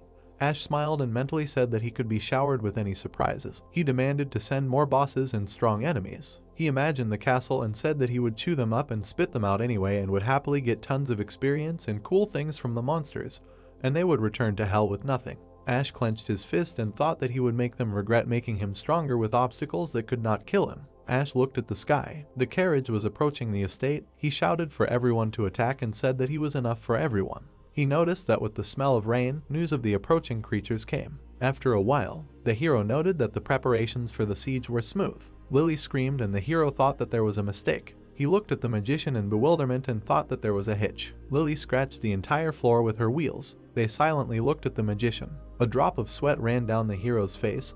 He thought about how she herself asked to bring the newcomers to greet her, so he took Godhand with him. Lily grabbed the hero and asked if she could speak to him for a moment. She pulled him close and said that this newcomer from the additional squad, wasn't he an elf by any chance? Ash said that she was attentive and that she was right. Lily shuddered. She looked down. Ash began to ask what was wrong. The girl asked if the hero knew how she got the ability of fiery skin. Ash looked at her and said that goblins broke into her village, and finding herself on the verge of life and death, she awakened this skill. The girl's hands were shaking. She said that everything was true, but that day, she asked the hero what did he think, thanks to whom the goblins were able to infiltrate their village. Lily looked up and said that it was the elf servants of their family. She remembered the wounded elves in the forest, said they felt sorry for them and took them in, said an elf family was being hunted by slave traders, they gave them a separate house. She said that in return for a whole year they served them, and they provided them with everything they needed, but then Lily remembered a crowd of goblins, said that after 1 year they decided that they wanted revenge on the human race, so they opened the gates of their village and brought a whole pack of goblins. The village burned down. Lily remembered holding the hands of her murdered parents, said that she was left all alone. Lily looked away and said that elves will always hate humans. The hero looked at the elf. The girl said that they could betray him at any moment and she was worried about his highness. Godhand looked down while the girl said that they could destroy their fort like they did to her village. Ash was silent and asked if the girl really hated elves. She clenched her fist and said that she was also very afraid of their blades. The hero asked, even those who did nothing bad to her. Lily hugged herself and assumed that it was because of their innate hatred for each other. She could not force herself to have warm feelings for them and assumed that the elves had the same. Ash knew that this was the reality. The long history of this continent gave rise to an equally long chain of grievances and hatred. Godhand approached and asked for forgiveness. The hero shuddered and asked when he managed to come here. Godhand bowed and asked for forgiveness. He said that he had been an undercover agent for a long time, so he accidentally overheard their conversation. Ash looked at the elf tensely and asked if he really heard everything. The elf said yes, although he was ashamed. Lily looked at the elf in fear. The hero noticed that the closer the elf came, the paler her face became. Godhand looked at the girl and said that he wanted to tell her something. He raised his head and said that he had no right to ask her for forgiveness, because even if he apologized, her wounds would not disappear. The girl bit her lips. The elf said that her emotions for his race would not disappear either. The elf introduced the soldiers and said that they were at war now. Even before his country fell, elves and humans repelled the raids of monsters together. He remembered the gorges and said that for now they had a common enemy. He calmly looked at the magician and said that now it was time to put aside personal hostility and continue to fight side by side under the command of his highness. The hero thought that the elf's words were the embodiment of reason and logic. However, Lily angrily said that she was no longer going to trust the elves. She looked at him and said that she knew that he was the same and the only difference was that he hated humans for winning the war and enslaving their race. Godhand listened calmly. Lily said that they had fought so much and then oppressed the losers for just as long, and so the mutual hatred will not go away until one of the sides dies out. Lily shook her head. She was sure that the other soldiers would also be uneasy about the elves at the front. She looked at the hero and said that hiring the elves was a big mistake and urged him to reconsider. Ash looked at her and asked, even if it meant that she would have to stay on the front lines. Lily put her hand on her chest and said that rather than fight alongside the elves, it would be better to go to the front lines. The hero could not believe that she, who was constantly asking for a resignation, was saying this. Ash remembered that Lucas was also a little nervous about the elves and figured that most of the soldiers would think the same way as the girl. Ash mentally asked himself what he should do about it. He looked at the elf, who said that they did not like humans. Lily pressed her lips together. Godhand asked what difference did that make to the current situation. He said that their country had fallen and that was the reality. Their kind lived under the oppression of humans. Godhand looked at the girl and said that the lives of their squad, and the entire race as a whole, were in the hands of the Empire, and the hands of His Highness. He said that without the mercy of the Empire, they would have died out long ago. He showed the collar and said that even if they had any evil thoughts, His Highness could crush them with one move. Godhand fell silent. He imagined the happy elves and said that all he wished for was for his squad to survive at least one more day, and at least a little better than the previous one. That's all. Lily remained silent. The elf assumed that she had exactly the same thoughts. She folded her arms. Godhand asked if that was not why she worked here, despite her condition, to protect the people dear to her. Godhand said that humans and elves may not get along with each other, but as long as they have a common enemy, they must unite to protect those dear to them. Godhand looked at the mage and asked, did they need other reasons to fight together? Lily shook her head and said that they could fight monsters together, but she would never forgive their race. Godhand nodded and said that it was her right and he had long been accustomed to it. Lily looked at the hero and said that it was only for one siege. She narrowed her eyes and said that if the elf squad remained here after the siege, she would leave the battlefield. She turned around and said that it was time for her to go and rest. Ash thought that the Lily he knew was a good person. He remembered how she smiled. She was sensitive and compassionate. She was even ready to sacrifice herself for the common good. Ash did not even think that Lily was capable of such open hatred. He watched her go and thought how strong her hatred was. It was much deeper than he had imagined. Ash put his hand on the elf's shoulder and apologized for bringing him here to introduce him. But instead he was yelled at. Godhand said that it was normal. He noted that the girl was still holding back. Ash thought about it and said that the problem was much more serious than he thought. The elf said that His Highness was a very interesting person. Godhand said that even from people who communicated well with them, there was still a sense of prejudice. There was wariness in the air. Godhand smiled and said that it did not come from the hero at all, and that is why he says that His Highness is an interesting person and he is grateful for it.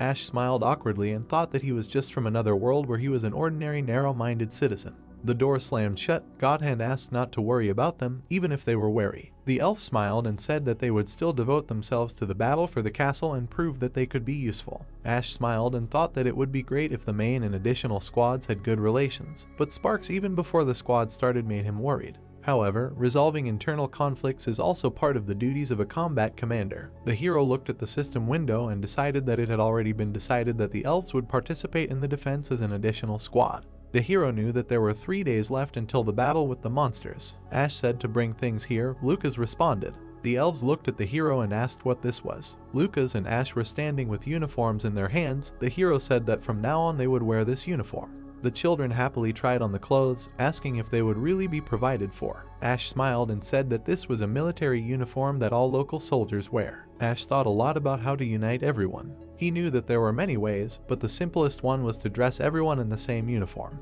Ash remembered that in the game, making uniforms also allowed you to add points to team spirit. This is, of course, not a cheap pleasure since you need to dress the entire army, but it is quite effective. Ash came to the old man to make a special uniform for soldiers fighting monsters. Ash decided that the military uniform should look cool. He believed that it should correspond to the canons of fashion, so that it could be proudly worn in any situation, so that people would want to join them just to wear it. Ash said that the new uniform of the soldiers was warmly supported by Ader, and even Evangeline, who lived in the city, said that it was quite beautiful. Ash decided that the locals should accept it well. He smiled and said that the elves should hide their identities and use hooded capes. The elves looked at the new uniform. The hero said that it suited them. The light was shining through the windows. Ash stood in front of them and said that from now on they were no longer the 8th squad of the Counterintelligence Corps. He said that they were dead to them. He said that from now on they were the 3rd Prince's Special Forces unit. The elves stood in a row. The hero called them the Shadow Squad. He knew that officially they should have been executed by now. They needed new identities anyway, so continuing to address them as they had before would be problematic. The hero decided to just change their name for now. Everyone looked at the prince with eagerness. Ash smiled proudly and said that it was time to hunt monsters. 4 days later, the day of the siege arrived. Monsters were flying across the sky. The hero remembered that the sky had turned black due to the monsters approaching them. A group of elves sat at the table, and the main squad. Ash, standing at the board, said that great, since everyone was here, they would begin. Pointing to the diagram, he announced that they would go over the basic strategy of the battle. The knight clutched his weapon, shouting that they were advancing. Ahead of them appeared many flying monsters. The system window reported enemy information: 4 waves, 2 unknown bosses of unknown level, 360 stone gargoyles of level 15, and 242 steel gargoyles of level 20. The prince stood next to the blue window and said that he was waiting for them. Lucas, who was standing next to him, noticed that it seemed like it was going to rain. It could affect the battle. The sky was filled with clouds. He said that he did not think that this was good news for them. The brunette replied that it did not matter whether it was rain or snow, it was all the same. He looked at the grinning gargoyles and thought that killing monsters and protecting people, their mission and goal would not change from this. A red flag fluttered on the wall, words were heard, attracting attention. All the soldiers turned to the prince, who said that he would be brief, they would kill these creatures, celebrate. The hero looked at the warriors with determination and continued that they would calmly go to sleep. The warriors on the fortress wall supported him. Raising his hand up, the prince gave the order, ready. The soldiers stood by the cannon. All the warriors were ready to fight. Ash shouted the order, fire. The cannon fired. The gray-haired warrior ordered to open fire. The cannons on the fortress fired. Many cannonballs flew at the stone gargoyles. Many explosions arose in the sky. The cannon smoked after the shot. The soldiers looked at the bright explosions in the sky. One of them held a telescope in his hand in surprise. Despite the explosions, the gargoyles were approaching. He shouted that the attacks were ineffective. The gargoyle bared its sharp teeth.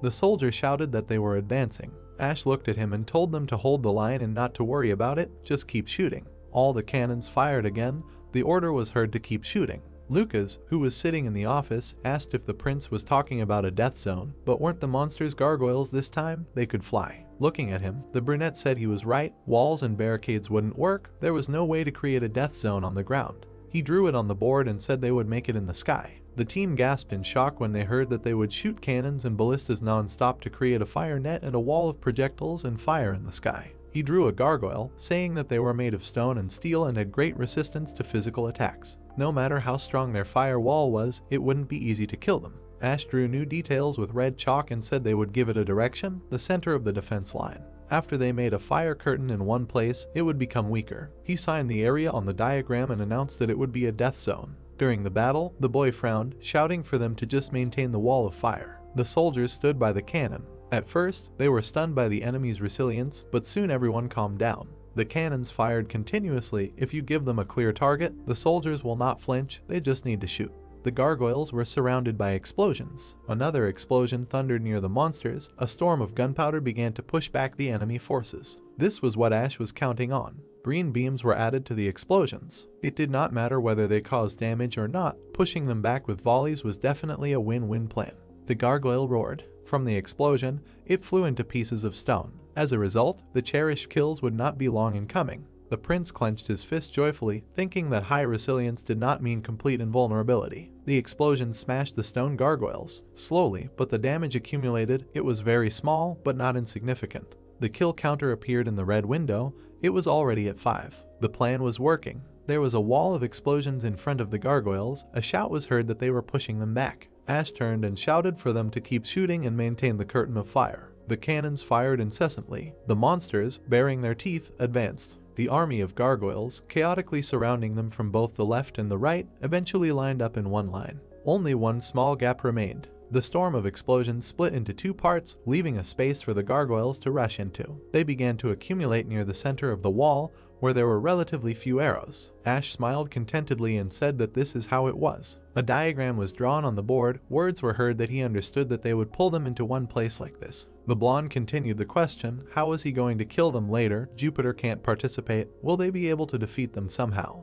Looking at him, the brunette answered that, of course, the method is not entirely reliable, but it is. The squad members looked at the prince, who said that he could not tell him more, but they understand how exactly the gargoyles fly. Demian raised his hand and asked, isn't it with the help of wings? He heard that such bulky stones cannot be lifted with only wings. The young man asked, so magic? The prince drew green curls nearby and answered that yes, their wings have wind magic. He asked those present a question, what will happen if 2 magical powers of the same element collide? Godhand and Lily simultaneously raised their hands up, and the hero asked the elder mage. Lily, with her hand raised, said that the magic of a higher level will absorb the one of a lower level. Looking at her, the brunette confirmed and said that if you shoot them with a higher level wind magic. Ash, who was standing on the battlefield, shouted to the girl that now. Lily, who was sitting in a chair, activated the wind artifact. A huge ball emitted green rays. The magician said that the artifact was activated. Seals appeared around the green balls, directing the wind. The R-rank wind artifact does not have any special effect, it simply shoots powerful wind magic at the target. A stream of wind surrounded the gargoyles. That's all they need. The brunette finished drawing the diagram, thinking that if you shoot them with a higher level wind magic. The gargoyle turned around with displeasure, looking at her wing. Then the wind magic on their wings will dissipate, and they will lose the ability to fly. The monsters fell down. They are very heavy and consist of stone and steel. If they fall from a flying height to the ground, they will not survive. From the impact, the gargoyles scattered into fragments. Amidst the explosions and tornadoes, they fell down and crashed. If they aimed for the flanks, they would be attacked by artillery, and if they flew to the center, they would fall. Ash looked forward resolutely, thinking that now he would see their reaction. Monsters have a certain behavior pattern. The stone monsters flew forward. Use the shortest path to kill the closest person. Before they lose the ability to fly, they will begin to use acceleration to crush the closest target with their weight. Ash stood on the wall, looking at the attacking gargoyles, and shouted that this is the end, they have nowhere to retreat, and then asked Lily how much longer the artifacts will last. The girl held a watch in her hand and said that the first one still has 20 seconds left. The prince ordered not to waste a single second to activate the second artifact as soon as the first one ends. Holding the watch in his hands, he ordered to activate the second artifact. A new storm flew at the gargoyles. The second artifact, having combined with the remnants of the first one's power, instantly shot out a strong wind. The fall caused flashes to appear on the wall. Most of the monsters, having fallen under the influence of magic, fell, but some reached the walls of the fort. One gargoyle landed on the wall of the fortress. The second one was climbing up. The warrior shouted that they were already here. He turned around and looked at the monster casting a shadow. The gargoyle roared, baring its jaws. Lucas and Evangeline looked at it with determination. From the swift attack, the monster fell and flew down the wall. Lucas told the girl that he would leave the right side to her. Turning around, the white-haired girl said with a smile that she would protect both without a problem. The cannons continued to fire. Now all the soldiers were involved in maintaining the fire wall. Ash turned to Demian and asked if he was ready. The guy with the gun decisively declared that he would do everything in his power. Repulsing the remaining enemies was his responsibility with the squad. Shining swords appeared around Ash. He told the guys, "Forward." The squad members looked at the gargoyles that appeared. The first defensive squad and the main squad entered the battle. Evangeline dodged the stone gargoyle's attack. Demian's purple shot hit the monster. The guy's eyes were shining from using the skill. The gargoyles were hit by flying swords. Lucas made a swift strike. Stones fell at his feet. Turning around, the blonde said, "You are the first squad destroyed." Ash told him not to relax. This is just the beginning. Explosions from cannon shots surrounded the stone monsters. The gargoyles divided into 6 large squads. So far they have destroyed about 100, which were only the first part of the monster army. The system reported that stage 2 was starting, the fight continued, and Lucas shouted that the second squad was approaching. The gargoyles fell down, trying to climb the wall. A blue shining sword was spinning in the air. A swift strike illuminated the stone fingers. The gargoyle flew down with a scream and crashed, scattering into debris. Ash looked down and said that it was beautiful. In fact, he trained a little alone. He remembered how hard he chopped onions. Because of the class def, it is difficult for him because his skills progress quite slowly. However, thanks to training, he managed to achieve better control in battle. Cannonballs exploded. A whirlwind of air knocked down the gargoyles. The prince thought that if they continue in the same spirit, they will cope with everything. Lily, holding a watch in her hands, exclaimed that the second wind artifact is about to expire. The brunette turned around, thinking that so soon, time flies too fast. He ordered to immediately turn on the third. A rapid stream of wind blew away the monsters. Ash drew on the board. 3 wind artifacts will be placed on the walls of the castle, but there is one problem. Turning to the girl, he asked how long each such artifact works and recharges. Lily answered that the working time of each is 5 minutes and the recharge time is 15 minutes. The brunette confirmed, saying that this is the very drawback of the operation that he spoke about. He wrote on the board and said that the first artifact would block the airspace for 5 minutes, after which it would need 15 minutes to recharge. Even taking into account that the next 2 artifacts would also work for 5 minutes, he colored in the squares on the diagram, saying that there was still a 5-minute gap until the next activation of the first one. Looking at his team, he said that they would have to hold the sky for 5 minutes, otherwise the monsters would be able to break through. The magicians kept the artifact operational. Lily said that there was a minute left before it deactivated. The prince looked at the unfolding battle and thought that they would have 5 minutes before the next activation of the artifact. Would they be able to hold out? The monsters were approaching the fortress. The soldiers were shouting that they were advancing. They needed to run. The stone monsters jumped onto the wall. The brunette gritted his teeth in displeasure. Looking at them, he clenched his fist and mentally ordered himself to pull himself together. He looked ahead resolutely, thinking whether they could hold out. That was the wrong question. They had to hold out. He would do everything for that. That was why he was here. Turning to his comrades, he ordered them to get ready. A gloomy Lucas said that as soon as the artifact was deactivated, the monsters would rush to the center. Maybe they should give a signal by opening fire on this area. The warriors fired from behind the guns. The prince said no, that would weaken the positions on both flanks. They would only give the monsters an opportunity to break through. Cannons and ballistas were not suitable for close combat. Let them remain a guiding moment. The guy clapped his hands and ordered them to get ready. He looked at the heroes and said that the real battle would begin in 5 minutes. His comrades heard his words. He hoped that the experience of previous battles had tempered them enough so that they would easily withstand the fight against the gargoyles. However, in a real fight there are too many variables, anything can happen. The guy took out a stick and asked to let him have one last word before the final battle. He raised the stick up, finished with the words to spank them. Lucas looked at him in amazement and asked, "Did he hear me wrong?" Ash was squeezing the weapons, shouting that yes, he was going to spank everyone. The yellow system window reported information about the Maestro, level 35, type magic wand, attack 25-50, durability 10 out of 10. Creates a magic blade controlled by the caster. When attacking with the wand itself, it removes 1% of the opponent's health and creates a random buff. The show begins or one great conductor. Ash thought about the special effect of the Maestro. It was time to use the random buff effect. He imagined the heroes kneeling, with their backs in front of him, and thought that in order to get it, he would have to spank the team members. How to explain to them this strange mechanism of the wand? In the end, he decided not to explain anything. Sad Lucas held out his palms when the brunette shouted that they were running out of time. Let them hold out their palms, palms up. The knight asked if he had done something wrong. He would accept any punishment, just let him explain what he had done wrong. And Ash gently hit his palms with his wand, shouting that he would understand everything. The system reported that an advanced buff had been received. Mana consumption was halved for 3 minutes. The blonde looked at his shining palms in surprise. He made a delighted sound, and then he happily looked at the prince and asked to spank him more often. Evangeline held out her palms and said that they looked like perverts, but it seemed that something good happened after spanking. The prince hit her palm with his wand, saying that the academy graduate was very smart. The system reported that a low-level buff had been received. Defense would increase by 10% for 3 minutes. The girl beamed and said that that's how it was. She heard the question, "Does it feel?" Looking at her palm, she answered that yes, that's much better, only next time let him hit not the palms, but the place that won't be useful in battle. She covered herself with a shield from the brunette, who was asking where he should hit next time. Ash thought that he really sounded like a pervert. A scream was heard on the tower. Why was he asking her about this? Let him think and decide for himself. Demian held out his trembling palms and asked him not to hit too hard. The boy was shaking all over. The brunette thought, what is he doing? Demian's look was very sad. Ash thought that if you think about it, he spent his childhood in an orphanage. He said that it was a scary place. He probably had bad memories of corporal punishment. The hero poked the guy in the palm with a stick and thought that he was sorry, but he needed this buff. The system reported that a high-level buff had been received, unlimited stamina for 3 minutes. Demian looked at his shining palms in amazement. He clenched his fists and said that he felt like he could do anything. Ash thought that was great. Let him enjoy this feeling to the fullest. It would disappear in 3 minutes. He held the artifact in his hands and thought that everything seemed to have gone smoothly. Now the vanguard was fully prepared.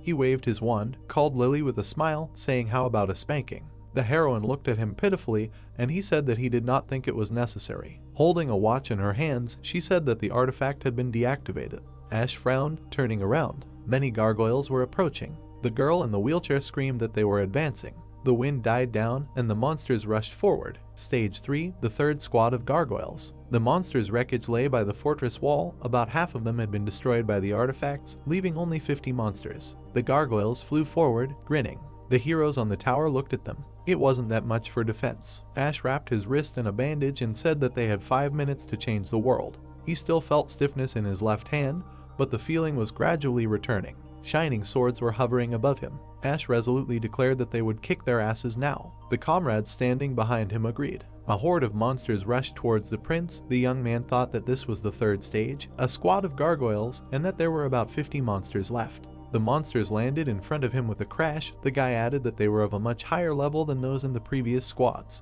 He frowned and thought that there was nothing to worry about because they had an advantage. He squeezed his wand and decided that if it was really hard, he could use his trump cards and kill with them, as he did in his third battle with monsters. The guy put his hand forward and pointed the blades at the monsters, provoking the enemy. The next second, Lucas smashed the monsters' bodies with a few swings of his sword. The prince thought that no one could make him worry. The knight looked back at him and asked if he was okay. His Highness thought that the 3 team members he had improved were fighting as if they were monsters themselves. The blonde suddenly noticed something and said that a gargoyle had broken through to the left flank. He rushed into battle and said that he would sort it out himself. His legs were covered in aura. The guy used the dash skill. The prince watched as the knight dissolved in a flash of light, thinking that the warrior was just like a rocket. The blonde frowned. His mana consumption was halved for 3 minutes. The principal thought that this skill consumes a lot of mana, but thanks to the buff, Lucas can use it often. A bright flash flashed along the fortress wall, fighting monsters. The young man thought that the knight was here and there at once. He shook his head after his movements and thought that this was just an incredible result, but this was always the case in the game. Evangeline frowned and shouted, provoking the monster to herself. The gargoyles bared their teeth and opened their mouths. Their weapons met with her shield. The girl reflected the blows and fought at the same time. She frowned and shouted loudly.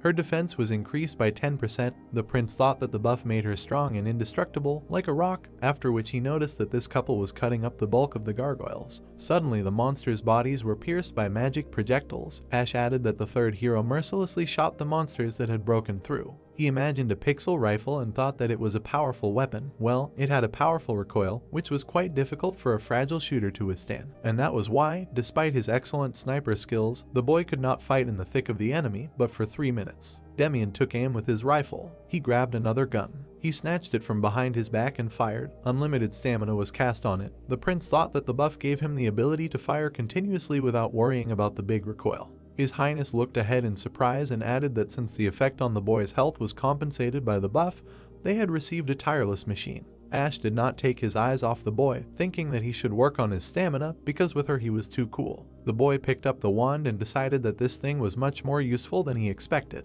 He imagined the pixelated models of the characters and thought that in the game the buffs were random and lasted for only 1 turn, so there was nothing particularly cheating about them, but in reality his item gave a 3-minute buff. He smirked slightly and added that if these 3 minutes could affect years of play like that, then it exceeded all his expectations, and that until he tried it, he did not realize its true value. Lucas cut through the monsters blow after blow. The prince thought that they only had a few more enemies left to destroy, and the third squad would be defeated. The young man threw one of the blades and called out to the knight. The sword sank into the floor. The prince attracted Lucas's attention, pointed his finger at the sword and asked him to lure the gargoyles there. His Highness stepped forward, turned to Lily and said that it was time for her to get back to work too. The girl frowned slightly and asked why he remembered her. The young man frowned and said with a wide smile that she understood everything correctly because before casting a spell. The trembling girl stopped his hand. The young man finished the sentence by saying that he wanted to hit her once. Lily asked in fear why he did that. Her scream was heard from behind the wall. The knight hurried with all his might to the shining ball, shouting to the guy that he brought the monsters. The prince praised him.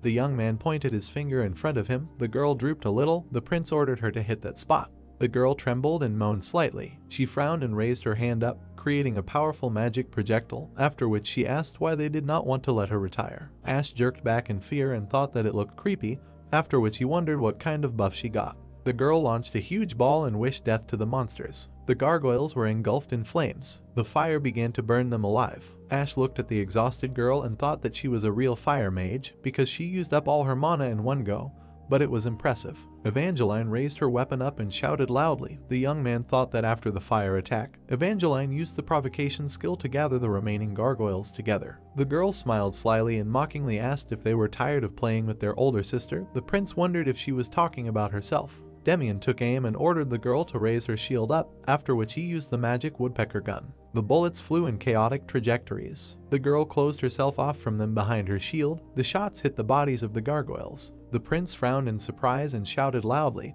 then wondered if the boy had calculated the trajectory of the bullet because he had managed to hit everyone with one shot. The boy smiled broadly and was happy about the hit. His Highness added that given his sniper skills, he could have done it. The girl frowned and said with a smile that she wanted to do one last thing. She made a straight hit with her spear and squealed slightly, breaking the monsters. The young man thought that the last gargoyle from the third squad was defeated. The guys were standing on the fortress wall. Evangeline shouted that the sniper did an amazing job, after which she asked to do the same next time the third stage was passed. The prince smiled and said that it was much easier than he expected and that everyone did a great job. The guys liked his words. A vortex of energy swirled around the giant ball. One of the magicians shouted that the artifact was fully charged. Lily raised her eyebrows in fear and shouted that the artifact was ready to activate. The guy thought she looked exhausted, but she reported good news. The giant stop of the vortex like mother rose to the sky. The guy asked the magicians to turn it on. The boy looked at the prince and said that the ammo was almost gone. The fourth stage began, explosions and new monsters appeared in the sky. The young man thought that the third stage was easier than he thought, but it was too early to rejoice. There were 2 rifles on the table. The prince added that the boy's guns were completely out of ammunition, as was his woodpecker. He looked at Lucas's sword and thought that it was also worn out. Then the guy looked at the girl's shield and added that her shield was now damaged. Ash looked at Lily, who was unconscious, and thought that she had not even regained consciousness yet. He looked ahead with a calm expression and added that he still had a couple of trump cards, because the members of the main team had completed the task, so they could already disperse to recuperate. The people in cloaks knelt down and began to wait for the prince's order. His Highness looked at them and said that they would switch, and that now it was their turn to hold back the monsters, as the main team did, but if necessary, he would join them. The girl closed her eyes and said that the prince could rest, because they would do their best. Lucas and Evangeline looked at this. The girl said that she would finally see the squad in action. Lily looked at the shadow squad. The girl frowned deeply and pursed her lip. With a trembling hand, she clenched her fist. The boy quickly looked at both teams and asked what happened to the atmosphere. The prince thought that the kid seemed to sense the tension between the 2 squads. Explosions were heard in the sky. A new wave of monsters headed towards them. The prince thought that it was not strange that some kind of rivalry arose between the participants, and that on the contrary, it would be strange if they found a common language from the very beginning.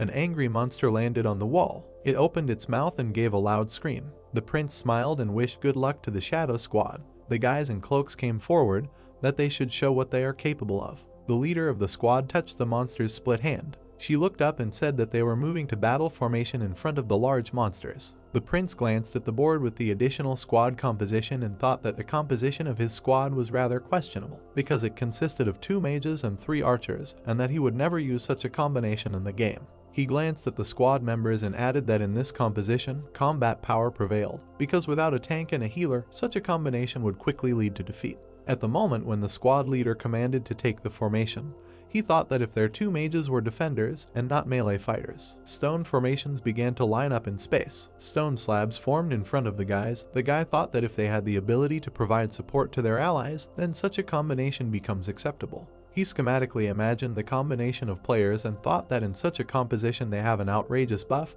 Just due to such a bundle, the team received an improvement in the combo of magicians and shooting in Mozambique. The principal raised an eyebrow and thought that they were pumped up warriors, so it would not be difficult for them to destroy the enemy with their firepower. The leader of the squad rose on her foot. One of the members came out in front of her, hearing the words that her task was to contain the enemy and point to the targets. The girl turned her gaze to the others. The guys grabbed their weapons, hearing the command to shoot. One of the girls pulled the bowstring. Another aimed the crossbow at the target. A heavy wooden leg hit the floor. The third girl stood behind the launcher. The gargoyle opened its mouth and let out a loud roar. The monsters began to climb up the wall. A huge number of arrows rained down on them from above. The monster covered itself with its hand, reflecting the arrows. The leader frowned and said that they could not be defeated with ordinary arrows, after which she gave permission to use skills and gave the order to stand at different distances from the opponents. The girls, looking ahead, agreed with the order. The arrow in the hands of one of the participants was covered with a shining aura. The fired projectile went along an arc trajectory. The arrow hit the gargoyle's head. The monster's skull shattered into pieces. The prince looked at this in surprise and said that she was a good sniper because she hit it right in the head, after which he thought that this is probably why she has the call sign skull. One of the squad's agents pushed off the wall. The girl with crossbows rushed into battle and said that she wanted to check how strong their enemies were. The gargoyle swung her weapon. The girl slid along the ground, dodging the attack. She quickly turned around and aimed the crossbows at the enemy. The girl fired shining projectiles. The bolts hit the monster's back, splitting it. She looked at her target and said that they were very strong and that she had no arrows left. She dashed to the side. She said that she could not do anything and then asked Burnout to cover her. The projectiles in the launcher shone with a bright light. The girl looked at her ally and told her to duck. The next second, a huge number of projectiles were directed at the monsters. The gargoyles raised their heads to the flying arrows. Having hit the gargoyles, the arrows created powerful explosions. The guy thought that the girl's passive skill was that she endows the fired projectiles with explosive magical properties. He smiled slightly and added that for this reason he immediately noticed her, because she is great for hunting mobs. The monsters burst out of the flames. Suddenly, one of them froze in mid-air, enveloped in shining energy. Bodybag put her hand in front of her and stopped the enemy. The next second, her palm created a shockwave. The gargoyle was thrown back. The monster bared its teeth and prepared to attack. The leader of the squad dodged the gargoyle's blow. She touched the monster's body using her aura. The next second, the monster fell apart and fell to the ground. The prince thought that gargoyles were just pebbles in the hands of a god. Ash and Demian looked at the battle. His Highness thought that 4 monsters were destroyed in one fell swoop. The boy was surprised that they were called just archers. He frowned slightly and added that this was amazing, and that if he also pumped up his sniper skills, he would be even more useful to the prince. His Highness replied that there are no half measures in the fight against monsters, and that everyone makes a certain contribution. The prince smiled and added that the boy was irreplaceable and that he had already done a lot, so he didn't have to worry. The kid smiled happily. Ash thought that Demian wouldn't be able to get the same shooting skills anyway, and it would be better if he found a use for what he already had. The Shadow Squad fighters continued the battle. The guy added that they had coped with the defense much better than he had expected. A magic circle appeared above the green sphere. The guy thought that thanks to this, by the time the 3rd wind artifact was activated, they had managed to destroy the 5th squad of gargoyles. Ash frowned slightly and decided that everything had been going smoothly so far. A new wave of monsters was heading towards them, some of which fell dead to the ground. A system window appeared in front of him. The guy thought that the information about the bosses had been updated.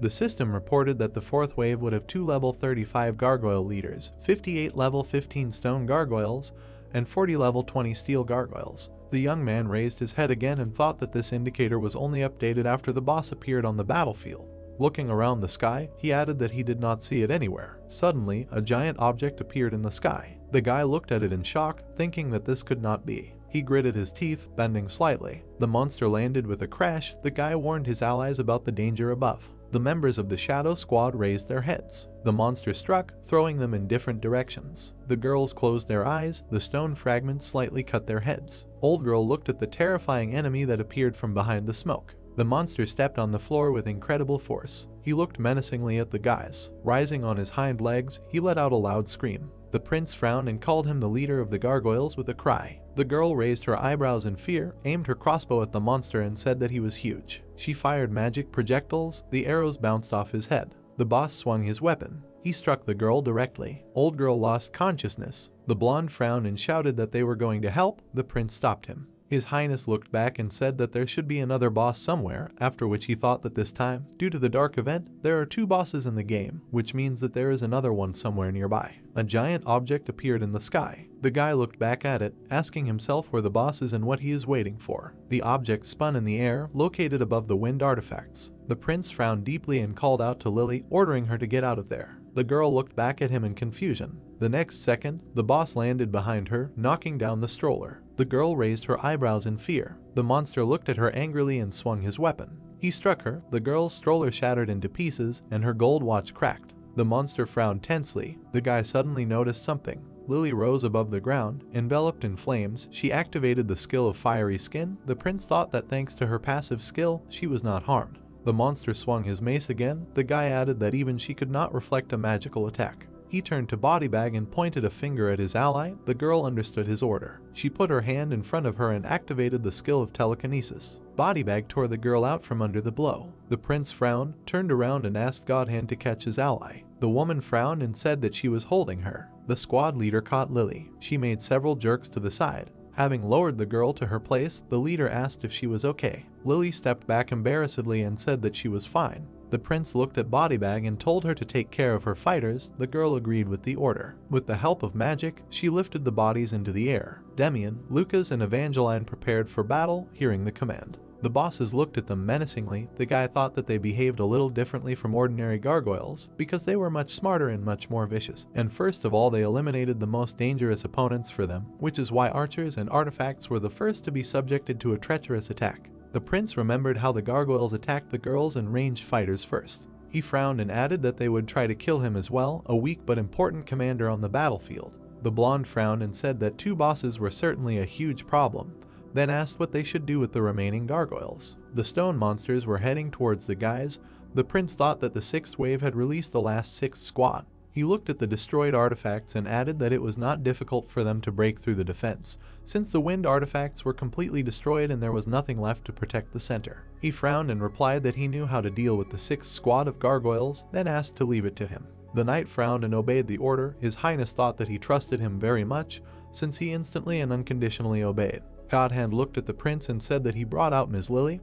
The guy praised him and said that the rescued girls would have to take on the matter personally. He looked into her eyes and asked what happened to the surviving artifacts and whether she would be able to launch them. The girl answered affirmatively and said that as he asked, she placed them in different places so that they could be used even in the most extreme case. The guy imagined the blue artifact and thought that from the very beginning they were installed just in case in different places, and fortunately, their alchemists managed to move to another place and acted remotely, thanks to which they managed to avoid losses. The prince touched her chest and ordered to immediately begin activation, the target of which was to choose him. The girl rested her hand on the floor and said that she understood the order but could not walk. She began to look back at Ash and Godhand in embarrassment, hearing the prince's order to take her to the artifacts. The prince looked at her angrily and said that now was not the time for her whims, because there was a war, so she should pull herself together. The girl raised her eyebrows and apologized to him. The squad leader picked her up. The prince ordered them to leave immediately. He looked back at his knights and said that they needed to hold out until the artifact was activated. The girl and the blonde frowned. The guy said that he could win for them even for all 12 hours. The little girl added that she thought they would have finished everyone off by then. His Highness put his hand on the armor and said that the gargoyle boss was a very strong opponent. He looked at them and added that he was not like those they had fought before, so they should be vigilant and not let their defenses down for a second, that he would take this into account. The guys rushed into battle with angry faces. Ash looked at his shooter and asked how many rounds he had left. The boy replied that he had 6 rounds for each Cerberus, and there were 18 in total. The young man asked if that was enough for him. The kid raised his head and activated the ability of his eyes. He looked at the monster and said that the boss's armor and helmets were a serious problem, and they seemed to have magical defense. The principal agreed with him. His Highness presented the boss model and thought that the gargoyle leaders wore armor with magical defense, and their bodies also had high physical resistance, so they would have to use an unconventional approach to get to the pure armor. The youth frowned and added that after the physical attack destroyed the magical armor, the boss could be hit with magic. One of the leaders shouted loudly. The boy thought that it was much easier said than done, because it would take time, and naturally, the bosses would not stand quietly aside and wait. Ash looked at the weapon in the boy's hand and thought that Cerberus was a magical weapon in the form of a pistol, but its range was lower than that of other magical weapons. The boy looked at him with confusion. The guy added that the shooter himself was not suited for close combat, so first, they needed to start restoring the team. Bodybag looked at him.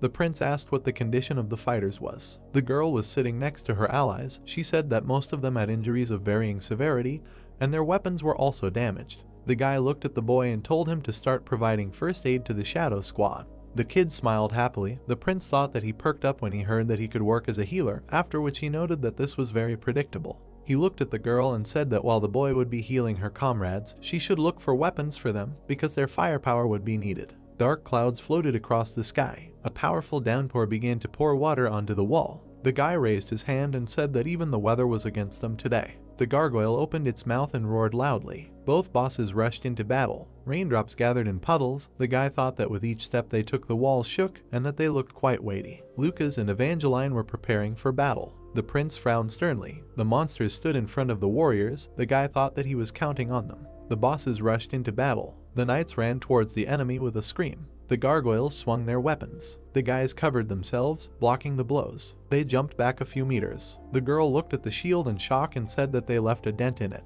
The guy imagined the bifurcated model and thought that it would definitely be difficult for them, because instead of a standard boss they got 2 identical ones. The monster's eyes shone with a bright light. The gargoyles rushed into battle again. The prince thought that it was quite possible to defeat them, and that Lucas and Evangeline were the 2 best tanks in the game. Lily frowned and called out to the boy, saying that the magic amplifier was ready to use. The boy thought that this was the moment he had been waiting for a long time. A magic circle appeared on the floor under the artifact. The guys activated the magic amplifier. The boy closed his eyes. His body began to shine with a bright light. He thought that the magic efficiency for one target character was increased by 100%, and that the target was himself. He looked at his hand with a smile and thought that he felt that he was capable of anything. The boy activated the commander's eye. Raindrops hung in the air. The gargoyle stopped. The system announced that the target was captured and then asked for a command. The boy's pupil lit up brightly. He ordered the monster to kill his comrade. Suddenly, his body was pierced by a sharp pain. He thought that at that very moment all the magic left him. The system assessed the command as difficult and then began to contrast the user's endurance indicator and the target's magic indicator. The guy imagined Jupiter and Lily attacking Maya and thought that as a species, gargoyles have low magic defense, meaning they are vulnerable to almost any magic. He frowned and added that in other words, they have low resistance to mind control too. He wiped the blood from his face and thought that if he used a magic amplifier to double his magic stats once, then the monster's eyes changed to blue. The gargoyle let out a loud roar. The system informed the guy that control had been achieved successfully. The prince clenched his fist and shouted with a smile that this was his game. The monster frowned sternly. He delivered a powerful blow to the head of his comrade. The horn on the second gargoyle's mask crumbled. The knights looked at this in surprise. The girl asked what they were doing. The monster turned to the comrade who had attacked. The guy thought that they did not pay treason. The attacked chieftain hit the controlled comrade in the face. The prince thought that now they were swinging their maces furiously, fighting each other. The monsters continued to fight, hitting each other in the head. The guy thought that they were attacking in cold blood, striking after striking, with the power of a siege weapon, but even identical individuals have differences. The red-eyed monster leaned down and hit the enemy in the body. He threw the controlled chieftain towards the gargoyles. The boss hit the wall with great force, raising dust into the air. The guy thought that this was a perfect landing on the 6th squad. The gargoyles rose into the air above the fallen chieftain.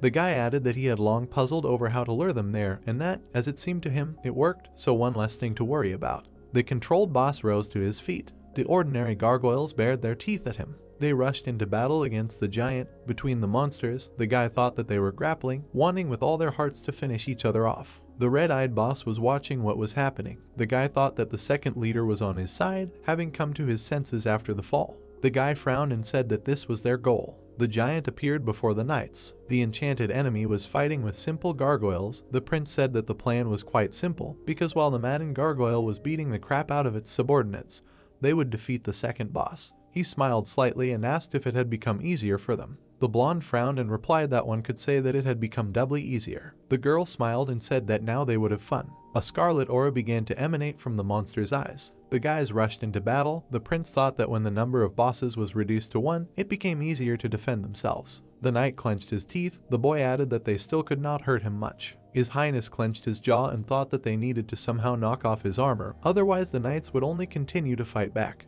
The dark cloak fluttered in the wind. The shadow squad knelt. The leader said that they were ready for battle. The prince frowned and asked if their wounds were healed. Godhand closed his eyes and answered that the boy had completely healed them, so they were ready to engage in battle. The boy objected and said that their weapons were damaged. The crossbow was all scuffed and covered in cracks. The leader of the squad said that they would be enough for a couple of attacks. The elf frowned and added that with their magic it was possible. The prince agreed and said that they could get down to business. The members of the squad prepared to attack. Burnout stood up for her installation again. The leader raised his spears in the air, called out to Bodybag and said that they were in on the action too. The girl waved her hand and created streams of energy. The Shadow Squad unleashed a barrage of attacks on the monster. Parts of the gargoyle's armor began to crumble. The prince said that this was an excellent result and that they would destroy his armor piece by piece. He frowned and thought that while the knights of the main squad were holding back the boss, the Shadow Squad would deal damage with physical attacks, and after that they would destroy his pure armor with magic. The rain continued to pour water on the ground. The guy decided that at any moment something could go wrong.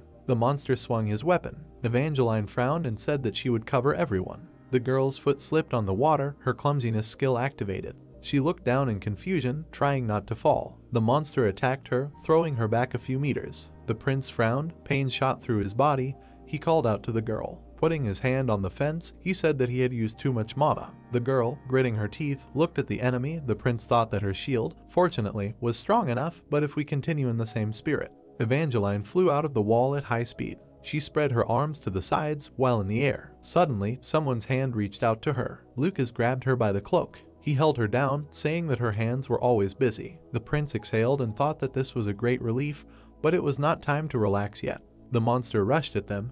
His Highness thought that because the tanks were no longer supporting them, the monster ran towards them. The squad leader frowned and ordered to open fire. The arrows bounced off the monster's armor. The prince frowned, cursed and said that the monster was running at them like a bulldozer. Godhand looked at the enemy and said that he would try to buy time. The mace was approaching them at high speed. The guy made a dash forward. He slipped under the enemy's weapon and touched his leg. The guy melted the gargoyle's foot, gluing it to the ground. The principal thought that the metal magic helped a lot, but in the end, even the versatility of the elves' defensive magic. The monster's leg trembled slightly. He tore off a piece of the floor, tearing it out along with the leg. The prince thought that magic could not oppose the stunning power of this giant. The leader of the squad looked sternly at this. His Highness added that no matter how hard he tried to buy time, the leader seemed not to feel his efforts. The prince looked at the approaching monster and thought that this was the power of a true warrior, and now he was rushing towards him to kill. Demian fired a few shots. The prince thought that neither arrows nor magic bullets could stop the attacking monster. He clenched his jaw and added that if nothing was done, they would be finished. The monster swung his mace. The guy thought that the only thing that could stop him now. Lily created a giant fireball above her head. The guy looked at her in surprise. The girl frowned angrily and turned to the monster, calling herself the eldest. She attacked the monster. The gargoyle's body was engulfed in fire. The girl called herself the mage of the monster's vanguard. The armor on her body was burned. The girls from the Shadow Squad were surprised that the large gargoyle was defeated. The monster's head lay on the floor. The guy frowned and shouted that it was still breathing. The monster turned to the side. The young man thought that he had changed his priorities. The monster opened its mouth, that now its target is the enemy who used the strongest attack against it, Lily. The girl raised her eyebrows in fear. Tears welled up in her eyes. The guy frowned and shouted at her to get away from there as soon as possible. He noticed her legs and thought that it was impossible, because she didn't even have water left to use her fiery skin. The monster was approaching her. The prince thought that the girl could only look at the monster rushing straight at her, resigned to her inevitable fate. The gargoyle swung its weapon. The girl closed her eyes and pursed her lip. The guy thought about what happened at the last moment. The elf's green hair fluttered in the wind. He blocked the monster's path and said that it was dangerous. His silhouette was reflected in the girl's eyes. She was scared but looked at how the blow reached him. I don't understand what he was doing. The man stopped the mace with magic. His entire arm was wounded. He frowned and shouted loudly. A powerful magical explosion tore apart the monster's weapon. The gargoyle's arm was torn off and pierced through his torso. The prince thought he had found the core. The elf turned to the girl and asked if she could strike again. Lily frowned and began to gather energy. She created a fiery projectile in her hand and screamed loudly. Putting her hand in front of her, the girl attacked the monster. The core was covered in cracks. The next second, the monster fell to the ground, and its core crumbled into pieces. The prince frowned, called out to the boy and said that the elf needed immediate medical attention. The squad members called out to their captain. The girl put the elf's head on her lap and asked why he protected her. The boy looked at her and replied that he acted based on common sense. He was splattered with blood, indicating that she was the only one with enough firepower to deliver the final blow to the boss monster. The girl raised her eyebrows. The boy added that he was thinking only about that. The knights approached the prince. One frowned and said that they had made a mistake and that there was no forgiveness for them, so they were ready to bear any punishment. The boy thought that the knights were ready to pay with their lives for mistakes, and he did not look like someone who could do that. He turned away and told them to listen to him, after which he thought that although not without losses, but in the end both bosses were defeated. Gargoyles flew over the corpse of one of the leaders. The boy added that he should thank the eye of the commander, which helped to seize control over one of them. The monsters opened their mouths. The boy decided that there were only 40 gargoyles left to defeat. The monsters rushed at them, and the boy thought that he needed to finish as soon as possible. He turned his gaze to his allies and thought that, however, everyone was already pretty exhausted. The knights frowned tensely. The boy added that Lucas and Evangeline were especially tired, who were mainly holding back the onslaught of monsters. The boy used healing skills on the leader of the squad. The principal thought that he had already used up all his mana, and the witch was at her limit, as well as the Shadow Squad. He turned his attention to the approaching monsters and wondered if they would be able to defeat the remaining monsters, given the current situation. The bearded man frowned and ordered the soldiers to aim and open fire. The knights fired their cannons. Fireballs headed towards the monsters. The cannonballs created powerful explosions. The man smiled and said that a curtain of fire was no longer necessary since the monsters would not fly from the south anymore. He looked at the prince and asked if he would mind a little support. The boy raised his eyebrows in surprise. He gave him a thumbs up and said that this was a great move. The red banner in the fortress fluttered in the wind. Drops of water were running down the cannon. The monster's debris was scattered everywhere. The blonde said that the floating gargoyles were no longer visible. He looked at the prince and said that they had won. And your highness looked up and thought that it was only raining when they were fighting, and now it had died down.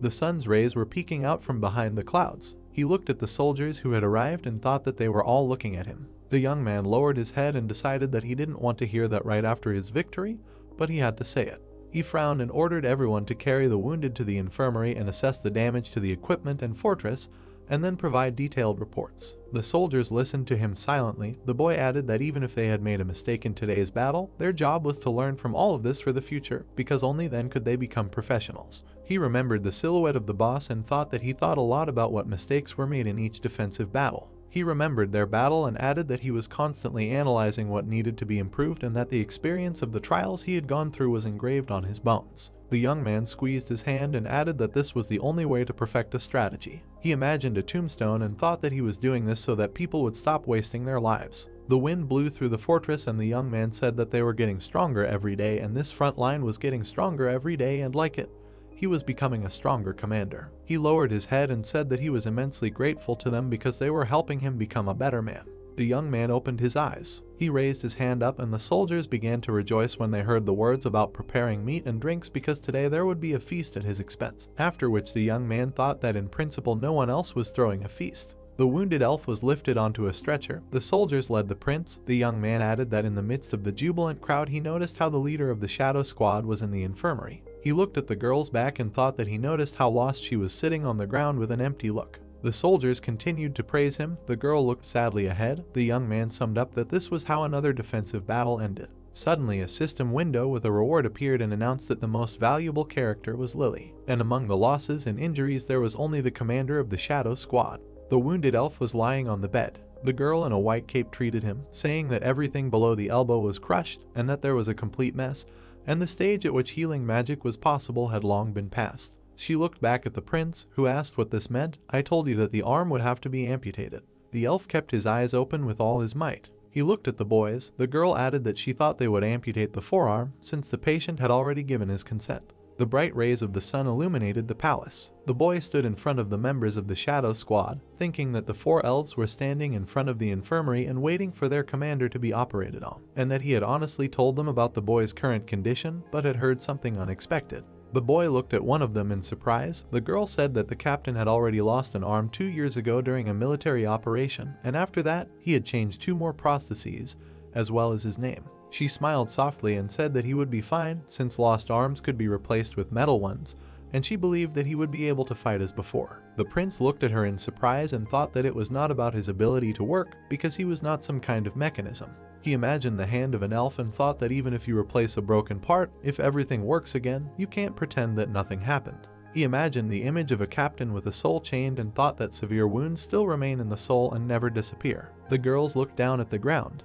The guy looked at them and said that if something hurt them, he would take care of them, after which he thought that it was probably strange to hear this from the commander, who had survived them to the limit in their first battle. The rays of the sun fell on the wall of the castle. The guy suggested that they leave, after which he said that today there would be a banquet in honor of the victory, and that he was sorry that the commander would not be present, but they should definitely have a good meal and a good rest. The girl smiled and said that everything was fine and that they would better stay and wait for the captain to finish the operation. The boy said that they could do as they wished. The wind blew the leaves off the tree. The prince said that he would order food and drinks to be delivered, and although they would not be able to celebrate the victory together, the boy returned and finished his sentence by saying that they had done a great job, so they should remember that. The girls smiled slightly. They said goodbye to the prince. The boy wished them to take care of their captain, after which he thought that he would need to order 3 barrels of juice to be delivered to them. Night fell on the city. The people gathered in the square again. The prince frowned and shouted with a smile, asking the people how they dared to start when their master had not even given a toast yet.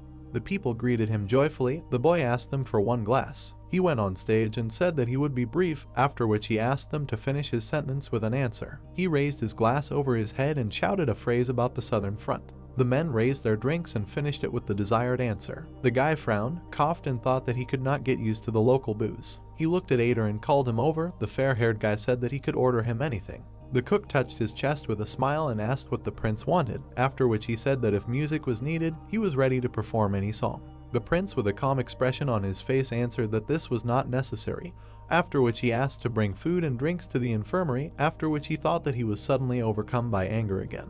He grabbed the guy by the head, smiled evilly, and ordered to feed all the healers and wounded in the infirmary, and also to bring 3 barrels of juice. Lily's carriage suddenly stopped. The girl said that she would bring everything herself. The prince looked at her in surprise. The girl looked into his eyes. The foot stepped forward. The guy asked if the soldiers were going to drink properly or continue fooling around. He didn't understand why they still hadn't finished all the cans. He ordered them to pour him some too, to show him how it was done. Everyone around was rejoicing.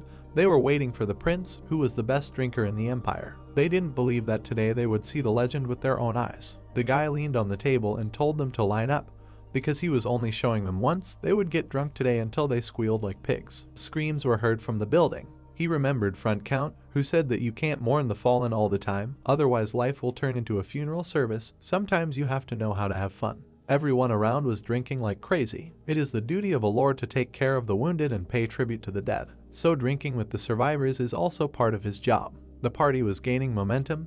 There were a lot of people in the huge hall. The prince tried to defuse the situation, laughing loudly and clinking glasses loudly. Night lights enveloped the city. The night of victory was in full swing. Godwin suddenly opened his eyes. He was missing an arm. Lily was writing something at the table. She noticed that the guy had woken up. The girl turned her head and said that the operation was successful. The guy was white up to his elbows without arms. The girl added that the fever and pain would last for some time and tomorrow morning they would renew his dose of healing magic. His arms were in bandages. The girl said that they removed everything except the joints so that he could move the prostheses. The other elves were sleeping on the next bed. The red-haired girl looked at them and said that the squad members had recently fallen asleep, having eaten and had a good time before that. There was a tray on the table next to him. They left him some food. He needed to have a good meal since he had lost a lot of blood. The young man looked at the girl and asked why she cared about him. She hated him. So she threw the pen on the table and said that she had a question. Lily turned and asked why he saved her then. She remembered the battle when the gargoyle leader suddenly rushed to attack, why he covered her with himself, taking the blow from which he lost his arms. Godwin looked at her and replied that in those circumstances, her safety was a priority. The girl furiously told him not to talk nonsense and not to pretend to be a great strategist.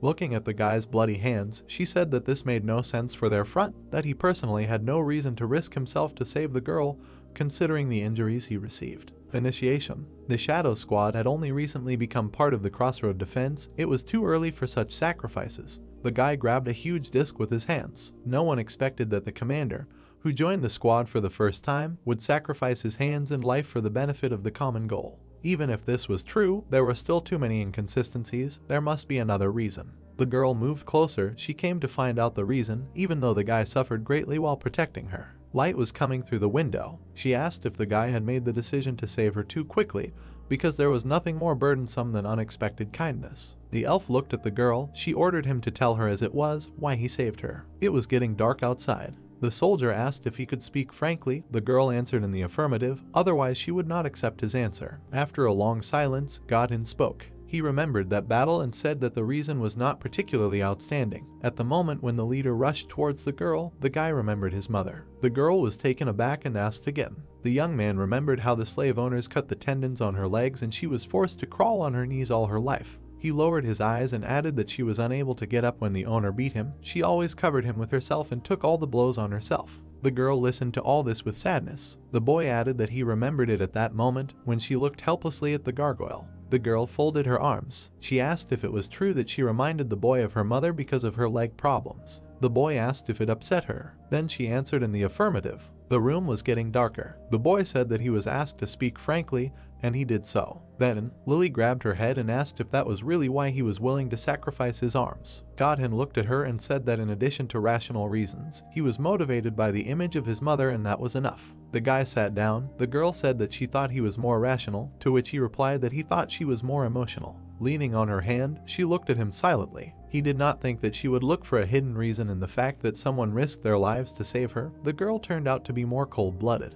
Remembering the terrible lives of each of them, he added that they would never be able to understand each other. The wounds that their races passed down through generations are too deep.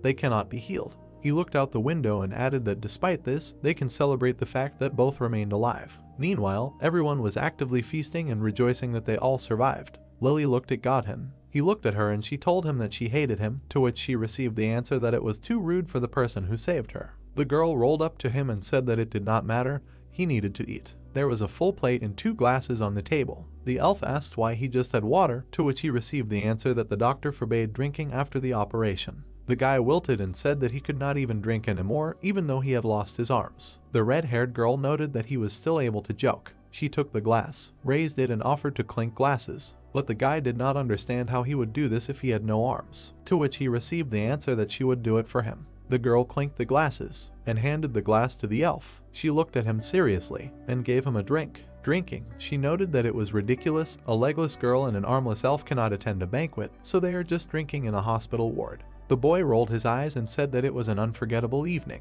Looking out the window, he added that he would quickly forget a normal banquet, but this one would remain in his memory for a long time. He turned to the girl and asked if she could continue to take care of him. The girl was taken aback. She shoved a bun into his mouth and told him to recover faster. When he was healthy, it was easier to hate him. He smiled and sheepishly said that then he would prefer to remain sick, to which she ordered him to stop talking nonsense, especially with such a face. The two did not talk anymore. The plate was emptying. Lily slowly fed Godhan cold vegetables, and he ate it all in silence. They looked out the window. In the distance, drunken soldiers continued to bawl out obscene war songs. The night of victory was coming to an end. Dawn, half-naked Ash jumped up and thought that he had overdone it with alcohol. Putting his hand on the bed, he did not understand what was there. Turning around, he saw a man next to him and screamed. He got angry and thought that he woke up drunk next to some woman. Then the body rose. From there he heard a sound of whether the prince had woken up. It was one of the soldiers. The guy screamed in horror. The others began to wake up. It was a bunch of naked men. Ash screamed even louder. He could not understand what kind of hell this was. There were bunk beds around. The soldiers said that it was the Twilight Legion. They added that the prince drank a lot yesterday. He got up and asked why then everyone was naked torso. One of the soldiers was surprised and said that he ordered them to. Yesterday the prince undressed and began to shout freedom to the tits, to drink in comfort. He ordered them to repeat after him. Everyone agreed and undressed. The guy covered his face with his hands and thought that this was terrible. He should not be so high from alcohol.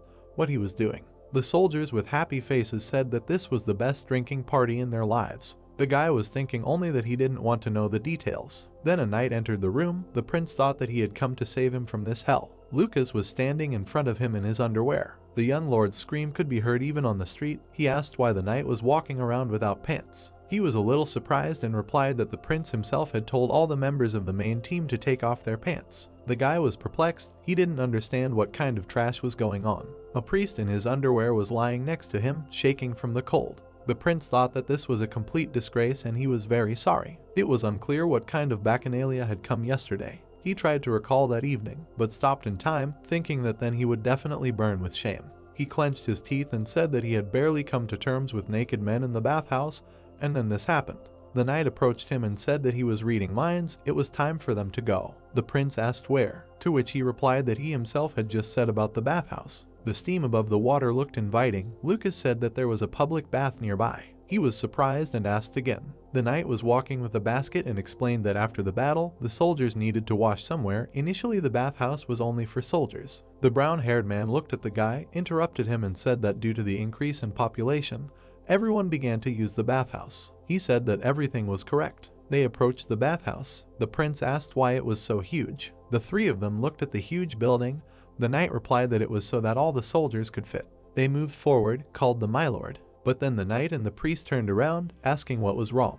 The prince was left behind. He embarrassedly asked about the bathhouse. His face changed. He wanted to clarify whether they were engaged in pleasures in the bathhouse. But bathing in the bathhouse against the background of the old grandfather, he realized that he was talking nonsense. His unrealistic desires will never come true. He sat in the water and thought that at least there were no problems with the plumbing there. Lucas approached him and said that due to the periodic shortage of water, they decided to establish a water supply. Ash looked at him and asked if he was going to swim. The water flowed like a waterfall. The knight replied that he would just stand there and ensure the safety of the prince. He replied that the knight should not act up and also swim. There was another bathhouse nearby. The young man stepped into the water. With the Lord's permission, he would take the opportunity to wash himself. And then the brown-haired man looked at the guy in surprise. He had suspected it before, but up close it was much more noticeable. Lucas turned his back to the guy. He asked how hard his life had been. The knight's entire body was covered in scars. They were like an imprint of the difficulties he had had to go through. The blonde smiled and replied that everything was fine. Then Demian swam up to him. The brown-haired man asked if everything was okay with him. He enjoyed the water. He replied that everything was wonderful. Lucas turned away from everyone in disappointment and said that the prince should forget everything that happened yesterday. At that moment, the brown-haired man was scared and wondering what he had done. He heard the sound of feet. A bunch of male silhouettes appeared behind the guy. He asked what kind of news this was. A crowd of men kept saying that it was time to freshen up. It was the Twilight Legion. They all filled the pools and enjoyed their rest. The young lord was embarrassed and said that he wanted to leave. The knight agreed. Then one of the soldiers noticed him. Everyone began to salute him. The guy walked and covered his face with his hand. He thought that a decree should be issued that in the baths you cannot salute.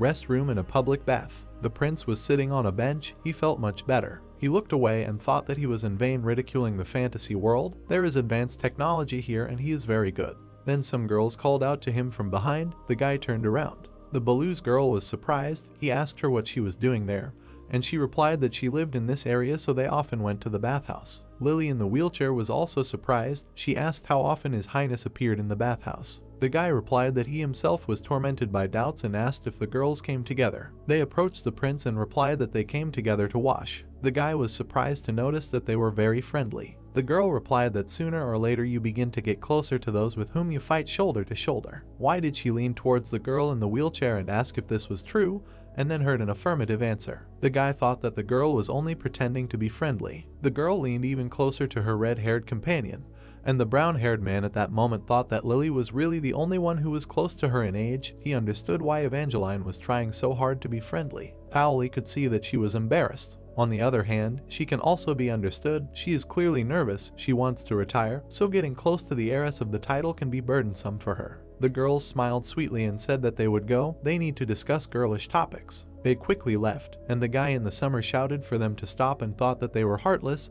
They could sit with him a little longer. Then someone shouted at him from the other side. He turned around in surprise. In front of him stood a long-haired, red-haired girl who said that it was a big surprise to see a royal person in a public bath. Ash did not understand who this girl was and asked her to introduce herself. The lady, drying her hair, said that this was Margarita, a saint. He remembered the girl in a cassock and thought that without her he did not recognize Margarita at all. He looked at her and asked if she also used the public bath. She was a little indignant and asked if there was a law prohibiting clergy from washing. The young man replied that no. The saint smiled and said that yesterday she had performed a difficult operation, so she wanted to relax and wash herself. Then the guy realized that it was she who had operated on Godhand yesterday. Sunlight was shining into the rest room. He asked if the operation had been successful, and the girl answered with a grin that he had already sent so many people to find out about this operation that they simply could not help but report the result to him. He smiled and looked at her, asked who laughed. She replied that everything had gone well and that the young man was now recovering. The girl remembered how to bandage his hands and added that in the morning she had cast a healing spell and then decided to go to the bathhouse. There were a lot of people in the rest room, and she added that she had not thought to meet so many people here. The siege had ended only yesterday, and then there had been parsley all night. So it is not surprising that there are so many people in the bathhouse today. The girl stood opposite the prince. He thanked her for her work and wanted to apologize if his soldiers had caused her any trouble. The girl replied that everything was fine. There was a statue of an angel in the same room, and the girl added that war was a terrible thing, but she believed that fighting at the front was sacred. The young man asked if war was sacred because its purpose was to protect people. The girl nodded her head and answered in the affirmative, so washing off the blood and sweat after a holy war was also a worthy occupation. She added that it was great that she could take part in this. The prince looked at her and thought that it sounded a little pretentious, but on the other hand, such an answer was full of inspiration. She turned around and said that it was time for her to go. 3 girls were standing in front of her. The guy said goodbye to her and wished her a good flight. She wished him the same in return. The girls left. Contrary to misconceptions, they were all ordinary people here in the good sense of the word. The guy looked at the sign with the knight and the priest on it. He wondered where they were going. They just went to get some water. He sat on a bench and thought about what the Sikh wanted. The local atmosphere reminded him of Chimchilbank. He couldn't help but think about the Sikh. He imagined 2 glasses and boiled eggs. He thought that he would gladly drink and eat all of this now. At such moments he missed the land. Finally, Demian and Lucas appeared. The guy started cursing at them and asked why they were gone for so long. Lucas came closer and said that they got something. A bag was visible from his robe. The blonde explained that these were boiled eggs that he bought from a local black marketeer. The prince was very happy, but he didn't know who a black marketeer was. Then the priest raised the canister higher and said that they also brought chilled honey lemonade. The guy was happy and didn't understand how they understood what he wanted. They both leaned over to him and sarcastically suggested that they eat it all in secret. The guy thought it was a great idea and how wonderful it was that they existed. Evangeline smiled sarcastically and noted how much they had taken out. Behind them were the same 2 girls, Evangeline and Lily. Front Count's daughter offered to share with the ladies, saying that they had a team of 5. A fight for eggs and lemonade began. Everyone tried to quickly eat it all and did not share with anyone. On the bench there was lemonade, only crumbs from the eggs. Everyone was sitting happy. The guy noted that everything was very tasty. It seems that he should spend his free time getting to know the city better and all its hot spots. Lucas hid the bag and said that he would clean everything up there. After a heavenly lunch break, the guy opened the map again to prepare for the next fight. He looked at the tablet with a serious face and thought that stage 5 was about to begin. And information appeared on it, and the most difficult obstacle would be the boss wave. He remembered this terrible monster. 5, 10, 15, 20, each wave that is a multiple of 5 was a boss wave. This will be a difficult wave, not at all like those that were before. Wave 5, time remaining, 28 days and 9 hours. It's good that they still have enough time to prepare. The guy narrowed his eyes and thought about the fact that he needed to think everything through carefully if he could pass this stage. A man approached him and greeted him. He raised his head. In front of him stood an unfamiliar young man. He asked who he was. The guy looked at him and replied that his name was Dion Egat. The prince looked at him and thought that he seemed to remember. This is one of the N-class heroes that he had recently recruited. He introduced the player. These heroes are much stronger than ordinary soldiers, but they have mostly mediocre characteristics. It was the same in the game, but he clearly remembered who was who. Subgroup Card 2, 5 players with levels from 14 to 16. His group is currently listed as a subgroup, which is used as a backup option. The prince folded his hands and asked what he came with. The guy looked at him and said that they had a complaint against him. The others were shocked. The soldier pointed to his colleagues and said that a month had passed since the 5 of them arrived there. Well, except for supporting the rear, they were never given any decent orders. The guy added that the monsters simply do not reach the rear. He shouted that they are mercenaries, they need work to provide for their lives. Ash was shocked. Dion acted arrogant and confident, but he reasoned like a mercenary. Rays of sun entered the room. The soldier added that he did not care if the prince looked down on them just because they were young and inexperienced. They did not like to gradually rust without having the opportunity to gain experience. They saluted and asked to send them for training, adding that they would prove that they were able to fight on par with the rest. The brown-haired man was taken aback. He got drunk and thought, just look at them. While the boys stood and saluted, the prince thought that their statistics and skills were mediocre, but their eyes were full of determination. And especially the boy named Dion, he was ambitious. The boy smiled and noted that the soldier was self-confident. He had more than enough insolence, adding that words should be confirmed by action. The soldier shouted that he wanted to have a duel, saying that he wanted to fight fairly with the members of the main squad. After that, he asked if this would be enough. Ash was surprised. He did not expect this at all. The priest knights watched all this. They thought that he was impudent. However, it would be very interesting and they were waiting for the beginning.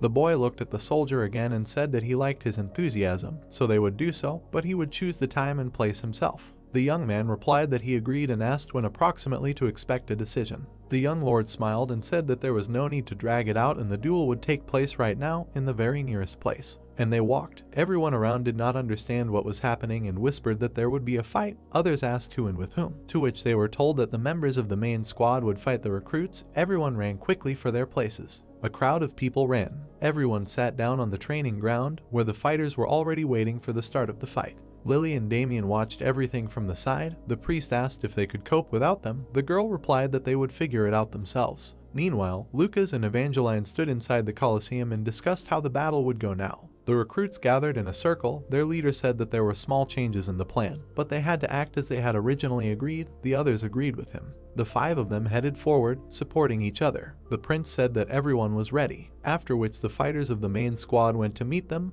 Their eyes shone red. They were serious and the prince added that they would quickly cope with the recruits. The girl also said that she would try to be gentle with them, as long as no one overdoes it. The conditions are simple. The team that defeats all opponents wins. The drawn knight threw his sword forward. The victory will be counted if the opponent can no longer use a weapon, surrenders, or drops out. The drawn lying man. The man with the bomb meant that safety is above all, so no skill attacks that can cause serious harm. He lowered the red stick and told everyone to get ready, after which he shouted start, and the fighters ran at each other. One of the fighters approached the knight, asked to show him the tricks he had heard so much about. The knight squinted, said that a wooden dagger is not the best choice of weapon. The guy got scared. A wooden stick flew sharply above him, but he managed to duck. He looked at his opponent with a smile and said that it was much easier to dodge with him. He attacked him again. He didn't like the ulcer. He was already getting angry, said that it was time to end it. The girl was smiling contentedly at that moment. 4 soldiers were approaching her. She said that she always knew that she looked 4 times more dangerous than the old man here. She looked at the guys sarcastically and said that now she would show them that a student of the 375th Academy could do better. They fell on her. Well, she stopped with her shield and added that she didn't expect the guys to be serious. One of them shouted that they needed to press hard now. They started pushing her back. The girl was breaking with one foot and asking them to stop. Her foot was practically dripping on the ground. Then she gathered all her strength and pushed the 3 of them away, saying that they had attacked the wrong person. One of the guys was straining and did not understand where the girl got so much strength from. A brunette ran up to her from the side and smiled. She looked at the girl and apologized to her in advance, after which she hit her leg with a sword. As a result, the girl was knocked down. She was lying on the ground and did not understand what was happening. After which the blonde got up and said that it was unfair, there was no such rule. But the prince said that everything was right and now the girl was out because she was defeated. Even if it was a 2-on-5 battle and the difference in levels between the two sides was like heaven and earth, they could still be defeated if the team worked together and used the element of surprise. The recruits laughed and were pleased with each other. What did you look at them and think that it was a good move? They did a great job. Then a girl from the recruits shouted that they needed to help their comrade because there was one more knight left. At that moment, the knight lifted their comrade up. It was clear that he had defeated him. The defeated guy raised his head and said that the knight was very strong. The blonde frowned and suggested that the next one attack. He approached the recruits with burning eyes. After some time, all 5 lay defeated on the ground, and the knight shook off his hands. As expected, the duel ended with the victory of the main squad. The prince raised Lucas's hand and declared him the winner. After all, the difference in levels is insurmountable because Lucas's current level is 37. Hero Card Knight defeated all 5. From the very beginning it was a hopeless duel. The recruits sighed. One of them lowered his head and said that he should have realized right away that he was not equal to them. But the brown-haired man came up to him and said that he had done well. The guys were very flattered, and the prince added that coming up with a tactic against an opponent and successfully using it in battle was already a victory. He added that the most important thing was that he had the courage to attack an opponent who was many times superior to him. The guy was embarrassed and scratched his head, and Ash added that this was an important trait that mattered in the fight against monsters. In order to defeat a real monster, it is important to be able to stand firm against an enemy who can be many times larger and stronger. This is already a rare gift. He gave the young man his hand and told him to get up, then apologized for underestimating him and depriving him of work. He looked at the guy and asked for forgiveness in advance. Why did he grin and add that since Sushan had proven his worth, he would use him until his death? All the guys were very surprised, a little unexpectedly, but suddenly people he had previously neglected came to his aid. The fighters saluted him and said that they would serve him as he wished. It was a rank N squad, although they are the weakest squad he has ever used. The guy enthusiastically shouted that if he planned to quietly meet old age, he would not have become a mercenary. From that moment on, the second subgroup was classified as a strategically important squad. The next day, after lunch, headquarters. Ash looked at his tablet. Mercenaries were first used for farming. This is an autonomous type of reconnaissance in which you can send a subunit but the territory is already protected. Well, on the tablet, he saw how this group moved underground, autonomous reconnaissance for cleared zones. Additional squads independently increase their level, randomly looting items. Among heroes, they are usually called grinders. Evangeline and shouted, guys, since this is the first dungeon for mercenaries, a girl was sent with them as a guide. The prince put his head on his hand and thought that grinding is great. In the future, it is worth using them more often. Between the waves will be just right. A knight approached him and asked if everything was okay, adding that he knows that the dungeon under the lake is full of enemies. Or rather, enemies are not monsters. A smiling bard popped into his memory. He led a whole squad of his subordinates. Rather, we are talking about a hostile NPC of the faction. The knight tensed up and added, if I do not accidentally run into them, then they will not be able to return safely. He offered to go after them. The guy turned around and looked at him. He refused, adding that he was not going to send them to the main camp area, to which he received a question why. The guy thought about it and remembered how he came to the director to the wall, and he told him that in zones 1 through 3 by the lake, squad battles were prohibited. He remembered how scared he was. He even said that it was because at the very beginning in the test period there were precedents and surprise attacks. Therefore, he introduced a special protection system for beginners. The prince practically put his nose on his fingers and shouted why he didn't say anything about it earlier, specifying that the squad battle opens from the 4th zone. He grabbed his nose and added that they should be careful about PvP in the initial zones. They will be severely punished, and in general every NPC in the kingdom by the lake knows about it. Only starting from the 4th zone and further they should be careful. The guy silently looked ahead. He slapped his hands on the table and said that they will not cross the boundaries of the main camp, said that there is no reason to ask reasons, and besides, there is something to do in the initial zones. The knight was glad and said that this is true, noted that the Mylord is very insightful. He silently looked at him and hoped that all questions were gone. Sunlight came into the room. One of them was surprised that it was already lunch and suggested going to eat. The knight said that this was a great idea because his whole day was scheduled. The guy asked if he wanted to go on vacation, and the others were resting. And then someone appeared on the floor in the room. It was a priest. The prince asked what happened because he ordered him to rest. The poor boy exhaled in fear. The prince's eyes widened because he heard that Mrs. Jupiter was in herself. The woman was sitting on the bed. Nuns were standing in front of her. Day, castle, also time, the northern gate of Crossroad. A girl entered the room. She was smoking a pipe. She had a hat on her head. She looked at the city and thought that this was the very front line where her granny was plowing. The door to the room opened. Ash cried out that Jupiter was alive. She turned around to look at him. She smiled and said that they had not seen each other for a long time, and also asked how long she had been unconscious. The guy answered that almost 10 days had passed and he was glad that the girl was recovering. The prince moved a chair, asking how she was feeling. She replied that she would like to say that everything was wonderful. She raised her shaking hand and added that it really wasn't that great. Her mana circulation circle was still short-circuited and it would take time to recover. The brown-haired woman crossed her legs and asked if there was a chance that everything would be fully restored. The mage turned to him and replied that in time, yes, but it wouldn't be like before. Showing her shaking hand again, she added that this was the price of blocking powerful magical attacks. Old age was no joy. The guy smiled and wished her a speedy recovery and said that without such an electric shock, they had a hard time in the recent battle, adding that she should recover by the next battle. The girl laughed and said that she would need to make up for the week she had missed. She put her hand to her heart and said that it was definitely not time for her to retire yet, since she had unfinished business. With a grin, the prince asked what kind of business that was she really going to build a castle? She was embarrassed and replied that the prince was very perceptive. Jupiter looked out the window. She smiled and said that building a castle would be great. The brown-haired man clenched his teeth and smiled. He was going to build a large hotel to provide everyone with free housing. The girl was happy and said that she would be happy to settle there. Light seeped into the room through the window. The guy said that from her window there would be a gorgeous view of the city as well as free whiskey and cigarettes. The magician replied that there was nothing better than that.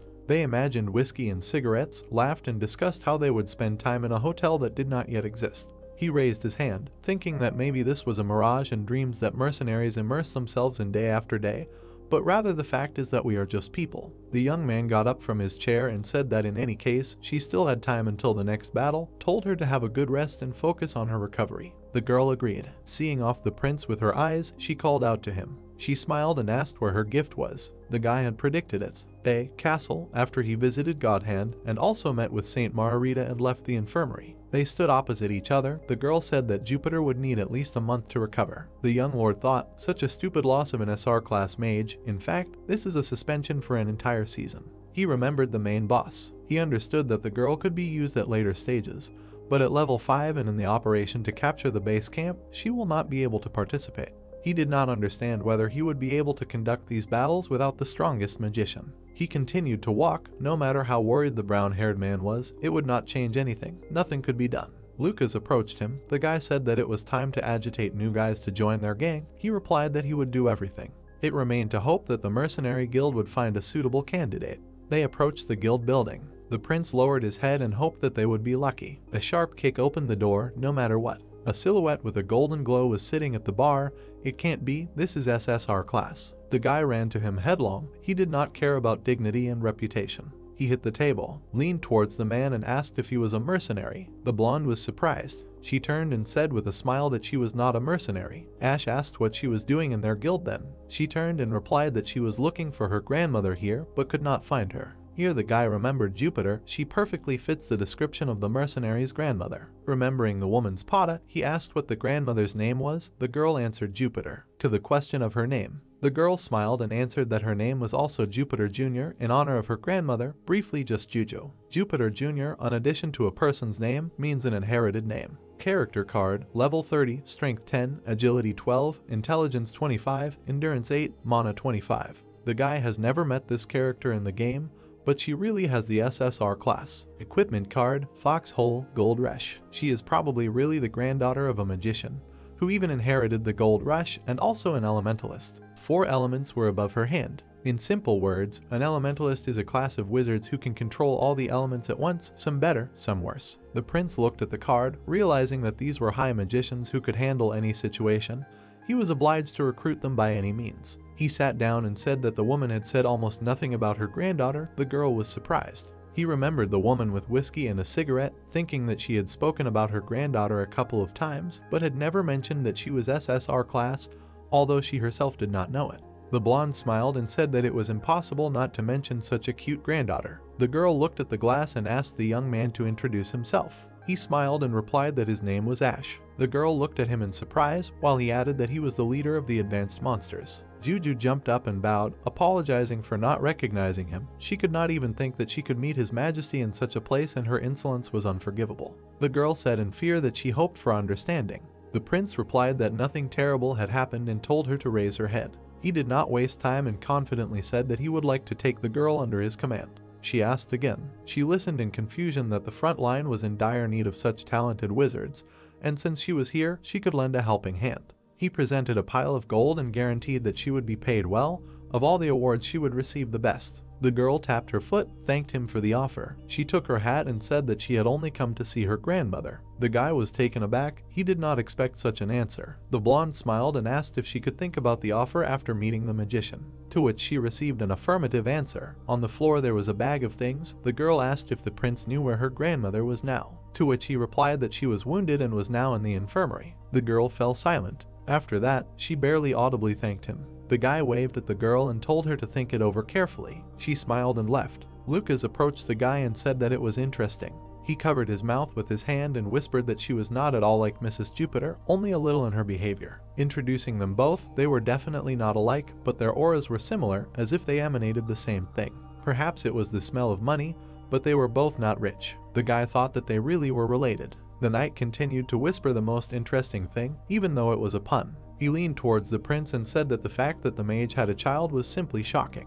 The brown-haired man replied that he understood what he was talking about. They recalled the fierce battles and added that they considered stories about a granddaughter a joke. The knight coughed and said that gossip was rude. They remembered the woman's sprees and said that her lifestyle looked like she was leading a bachelor's life, and the news of a child and a granddaughter was stupefying. They continued to whisper, discussing who her man could be. But the guy said that it was strange to ask about such a thing. He hoped that the mage would be happy to see his granddaughter. Day, the infirmary. Jupiter is lying in bed. She looked out the window and understood that her life was coming to an end as a mercenary soldier or a mage. She squinted and thought that it was high time for her to retire. She remembered how she was in some warehouse and took on any job just to earn at least a little gold. Her uniform sparkled with medals. After many years of service, she was fired in disgrace. She, the field and thoughts. She was even expelled from the reconnaissance group, again and again driven away from everywhere, so she lived the life of a vagabond, not staying anywhere more than 3 months. She looked sadly out the window and realized that she didn't feel like she belonged anywhere, and these days were coming to an end.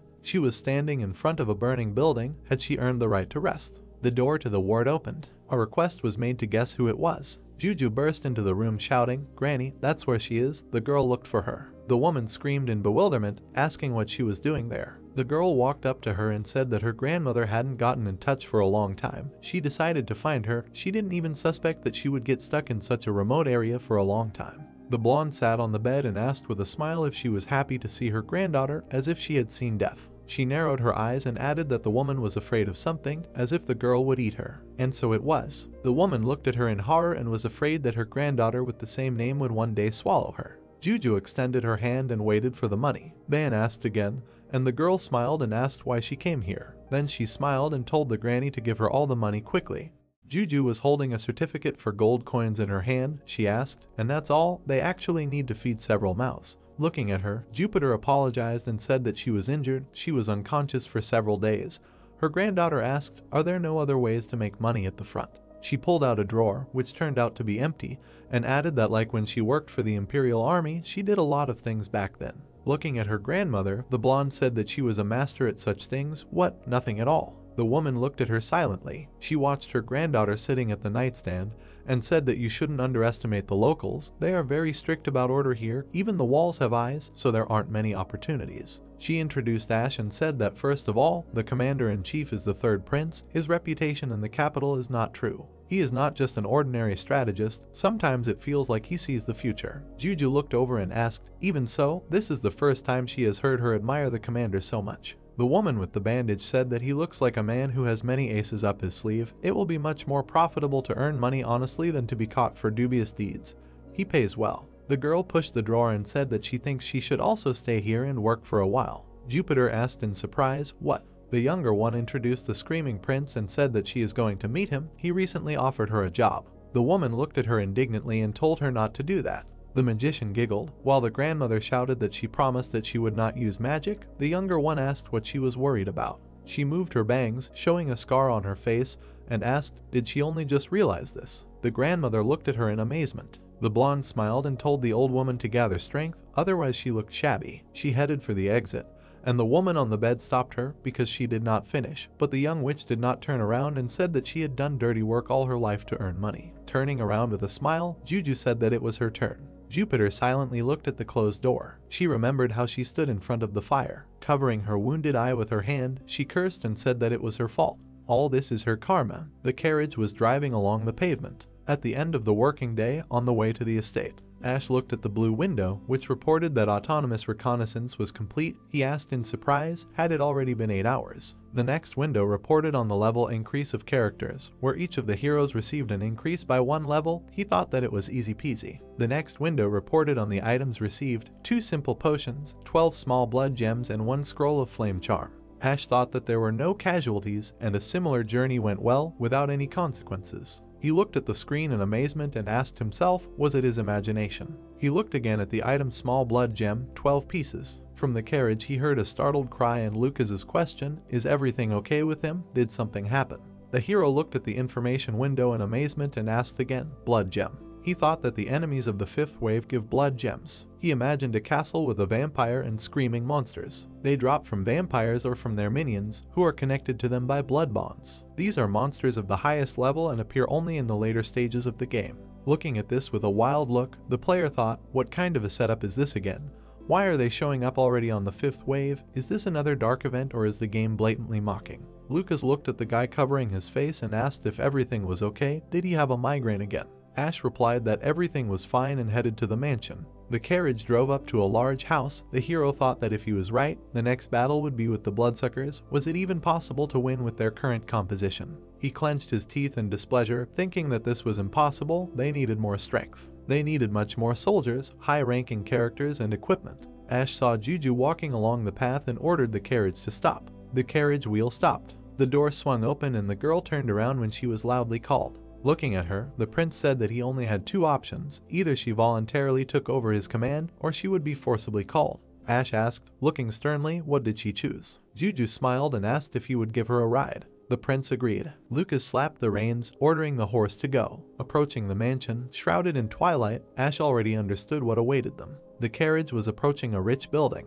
The hero thought, hell. He imagined a man with a glass in his hand, thinking that hellish difficulty is not just a name, it will be a real hell. Monsters are approaching. A melody was heard. Ash's eyes widened in shock. He sullenly shouted that it was Crown. The man in the mask gasped. Crown was sitting, leaning against a pillar. He looked at the rich castle and said that it seemed like he fell asleep. He did not even remember the last time he got a good night's sleep. He looked down through the mask. The bard looked at his palm and thought, interestingly, since when did he start wearing these ridiculous clothes and behaving like a clown? He had already forgotten. He thought that they called him the Pied Piper. He remembered a man who walked, one on the flute. The Pied Piper. In the kingdom under the lake there was such a fable. A line of rats walked behind a man with a flute. In one village there were rats, and the inhabitants hired a bard to exterminate them. The bard, playing his flute, led the rats and drowned them all in the lake. But the villagers were greedy and did not pay the bard the promised coins. The villagers followed the man to the sounds of the flute. The angry bard began to play the flute again and dragged all the village children into the lake. This seems true. Crown covered the eye painted on the mask and thought that this was too much for him. The leg of the man who called him appeared. The hero turned to the cloaked and masked figure and asked what was the matter. In response, he heard that a meeting of all the Demon King's commanders was about to take place. It seemed that today would be an audience with the king. Looking through the smiling slit of the mask, Crown repeated, with the king, an audience. He stood up, the man asked if he was going to attend, and the man said he would have to. The masked man said that after all, he was the representative of the kingdom under the lake, despite the fact that the kingdom had been colonized by demons and had fallen into decline. Crown walked away, the subordinate bowed and told him to be careful. The bard repeated, be careful, if he was not careful he would die, but a change was not bad. He walked towards the doors, past the demons with glowing eyes. They looked at him and whispered that he was a clown, a fool who knew no shame. The doors opened. Crown entered the hall. In front of him was a long table with creatures sitting at it, the Demon King sitting at the head. The monster with a clawed paw slapped the table and said that he was late. A worthless mortal, how dare he be late for a meeting organized by the Demon King himself? The werewolf with red eyes asked, are humans really unfamiliar with the feeling of shame? The bard sat down in his place and repeated, "A worthless mortal, and this is said by the one who was born from the nightmares of those same mortals. This is ridiculous." The monster angrily asked what he said. "He is impudent." The Demon King touched the chessboard and said that it was enough, their jester crown is in his repertoire. The man in the smiling mask remained silent, hearing that it was his job to mock, laugh and amuse the people, such as his profession. The one sitting on the dais and the throne said that, besides, there is some truth in his words. They are all collected and created from pieces of people's nightmares. The Demon King exuded a radiance and said that, however, precisely because people see eternal nightmares, they can very well become reality. Crown leaned over from the force pressing on him and heard the question of whether he was right, to which he answered that everything was correct. The monster sitting in the throne emanated the best forces. He told the bard not to forget that all the people of the kingdom under the lake are cattle needed by their army. By supplying the nightmares needed for them, they are no different from the cows and pigs they raised. The dark figure of the Demon King told him to be grateful that cattle like him are allowed to sit at the negotiating table. Did he understand? The masked man hit the table and said that there is certainly nothing shameful in submitting to the power of the strongest. Over the years, he has experienced so many different humiliations that this is nothing to him anymore. Black smoke rushed up. The demon said that then they would get to the point, as they knew, he called them here for this reason. The figures sitting at the long table heard his words that it was time for a great invasion. One of them should lead the army and invade the world of people. The wolf monster with glowing eyes heard that since this was only the initial stage, the ghouls would go. The brunette with a glass in his hand asked the master to let him. A smile appeared on the dark face of the demon. He said the name Celendian. The brunette with red eyes held a glass. This is the commander of the 5th rank Nightmare Division, the immortal king of Nosferatu, Dracula Celendian. The Demon King sitting on the throne raised his hand and said that he was surprised that he decided to propose his candidacy. After all, he wanted to not interfere. Celendian introduced the female monster and said that humans killed the Spider Queen. Looking with red eyes, the vampire said that he wanted to take revenge and asked to let him do it. The woman with many eyes had sharp teeth. This is Orlip, the Black Spider Queen. She was a powerful commander, ranked 6th, when she suddenly died from a shot from an ordinary cannon. The space was illuminated by a bright light of an explosion, and this happened during a reconnaissance operation. It was an absurd and sudden death. Even the Lord could not foresee such an outcome. The monsters sitting at the table said that they were dirty cattle. How dare they? They killed Orlip. If it weren't for one who lost his name, they would already be dead. The Demon King waved his hand and said that there was no need to strain themselves so much. Anyway, the Spider Queen would come back to life again later. Celendian looked at him questioningly. Crown remained silent, hearing that of course they were unfamiliar with this concept, but it suited him. It would be extremely entertaining. Celendian put his hand to his chest when he heard that the Demon King was giving him his permission. The invasion would begin in 4 weeks by Earth time. The vampire held his hand to his chest and said that he would do everything in the best possible way. The Demon King said that they had sorted it out. The next problem was supplying the entire kingdom with nightmares. A demon appeared at the threshold and asked for permission to report. The king asked what was the matter and heard that one who lost his name had infiltrated the palace. Crown looked through the mask in shock. The Demon King asked if he was sure, to which he answered that he was absolutely, and then said that it was expected. The demon with horns said that this meeting was concluded. He thought that they should lock the gates of the kingdom today. He barely managed to say this as he was cut in half. The werewolf looked with red eyes. The demon on the contrary said that it was the wicked one who got into the castle even. White hair reaching to her bare feet, a girl in a cloak with a sword greeted the monsters. The Demon King smiled, asking if she was tired of fighting a senseless fight yet. Blood from the sword dripped onto the carpet. One who lost his name replied that this was her fate, to clean again and again. Her job is to clean out the dust. Looking at the demons, the white-haired girl said that it might sound strange, but she came to kill them. The demon in the crown asked how many years had passed since she learned to wield this sword. 100, 500, maybe about 1,000 years. The girl in the cloak answered that she did not know, she had long forgotten. The Demon King said that no matter how hard she tried, she would never save the kingdom. She would wander this hell for eternity. The gloomy castle was illuminated by a glow. It emanated from the tip of her sword. The white-haired girl said that she did not mind fighting for eternity. If this was her mission, she would fulfill it. A barefoot took a step. One who lost his name stood in front of Crown. The bard passed by. Throwing back his head, the monster laughed, saying that the broken one and the one who will never submit, he is satisfied, because this is excellent material for nightmares. Standing behind the girl, Crown said that there is no point in resisting, the nightmare will never end. Clutching the shining sword, the girl said that someone must carry the light. The hero imagined a girl with a glow in her palm, warriors with swords. One who lost his name always thought of those who fell trying to shine a light on the darkness of this kingdom. He imagined Ash with his team and thought of those who were resisting right now, including Ash's squad. The girl's face was illuminated by a glow. She said that the light attracts new seekers. She quickly pounced on the monsters in the dark hall. You never know when the light will shine again. Crown stood at the open door. The countless battles that unfolded in the hell of the kingdom under the lake were repeated over and over. Clouds were gathering over the manor in Crossroad. Ash silently looked at the people standing around Evangeline, who were shouting her name. Returning to the manor, he found that the side squad had already dealt with the matter. Putting out his palms, he shouted for them to all calm down. He realized that Evangeline was good and did a great job. Dion and the white-haired girl were surprised to hear the question of what kind of monsters they had encountered this time. The window showed a gray sky. An answer was heard so that he would not be too surprised when he heard. She also saw them for the first time, this time monsters. The gloomy blonde said that they were ghouls. Ash cursed. He was shocked to think that these were those ugly creatures that serve and obey vampires. It was confirmed that the Fifth Wave Legion would consist of monsters related by blood to vampires. Looking at him, Lucas asked who they were. Folding her fingers like claws, Evangeline said that they were living dead. They would jump out at her right out of the darkness. She was even a little scared. Dion, clenching his fists, shouted that this was not true.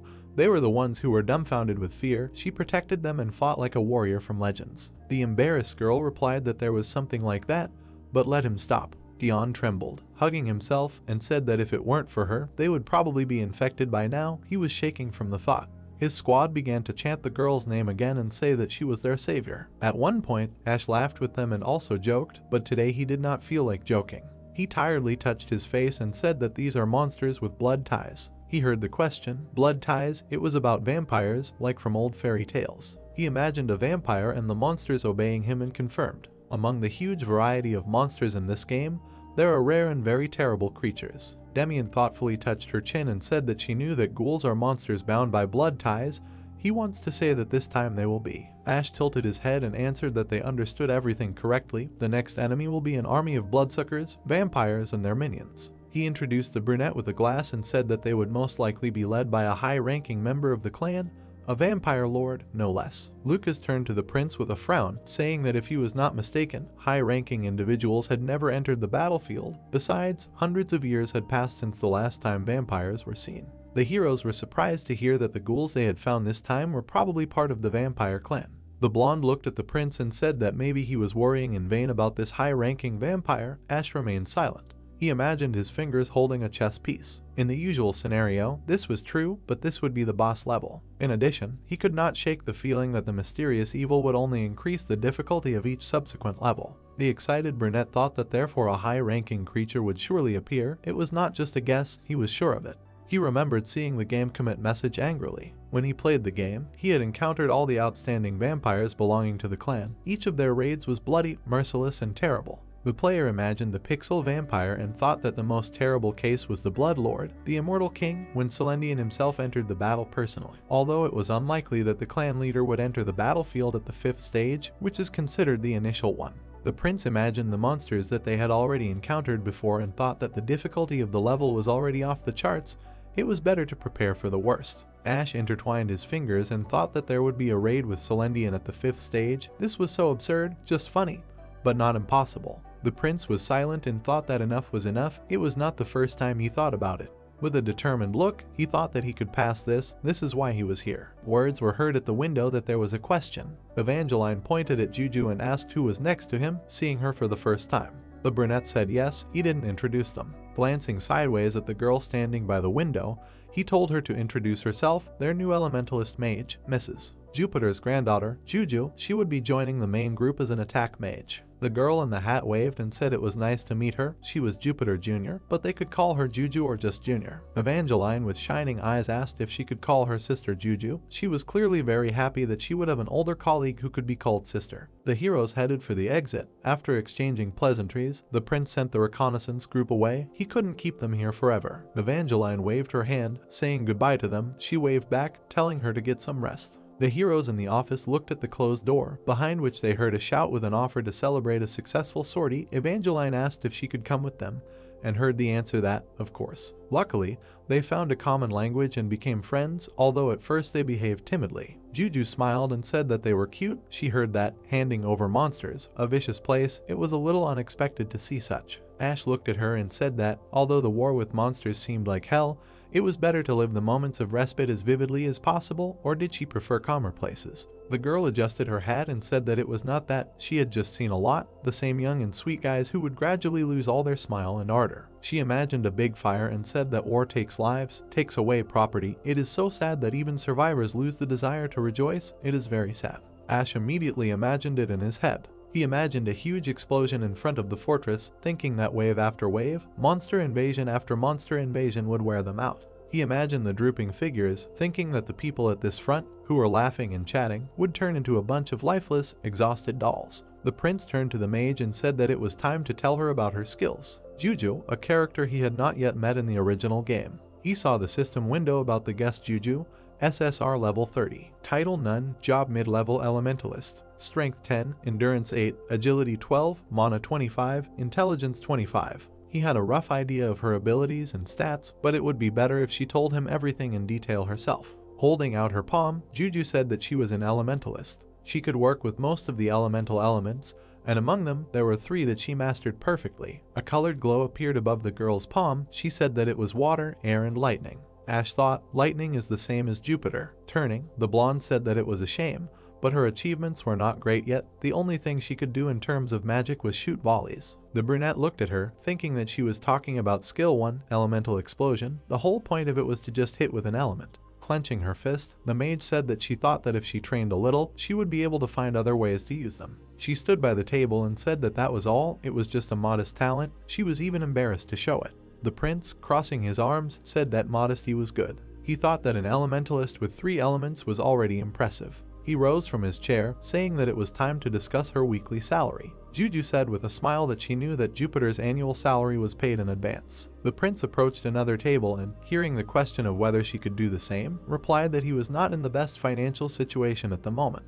He sat down at another table and said that, in general, she should prove her usefulness first, and then the money. Looking at the girl, Ash said that he knew that she had abilities that she was keeping silent about. He thought that one of Juju's features, the foxhole, with its help she could reduce and hide her stats. The system window reported information about the foxhole, a backup option, providing the opponent with false information about skills in order to have at least some trump card up her sleeves. In the game, characters with such skills caused a lot of trouble for players because it was impossible to find out their exact stats. The blonde was displeased to hear the request to tell him about all her hidden abilities. Standing opposite, Ash said that only then would they be able to discuss more favorable terms of cooperation for her. Juju stood by the window and asked how he knew she was hiding her skills. Frowning, she said that no mage, not even her grandmother, had noticed it. The brunette replied that he had a good sense for such things. He glanced sideways at the information window and thought that there must be at least some benefit from the system so that such a difficult game could be completed at all. The blonde excitedly heard a request to tell about her hidden abilities, then he could reward her according to her merits. Looking at her, Ash said, "Isn't money what interests her the most?" As it turned out, the real statistics of the name are as follows. 2 information windows appeared. Strength 15, Endurance 13, Agility 17, Mana 35, Intelligence 35.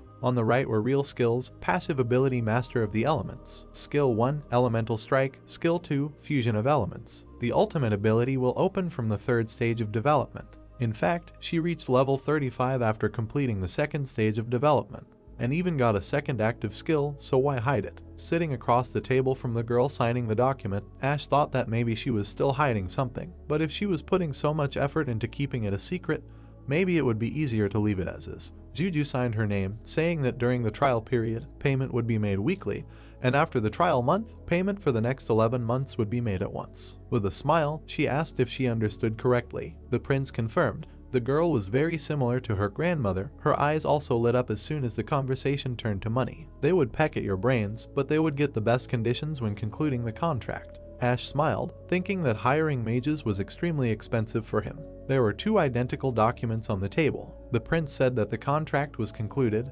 He knew it was a little late, but he still had a question. Looking at her questioningly, she asked if she had ever used magic against a human. The blonde said she wasn't sure she understood his question. The brunette said with a serious expression that he wasn't trying to stir up her past. It was just that even though he was handing over monsters, their next opponents would be humans, which was why he was asking. He pictured Crown and the masked men standing behind him and thought that the closest opponents were the Nightcrawler squad that had occupied the base camp. They would have to fight against a similar squad of humans. Just in case, he decided to ask the new mage how she felt about having to use magic against humans. Juju, looking at him, repeated that she said she didn't understand the question. Wasn't magic created to be used against humans? Ash was amazed to hear this. She pictured the fighting knights and said that swords, spears, bows, and everything like that, all these weapons were created by humans to fight back against the same humans in the end. The brunette thought that was right, that was the essence of the question.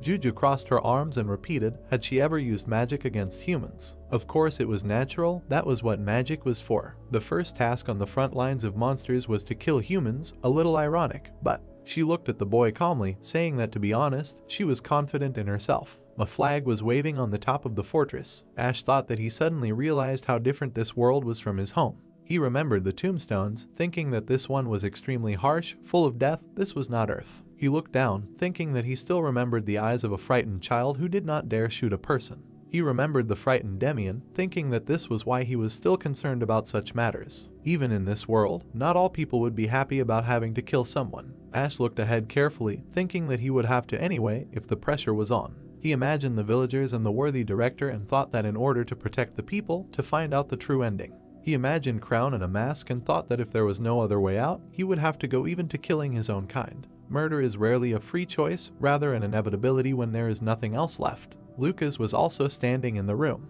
The hero briefly told Juju about the strength of the Nightcrawler squad. Looking at the blonde, he told her to be careful, it was their magic that hurt her grandmother. The girl said that she was sorry. Lightning appeared in her eyes, and she said that if she had been there, then everyone would have died. Juju grimly held the phone and told the prince not to worry.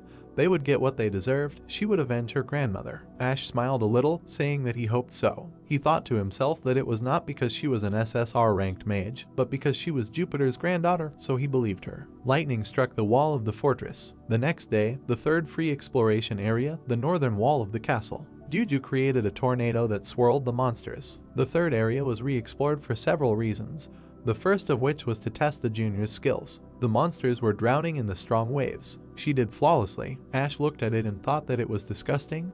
This is what it was like to be in a zombie apocalypse. Juju smiled and pointed her hand and asked what His Majesty would say, is this enough to prove her skills? Looking at her, the Lord replied that it was more than enough, very good for a battle mage. He thought that in destructive power it was slightly inferior to Jupiter, but it had an adjustable attack range, plus a variety of attributes. The hero thought that he had drawn a lucky ticket. He took a step, thinking that this could be considered the first task completed. He approached the monster's hand, thinking that the second task was to determine the type of ghouls. The characteristics of a ghoul greatly depend on who their lord is. Ash stood near a bunch of monsters, thinking that these clearly have a frost attribute. Among the vampire lords, only one has such abilities, Celendian. He imagined a pixel character and thought that there can be no mistake. It seems that the vampire lord himself will come to their city. The brunette silently thought that knowing the enemy in advance is better than nothing. The heroes looked at Bodybag hovering above. She approached the guy and said that they were almost finished studying the area. He asked her if she thought their tasks would really be completed.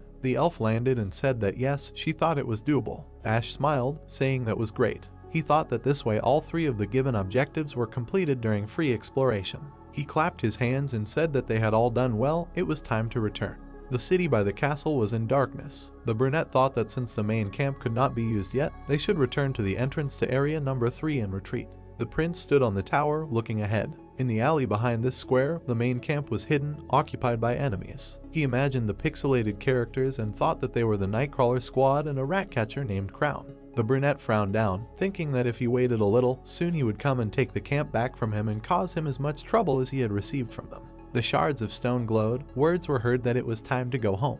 The heroes entered the created portal. Evangeline offered a drink. Ash replied that he had things to do without him. He didn't really listen to the indignation and persuasion anymore. Juju was standing by the portal. She coughed, covering her mouth. There was blood on her glove. The girl clenched her fist and then entered the portal. The system reported that free exploration was complete. The player received a reward. Below were 2 pixel chests. The next window showed the main squad, where Lucas, Juju and Demian received +1 level. In the additional squad, Skull, Old Girl and Burnout received another level. The heroes were standing at the alchemist's workshop 5 days later. The metal hand was shining. Lily, looking at it, said that it looked good. Godhand confirmed, saying that it was just like the real thing. The elf looked at his metal hands, saying that he liked them much better than the old prosthesis, much lighter and more convenient to use. The girl in the wheelchair said that of course, this is the most expensive metal of all that can be made in this workshop. Godhand smiled and said that he was very grateful to her. He reached into his pocket, asking what the price of the prosthesis was. Lily replied that its price was her life. She screamed indignantly, asking if he thought she would take money for it.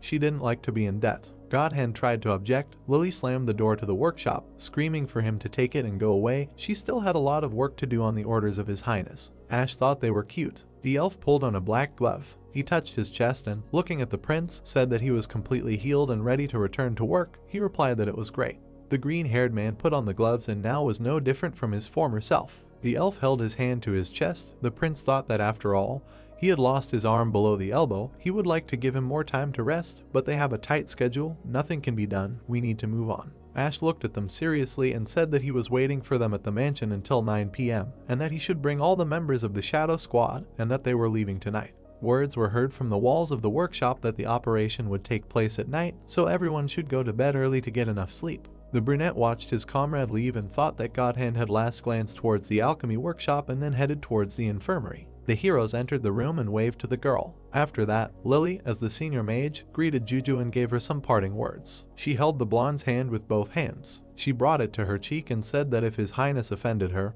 he should definitely tell her. She would support her. They mages should stick together, right? Juju laughed and said that of course they would support each other. Ash thought that it looked like they should create a mage guild, let them have fun. The girl sitting in the carriage turned to the prince. She clenched her fists with a serious look, saying that if necessary, she could always call her to the front lines. She was ready. The brunette agreed in surprise, thinking to himself that he would call her if necessary. After all, he told her that this time the vampire lord himself was against them. He looked at the girl sitting by the artifact and thought that it was too early for her to retire. Looking at his comrades, the brunette said that it was time for them to leave. He decisively stated that they needed to prepare for the offensive. All members of the squad were called to the estate. The fire was burning. Finally, the time had come for the operation to recapture the main camp. The sky above the mansion was covered with clouds. The heroes walked forward. Ash said that first they would enter the estate and discuss the details of the plan. He stopped in surprise, looking at Jupiter standing in front. The prince said that she had not fully recovered yet. She needed to rest. What was she doing here? The woman with the bandaged eye said that she heard that they were going on a new mission today and asked to take her with them. Ash asked again in surprise upon hearing this. He glanced sideways at Juju when he heard the woman's request to leave her granddaughter here. The old woman's legs were shaking. She said that because of them she was in such a state and asked to let her take revenge. Jupiter took the prince by the cloak. Holding the fabric, she asked him again that this child cannot fight. The younger one took her hand and said that she could barely even stand up straight. Was she really going to explore the dungeon in such a state? Jupiter looked at her granddaughter and said that before it was too late, they should stop. Looking at the mage, she screamed that she tried so hard, worked so that she would not have to end up in her place. She knows, that's why up until today she has not led the most honest life. The younger one held the woman's hand and turned to her. Looking at her grandmother, she said that she had already signed a mercenary contract and today was the day of the first operation. The woman's eyes widened in shock. Juju, who was standing next to her, asked what the fuss was about. She was putting both herself and her in an awkward position. She offered to take her to the infirmary to rest and discuss everything later. The woman turned to the prince, saying that if she was completely fine and proved to be stronger than her granddaughter, he would take her with him instead of her. Ash looked surprised and asked what she meant by that. Jupiter decisively stated that she was asking for a duel. Jupiter the elder stood opposite Jupiter the younger. Lucas glanced at her and told the prince that it was better to step back. The brunette thought that instead of hiding, they should stop them. No. The blonde asked with displeasure if she should have climbed. The grandmother said that yes, she should. She was not ready to leave yet. She frowned, saying that if she was stronger than her, then there was no point in her staying here. The main thing for a mercenary is skill. Skill, that's the only thing that matters. Juju exhaled. She twirled the pipe in her hand, saying that it was good. Pulling the object forward, she said that it was probably time to demonstrate what she inherited from her grandmother. Lightning appeared around the elder's hand. She told her granddaughter not to be stupid. Her talent is exceptional, but will she surpass the experience gained over so many years of service? The old woman's eyes opened wide. She sent a golden lightning forward, surrounded by blue lightning. Juju said that her grandmother was getting old. Two magical forces crossed, breaking the ground. The tiles cracked from the collision of lightning. Ash looked at the whole tree in amazement, exclaiming about his garden.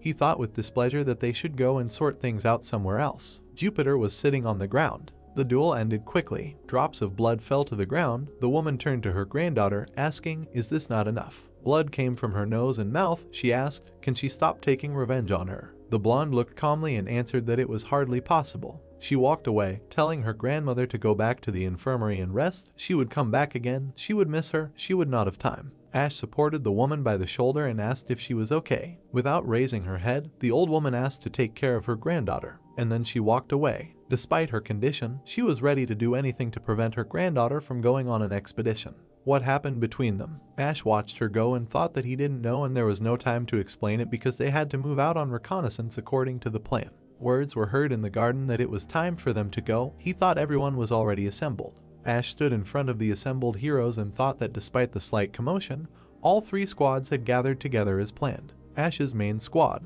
The members of the main squad, including them. Additional Squad 1, which is the Shadow Squad led by Godhand. Additional Squad 2, which is Dion's mercenaries, of which he is the captain. A total of 15 people. Ash looked at the others seriously and said regarding their strategy for gaining control of the main camp. It was a record number of people who had ever gone to the kingdom under the lake at one time. A group of people stood at the blue portal, after a while in the backyard of the Lord's Manor. The heroes heard Evangeline go first, and Lucas followed her and responded in agreement. The prince said that he and Demian would follow. Turning to the boy, he asked if he had made a decision. Demian replied that he would shoot if he gave the order. The boy had a weapon behind his back. He heard a request not to overdo it. Ash would not want to destroy his beliefs. The boy replied that this was not a belief. Letting go of his gaze, he said that he was simply afraid that just shooting a person once, something in him would change forever at that moment. Ash put his hand on the boy's shoulder, saying that there was no need for that. With his skills he could just disable them, but not kill them. Looking at the younger, the brunette said that he did not know what kind of sniper he would become in the future, but whatever path he chose, he was the trump card of their team. Let him not forget about it.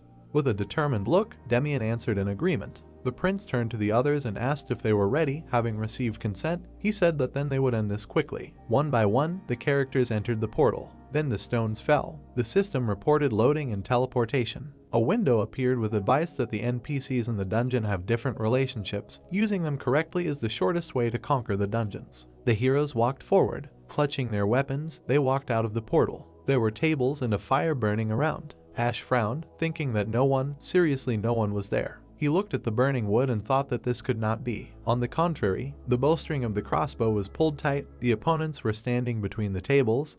The prince thought that they were surrounded. He looked to the side, thinking about how familiar the picture was. Everything was the same as last time. Crown appeared ahead with the squad members and said that he doubted that they would dare to go this way again. But they turned out to be predictable. The guy in the mask asked why the player decided to risk his life and come here again. The brunette replied that it was enough to call him a player. He had a name. Touching his chest, he shouted that his name was Ash von Hyder Everblack. The bard asked again, saying that he had heard that name somewhere before. The hero imagined a majestic castle and said that of course he had heard. Everblack was a great empire above, and he was the third prince of that empire. The bard could bow down if his upbringing allowed it. He was amazed to hear mocking words about this being that tiny country in the middle of nowhere. Crown raised his hand, saying that how many years had passed above, that a tiny country was called an empire. Every time something like that came up, he felt like an old man. Ash imagined waving flags and thought that more than 100 years had passed since the Everblack Empire conquered the continent. It was undoubtedly the most powerful country, ruling half the world, and he called it tiny. What was his concept of time? Ash looked at the Pied Piper, thinking about what he wanted to say, that he was over 100 years old. A red eye appeared in the slit of the mask. Crown said that in any case, enough chatter, didn't he think so? Raising his hand, Bart said that since they deigned to visit their base, he would dare to assume that they were looking for a quick way to die. 2 people in cloaks were standing by the gun. Ash replied that this was not in the plan. Demian jumped out of the portal behind him with a gun. The bullet flew, leaving a purple trail, and then exploded. The knights ran, surrounded by a glow, hearing the command to go forward. Ash smiled and asked, maybe he already realized his situation. Dion, together with the girl, came out of the portal, holding an artifact in his hands. The base was robbed while he was chatting here. The purple artifact was glowing. Ash's team held weapons in their hands. He said that Crown could consider that his base was no longer his. With a determined look, the brunette told him to keep quiet and leave while he was still kind. The dark purple sphere was a Rarisar-class water artifact. An anti-missile barrier appeared above the team. It was one of the best artifacts for defense in local battles, slowing down enemy projectiles and reducing incoming damage. The masked man noted that they were well prepared for the final test. He pointed his hand and the spears flew forward. After he noted that he was interested to see how long they would last. The spears flew through the barrier. Lucas, putting up a shield, told the other warriors to remain calm. He cut several spears with his shield. Evangeline blocked the blows with a wide smile, shouting that if they continued to crawl like this, she would be able to fight back on her own. Ash saw a bright light ahead. 2 mages were attacking them. Juju created several magic seals after the order. An air vortex hit one side, and a whirlpool hit the other. A stream of water hit the fire attack. The mage tried to hold back the blow. He saw that his comrade was drowning in the water. 2 magical vortexes clashed. The girl gritted her teeth, negatively noting the fact that they had the same element. The guy raised his rifle. Demian aimed and fired. A bright beam flew forward. The frightened mage created a barrier. However, the bullet destroyed his defense. The mage was sucked into the whirlwind. Juju smiled and thanked the sniper. The brown-haired man smiled sweetly. After exchanging countless furious attacks, an unusual calm formed between the 2 sides. Crown looked at the opponents and noted that Ash was very well prepared and exceeded all his expectations as a player. The guy frowned, asking again to call him by his name. While the night covered everything around, the man said that he met many unusual and talented people like him, here, at the bottom of this hellhole. The brunette drew his eyebrows together, hearing that he was sad every time. He asked why all of a sudden. Crown waved his hand and said that he always wondered what would have happened if they met in different circumstances, not as enemies. He said that he would have bought them a drink, asked about the outside world, and told old stories. He added that he would like that very much. The prince raised an eyebrow and noted that if he surrendered and stopped resisting, he was willing to make concessions. The man began to laugh loudly. The lord noted that he probably knew a lot about entertainment and would entertain them while he himself would pay for the drinks. He asked how about such a deal. Taking a flute from his pocket, Crown said that unfortunately it was impossible since he was pursuing personal interests. Flashing red eyes, he noted that those who seek adventures such as himself are constantly striving to uncover the dark secrets of this city,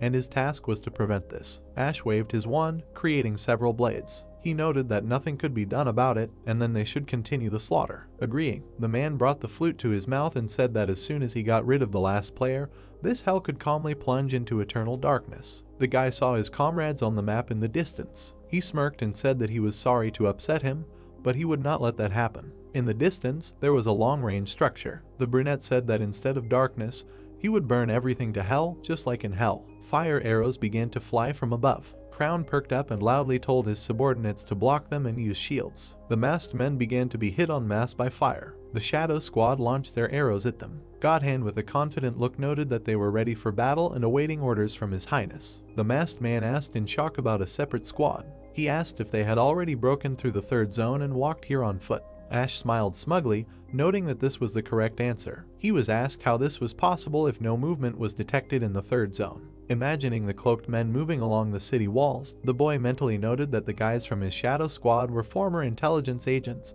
and they were extremely skilled in covert operations. The brunette crossed his arms and said that they were not close enough friends to explain everything in detail. He asked if the enemy had anything to say. Looking at the surrounded remnants of people, the prince noted this fact. He smiled contentedly and said that he hoped that the man was not so impudent as to ask for mercy, but nevertheless, he would allow him to say the last words. Crown raised his hands and praised Ash, noting that he was an excellent strategist. The Lord asked if he would admit defeat. The man replied that he would, but he had to tell him one thing. Looking at the enemy, he noted that he would not be able to kill him. The guy, with suspicion in his eyes, said that he did not think so. Spears flew from above. They pierced the backs of Crown and his comrades. The man began to cough up blood. He fell to his knees. A spear rolled to the brunette's feet. He approached the enemy and asked if he would continue to stand his ground. Crown said again that he could not. Looking back after the request, the prince saw how the masked people began to crumble. Faces disintegrated into small ashes. All the people around were rapidly disappearing. The Lord froze in horror, asking what was happening here. Bloodied Crown lowered his head and said that the darkness in the kingdom under the lake was thicker than he could imagine, and the inhabitants of this country were not even allowed to die normally. Ash frowned and indignantly began to ask how this was possible, and what kind of nonsense was he talking about. While darkness thickened over the city, Crown said that everything was exactly like that.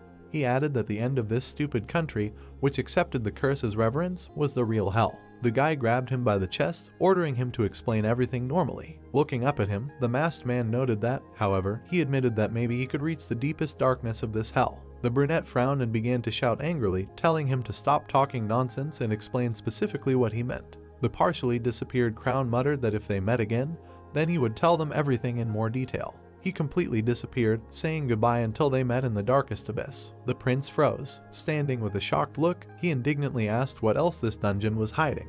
A man was looking at him from the darkness. The man with the shiny bald head asked why the hell they showed up only now. He clenched his hands into fists, indignantly asking if they knew how much time had passed since those bandits captured the camp. The Lord looked at the man in confusion, asking if it was really so difficult to deal with them a little faster. Ash realized that he reminded him of someone. The short bald man was clenching his fists, shouting that these nasty clowns had completely extinguished the fire in his forge, and his beloved iron girls had completely cooled down and were shivering from the cold. The guy realized that this was the magical blacksmith Calibe. Remembering the game model, the brunette remembered that this was a regular NPC in the main camp, who belonged to the race of ancient gnomes, and 50 years ago he went underground in search of rare ore and stayed underground. Thinking about the friendship scale, the prince mentally noted that his character was absolutely friendly, and no matter what the player did, he would be on his side until the very end. Calibe jumped, clenching his fists, indignantly asking if they were listening to him at all or not. He ordered to immediately restore the lighting in the camp.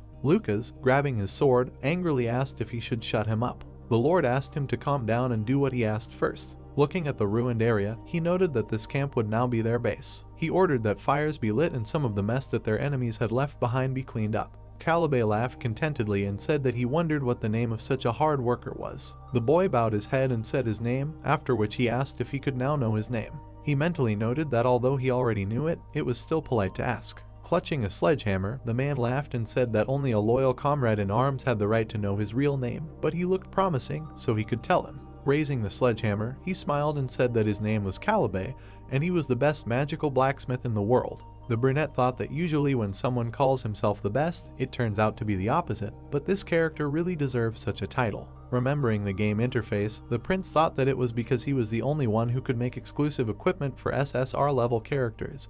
And besides, this Tarek was the only one who could create a special type of magic weapon. He thought that in order to repel the fifth wave, he would need a weapon that only he could forge at this stage. The Lord fawned over the man, choosing flattery as the best strategy after conducting an analysis. Calibe rubbed his beard and said that looking at how he continued to fawn. The protagonist smirked when he asked him if he wanted something. He said that his assumptions were correct. Ash mentally noted that there was probably no point in continuing to fawn, and they could move on to business negotiations between the blacksmith and the customer. The dwarf perked up when the boy told him he needed a silver weapon. He noted how the man's eyes twitched when he suddenly brought up the subject of the highest level equipment.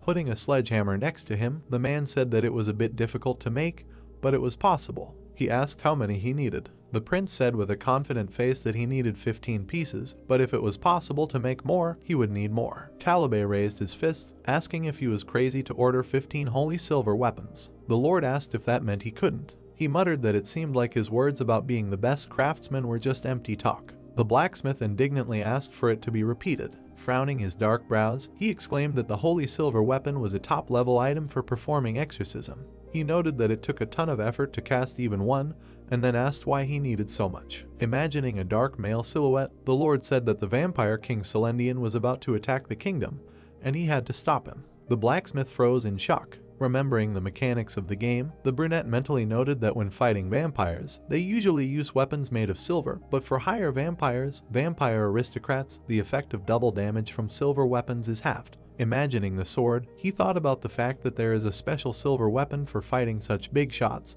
and it is called a sacred silver weapon. The guy thought that this item allows you to convert all the damage done to the vampire into damage, simultaneously reducing defense. Thinking about the large furnace, Ash mentally noted that the sacred silver weapon can only be created here in the magic forge. He thought that these items were usually only needed in the middle of the game, but the prince frowned, thinking that we have a vampire lord coming in the 5th stage, and he has no choice but to buy high-level equipment that is not up to par with his current progress. Calibe looked at his furnace. He remembered himself and the 2 other men, saying that when he entered the dungeon, his 2 brothers were with him. He said that here they found rare minerals that they had never heard of before, and they were very happy about it. The 3 dwarves walked through the dark dungeon, and the blacksmith said that this is why he decided to go deeper into it to find even rarer minerals without knowing fear. He stepped on the transparent ice, saying that he has not met them yet. Calibe looked at the boy, explaining that by them he means the vampire lords, especially Lord Celendian. Several flashes flashed. The blacksmith lit his pipe and said that their thirst for rare minerals had killed them. A fierce battle began in the dungeon. The dwarf said that they had encountered vampires in the depths of the dungeon, but when they realized that they could do nothing to them, it was too late. Holding the pipe with a trembling hand, he said that his brothers had sacrificed themselves so that he could escape. He noted that he had never gone down into the depths since then. Ash listened silently to the story, and Calibe asked him why he thought his brothers had sacrificed themselves for him. The guy asked if it was because he was the most capable. The dwarf frowned and noted that it was indeed so. He claimed that he was the best master at creating weapons against monsters. The man opened a chest of stones and said that it was a piece of sacred silver mined from the depths of the dungeon thanks to the sacrifice of his brothers. He exclaimed that this silver was from another world, fallen with an asteroid. The dwarf, touching the chest, noted that, roughly speaking, the guy was now asking him to forge a weapon from the sacrifice of his brothers. He asked if he understood the full value of this request. The Lord replied that he understood everything perfectly. The blacksmith asked what he was going to pay with.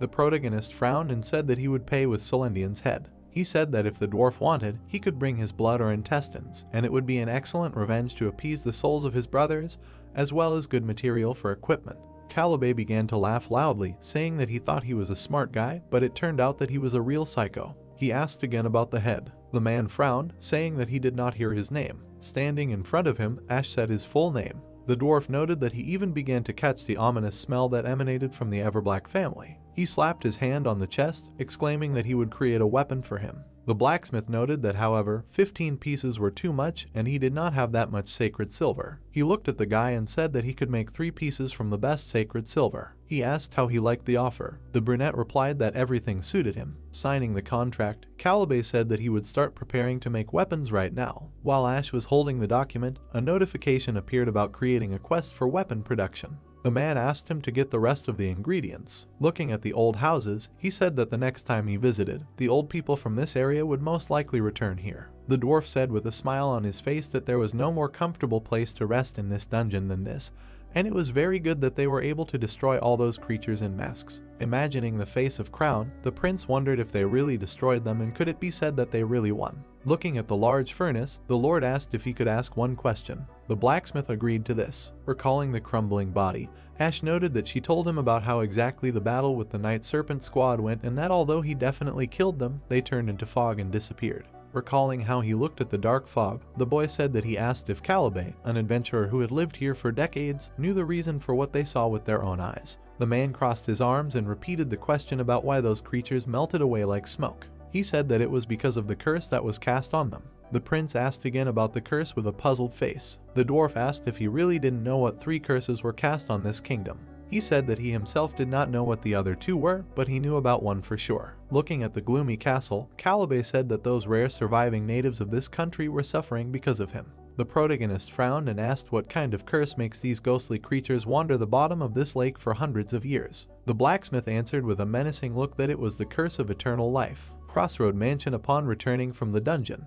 members of all 3 squads gathered together in the Great Hall, and although everyone was tired after the night's battle, they needed to discuss what they had learned in order to move on. Introducing the game models, the guy thought about the fact that, according to Calibe, after death, all the native inhabitants of the kingdom under the lake are resurrected in a certain place. Thinking about the characters, Ash noted that of course, it will take time before they start moving again, but no matter how many of them you kill, they will be reborn again and again. He frowned and said that they do not age or die, as if they are locked in a single point in time. Lucas, sitting at the table, asked if the Lord really meant to say that the curse affected all the citizens of the kingdom under the lake. The guy replied that among those at the bottom, few of them could move. Imagining the gloomy city, he thought that judging by its scale, the population there was at least several 100,000, and the number of NPCs that could be encountered in the game was limited to several dozen. Thinking about the characters, the prince mentally noted that in the dungeon you can meet only about 100 NPCs, but more than half of them are visiting adventurers, and the other half are citizens of the kingdom, so there are about 50 of them at most. The protagonist narrowed his eyes, remembering something.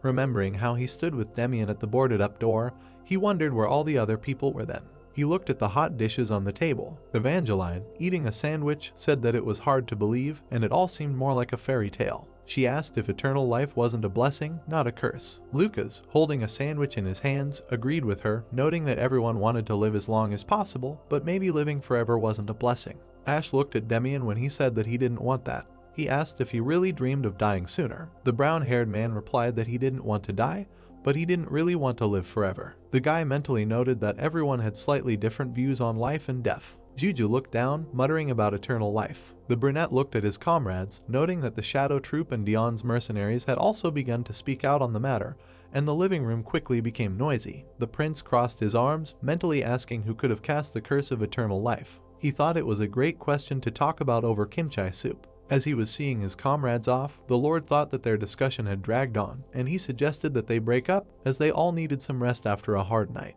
He yawned loudly, saying that it was time for them to go too. Ash turned to Juju. Approaching her, he asked her with concern if she was okay. The sorceress's hat flew into the air. The girl herself fell into the guy's arms. She was breathing heavily. The brunette froze with a shocked look, trying to understand what was wrong with her. He mentally noted that in a short time, a variety of thoughts flashed through his head. The prince, with an embarrassed face, wondered if she was trying to seduce him now because he was rich and she needed money, or because he was a known lecher. Evangeline and Lucas ran up to them and began to ask what happened. Juju apologized and said that she suddenly felt dizzy. The white-haired girl asked tensely, why did she have to jump on the Lord then? The knight agreed with her, noting that no matter how valuable a mage she was, she couldn't approach his highness so frivolously. Demian, with concern in his eyes, began to ask the blonde if she was ill and if he needed to use healing magic. The sorceress with a nosebleed smiled and said that she was fine. She grabbed her hat and shouted that it was time for her to go and that everyone should have a good rest. The door slammed shut while the protagonist loudly asked her to stop.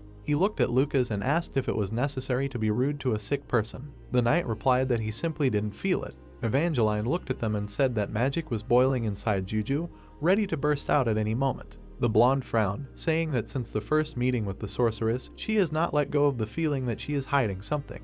He added that her magic seemed to be simply unstable. Imagining the girl's face, the knight said that she did well, so he did not say anything, but he would not remain silent if it threatened his highness. Ash glanced at Demian, who said that Juju really looked sick. He added that every time she used magic, she smoked a pipe. The guy asked if it was because she liked to smoke. Imagining the pipe, the brown-haired man said that it was not so, and that it did not contain tobacco, but a painkiller. He said with an upset look that it had a different smell, and he saw with his own eyes how she filled the pipe with herbs. The brunette wondered if she really smoked herbs to relieve the pain every time she used magic. Remembering the magicians, he wondered why they got sick one after another. The prince waved his hand and said that it seemed that it was not enough to study only magic, and that you also need to play sports and improve your health. Lucas coughed into his fist and replied that he himself would do well to follow his own advice. Evangeline bowed her head and said that it was true. She noted his paleness due to him hanging around in the office from morning until night. The two of them began to show off their muscles, exclaiming that from this day on, the prince would be training with them.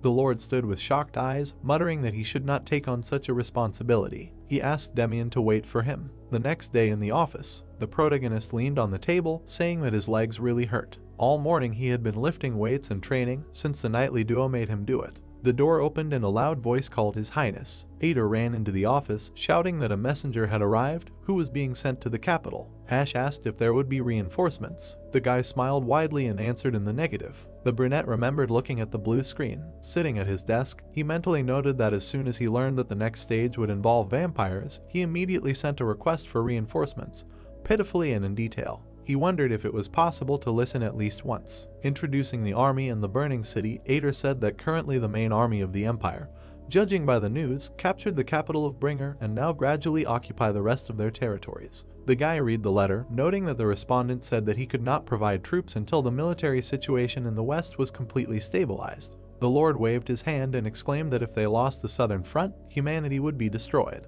He indignantly asked did he really not understand. He looked at the signature Fernandez amber key for Everblack. Having torn up the letter, the protagonist wished his brother to burn in hell. There were pieces of paper on the table. Propping his head with his hand, Ash said to send him one last message, and if he doesn't send reinforcements this time. Ader frowned and asked what then. Grinning and biting his lip, the guy gloomily said that then the younger prince would do such a mean thing to him that he would simply be dumbfounded, after which he asked to pass it on. The brown-haired man clenched his teeth in fear. The brunette turned to him in his thoughts, saying that if he died, he would take him with him. He arrived at the safe zone of the main camp. Lucas frowned and replied that the enemy was not visible. Evangeline said not to let down their guard just in case. Calibe looked at them, saying that those masked people were not here because they had nothing to do here. He smiled broadly, noting the guy's survivability and that they had returned as promised. He asked what they wanted here. The prince thought that even though he was mumbling, he looked like he was really happy to see them, and it felt like he was back home, where his favorite grumpy grandfather was waiting for him. The Lord approached him and asked what he meant by saying that masked men had no business here. He asked if he meant that the Nightcrawler squad would no longer be able to get here. The man confirmed and asked how he liked this news. Remembering the masked men, the protagonist asked how this was possible since there were many of them and they were so powerful. The dwarf asked him what difference did this make. He pointed to the old woman in the corner and said loudly that she was the owner of this camp. The young man recognized Cutting Coco. She was rubbing a glowing tombstone, muttering that her back hurt. She asked if it was okay to put this here. The old woman with a cane shifted her gaze. She ran to Lucas and Evangeline, loudly asking if these were really new soldiers. The prince mentally noted that she looked much bigger than she did in the game. Coco hugged the boy and girl, saying that she was very glad to meet them. She told them her name and told them not to worry because she always supported adventurers like them. Coco looked at them with concern, asking why they were so skinny. She opened a can of beans and said that this would not do, then suggested that they have a little snack and chat. She handed over one of them and said to eat it. There was a scary face on the green bean. Evangeline and Lucas, with shock in their eyes, began to call out to the prince. He mentally told them to enjoy themselves because they probably would not die from this. The old lady smiled sweetly, asking if they liked it.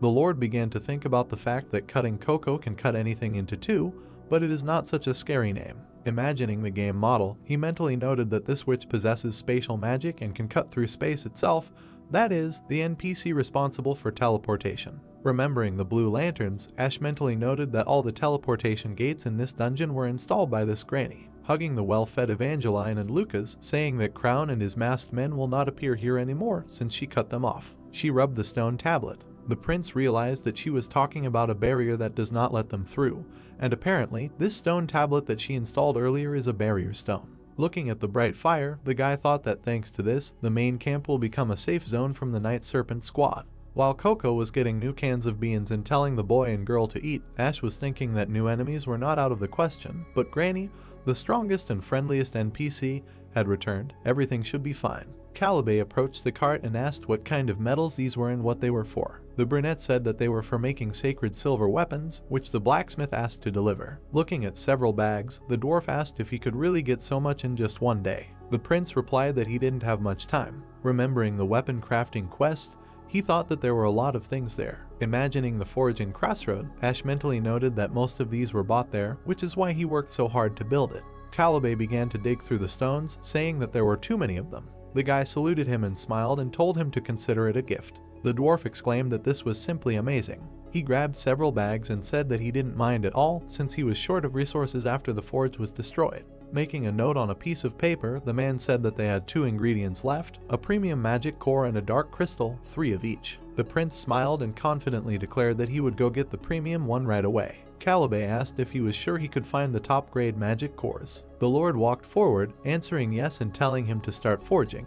He thought that he was actually planning on using the mixed magic cores, but thanks to Coco's appearance, he wouldn't have to. He walked up to the old lady and called him. Handing him a bean, she asked if he wanted to try it too. The protagonist started yelling that he wasn't hungry. He handed her the key and asked if she could help him open the door. Ash mentally noted that they had gotten this golden room key by killing the golden gargoyle during their last free exploration of Zone 3. The witch smiled widely and noted that he had found an interesting item. Walking up to the wooden door in midair, she said that she would open it now. Coco inserted the key into the keyhole. A bright white light appeared. The boy thought that all the rooms opened by this key were single-use dungeons. Looking at the outline of the door, he mentally noted that among them was the Golden Room, a bonus dungeon with many high-level items. Damien, whom the brunette had summoned, asked with a surprised face if they were really going to go alone without Juju. The prince smiled, answering that they could do without her today. He mentally noted that she couldn't come here because of her gold rush, especially since this wasn't the kind of dungeon that needed a mage. Lucas in armor took the bag and asked why they needed so much and whether it would be better to take a weapon instead. Evangeline agreed, noting that it was unknown what could attack them inside. The Lord took a step forward, saying that everything was fine and there was no need for that, because if they took weapons, they would only be dragging double the load. Turning to his comrades, he promised that all these bags would be filled to the brim, and the weapons would only get in the way. Ash mentally noted that they would figure it out themselves later. The team entered the white light under the prince's parting words. The teleportation began loading. The system advised catching a goblin. The squad found themselves in a large golden hall. The guy smiled and said that this was a special room in the dungeon, the Golden Room. Goblins with bags began to crawl out of the portals. The brunette said that if you catch a goblin within the specified time, you can get money. A sign appeared about the Golden Room event, according to which you had to catch a goblin in 59 seconds. Evangeline pointed ahead and shouted that he was running away. The prince thought about the fact that the time limit was 1 minute, and there were only 3 golden goblins running around the room. Looking at one of them, he mentally noted that of all the types of goblins, these ones especially love jewelry and precious stones, and they are very fast and strong. The Lord thought that in any other circumstances it would be impossible to catch all 3, but Demian took aim after the order. The goblin tried to dodge, but the bullet flew right at the target. The monster turned around, dumbfounded. The bullet ricocheted and pierced 3 goblins at once. The brunette noted with interest that, just like in the game, coins were spraying out of them, not blood. Evangeline, with a puzzled face, opened her mouth and said that she never ceased to be amazed at their amazing sniper. She asked how he managed to hit everyone. Lucas grinned smugly and said that he, Demian, and the Mylords had known each other since the first battle and had gone through many trials together. He began to remember their moments together. The white-haired girl grimaced in displeasure when the blonde noted that she would not understand this deep connection. Ash turned to them and told them to leave small talk for later since there was little time. The goblin screamed loudly. When he exploded, many coins fell from the ceiling. A notification appeared about clearing the event dungeon. Watching 2 knights rake in gold, Ash told them to take as much as they could carry since they would have to leave in 5 minutes. He saw an orb at his feet. Picking up a premium magic core, the prince smiled, thinking that he knew there would be at least one. Thus, 5 minutes flew by. When a portal appeared, the Lord said that this was enough and they needed to leave. Tying up their bags, the knights noted that there was still a lot left, and they were upset that they could not carry everything. Something began to fly out of the portal, while the prince said that he already had enough gold. A huge monster's face appeared from the portal. The guy loudly asked what was this. The portal shone with white light. A squad flew out of it. Looking at Ash lying on the ground, Lucas asked if he was okay. The brunette noted that now he understood what expulsion was. Looking at the 3 magic cores on the table, Caliban noted that the prince had prepared well. He smiled widely, exclaiming that these were excellent balls and they only needed to get one ingredient, a dark crystal. The man frowned and asked if he already knew where to find it. The Lord turned away and answered in the affirmative. Looking at the tall black castle, he said that it could be found in the belly of a boss nearby. He thought that it was time to leave the main camp and visit the next zone, since it was time for free exploration. After a while, everyone returned to the estate. Lucas, Evangeline, and Demian each held a bag in their hands, since the protagonist decided to reward them for their good service with what they found in the Golden Room. Ash thought that although all 3 were a little dumbfounded, it was a small price to pay for their efforts. Looking at the bags, he mentally noted that it would be better for the rest of the soldiers to simply add the bonus to their daily wages, and since he had decided to hand out the bonus to the squad members in person today. Looking at the tall wooden building, the boy mentally noted that he needed to stop by the only inn in town. When the door opened, he was greeted loudly. Looking at the woman, the brunette asked if Juju was here. Pointing to the stairs, the woman said that she lived in the farthest room on the 3rd floor. When the prince asked if she was in her room, she answered in the affirmative, noting that the girl had not come out yet today. The woman added with a puzzled expression that, come to think of it, it was not only today that she had not come out. Imagining the blonde's sickly face, the Lord wondered if she was still feeling unwell or if she had fallen ill and did not want him to see her like this. He turned to his knight and told him to wait here since he wanted to talk to her alone. Lucas bowed his head, asking to call him if something happens. The protagonist stood at the door, wondering if this was the right room. He loudly asked Juju if she was there. He perked up when he heard a loud sound behind the door. Grabbing the handle, Ash loudly asked her to answer. The blonde grabbed the bloody rag, while the guy shouted that she was going inside. He ran into the room, while the blonde asked him not to do it. The brunette froze with a shocked look. Looking at Juju sitting on the floor, he asked what all this meant. Coming closer, the prince asked if she was okay. Looking at the red spot on her surprised face, he wondered if she was covering her face with her hair because of this burn. The blonde covered the left side of her face, but the Lord thought that now was not the time for this. When the girl coughed up blood, he screamed loudly, asking what was going on here. Juju, still spitting blood, asked Ash with a smile if he had already had dinner. He indignantly asked why she was thinking about food at a time like this. 20 minutes later, the 2 of them were sitting at a table in the dining room of the tavern. With her hands folded on her knees, the girl apologized for the fact that the guy had to find her in such a painful state.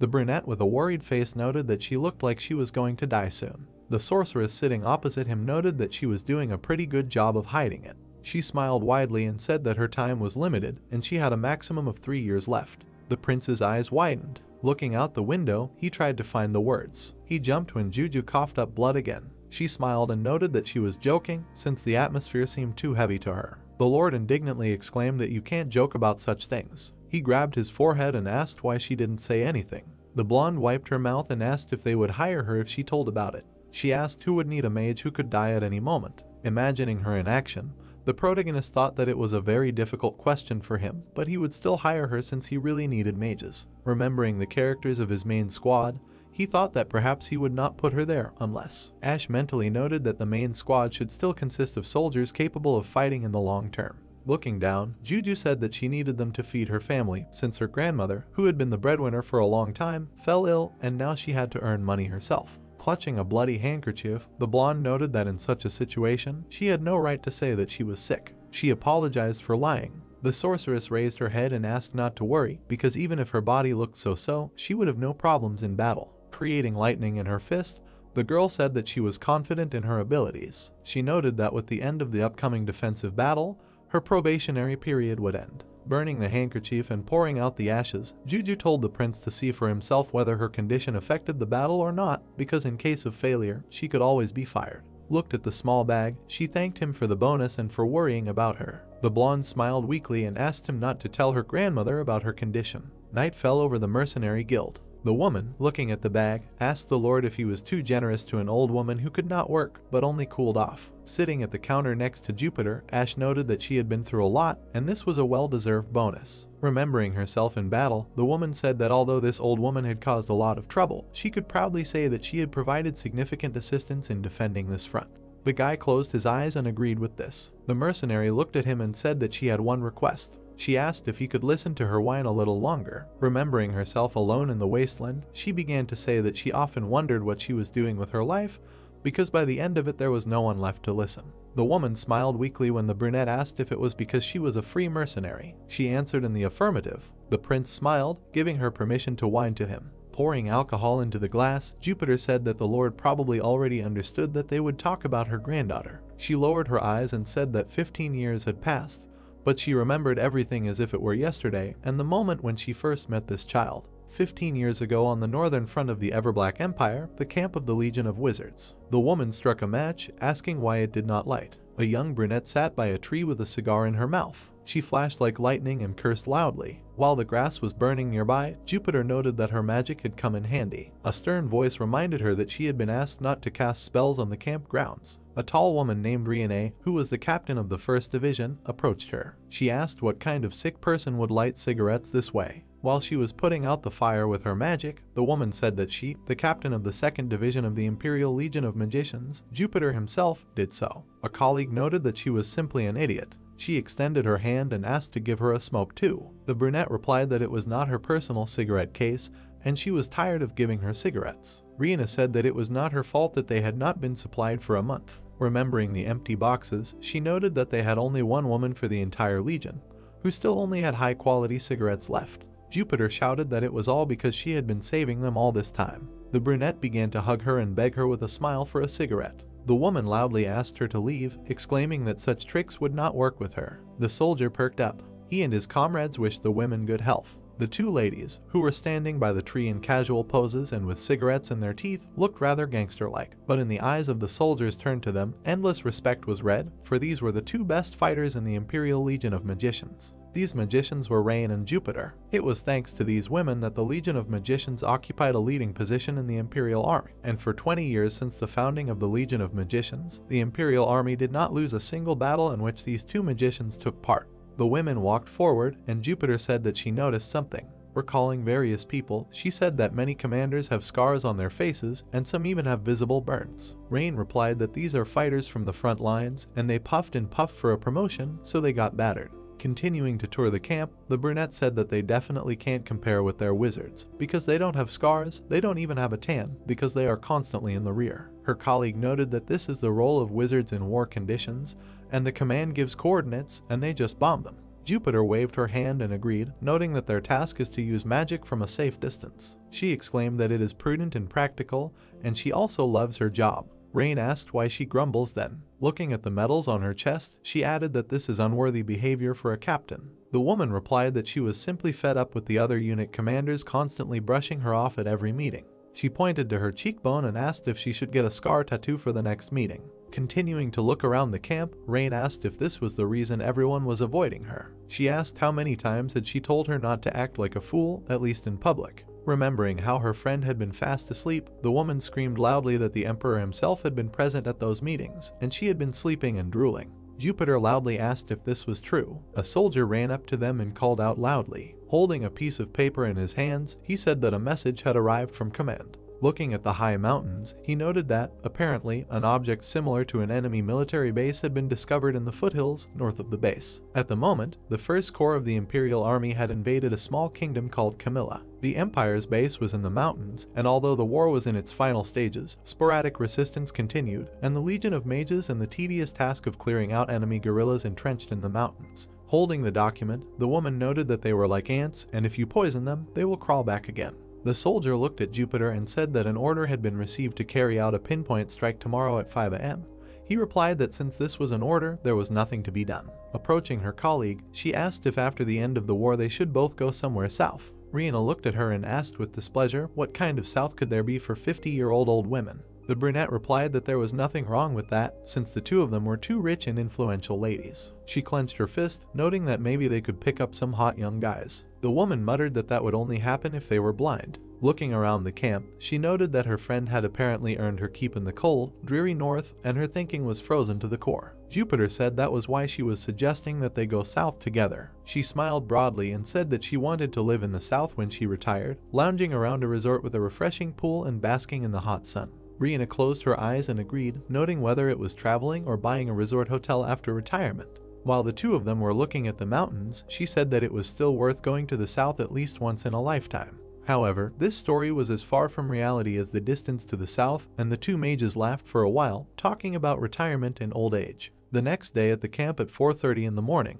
looking at the mill through a telescope, the woman asked if this was really a military base. She was standing together with Rihanna, who asked if it really didn't look like a military base. Giving her the telescope, the brunette said that it looked more like an ordinary village, and then asked her colleague's opinion. Looking at it, the mage said that she didn't even know, noting that she didn't see any cannons or other weapons that a typical military base should have. Jupiter turned to the soldier and told him to contact headquarters to check the place again. The soldier returned after a while. Looking at the two women, he said that the command believed that this was a military base. He lowered his head and added that Camilla's guerrilla tactics were quite brutal, and they often disguised themselves as civilians, and that according to the command, this village was captured by guerrillas. The brunette turned away from him. Looking at her pocket watch, she said that there were 30 seconds left until 5 a.m., and she was starting the countdown to the operation. Rihanna held out her hand and began casting a spell. She smirked and said that if her friend wanted to go south, they needed to sort this out quickly. The woman smiled weakly in response, as the command's decision was unquestionable. She began gathering lightning between her fingers when there were 10 seconds left until the operation began, because after all, this was what she had been doing her entire life. She held her hand out. If an order was given, it had to be carried out, because that was the reality of a soldier. The countdown reached 1. Lightning appeared in the sky. They struck the village. A blue light shone for a moment. A second later, the village exploded. Rihanna frowned. She created several vortexes of air. After a while, she looked at the soldier, who said that the operation was a success, and the rest would be up to the night squad, who would clean up and study the enemy base. Jupiter looked at the burning village, while the soldier said that the two of them could return to headquarters. She frowned and said that she would go too, as she wanted to personally supervise everything. Rihanna, with an indignant face, exclaimed that the Legion of Mages was forbidden to approach the object, as they specialized only in long-range attacks. She exclaimed that her friend knew all this very well. The brunette turned around while the woman was telling her that if they went and were ambushed by guerrillas, the Legion's combat capability would be sharply reduced. Jupiter walked forward, and her colleague loudly asked to stop her. The soldier turned his head in fear, and no one dared to stand in the way of the formidable mage. The brunette stood in the middle of the burning village. Approaching the corpse, she noted that there was a child here. Looking at the other dead bodies, she muttered that they were all civilians. The woman fell to her knees. Frowning, she angrily screamed that there were no guerrillas here. While everything was burning around her, she was screaming that there were only civilians here, and mostly old people and children. A soldier came running, screaming that he had found the captain of the 2nd Division. He told her that it was very dangerous here. A colleague came up to her and asked her to calm down first. The brunette raised her head and screamed, asking how she could calm down. She indignantly asked why the hell they gave the order without even checking everything properly. Rihanna looked down at her and answered that the Camilla partisans were very cruel,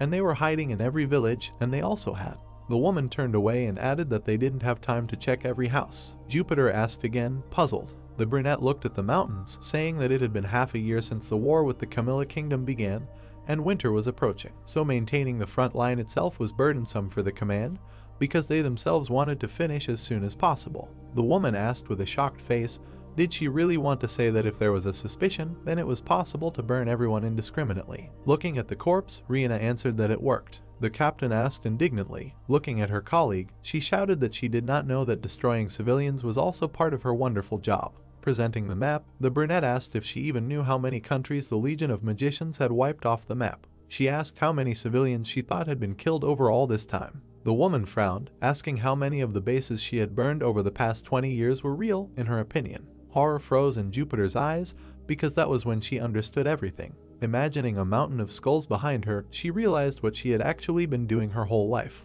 Rihanna took off her cap and asked why the hell her colleague had felt the urge to throw a tantrum if she had been doing her job perfectly all this time. The woman vomited. She thought about the destroyed cities and villages, realizing that in her entire life she had never even thought of doubting herself and had simply used magic on orders, received money for burning people by the hundreds. Thinking about her awards, she realized that she was proud of her work and felt proud every time she received another medal. The woman in uniform held her hand on her chest because she was happy that she could contribute to the development of the empire. Her whole life had cracked because it was all not what it seemed. Looking at her friend sitting on her lap, Rihanna noted that she herself had told her that war is war. Remembering how she joyfully waved her hand, the brunette said that their task was only to use magic from a safe distance so as not to get scars, and this was prudent and practical. The woman looked down and said that up close everything would be different. Jupiter froze with a gloomy face, listening to her own words about how it was better to just watch all this from afar. She looked away when she heard crying and realized that there were survivors in the village. The brunette leaned on the ground. She quickly ran. She saw a burning warehouse in front of her. Jupiter's face was distorted with horror. In the rubble, she saw a child with a burn on her face. Lifting the boards, she screamed that now a little more, and she would pull her out. The boards fell to the ground. Taking the wounded child in her arms, the woman asked if she was okay. Sitting by the warehouse and hugging her, she mumbled apologies, saying that all this happened because of her, and she was very sorry. A man came out of the building and loudly asked if she was a rescuer from the squad. The old man came out with many children. He bowed his head and thanked them for coming to save them. He said that suddenly a thunderbolt fell from the sky, and he already thought that everyone was dead. Jupiter frowned and screamed loudly, telling him and the children not to come out of hiding and hide well. She noticed a soldier who was telling the others that there were survivors here. Rihanna approached them and said that they were really lucky to have survived such a strong magic projectile. She stopped abruptly. Looking at the people, she asked if they were not lucky. Jupiter, continuing to hug the child, zealously asked her colleague to stop. The woman ordered to take everyone outside. The captured man looked at the crying children, asking them to stop crying and assuring them that everything will be fine.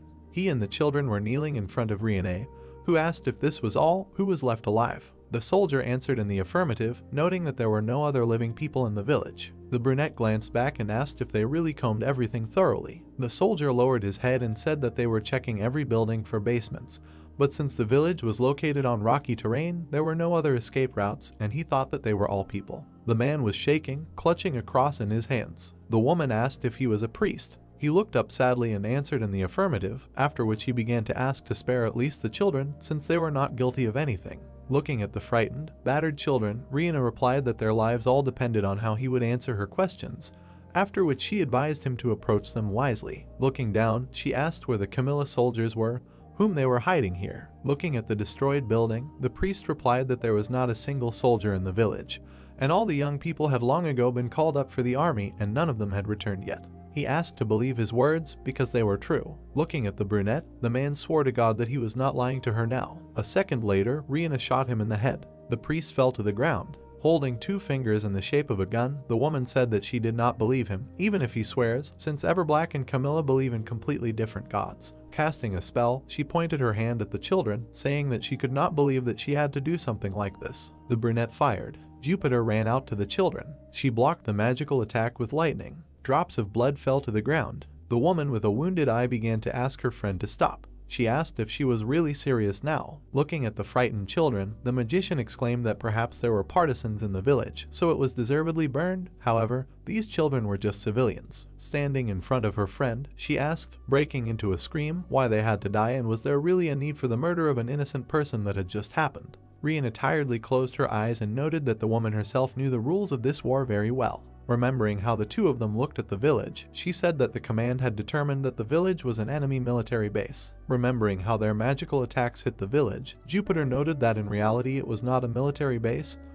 and the command had made a mistake. The brunette asked if she was really suggesting that they tell them that they mistook civilians for enemies and destroyed them. Frowning her dark eyebrows, she asked her colleague if she was really going to tarnish the commander's reputation, even if His Majesty had made a mistake. Passing by Jupiter, the woman asked him to stop making their lives difficult and just get out of the way, since she herself was not doing all this because she liked it. Jupiter looked at the child in her arms. She hugged the girl tighter. Rihanna turned around when her colleague loudly exclaimed that she was going to. She declared that she did not mind tarnishing His Majesty's reputation. Looking at the lying corpse, she said that she would file an official report on such orders and report that, on a mistaken tip from the command, they burned down a village in which there were only civilians. The brunette frowned and exclaimed that such orders were unacceptable, so she would testify. Rihanna, looking at her sideways, muttered that she was an idiot. The soldiers froze in fear when Jupiter asked her colleague if she would kill for this. She noted that in that case, she would have to kill the rest of the soldiers of the Imperial Legion, as well as the ordinary melee and ranged soldiers. She exclaimed that she would have to kill everyone who witnessed what happened.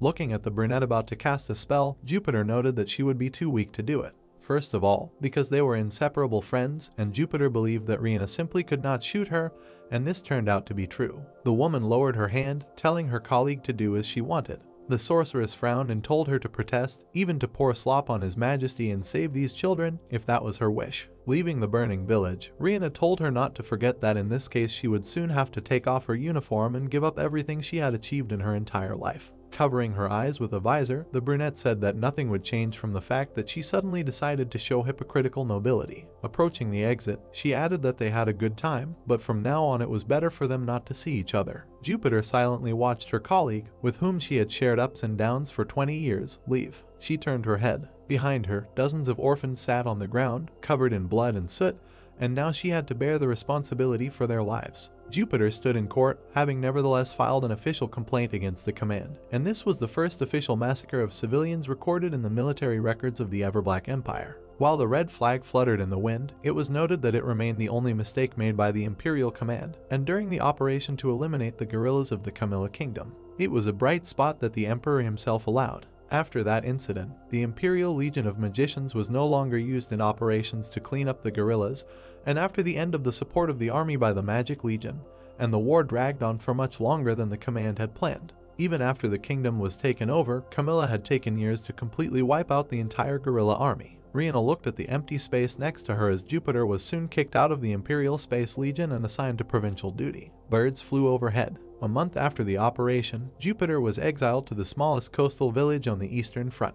She held her uniform. The security unit she was assigned to had fewer than 5 subordinates, and this was a clear demotion. The woman threw her uniform over her shoulder. She didn't care about the demotion. She was overseeing the construction, as she had decided to build a large house with all her savings. The brunette looked at the children and said that they would be living here from now on. Kneeling down, she told the girl that she had just realized that she had never properly introduced herself. She smiled widely and told her name, then asked to be called Grandma from now on. The mercenary guild was currently covered by the moon. Ash grabbed the glass, noting that after all, she was not her granddaughter. The guy looked at the mercenary, saying that he thought that they were blood relatives since they had so much in common. Jupiter said that she was pleased to hear this, but she lowered her eyes and said that she was not even sure that she could play the role of a real grandmother. Remembering herself in front of her children, the brunette said that she raised them out of guilt, but, roughly speaking, she herself was the one who doomed them to this life. She said that she wanted to atone for her guilt before them, but it seems that she was never able to do it properly. Introducing Juju, Jupiter said that she was a very talented child, only her abilities were much superior to hers. The brunette mentally noted that this was true since the SSR level was assigned to geniuses whose abilities were much superior to the average.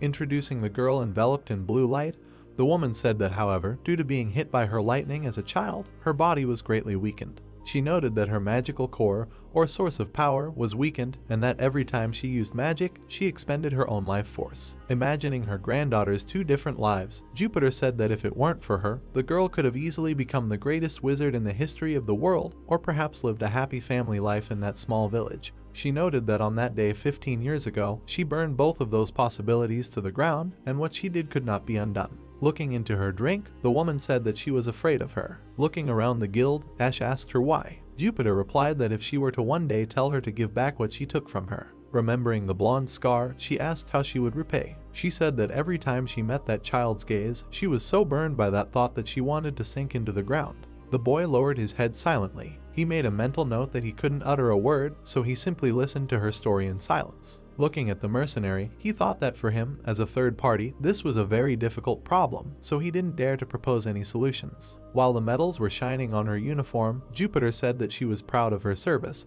but at the same time, she hated what she had to do. Imagining her life breaking like glass, she said that she was intoxicated by her role as a soldier and her role as the captain of the 2nd Division of the Magic Legion. The mercenary said that she had compromised her moral principles and become part of the destructive machine of war, and she hated herself for it. She poured alcohol into the glass. Jupiter looked at the prince and told him not to get carried away and let the roles of the third prince of the empire, commander and lord, absorb him. Ash listened with surprised eyes to the words that his essence is different and he should live who he is. The woman smiled and asked to listen to the old-fashioned moral advice of this old woman just once. There was an empty bottle on the table next to the bag of coins. The guy thought that Jupiter's advice struck him to the depths of his soul, like liquor burning his esophagus. Remembering his current self in real life, he wondered who he really is. He asked if he is the third prince, commander, Ash, or is he still the same typical nerd. The brunette tried to understand what kind of life he really lives. After seeing him to the carriage, the woman thanked him for listening to her whining because she felt much better after she spoke out.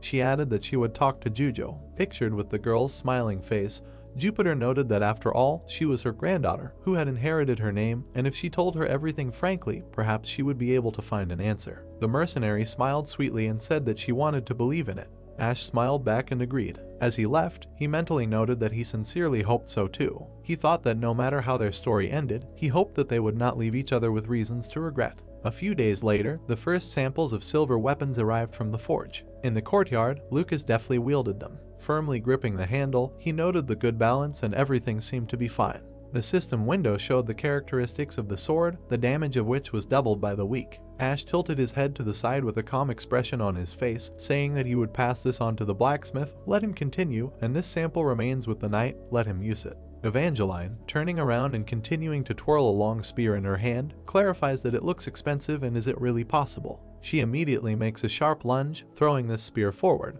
While the men applaud her, the girl embarrassedly scratches her head, asking them not to react so violently to her every action. The man notes that her reaction is simply funny to watch. Turning to the girl who stood with a proud expression on her face, he says that she is also quite good with a regular spear. The girl, with the same pride, throwing her head up, tells about the basic principles, since they are similar, and at the academy she received the highest score for weapon proficiency. She clarifies that she can handle even a long sword, like a knight. Lucas's face is distorted with indignation when he speaks of his doubt and does she want to check. Standing between two angry people who have already flared up with their energy, Ash remains unexpectedly calm. He addresses them, asking them to stop and start putting on their gear, taking their shields, preparing their armor. They immediately calm down, realizing what awaits them now. The prince, pulling out his sword from its sheath, raises his eyebrows, confirming their exploration of a new area. The system warns of loading, teleportation begins. The next notification advises that the main camp has many forks and you can explore different paths.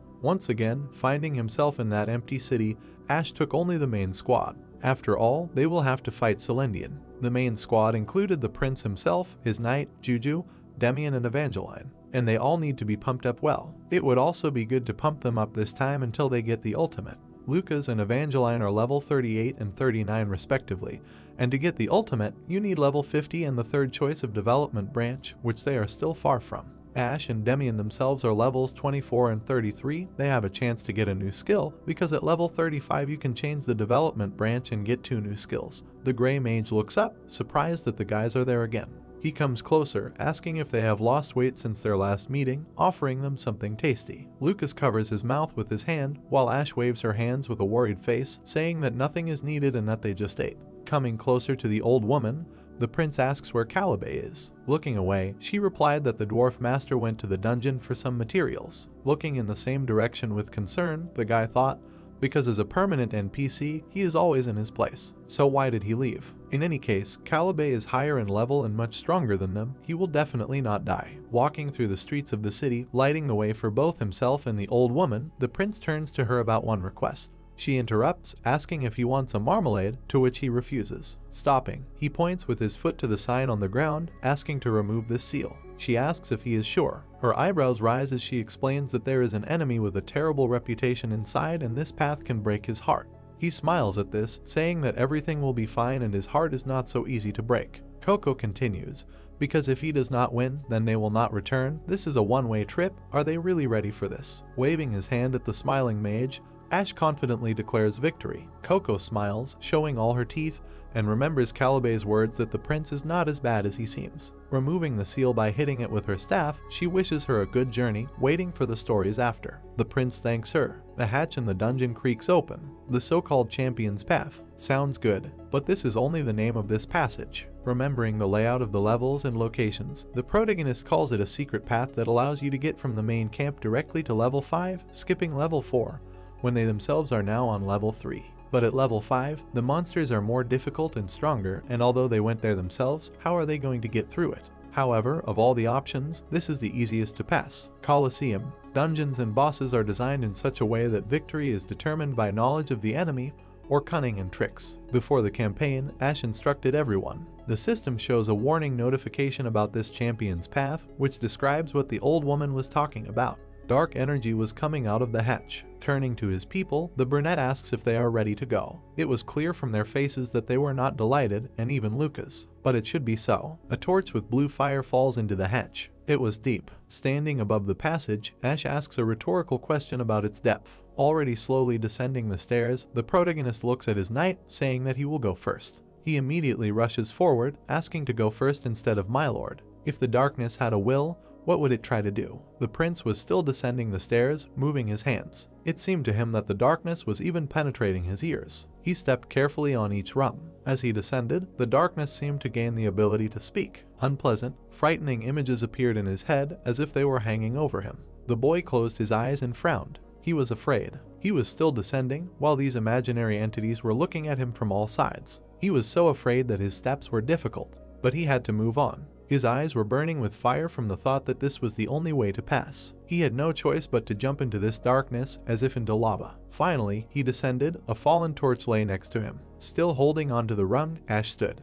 because as soon as his feet touched the ground, the sounds of the darkness disappeared. Grabbing the torch, the protagonist looks into the tunnel, saying that this is the path of the champion. People, striving to complete this game in the shortest time, often broke through this Colosseum. Soon the night came down. The brunette turns around, asks if they are going further. He, tired and sweating, asks for some rest. Lucas immediately sits down on the floor near the wall. The main character did not ask him about what he saw and heard. After all, even here his passive ability could not help. Putting his hand on the blonde's shoulder, he receives gratitude in response. Ash simply hoped that everyone would pass the test. Demian falls down the stairs with a crash and a scream. O grabs his head with his hands, screaming that he should not be beaten, although it is his fault that he alone survived. The prince sits down next to the guy, asking him to come to his senses. Demian's hands are shaking when he asks to take his hand and receives consent. And then Lucas asks, he also agrees. Finally, the mage came down. The woman smiled weakly, determining how the curse worked. They asked her again because she called it interesting. In response, she said that it was a bit archaic, but very interesting. Ash noticed how much Juju's legs were shaking, pointing it out, asking if there was an earthquake somewhere. She was indignant that the maid's body was physically weak, and it was not because she was scared. The three guys were sitting on the floor and shaking together, their faces expressing different emotions. The prince told the girl to join them. This really helped a lot. After that, Evangeline landed right down, pompously getting into a fighting stance. Is this the power of Captain Crossroad? She suddenly screamed, turning around to her comrades, asking what was that, because her body was covered in goosebumps and she seemed to be scared. All four sitting looked at the girl in bewilderment. She jumped up and threw down her weapon, asking to take her with them. The torch was lying on the ground. Demian said that he was already feeling better. Ash, still a little scared, on the contrary, insisted that he was still scared and that they should sit like this for a little while longer, because there was nothing shameful in being afraid of the dark. Everyone, who was also scared, began to agree with the prince that he was right and that Demian would cope. That's how, using the boy as an excuse, they encouraged each other and got rid of their fear. Ash doesn't know the full depth of their wounds and their reasons, which are hidden in the past. But that's exactly why they are here, to overcome their fears together and hunt monsters. They rested for about an hour at the entrance and then moved on. The corridor was long and huge. They had to go from the main camp to the Colosseum on the 5th level. In other words, they had to go a long way into the depths of the dungeon.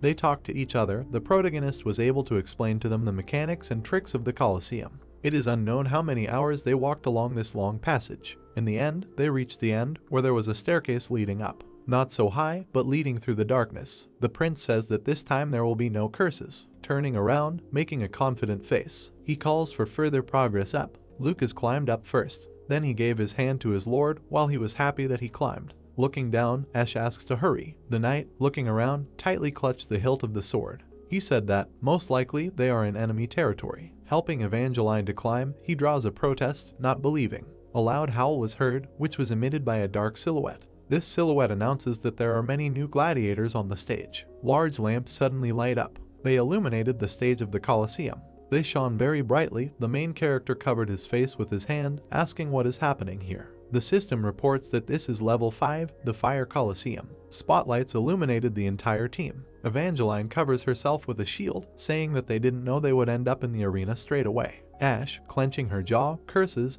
because he himself didn't know about it. He wondered why the hatch cover was in the middle of the arena at all. Continuing to think, he noted that he didn't pay attention to it in the game. It was just a game moment. Fireworks explode. The man standing at the top spreads his arms out to the sides, shouting that he forgot the last time he had guests. He was wearing a mask of an Egyptian god with a dog's head. He continues to be glad that the wait was worth it. The system tells him that this is the gladiator King Jackal. Ash frowns, continues to clench his jaw in indignation. The jackal spread his arms and said that he knew they had all been waiting for this for a long time and were already hungry, then stood up to encourage the crowd. The goblins cheered, and the man announced the grand opening of the Colosseum. He pointed at the boys and said that the first fight of the day would be with a squad of worthless children. Lucas and Evangeline frowned angrily and shouted at him to watch his language. The monster stood silently behind the bars. The jackal announced the name of the enemy. The beast split the floor with force. The organizer said that the monster was probably insanely hungry. The two-headed monster opened its mouth. The jackal called it a chimera and then encouraged the crowd of spectators. The system set the boys a quest to destroy the enemy, after which it calculated the maximum chances of elimination. The young man frowned, surprised by this. He remembered how he explained to the group on the way to the Colosseum and thought that the Colosseum had a unique system because there was such a thing as a bet. The goblins thought about it. The guy added that each of the 100 sitting goblins is given one vote. They vote for who they think will win, and based on the results, the odds of winning remain. The young man schematically imagined his team and the monster, thinking that the odds of winning are 99 to 1 vote. He looked at the system table and added that this is why the chance of elimination is 1.01 to 100. He turned to the team and said that it was a little offensive when they were disregarded, after which he thought that they would still look at the faces of their enemies. The monster ran at them. The guy looked at the boy with a smile and asked to borrow the queen, after which he thought that the key point was the odds of elimination. The young man squeezed the gun in his hand and added that the first attack increases the damage by the odds that fell out. He imagined the difference in multipliers again and thought that, in other words, the Chimera's first attack would be 1.01 times stronger than usual, and their team's attack would be 100 times stronger, so the side that looked weaker could have an advantage in the first strike. The boy put the weapon in front of him and thought that this was the trick that would help him conquer the Colosseum at this stage, and then said that he was ready to fight. His damage was increased by 100 times for the first attack. The monster opened its mouth, approaching the boy. The jackal shouted that they were trying to resist the chimera with a toothpick in his hands, but nothing could be done because the chimera's flesh was harder than the hardened skin of the frost giant. The masked man shook his finger and added that even with a 100x increase in damage, the guys only had a toothpick, so it would not be able to cause harm. The prince looked up at him and shut him up. He fired a powerful shot, cutting off the snake's head. Pieces of the monster's flesh fell to the ground. The jackal looked at the dead chimera in confusion. Ash thought that the organizer had finally shut up, because even in the game he chatted incessantly. The young man raised his hands and said that it was a great pleasure, after which he thought that he had absorbed all the experience of the boss monster alone. The young man looked at the jackal with a smile and asked what the second battle would be like. The system announced a quest to kill the generals of the ice giants. The chances of winning were 1.11 to 10.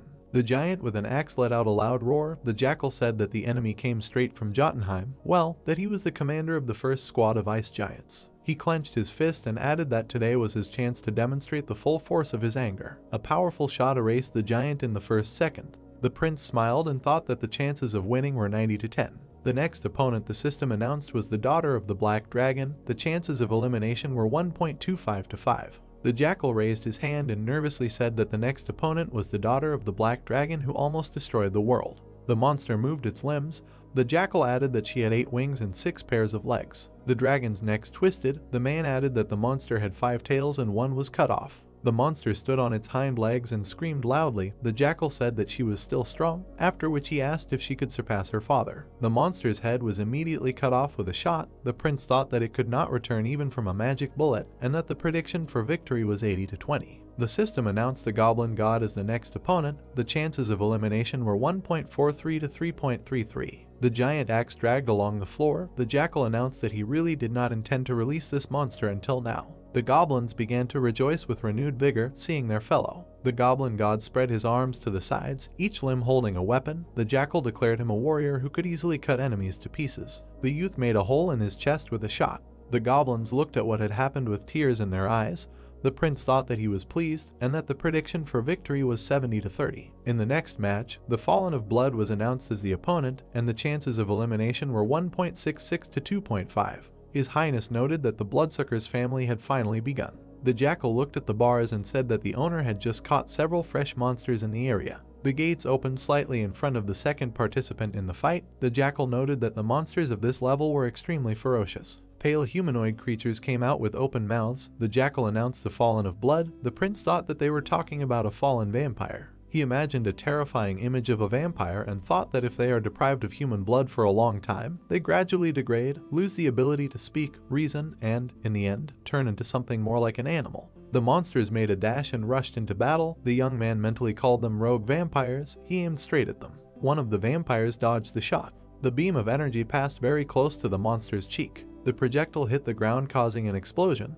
The prince thought that it would burst from the slightest breath, and even considering the increase in damage by only 2.5 times, this would be more than enough. The young man smiled and suggested practicing on the second monster. He remembered how he stood in front of a handful of corpses and thought that among the vampires he had encountered, ghouls were the strongest, and the Fallen Blood, a monster of a higher level, so he would be an excellent example to study. The boys prepared for battle. The blonde said that he was waiting for these words from the prince. His Highness added that the prediction for victory in this round is 60-40. The opponents rushed at each other after the start was announced. Ash thought it was time to show the goblins, who had not yet figured out who was really worth betting on. Evangeline poked her finger at the dead vampire's cheek. The boys looked at them in confusion. The prince said that his stats were high. The blonde replied that the vampire moved too simply, and maybe it was because he was a fallen vampire. The girl poked her finger at the monster's nose. The guy thought that he was a former vampire who had nothing left but bloodlust and instincts, and that his movements were too predictable, no matter how strong and fast he was. He looked at the jackal and asked if there was anyone stronger. The man raised his hands, frowned, and shouted that this was unbelievable and that it was time to release the freshest, strongest monster they had ever captured. The system announced that the next fight would be with a level 50 vampire. The chances of winning were 50/50. The young man looked at the board and thought that he would finally meet a real vampire to fight. The monster in shackles took a step forward. The jackal shouted that they had never seen such a vampire before, because he used to be an aristocrat and taught young bloodsuckers. The man raised his hand and added that he was tired of giving speeches, so they could just fight. The prisoner stepped into the spotlight. He was announced as an impoverished vampire. The monster frowned and cursed the jackal, saying that he would not get away with this. The man lowered his head. It was not that he was allowed to play in this arena only because the great commanders tolerated his existence, but he was from the family of Lord Celendian, the great Nosferatu. The jackal grabbed his head and wondered in a pitiful voice about this fact. The vampire asked him how he dared to do this to him. The next second, the monster's hands were cut off, interrupting his words about the Lord judging the jackal. The vampire quickly turned his gaze to the wound. The jackal, surrounded by an aura, ordered him to shut up and asked if the vampire thought that he would start shaking in fear after learning that he was the Lord's subordinate. The severed hand lay on the ground. The jackal added that if he was caught and brought there, then he was expendable in the jackal's coliseum, and he did not care what family he was from or under whose name he was. The man thrust his blade forward and added that if he said anything more, his head would be cut off, after which he said that if the vampire understood this, then let him fight as he should. He looked into the monster's eyes and threatened him with garlic. The vampire frowned. The monster shook with anger. The hand on the ground twitched slightly. With the help of magic, he lifted them up. Streams of blood connected the severed parts. The vampire said that although he did not know where the guys came from, but he had no appetite now, so he would just have to kill them. The hands returned to their rightful places. The monster angrily turned around and said that if they did not resist, he would do it quickly and painlessly. The young man squeezed the wand in his hand and thanked him for the offer, after which he apologized and said that they would have to kill him. He raised his hand and added with a smile that it was the first time he encountered a real vampire face to face, so he needed to start somewhere. The monster silently looked at him. The guy turned to the team and said that before they took on the monster, the guys put their hands forward with a smile. Lily looked at the prince in fear, hearing the question of whether they missed spanking. The guy hit the girl's hand with his wand. The witch asked what he was going to do, then exclaimed and said that something burned her hand. Suddenly, her body glowed with an aura. The girl received a mid-level buff. Her damage was increased by 20%. She looked at her teammates quite surprised at what had happened. The guy smiled ominously that I was behind her back and said that it only worked once a day, so he would not spank her often, and she might not even ask, after which he thought that he should not resort to buffs so often so as not to get addicted to them. The girl frowned in disgust. The guy added that he, besides, looked like a pervert. The vampire bared his teeth angrily and said that they did not dare to mock, standing in front of a vampire, and since they were so eager to die a painful death, it was time for them to start. The man jumped up and shouted that you are a neighbor, all their blood to the last drop. Lucas and Evangeline stepped forward. The prince ordered everyone to prepare for the attack. He imagined a stream of blood and thought that vampires stood out for two things. The first was blood magic, the ability to use their own blood as well as the blood they absorbed from others as a source of magic. He then imagined naked muscles and added that the second skill was physical superiority, the ability to regenerate that went far beyond common sense, as well as physical strength that was many times greater than that of a human. He schematically imagined the skill window and thought that most vampires chose to develop only one skill tree out of two. But if they pumped up at least one stage of both trees, the result would be a monster with catastrophic strength, but unfortunately, their enemy. A vampire took the first attack in the shoulder. The young man added that he seemed to neglect both abilities. The boys prepared for battle. Standing in front of him, the prince thought that everything around was covered only in his blood. The vampire frowned and cursed. His Highness added that it might seem to them that victory was already close, but it was not so at all. Early on, his shoulder began to tighten. The boy thought that the vampire's innate ability to regenerate was amazing, after which he wondered how they could kill him. He looked at the shooter and asked if he could see the core. The boy answered in the affirmative and said that he had a feeling that this vampire's entire body was made of blood. Demian saw a red glow in the monster's body and said that the core was not fixed in place, and that it sometimes gathered, then spread back over the body. The prince frowned and began to think about what they should do. He imagined a pixel battle and thought that in the game, raids on vampires begin somewhere in the middle of the passage, because there are usually artifacts that suppress regeneration abilities, as well as an illuminated silver sword always at hand. The monster looked at the opponents. The guy added that they were only at the very beginning of the journey, so he did not have the necessary artifacts or holy weapons. The vampire looked at him angrily. The young man thought about whether there was a better way, because they could not do enough damage at once. The monster smiled slyly and thought that this guy was looking at him too closely. He rushed at the prince and shouted that he would drink his blood. The guy was surprised by this. He frowned tensely and thought that he was choosing the most suitable target for obtaining blood, and, probably, the choice fell on him because of his low level. The vampire opened his mouth, approaching the prince. Suddenly, a crossbow bolt pierced his jaw. His Highness thought that if the vampire screamed so openly that he thirsts for his blood. Demian looked at the monster. The young man finished his thought by saying that he thereby attracts the attention of all his companions. Lucas and Evangeline rushed into battle for the prince in a rage. They plunged their blades into the monster's body. The prince looked at what had happened in surprise, realizing something. The knight jumped back, hearing the order not to draw their weapons and leave them in the vampire. The monster began to pull the arrow out of its mouth, saying that the guy had disarmed his people, and it would only make it easier for him to bite them, after which he asked if the guy thought that such an attack could mortally wound the vampire. The young man lowered his eyebrows and called out to Lily. The girl twirled the wand in her hands and agreed with the young man's idea. She put her hand in front of her and said that she understood what he was talking about. The guy's weapons became electrified in the vampire's body. Suddenly, a powerful electric discharge struck the monster. He raised his head and screamed shrilly. Demian suddenly noticed something. He fired a shot, knocking the monster's core out of the body. The vampire coughed. Blood spurted from his mouth. The prince looked at the scattered ashes and thought that although he was a little weak for a vampire, he still had a good idea. The broken core lay next to the arrow.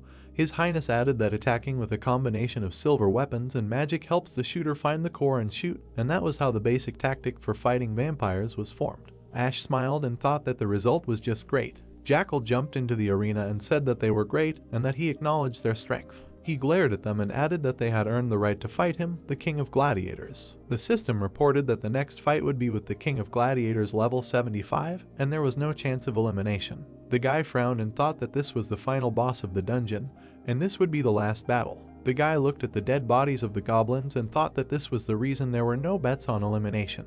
The man stepped forward and said that this fight should be all for him, so he got rid of the extra eyes. The young man thought that the jackal's own ability was to dodge the first attack. He presented a pixel model of the enemy and added that regardless of whether there was a betting coefficient or not, there was little that could be done against such a bonus, plus he was level 85, so the fight was doomed to defeat and inevitable death. The man tensed his muscles and said that many years had passed since he stood in the center of the Colosseum arena. He stepped on the ground with effort and added that he wanted them to show him their fighting spirit. The jackal rushed into battle and asked them to taste the power of battle, that the reason he came there anyway was because. The jackal approached the prince and swung his arm to strike. The boy finished the thought by saying that he had the ability to neutralize this boss. The young man frowned and confidently called out to the enemy and said that Everblack had not forgotten about him. The man looked at the boy in shock, surprised by what was said. He stopped. The boy repeated again that the Empire had not forgotten about him. The prince imagined the silhouette of a man kneeling before the emperor and thought that in fact the jackal was an agent sent by the Empire several decades ago, and that he was an unfortunate character who was kidnapped while exploring the dungeon at the Colosseum and spent all these years in complete solitude. He imagined pixel silhouettes of opponents and added that in the game it was possible to avoid this battle by using the Ash Fighter's relic item, after which the jackal took the prince for a member of the royal family, letting him go and not harming the squad. The man's leg trembled. The guy wondered what to do next. The jackal asked to say his name to confirm his words. The young man showed him the plate with the crest and introduced himself as the third prince of the Empire, and then thought he hoped that it would be enough to just say his name. The man's blade fell to the ground with a clang. The jackal fell to his knees and said that for many years he was sure that he was forgotten, and that he thought that the Empire had forgotten him, so he tried to forget it too. The prince looked at him and said that even if he forgot the Empire would never forget him. The man howled pitifully. The boy touched his chest and added that even if the Empire forgot him, he promised never to do so. Tears streamed down the man's mask. He sincerely thanked him and said that the time he spent there was not in vain.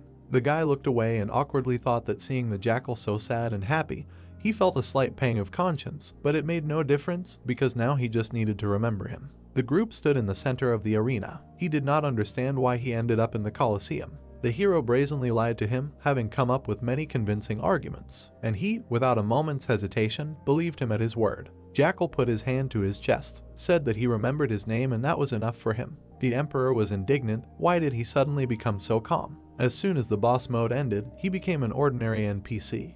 The guy with the dog mask was beckoning someone by waving his hand. Is this really the same person? Well, it doesn't matter. Ash looked at him. Turning to him, he asked if he could help him with future dungeon explorations. On the screen was an image of Jackal on fire and swords in his hands. He is an incredibly strong character of level 75. If they managed to recruit him, or at least use him a little, it would be much easier for him. The arena had a view of the stands of the Colosseum. He replied that since he became a gladiator, his body belonged to this building. Here he could use his power, but outside of it he became helpless. The warrior bowed. He began to apologize and say that he was very sorry for this. The player thought that he should apologize, and it wouldn't hurt to be more modest. The light illuminated the closed passage of the Colosseum. The Emperor turned into a warrior. He was looking for an item called a dark crystal. Was there one here? Jackal put his hands under his robe. He replied that he had some and how much he needed. The hero did not understand why he climbed in there. An image of a warrior and black crystals appeared on the screen offering an unlimited amount of dark crystals. The player knew that if he avoided the fight with the jackal in the game, he would turn into a merchant and sell crystals. This time he could get them for free. He took 3 so far. The message on the blue screen was about the dark crystal. Category material, crystal created from the darkness of hell, rare in dungeons above the 5th level. If you bring it close to your ears, you can hear a whisper. My lord held the crystals in his hands, the material needed to make high-level items. It was his first time seeing a dark crystal in real life. He put them in his pocket inventory. Finally, all the materials for creating holy silver weapons were collected. Jackal scratched his head, a little embarrassed. He asked if there was anything else needed. He was embarrassed to say, but he was very powerful here. He just needed to say what they needed. The hero thought, does he have a place to sleep? The group had worked hard and now they needed to rest. The team looked tired. She sat down on the soft mattress. She was prepared to sleep on the hard floor, but there was even a bed. What joy. The girls were happy with the comfort. Inside the Colosseum, the gladiators' room, Juju looked very happy. She said that the Emperor was incredible. He managed to make such a strong enemy and ally with just a few words. Amazing. He smiled. What can I say? He replied. but he thought that he was not amazing at all, but simply followed the quest script. Although it is worth saying thanks to his bright head for the fact that he remembered everything. Evangeline wrapped herself in a blanket. She asked if the whole team would sleep in one room. The hero sat down on the bed. He answered yes, there are no other rooms here. Someone noticed that there were 2 ladies here. He did not understand, asking where in this room the ladies were. He looked at the blonde in the blanket and commented, noting that he only saw a small caterpillar. The witch spat blood on the floor. Wrapped in a blanket, she began to be indignant. Ash smiled evilly looking at this. What, is she a caterpillar or something? He asked her what she would do. The elementalist crept up with a pillow in her hands. The brunette turned to her with a pillow at the ready, said that she was an impudent brat and he would teach her respect. Lucas and Demian entered the room. They said that they had washed up. At that moment, the younger one was beating the kneeling hero. He turned to the knight. He shouted at him to save him. He grabbed the pillow and confirmed the order. Swinging, he slapped her with the pillow. She noted that 2-on-1 is unfair. Sister, help, she said. But she waved it off, said that she was remaining neutral. Tank threatened to sleep hugging her if he did not help. Pillows rushed up. Ash said that it was unfair, recruited the magician. The girl replied that they started at first, 2 against 1. He said that she left him no choice. He also used cheats. The shooter was already sleeping on the bed. The guys called him, but saw that he had fallen asleep. The blanket rushed towards them. A second later, both were lying tied up on the floor. The blonde asked for forgiveness from his lord. He had let him down. He couldn't move. Turning to his comrade, he said that it was not his fault. It was all an evil female duet. The younger one laughed. It was the first time he had seen her laugh sincerely. Unlike the smiles she had shown before, this one was real. The girls hugged, the guys were getting out of it. It seemed that she had opened up to them a little. What a relief. Messages appeared in the blue window. Hello, brother, where have you been? Have you become a popular streamer while he was gone? The player was sitting in front of a table with monitors. Of course he has, he replied. He was going to have surgery soon. Everything will be fine, came the answer. Is he too stressed out there? The player was sitting with headphones and a microphone. He opened his eyes abruptly. He rose in bed and saw the magician smoking. She asked if something hurt. The emperor replied that everything was fine and asked why she was not sleeping. The moon was shining through the window. She was sleeping, but not for long. She asked again if he was okay. Maybe he was having nightmares. He seemed very tired. He looked down. There was one thing he regretted. Maybe that was why he often had this dream. The moonlight fell on her face. She replied that everyone said that. He asked again if it was the same for others. She looked at him with a smile. That was true for her. She regretted a lot of things and they appeared in her nightmares. The team members were sleeping in their beds. The brunette looked at them. He replied that everyone was fast asleep. Both noticed the approaching footsteps. A warrior in a wolf mask entered the room. He turned to the emperor. He apologized and said that they had better get up. He asked again, confused. The gladiator leaned over. He said that it was an enemy attack, an invasion of vampires. A horde of monsters was approaching. The troll swung his club. With one blow he crushed several vampires. Dragons poured fire on the battlefield. Ash watched what was happening. He thought about the monsters fighting among themselves. He could not believe it, although he saw everything with his own eyes. The vampire clenched his teeth. He thought that the vampire they always killed was just the scum of their society. Could he really be one of Celendian's subordinates? The emperor and the warrior watched what was happening. The guy in the mask noted that even if there was an army of the Legion, this was still his territory. He would let them pass. He asked if he could handle it. Jackal looked away. Of course, he answered, there were worse, much worse. The title of the King of Gladiators is not given for nothing. He took a few steps forward. Bending down, he opened the hatch in the arena. The gladiator said that it would be better for the group to go through the underground tunnel and return to where they came from. Under the cover was a staircase leading into the darkness. This place was already conquered by them. Let the champion open in the opposite direction for now. The emperor thanked him. He replied that it was nothing. The warrior looked towards the heroes. He asked them to hurry because while he was here, he could not start a fight with a clear conscience. The group began to descend the stairs. They looked at each other before saying goodbye. The guy in the mask thanked him for remembering the name of such a small man like him. Jackal remembered kneeling before the hero. His words became his salvation. The emperor smiled. He noted that his words sounded as if he was going to die and asked him to be careful. The gladiator laughed. He simply spoke from the heart and did not think that it sounded like that. He wished them a quick meeting and hoped that next time he would be able to arrange a proper reception. He held out the bag. He said that it was a small gift. He would look forward to their next meeting. The warrior closed the hatch behind the group and wished them luck. They found themselves in a dark tunnel. The brunette looked at what was in the bag. There were dark crystals. It really looked like a farewell before death. He looked at the group. He ordered them to return while they were not yet ready to stuff the vampires with silver and lightning.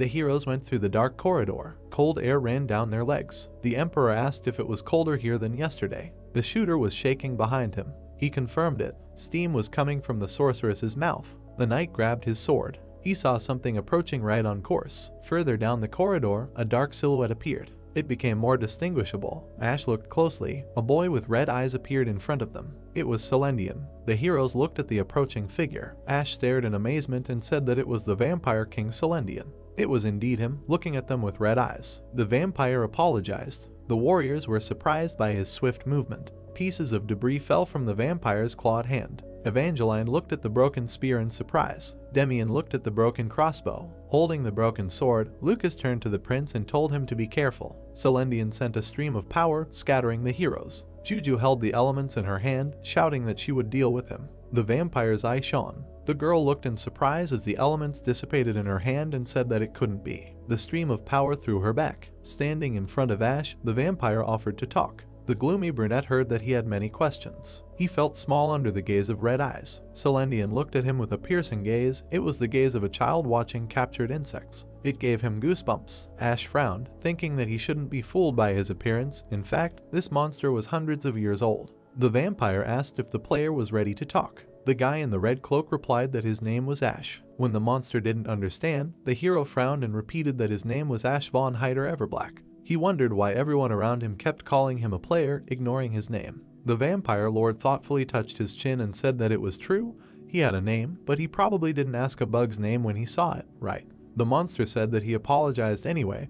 He was impolite, he would repeat himself. He had no intention of offending him and had no intention of causing him any harm. The prince turned to the warriors sitting on the floor and asked, "What was that then?" Demian was lying on the floor behind the vampire. He said that the man should understand him correctly. It was quite difficult to start a conversation with him without killing him, and for now he just wanted to talk. The hero looked at him with a frown, thinking that if Celendian wanted, they would all be dead already. He didn't know why, but one thing was for sure. The hero looked at the vampire lord and thought that he wasn't here to kill them. If he was holding back for them, there was no reason to refuse him a conversation. Ash sat down on the floor. The monster asked in surprise what he was doing. Crossing his legs, the brunette said that he was sitting down and he should sit down too. He didn't know what he wanted to talk about, but talking while standing was a bit tense. The red-eyed man looked down from above and then sat down in the same position. Waving his hand, the protagonist asked what topic of conversation inspired him: school, career, puberty, what exactly? Celendian replied that he had no idea what it was about.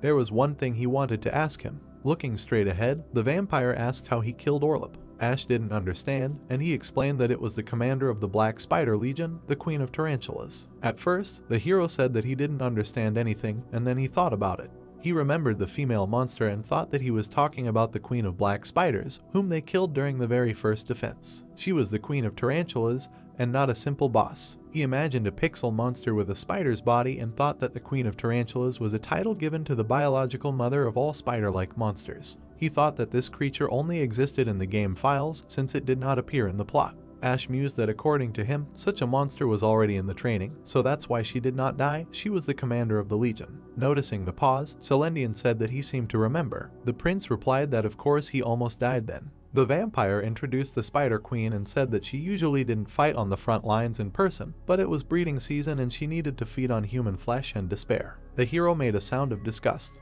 Looking at him, the vampire continued that she died. They say that he killed her with a cannon. Ash chuckled and said that was true. To be more precise, Demian killed her, not him. There was a shard of a sword on the floor. The man asked, "So what? Is it true that he killed a spider? Did he come for revenge?" Celendian mockingly asked, "To take revenge because of some spider? Is he kidding?"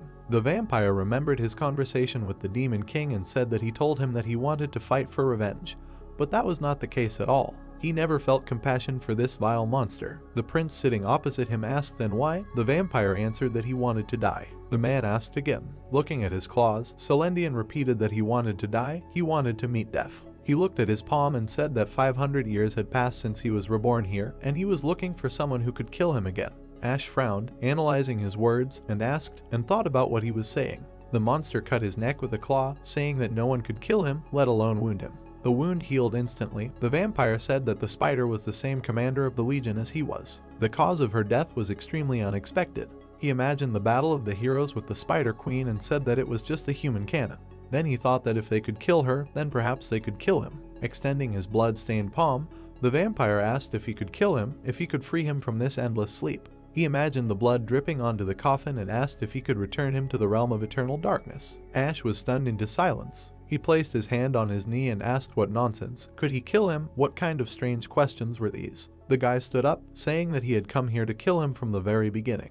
He was here to rip their throats out, burn them to ashes, and scatter them to the wind. That was what he lived for. He remembered the fierce battles and thought that he remembered well how hundreds of his comrades had fallen, their blood dripping from the nails and mouths of the monsters. Ash glared at the main vampire and declared that he would kill him, no matter what he did. And not only him, but all his comrades, including his king.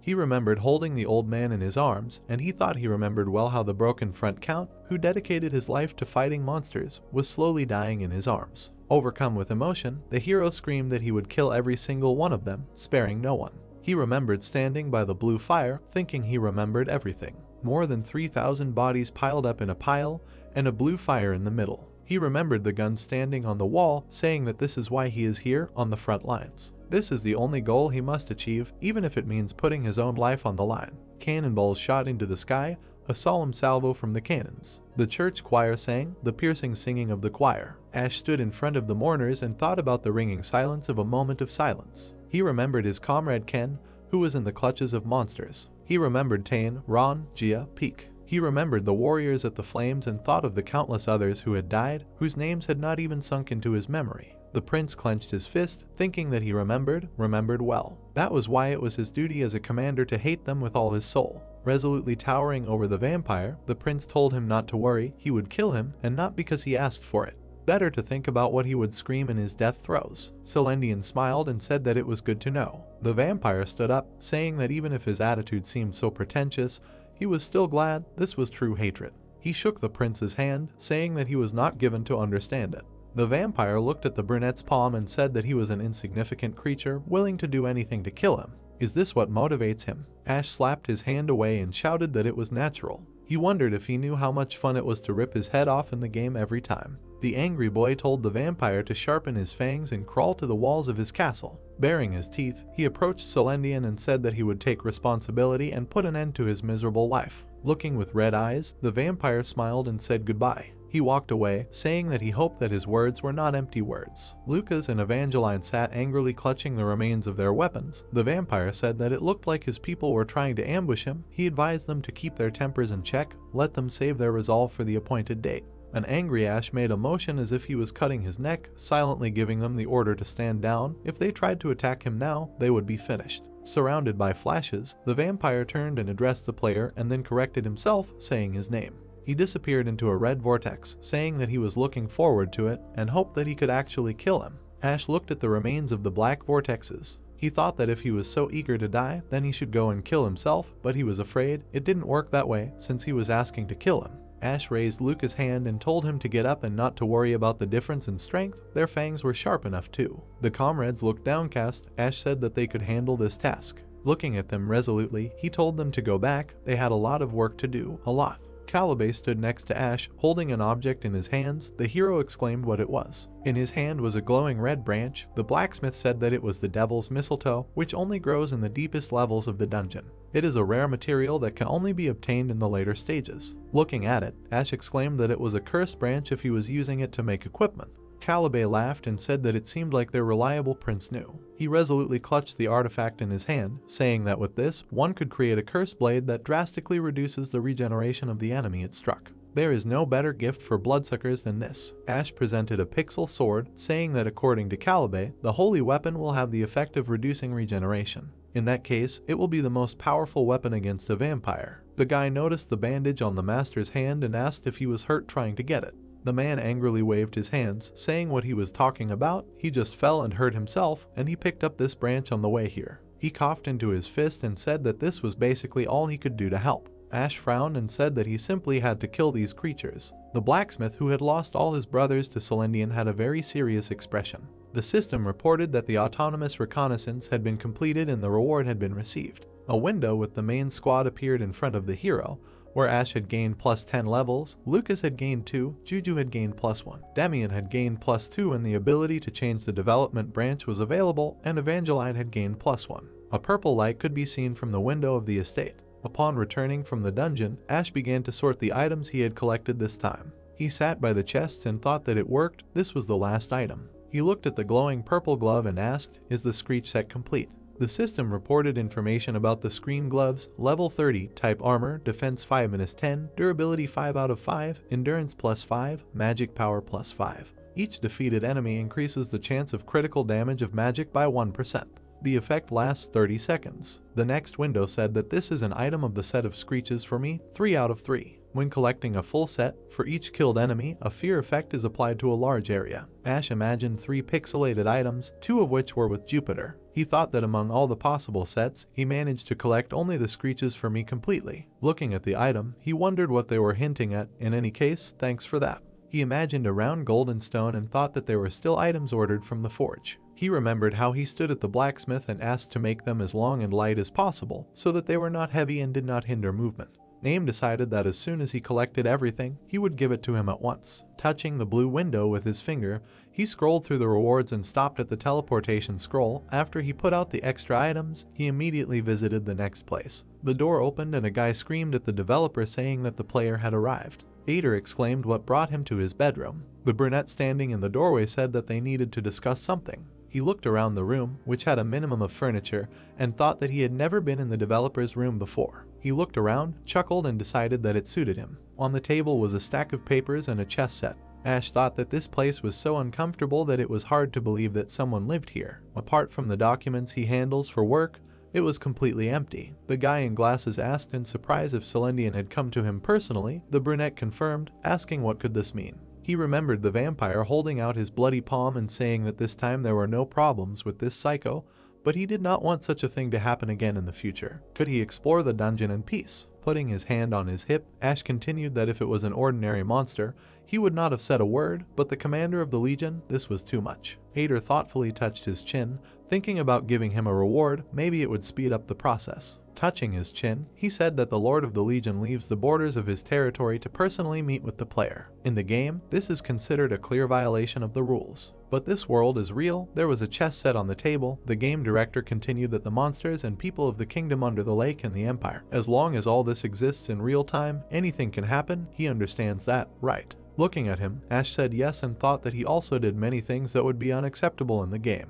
He remembered the guy behind him and thought that Demian was carrying 6 magic guns at once. He imagined the pixel players who had met a strong vampire and thought that there was no guarantee that they would not be attacked again in enemy territory. He remembered the game over message and thought that this could be the reason for losing. The guy with glasses sat surrounded by blue windows and said that he would add some simple functions to the achievement store. If he bought them and applied them, it would help prevent this from happening. Ash touched the red window with his finger and thought, "What is this?" The system welcomed him to the exclusive achievement points store. The current achievement points are 900,000. Boss alarm is available, only for free use. If the boss monster is nearby, a warning will be sent to the player. The price is 5,000. Pixel Ader announced that they had new arrivals. The prince looked at the red window with information about the emergency landing, only for free exploration. Instantly stuns nearby monsters and increases the player's squad movement speed by 100%. One teleportation scroll is consumed. The price is 45,000. Ash decided that such a thing would also be useful. Looking at the store window, he asked, that is, he cannot expect help from the system, only a warning, and then run as best he can. In his opinion, running away will change anything. The guy in glasses turned and asked, "Is this better than nothing at all?" Ash confirmed to himself that it really is better than nothing. He pressed the buy button. The stone on his choker glowed red. He thought that it seemed to work. Ader adjusted his glasses with a smile and turned to the guy, saying that for now it may seem like a threat, but it is quite possible that in the future he will be able to use this to his advantage. He remembered the heroes standing in front of the vampire and continued that if the boss monster could visit him in the dungeon, then maybe the other way around. The brunette's eyes widened in surprise when he heard that he could come to him too. The hero thought that was true in that case. Raising his finger, the developer said that it was up to him how he would use it, so he would not block the system from doing so. Looking through his glasses, Ader said that the next stage would be full of challenges, but he believed that he would finish it and wished him luck. Ash silently looked at him and thought that this time he was more like a developer than usual. There was a sign for a forge hanging outside the building.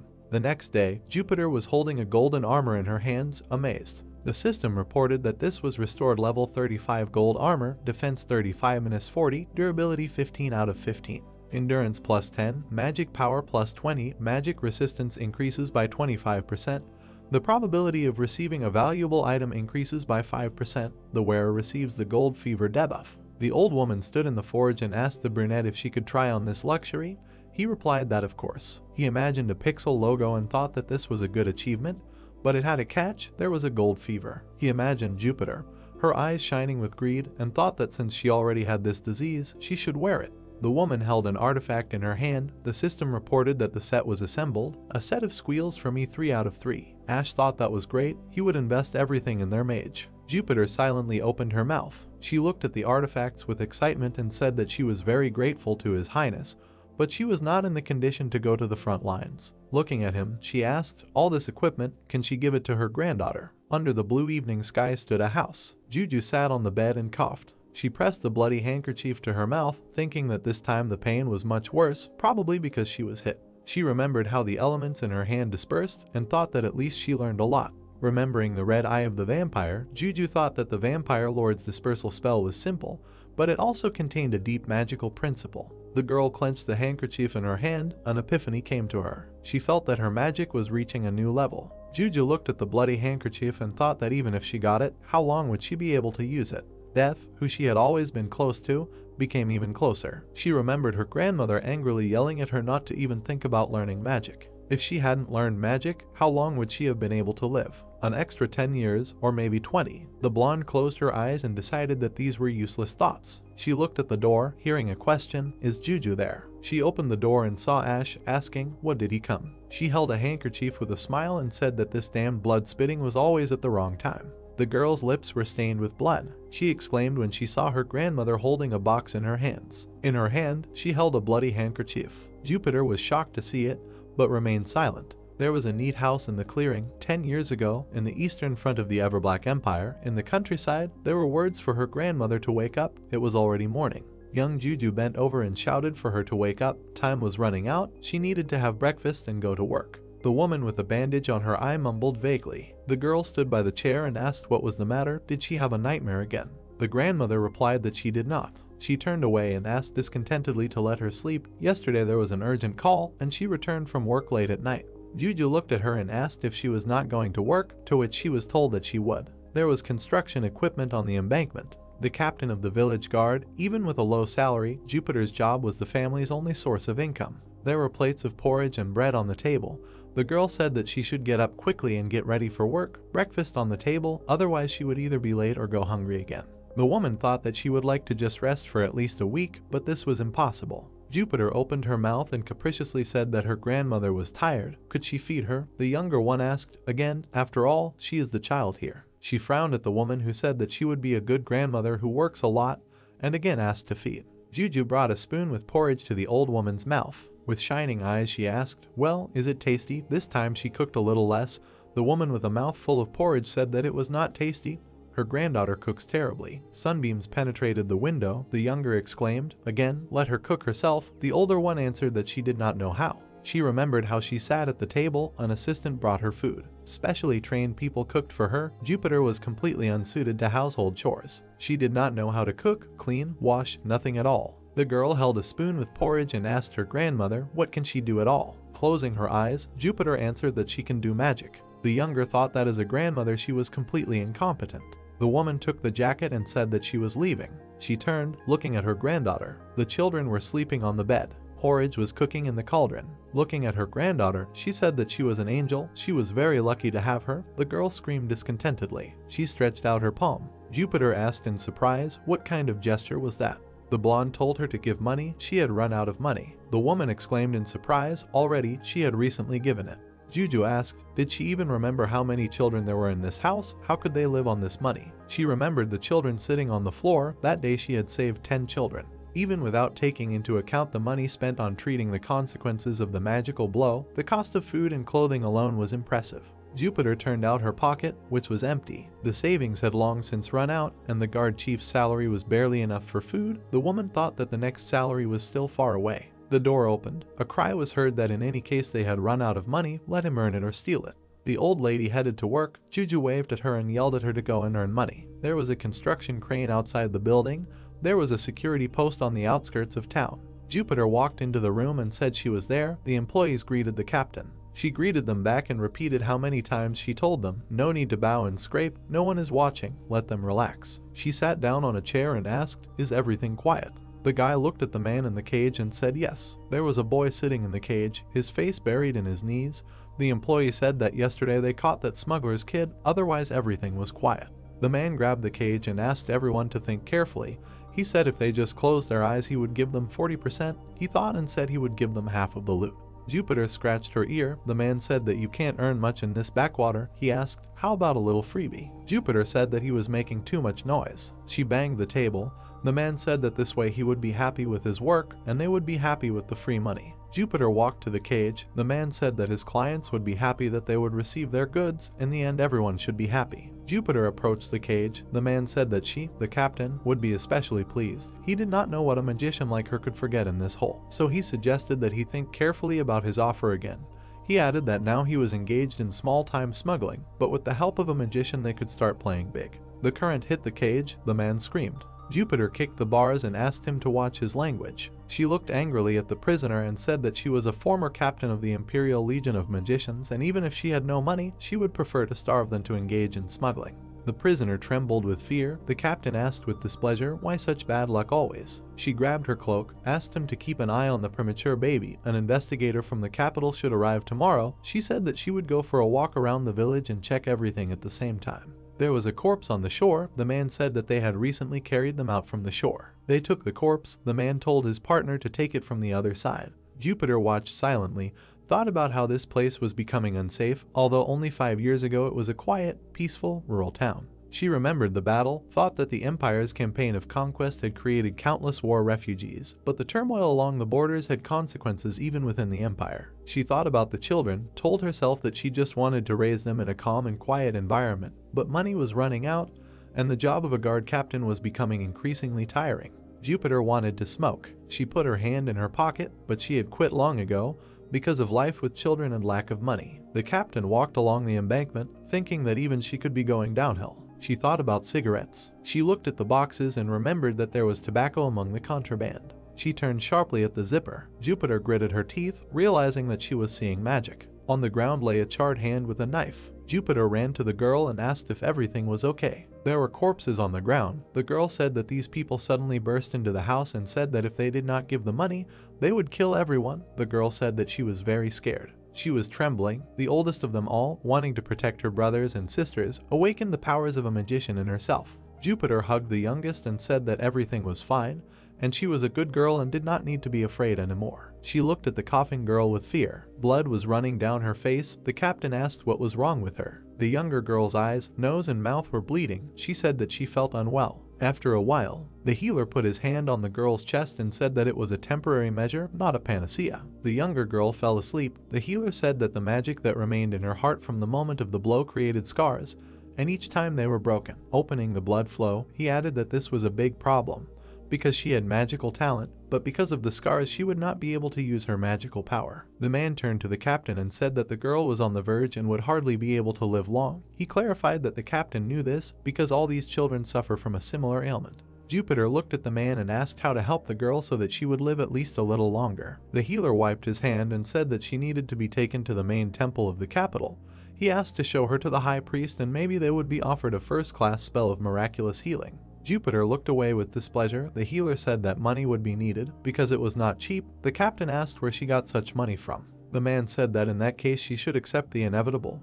He thought that the girl did not have long left, so he offered to feed her something tasty because she was nothing but skin and bones. Jupiter turned away and fell silent. She thought, the hero knew that she always believed that she took responsibility for the children, but did she not ultimately make their death slower and more painful? The youngest was sleeping. The hero knew that the captain could not only not heal them, but even simply provide a decent existence. The captain's fist trembled. She thought about money. After a while, Jupiter kicked the cage. The man shuddered and asked what was wrong. Jupiter was holding a cigar in her hands. She pointed to the smuggler and turned to him and offered to discuss in more detail what he had recently spoken about. There was contraband in the warehouse. A few days later, there were bags on the floor. The children asked, "What is this?" Jupiter smiled proudly and said that she had earned it. She called all the children and asked them to see what she had brought them. The happy children began to look at the toys inside the bags. Jupiter smiled and held a book in her hands. She said that she brought several of them. The younger one smiled, took the book and said that she would be happy to read it. She moved the book and turned to Granny. Jupiter froze. The girl asked if she had done anything strange. She asked where such money came from, because it was still a long way until payday and she knew it. The hero appreciated the sensitive child's mind. Jupiter exhaled with a smile and asked if Granny had ever been a bad person. She said that she had a lot of money in her reserve fund. The younger one asked if that was true. Jupiter looked out the window and said yes, asking her not to think about anything and read her book. She patted the girl on the head and offered to cook dinner together today, otherwise she was dying of hunger. The younger one blushed and agreed. She lowered her hand and reminded that Granny did not know how to cook. Jupiter said she was a bad cook, so she offered to try. The hero said they were awkwardly trying to make dinner in the kitchen. The children were happy. The hero said the house was filled with children's laughter and it was a rare night of plenty. Jupiter went outside. The hero said she was smoking for the first time in a long time and she couldn't stop. She felt guilty for the first time for helping with the smuggling. The hero knew that smoking helped her cope with the anxiety of the crime she had committed. The door creaked. The youngest turned to her Granny. Jupiter turned around abruptly and asked what happened, sending the girl home because of the cold, but she wanted to show her something. She began to cast a magic ball and said that from that day on, she could make them move the way she wanted. She said that she had a talent for magic. Jupiter shuddered. She remembered how the girl lay on the bed and what the healer said. The youngest smiled and said that when she grew up, she would be like Granny. She wanted to become a great magician like Granny and earn a lot of money and then other children. Jupiter grabbed the girl by the shoulder and shouted that she should not even think about studying magic. The youngest asked why. Granny shouted that she was already well fed and had a roof over her head. Wasn't that right? She asked to make a promise, to look her in the eyes and say that she would never study magic. The youngest was confused and reminded that it was hard for Granny to raise them all. The captain's eyes trembled. The girl said that she wanted to grow up quickly and help her. Jupiter hugged the girl, said that she could handle it and asked her to think only of herself because everything would be fine with her. Jupiter trembled and asked the girl not to worry. The hero said that the time of abundance was short-lived. It did not last even a few months. The Imperial investigators were professional and Jupiter's smuggling business was exposed. He knew that the decisive evidence was that all 10 children received first-class treatment in the magical capital. For a demoted soldier, such magic was beyond his means. The hero said that the investigators, sensing something was wrong, came to the village to investigate, and the smugglers detained on the spot named Jupiter. The investigation was quickly completed, and Jupiter admitted her guilt. She was found guilty of abuse of power. In the end, the captain was dishonorably discharged, a lifetime of service to law enforcement and such a useless end. Jupiter smoked a cigar, carried a box of things and thought that it was her own fault. The hero knew that she did not regret anything. If she had not taken up smuggling, the children would not have been able to receive the necessary treatment, and perhaps they would no longer be alive, but still. Jupiter looked at the ships and wondered where she could earn money now. She thought about becoming a fisherman. People came up to her and said, "Welcome to the free life." Jupiter frowned at the guy who came up and asked if he had really come to make fun of her, but the guy said that he was not stupid enough to offend a magician. He looked at the bow of the ship and asked if Mrs. Jupiter wanted to become a mercenary. The captain asked again and the guy said that he was offering her to become a mercenary who would smoke whoever was ordered for money. Jupiter's eyes began to sparkle. She asked if he was really offering her to become an errand killer. The guy smiled and said that it was not errands. He said that she would rather become a hound in the service of a profitable business because she needed money. He reached into his inside pocket and said that he who feeds many mouths is obliged to work. He opened the container with coins and said that Jupiter was an experienced fighter and that working as a mercenary would bring her very good money. He offered to go with him. Jupiter frowned. She took the offered cigar. The guy said that it was a great idea. Jupiter looked angrily at the guy. They lit her cigar and said, "Welcome to the ranks of mercenaries." The younger asked how far Grandma was going. They stood on the porch. Grandma said that she only knew that they were going west and, apparently, there was a local war there. They covered themselves with a blanket. The girl looked at Grandma and asked if she had to go there and offered to stay because she was afraid without her. Jupiter smiled and said that as soon as she earned money, she would immediately return and she had nothing to be afraid of. The younger girl silently looked at Grandma. The hero knew that she understood that Grandma had to leave, but she could not help but worry. Jupiter looked up at the sky. The girl said that she had been having a lot of nightmares lately. Jupiter asked if that was true, to which the girl asked if she hadn't had them too. Grandma said that she had, quite often. The girl smiled and laid her head on her grandmother's shoulder, who said that tonight she would rather have a good dream than a nightmare. The ladies looked at the rising moon. The grandmother bid the little girl good night. The hero said that this was how Jupiter's journey in search of battle began. He said that the income of a mercenary was not as good as she had hoped. There were often conflicts, but mostly there was peace and quiet. The hero said that soon she ceased to be a picky mercenary as she was forced to take on any dirty work. She killed people, and the hero said that the honor of a soldier, for which she fought, lost all meaning in the face of the need to provide for her grandchildren. Her medals were spattered with blood. The hero said that she had torn her reputation to shreds, selling and throwing it away. She had created a new one. She had become a soldier obsessed with money, a person who was ready to do anything. Her hands were covered in blood. She was ready to do anything for gold. The hero said that Jupiter Jr. was a trusting and gentle child, but having taken on the responsibility for the lives of her brothers and sisters, she gradually became strong and stubborn. Most of the neighbors, whom her grandmother turned to for help, refused to help Jupiter Jr. Many demanded that she repay her debts, threatened her, and even harmed her. The girl quickly had to become strong and also insightful and ruthless. She decided to master magic, which her grandmother forbade her to learn, to be able to protect her brothers and sisters. She cast magic spheres. The hero said that she herself understood perfectly well that magic was her only outstanding talent. The youngest shuddered with joy. The hero said that this was all she had. 10 years flew by in an instant. Jupiter and her grandchildren became distant from each other, not only in body but also in soul. Apart from rare letters, they hardly communicated, and yet Jupiter regularly sent money and her youngest letters. The girl held an envelope with a check. The hero said that soon the girl grew up and became an adult, and already being a magician, she remembered that day 15 years ago, everything that specifically happened on that very day. The hero said that she understood perfectly well what Jupiter had done. Jupiter held a letter in her hand. The hero said that she had grown old. She threw the letter into a pile of others. The hero said that she began to be afraid of her granddaughter. She frowned at the letters, although she had raised them, but at the same time she was the cause of deep wounds that would not go away even with time. Their days, Crossroad, Tavern. The tavern on the first floor. The heroes were sitting at the table. The hero was chewing awkwardly. He just wanted to give the equipment and have a good time. Who would have known that he would be caught between two fires and would be forced to chew food that he had no right to refuse? The maid brought a chicken and said that it was another gift and said that everything was on the house. The hero mentally asked her to stop stealing food.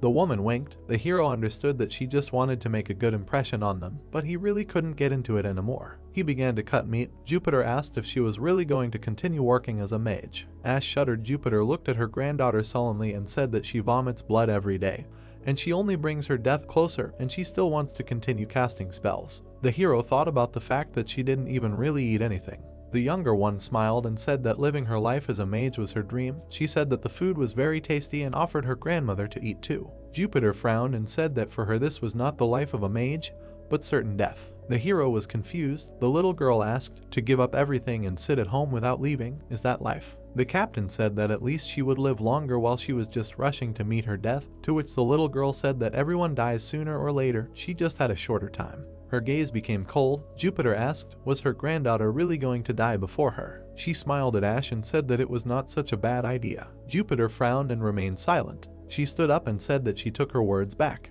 She looked at the bag and said that she would use all the equipment that was given to her herself. Jupiter Jr. was silent while her grandmother said that there was no point in giving it to a child whose goal was to die before her. She angrily took the box and said that she would go. Ash watched her go and asked how Jupiter Jr. felt. He said that her grandmother a little, but the girl interrupted him. She looked at the table and said that this woman was not her grandmother and she never considered her grandmother. Ash remembered standing next to the captain and thinking that since he had heard a few stories about their past, he had no right to interfere. He looked at the bloody rag and said that Jupiter was right in some way, because if she only got worse from magic every time. Jupiter Jr. looked seriously at the hero and said that in the upcoming defensive battle, their opponent was a vampire lord and without her they simply could not cope, right?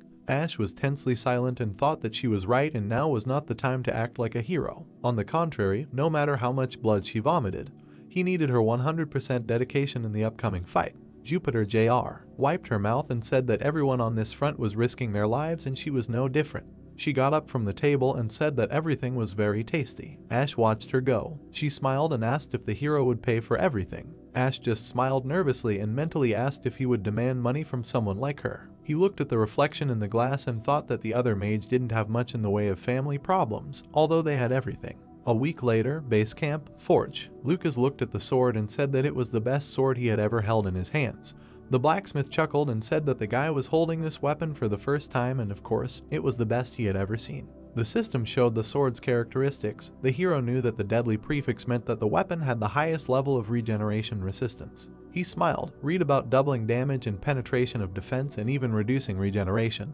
He knew that this was a vampire slayer forged with only one purpose. Evangeline held a spear in her hands. The blacksmith asked to give it to him. He looked at it and said that it was quite a difficult request and asked if it would not be easier to forge something new for her. The hero knew that this spear was modified by adding a silver blade to its tip. He was able to use this trick because this is not a game. This is real life. Ash knew that this way they get the effects of specialized equipment, plus the effects of sacred weapons. Evangeline looked at the spear with admiration.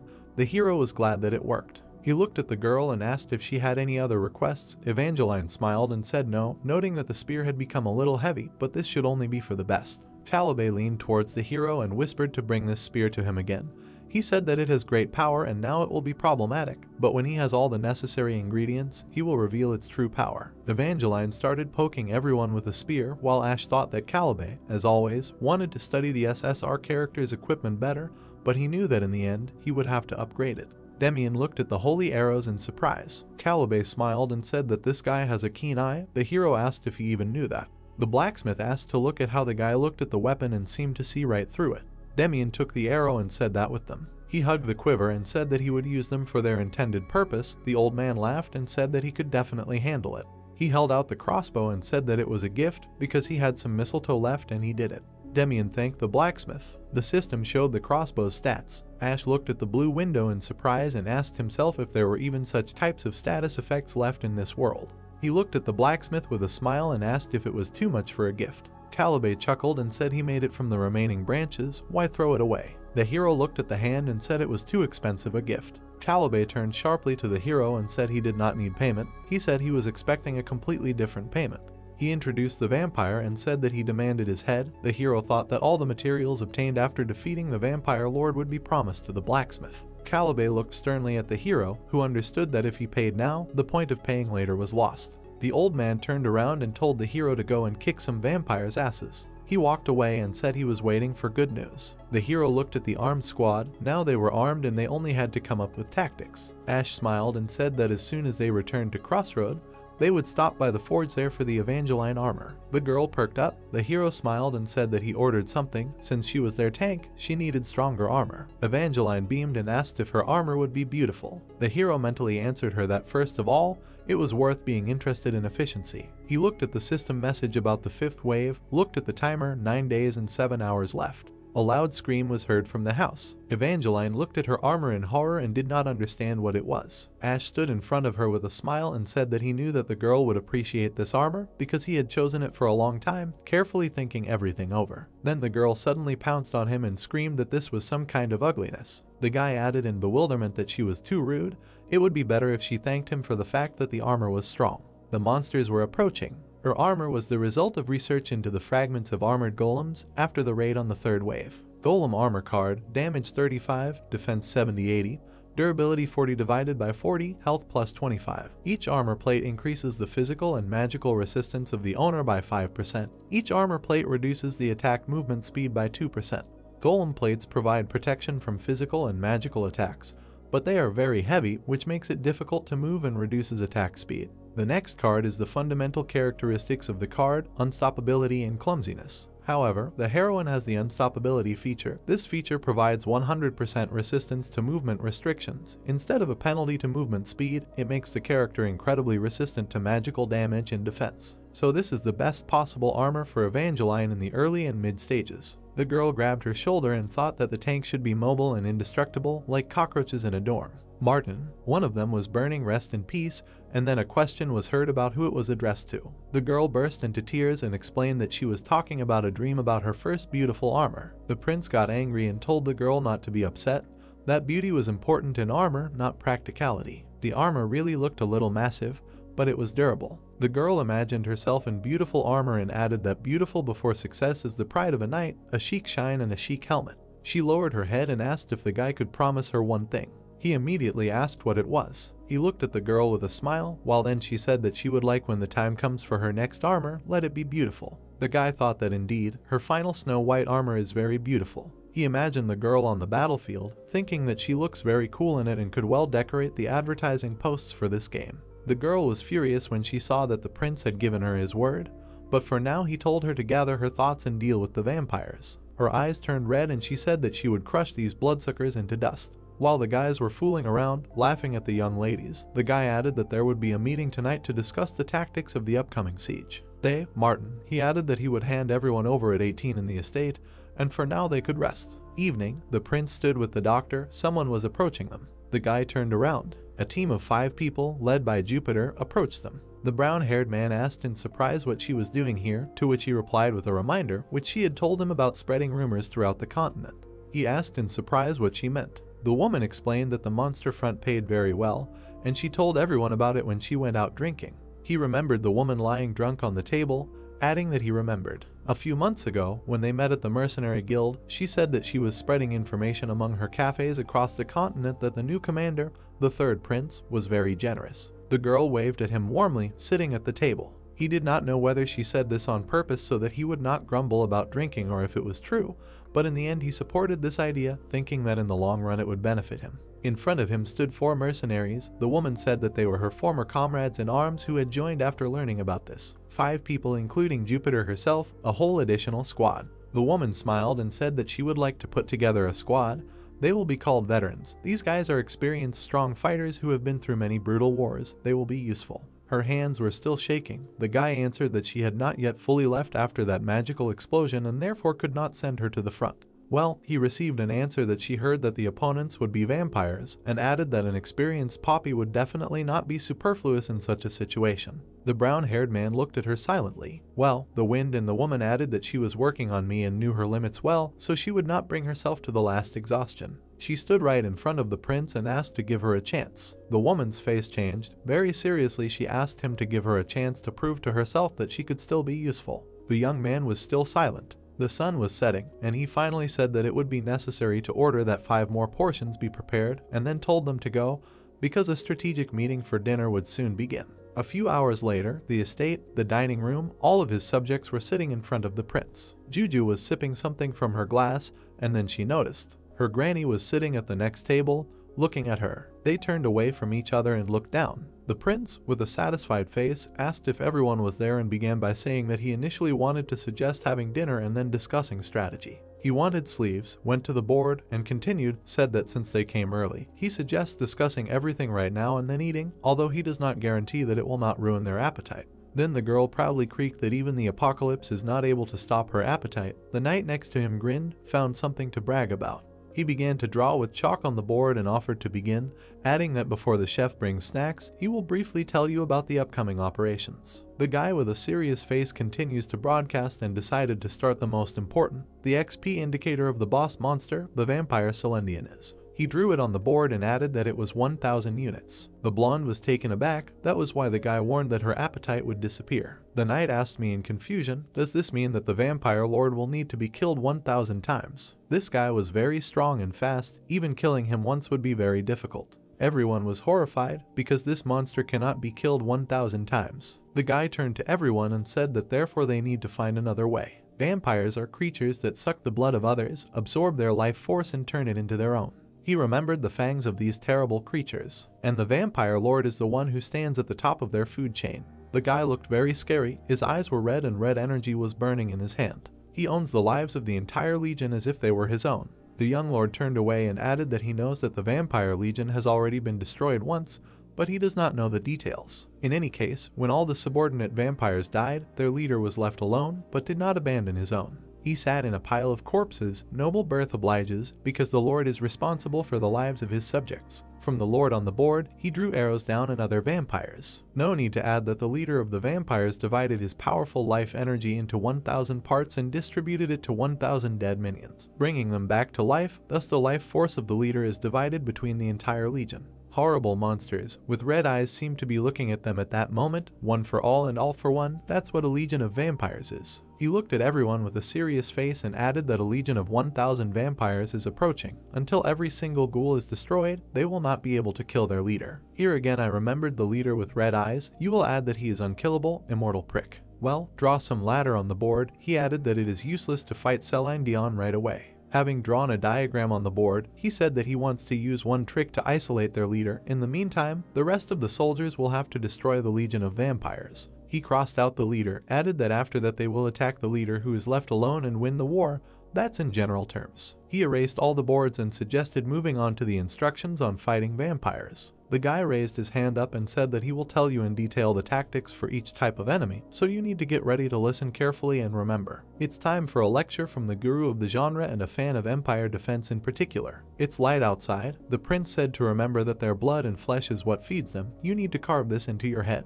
Then the girl raised her hand. The prince allowed her to ask. The girl looked straight at him and asked if they could continue after dinner. The scream could be heard even on the street. The prince screamed that he would spank her now. Well, what did he hear? The answer that the girl was really losing her appetite now. She offered to eat again and then continue. The others screamed how she could think about food because we were talking about the upcoming defense. It was already completely dark, and now, 3 hours later, the fiery lecture on strategy finally ended. They sat in complete shock with long faces, having lost all appetite.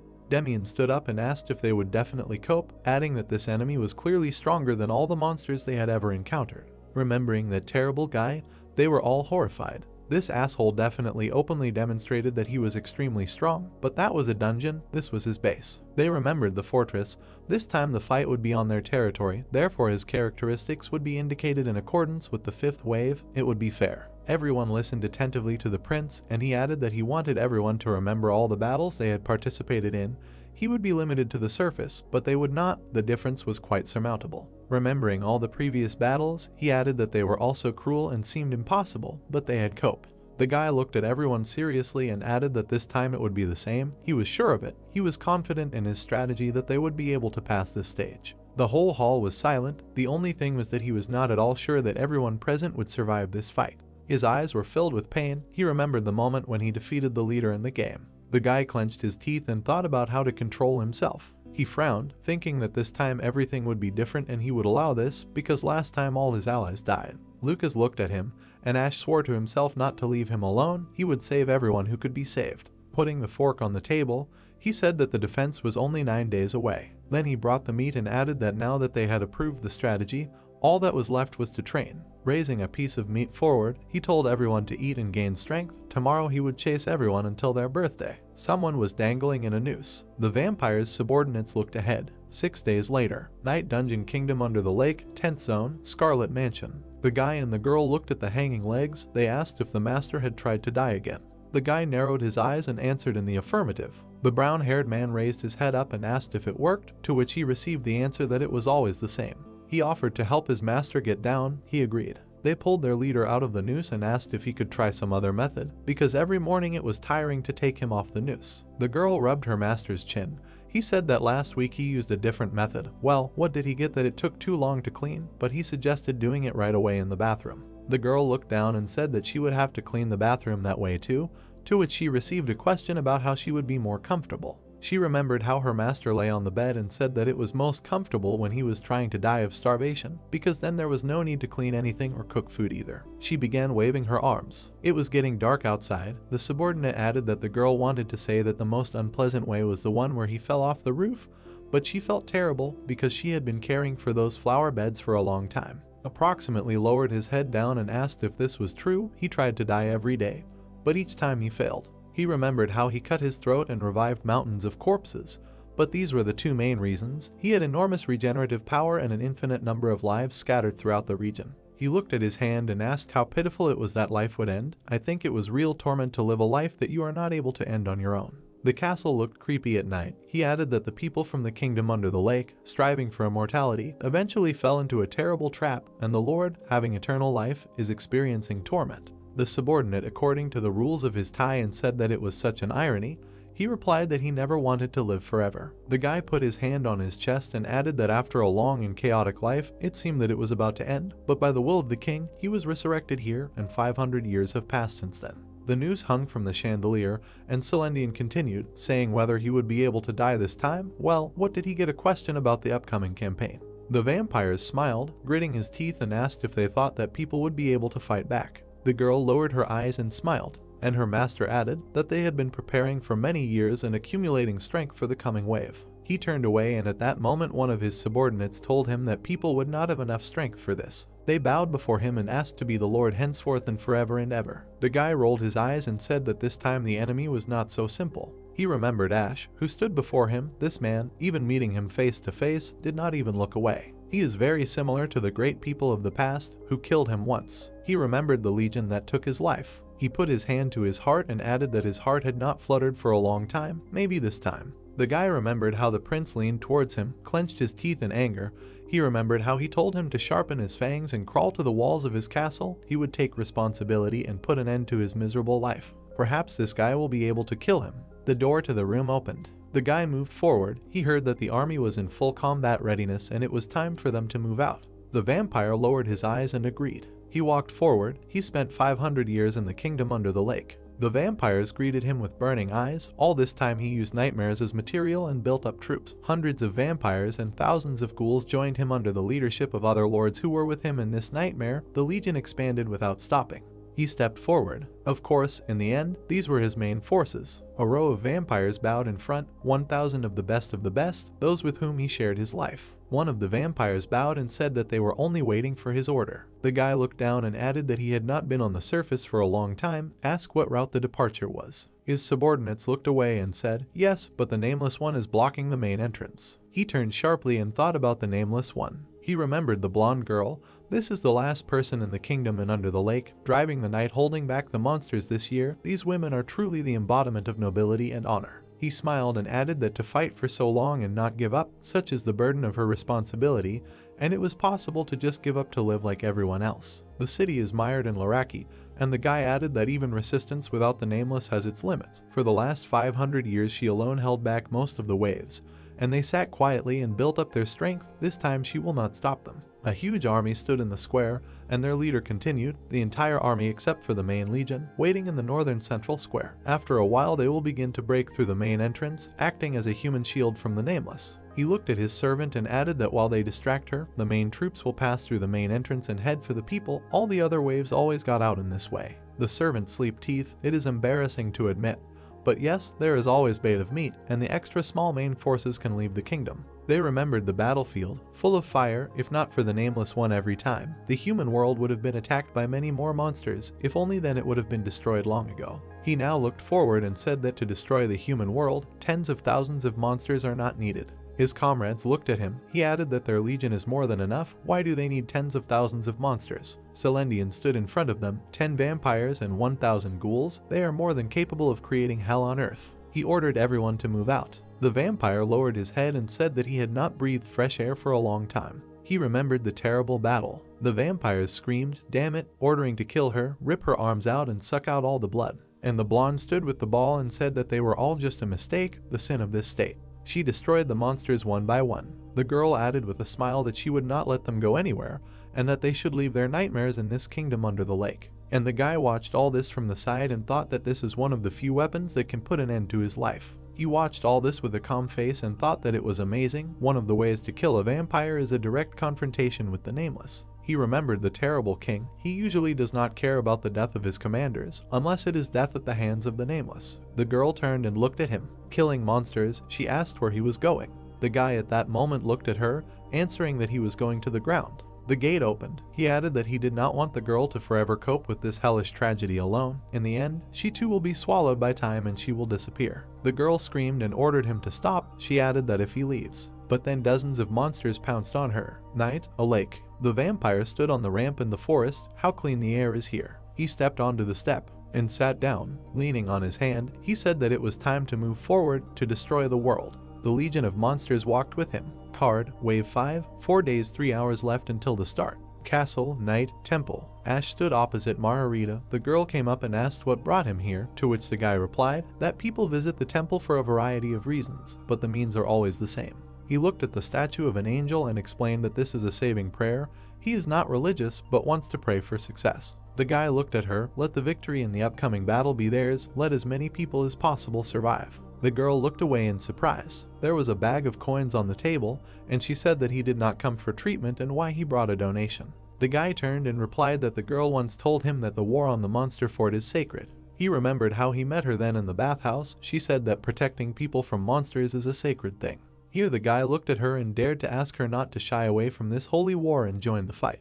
The girl looked at her with fear. The conditions of the hiring condition are to visit the temple and make a relationship, reach a certain amount through donation, and he had just made the last required contribution. It was dark outside. The nun said that she was just a village girl who had no skills except for caring for the wounded. She had no strength to fight and she could not do anything. The guy came closer to her and said that the most effective way to treat the sick was to prevent their injuries. He slightly bowed his head and added that she could do this if she was near them, after which he asked to lend her the power of healing because they really needed it. Imagine a nun figure in the game, a set of skills focused on healing defense. She is the best healer in the world, the heroine of the R class, Saint Margarita. The girl put her hand on her heart and asked what she should do. Finally, he managed to lure her to the front lines. Night, a bunch of killed monsters. Big park, morning, 2 days left before the invasion of the new wave. They arrived in the kingdom under the lake, taking all 4 squads with them. He looked at the game card. Over the past week they cleared all the zones of the 4th level. A bunch of monsters lay on the ground. The dungeon was teeming with ghouls and fallen blood. All members of the squads have accumulated enough experience to fight the bloodsuckers. The squads fought desperately. In particular, the Doing squad has noticeably pumped up, all members of which have rank N. He remembered his new fighters, veterans, a party of aged mercenaries who had joined quite recently, quickly adapted to fighting monsters, as befits experienced fighters who have been on the battlefield for more than a year. He looked at them all and said that of all the dungeons in the kingdom under the lake, they had completely cleared the 4th zone. All the dungeons available for passage were cleared. He thought he had done everything possible. The castle, morning, the preparation of the equipment was complete and traps and artifacts were installed on the walls of the fortress. He thought that either they would be able to pass this stage and survive, or cards at this stage. No dark events were detected. You got the maximum difficulty level. Any further increase in difficulty is unacceptable. The guy squinted and looked away. Yes, there were 2 days left in the defensive battle, he said. The entire legion looked at him. He added that until then they all needed to rest, adding that they had all done a great job and it was time for them to return. New cards, autonomous reconnaissance completed. Check your inventory and claim your reward. Main squad card. Additional elf squad, squad 1. Additional recruit squad, squad 2. Additional veteran squad, squad 3. He looked through the long list of 20 names one by one. The guy looked at the card because it was unknown how many of them would survive. He squinted and thought that they all had to survive. Night, the last night before the attack, the barracks, the mercenaries' habitat. The Svetogor had not taken their chance. The recruits sat in a circle and their leader said that they had not always been appreciated in the past. Used as human shields before getting to the monster front, these 5 had to heal through all sorts of hardships as mercenaries. They remembered how they struggled with failures when they were newbies. They were often sent to less dangerous missions precisely because they were newbies. Without talents and without outstanding abilities, they were forced to take on the dirtiest work. Then he remembered how the prince accepted them into the main team, added that the prince recognized their true value. He was different. He not only gave them a chance, but also saw the potential of mercenaries, invested money in them. They admired their armor. The prince provided them with good armor and expensive silver balls. In their entire life as mercenaries, only here, on the monster front, they were treated the best. The guys smiled and added that they had to show His Highness in the upcoming battle how to defend themselves, how well they can fight. Another chance might not come, they will definitely succeed. He raised his fist and everyone started supporting him. They said that they would succeed. Success awaited them. He replied that it was time to talk about what they would do with this huge amount of money when they earned it. One of the guys said that if he succeeded, he would probably invest in some business. His dream was to try his hand at big business. The girl said that she was saving for a wedding. Her boyfriend was waiting for her in her hometown. The brown-haired guy added that he wanted to send money to his parents because he was not the best son. And the last guy said that he wanted to pay for his younger brother's education at a magic school. Maybe he would feed him when he grew up. They all asked Dion what to spend the money on. Someone came and said that his dream, compared to the others, was just ridiculous. The guy remembered the bar, the bottle, his first day as a mercenary. He really wanted to drink because he couldn't sleep for a long time. But the price of your drink was too high. That day he couldn't try a brand of whiskey, which was very expensive. He scratched the back of his head and said that it was so expensive that he still couldn't try it because he felt sorry for the money.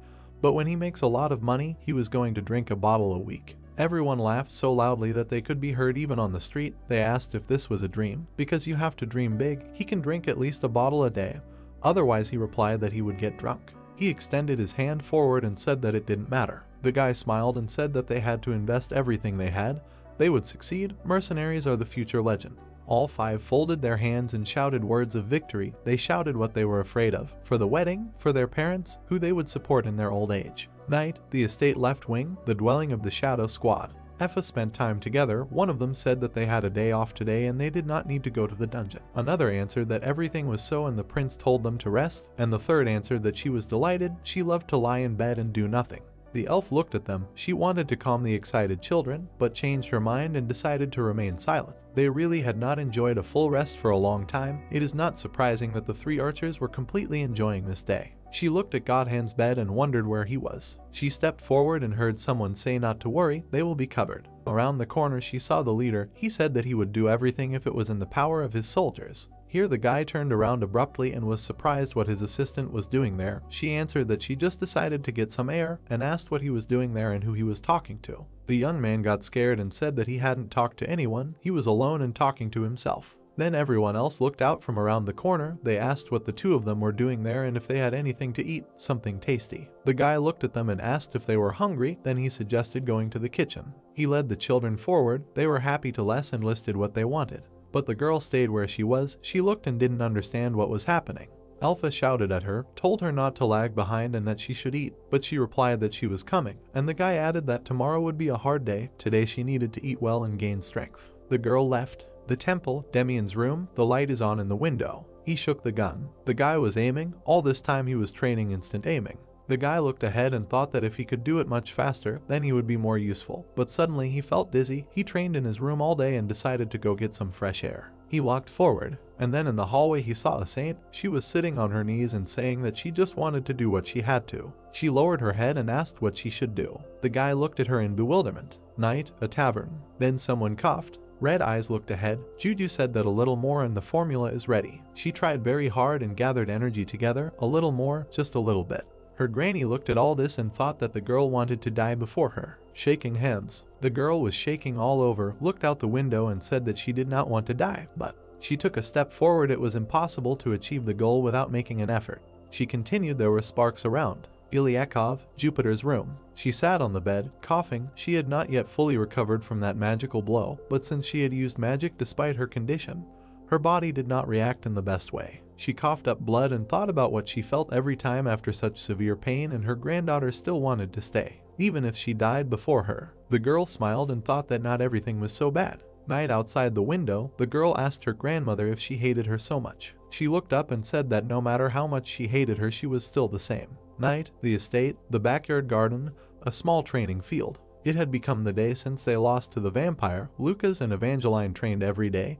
He learned to break through the girl's defense, and she learned to reflect his attacks. The girl looked at the guy. At first the score was equal, but at some point she began to win. She fully developed combat instincts and blocked or dodged all his attacks, not missing a single blow. The girl looked at him. She felt with her skin in all possible options. She remembered all the previous lords, insisted on the threshold of insight and vision due to the accumulated experience passed down from generation to generation. She thought that she was one step away from victory, but at that moment something happened. The girl was very surprised. A moment later she was thrown very far. She lay on the ground and did not understand what was happening. "You are here for a moment." The knight stood. He seemed to be blazing. She said that she could not avoid it even with her intuition. She did not even really see anything.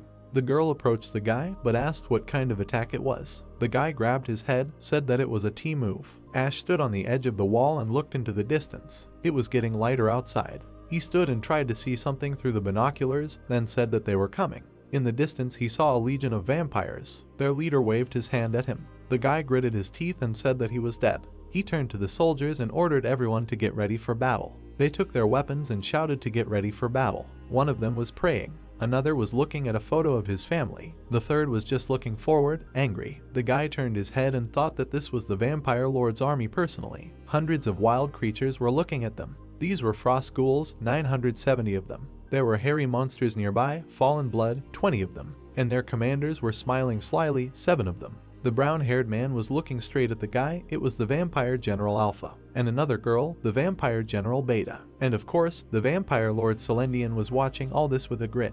The prince was looking at him. His human army was also here. Knights, 300 people of the Twilight Legion, 900 mercenaries. Lily was sitting in the carriage. Saint Margarita was standing next to him. They were both with their squads. 5 more were looking into the distance. These were Dion mercenaries. The Shadow Squad was standing in cloaks. There was also a squad of veterans. And of course, the main squad was standing menacingly. The guy thought that he should come up since he decided, in just a few months, they had defeated thousands of monsters and cleared several floors of the dungeon. They all stood and looked at him. They were all immortal monsters. They also watched the opponents, like the smell of rot that has been in the air for hundreds of years. In front of them was the elite of humanity, a breath of fresh air. The guy gritted his teeth and asked if they thought they were within their power. The monsters ran forward. With burning eyes, they were approaching the wall. There were an incredible number of them. Princip returned and shouted that they were advancing.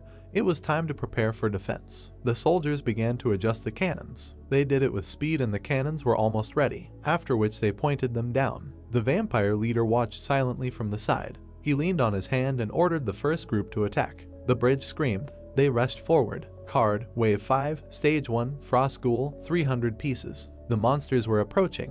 The soldiers were ready. Prince Screen shouted that he would be brief and that they needed to win. He shouted so loudly that even the monsters could hear. They began to approach and entered the kill zone. At that moment, the guy shouted fire to all units. The cannons began to bomb. Shells flew out of them one after another. The monsters flew in different directions. The city of corpses lay on top of each other, fire around the groin. From the explosion of the cannons, they quickly turned into a bloody mess. The soldiers looked ahead, but neither the prince nor the soldiers themselves felt joy because everyone knew perfectly well. On the ground lay a dissolving monster that this was an attack. They flew into pieces. Despite the fact that there was practically nothing left of them and no one remained alive, it was still unable to kill them. He remembered the gameplay. The life of the deceased returns to the leader again, and he sends it back to the monster for regeneration. The vampire looked at his subordinates. All 1,000 monsters, like zombies, being part of the Blood Clan, share the power of life with the leader. Ash looked ahead and thought about how to stop this. They need to destroy the cores of these monsters one by one. The vampire's right hand looked at the fire in the distance and added, after so many years, he expected more. He got drunk and said that they were nothing. It was too easy. There were times when it was much more difficult. He turned to the leader and added, but the time they were trapped, human tactics degraded, then remained silent in response. The girl added that perhaps over the years they simply did not encounter real armies of monsters. And the leader looked ahead. Perhaps they would not have to participate in the battle. The monsters were approaching. He added that if the army of ghouls approached the walls of the castle, then the people would not have a chance to win. At the moment, the Bloody Legion has 1,000 lives. Again, remember the game. When killing an enemy and absorbing his blood and flesh, you can get an extra life.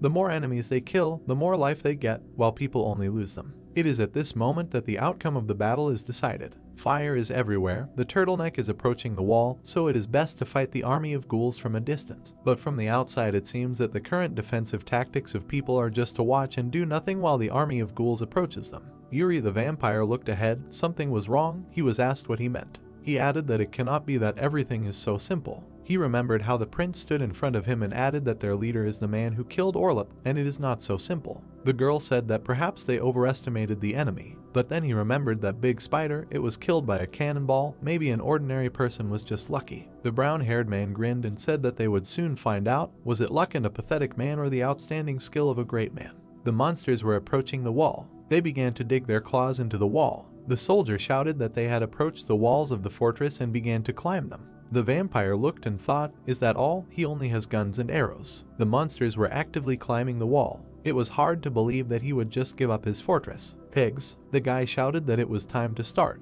The soldiers brought a bunch of dead pigs to the edge of the fortress. The vampire lord did not understand what was there, and then dozens of pigs flew from the wall. These were the carcasses of livestock. They began to fall to the ground. One of the subordinates was surprised and asked what they were doing. Here the monsters turned to these pigs because they are always hungry, and of course they pounced and began to devour these pigs. They crave meat, like vampires crave blood. This is what they cannot live without. The alpha vampire put his hand to his face, saying that they were idiots. The older the vampire, the better he is able to control his instincts. The monsters devoured cattle. It does not concern them. These are animals that are driven crazy by the blood and flesh lying in front of them. The guy added, looking at all this, how cleverly they noticed the weak spot of our legion. He could not think that this would happen. His commander replied that usually in war more attention is paid to physical training. Then he lowered his head down and added that it did not matter because nothing would change. The pig skeletons lay on the ground.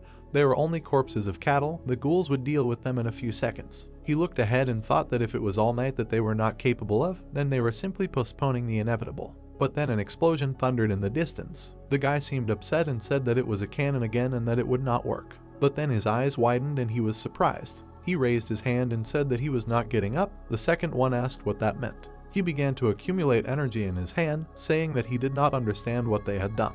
He looked at his hand in surprise and realized that 300 cores had been destroyed. The city of corpses lay like walls. It had worked. The prince raised his hand and shouted that they would not come back to life. That was not what they had done. He looked into the distance with a grin and thought that he had been trying for a very long time to solve this stupid problem. The method of destroying cores had been known since the first playthrough of the game. He remembered how he had played before, piercing the sword and setting fire to the soul. In a nutshell, you need to stick a silver sword into his stomach and then use a magic attack. The monsters were standing below, but in general it is difficult to make such an extreme legion, so he decided to cheat. Silver dust and scraps lay on the ground. They were left after making silver weapons. They also sparkled from the mouths of cattle, neatly stuffed carcasses, which were used as bait. The warriors looked ahead. If you add to this a magical attack, then Diana did, a magician needs to be careful, because against real vampires it will be needed much more. So they were well prepared. They also had an unusual cannon, a water-based artifact created by removing all the magic cores of the SR level. The guy looked at the cannon and thought that it worked like a clock. Then I looked into the distance and thought that now he showed how strong he is because he prepared diligently. The monsters were approaching because they were allowed to do so. The cannon shots covering the monsters were just to distract them, because if they had realized what they were up to, they might have acted differently.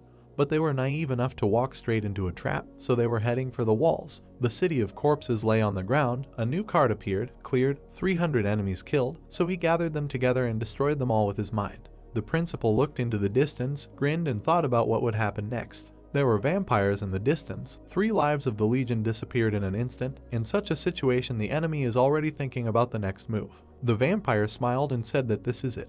His eyes turned red. He broke into a smile and said that he could finally feel the taste of battle. Stage 2, Frost Ghoul 300 pieces, Fallen Blood 10 pieces. The monsters rushed to the wall, still not giving in, sent the next squad. The prince watched the walls as they approached and thought that even after they showed their strength, they were still going to break through. He frowned and thought again that then they should prepare for the consequences. The introduction will devour everyone to the ground, will not leave a single chance. The soldiers again approached the cannons. They were ordered to load the shells with silver. Then the shells flew.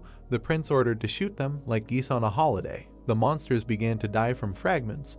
These are special combat shells filled with silver shavings and powder. Well, the monsters were reviving, so the guys called the veterans, telling them to show that they still have gunpowder in the powder flask. The magician held the magic ball in his hands. At that moment, when the woman was filled with healing magic, she said that she had been waiting for a long time for the opportunity to defend these walls again. She began to accumulate energy and added that she was not going to retire. Sparks flew from the sky. She joked and told them to fall, do push-ups. The monsters began to die from lightning, covered in silver powder and fragments. In a moment they fell down. But they continued to run no matter what. The young man shouted if everything was ready. The elf stood near the strange structure and replied that everything was ready. He was waiting for the order, and after that there would be no wet spot left from the monsters. He heard the order to open fire and looked forward. Lights flew. They began to destroy the monsters. These were silver arrows plus a magical explosion, a deadly effect. The remains of ghouls lay on the ground, a flowerbed of magical attack and silver arrows. An instant destroyed more than half of the total number of attackers. The prince looked ahead and realized that the other half was still left. The fallen blood ran forward.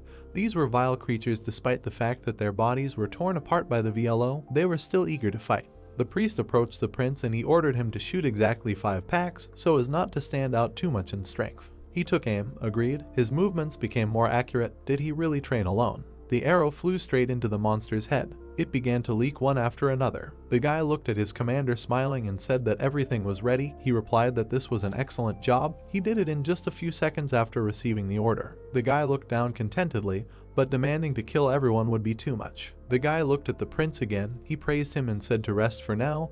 His 1,000-mile eye, if it were stronger, they would definitely win everyone at once. The prince gave the order and the cattle were thrown off the wall again. The archers took aim, while the monsters ate the pigs. The brown-haired man quickly ordered to open fire. At that very second, arrows flew into the monsters' heads. The cannon was also prepared. The risk of an explosion from the cannon raised fire. The imperturbable prince looked at all this and thought that the second group was almost destroyed. Only 5 surviving fallen blood remained. These fallen had already crashed onto the wall.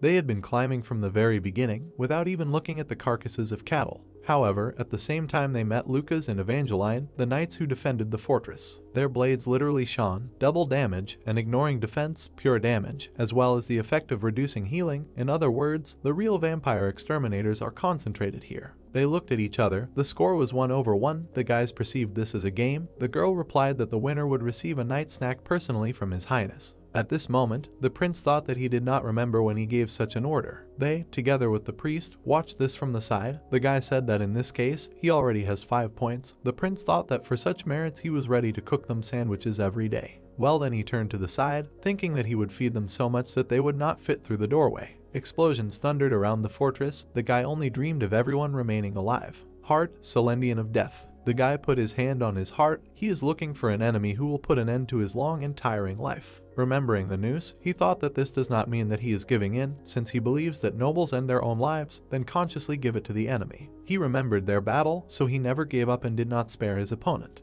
There was a brutal fight, to die in a fair fight, putting everything you have on the line, to meet a worthy opponent in a mortal duel without any tricks and concessions. He remembered the burning eyes of the vampire. Such are his ideas about the ideal death. The guy looked into the distance. Everything was burning there, to see how his army, like insects, dies under the walls of the castle. Corpses lay everywhere, the feeling that their lives did not return, to feel them like grains of sand slipping through the fingers. The vampire was easy. He had been waiting for this moment for hundreds of years. His eyes turned red. He looked ahead and smiled, saying that he had not had such fun for a long time. Monsters were torn to pieces. He threw away the lives he saved like trash. Such is the game to the death.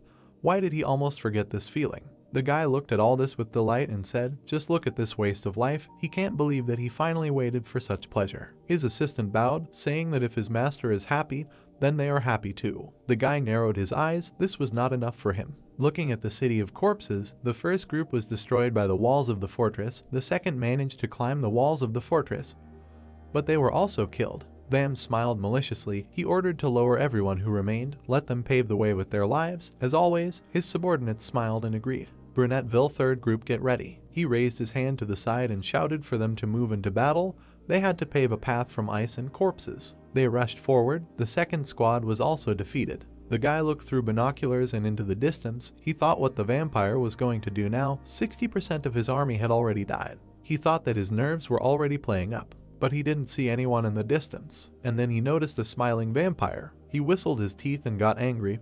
The guy didn't understand why he was still happy, because he had already lost 60% of his life. Then a soldier ran up to him and said that the monsters were going straight ahead. In front of him he could see monsters running towards him. The guy didn't understand why they were doing this, because they had seen how the previous 2 groups had died. But this didn't stop the monsters. They were actively approaching. Isn't it obvious that a thoughtless attack will only increase the number of victims?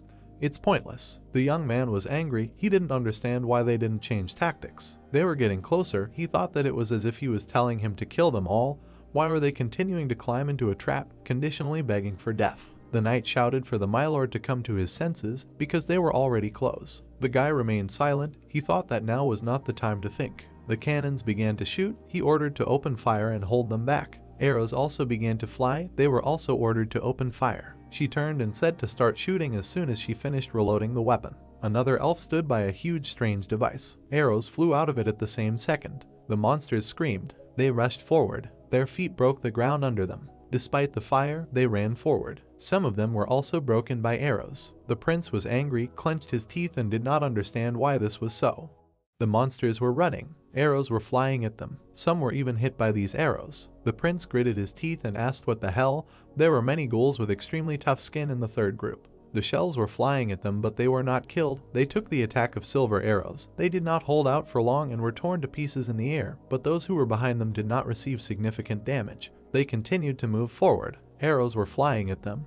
The agile and fast individuals began to break through. The monsters were screaming. There were also buffers. They were approaching the wall. They imposed their rage on the entire group. The monsters were approaching. Nothing could stop them. Earlier they moved on 2 legs. Now they ran on all 4s. The young man looked down and was angry. He thought that this was some kind of zombie shooter. Where did they get such monsters? Because of these creatures the situation changed slightly. The artifacts began to shine. He ordered to shoot and use all of them. The sky sparkled with different colors. The artifacts began to kill monsters. The cannon also began to shoot. The turrets were also connected to the battle. Everything around was exploding, but even this was not enough. The guy turned around, thinking that they needed more magic. Jupiter approached him. He thought that she pretended that everything was fine, but as it turned out, continuous shooting was not for her. Little Juju approached him. The guy told her that she would have to intervene. The girl smiled and replied that she thought so too.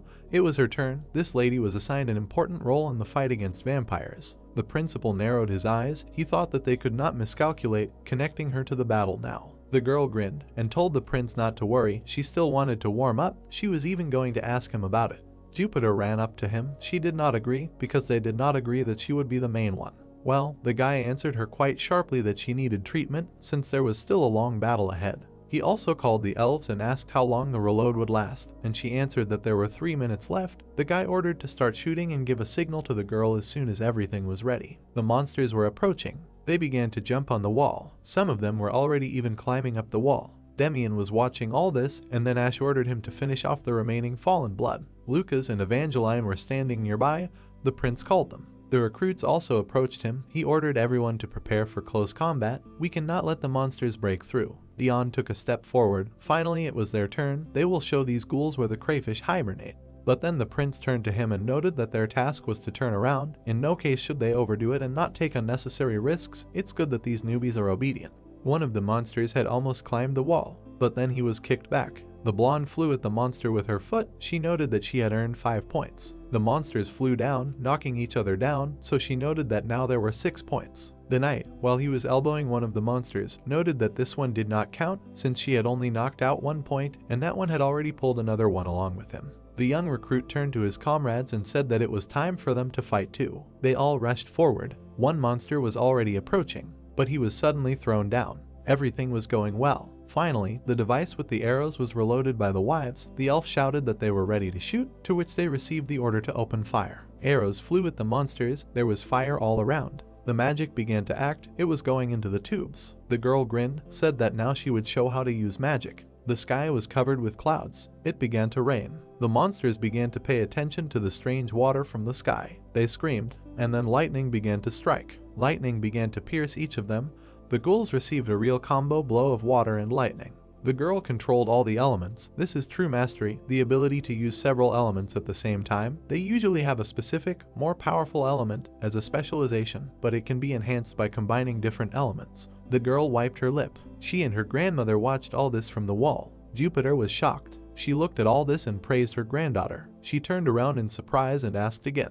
She looked at her grandmother and asked what she had just said. The girl smiled. Ash turned to them and shouted that it was time to leave their family squabbles, but later, now they needed to focus on defense. This was not the end. The monsters continued to climb the wall. They climbed over the castle wall, finding themselves in the blind zone for a magical attack, and they climbed quite far. But the soldiers were already waiting for them.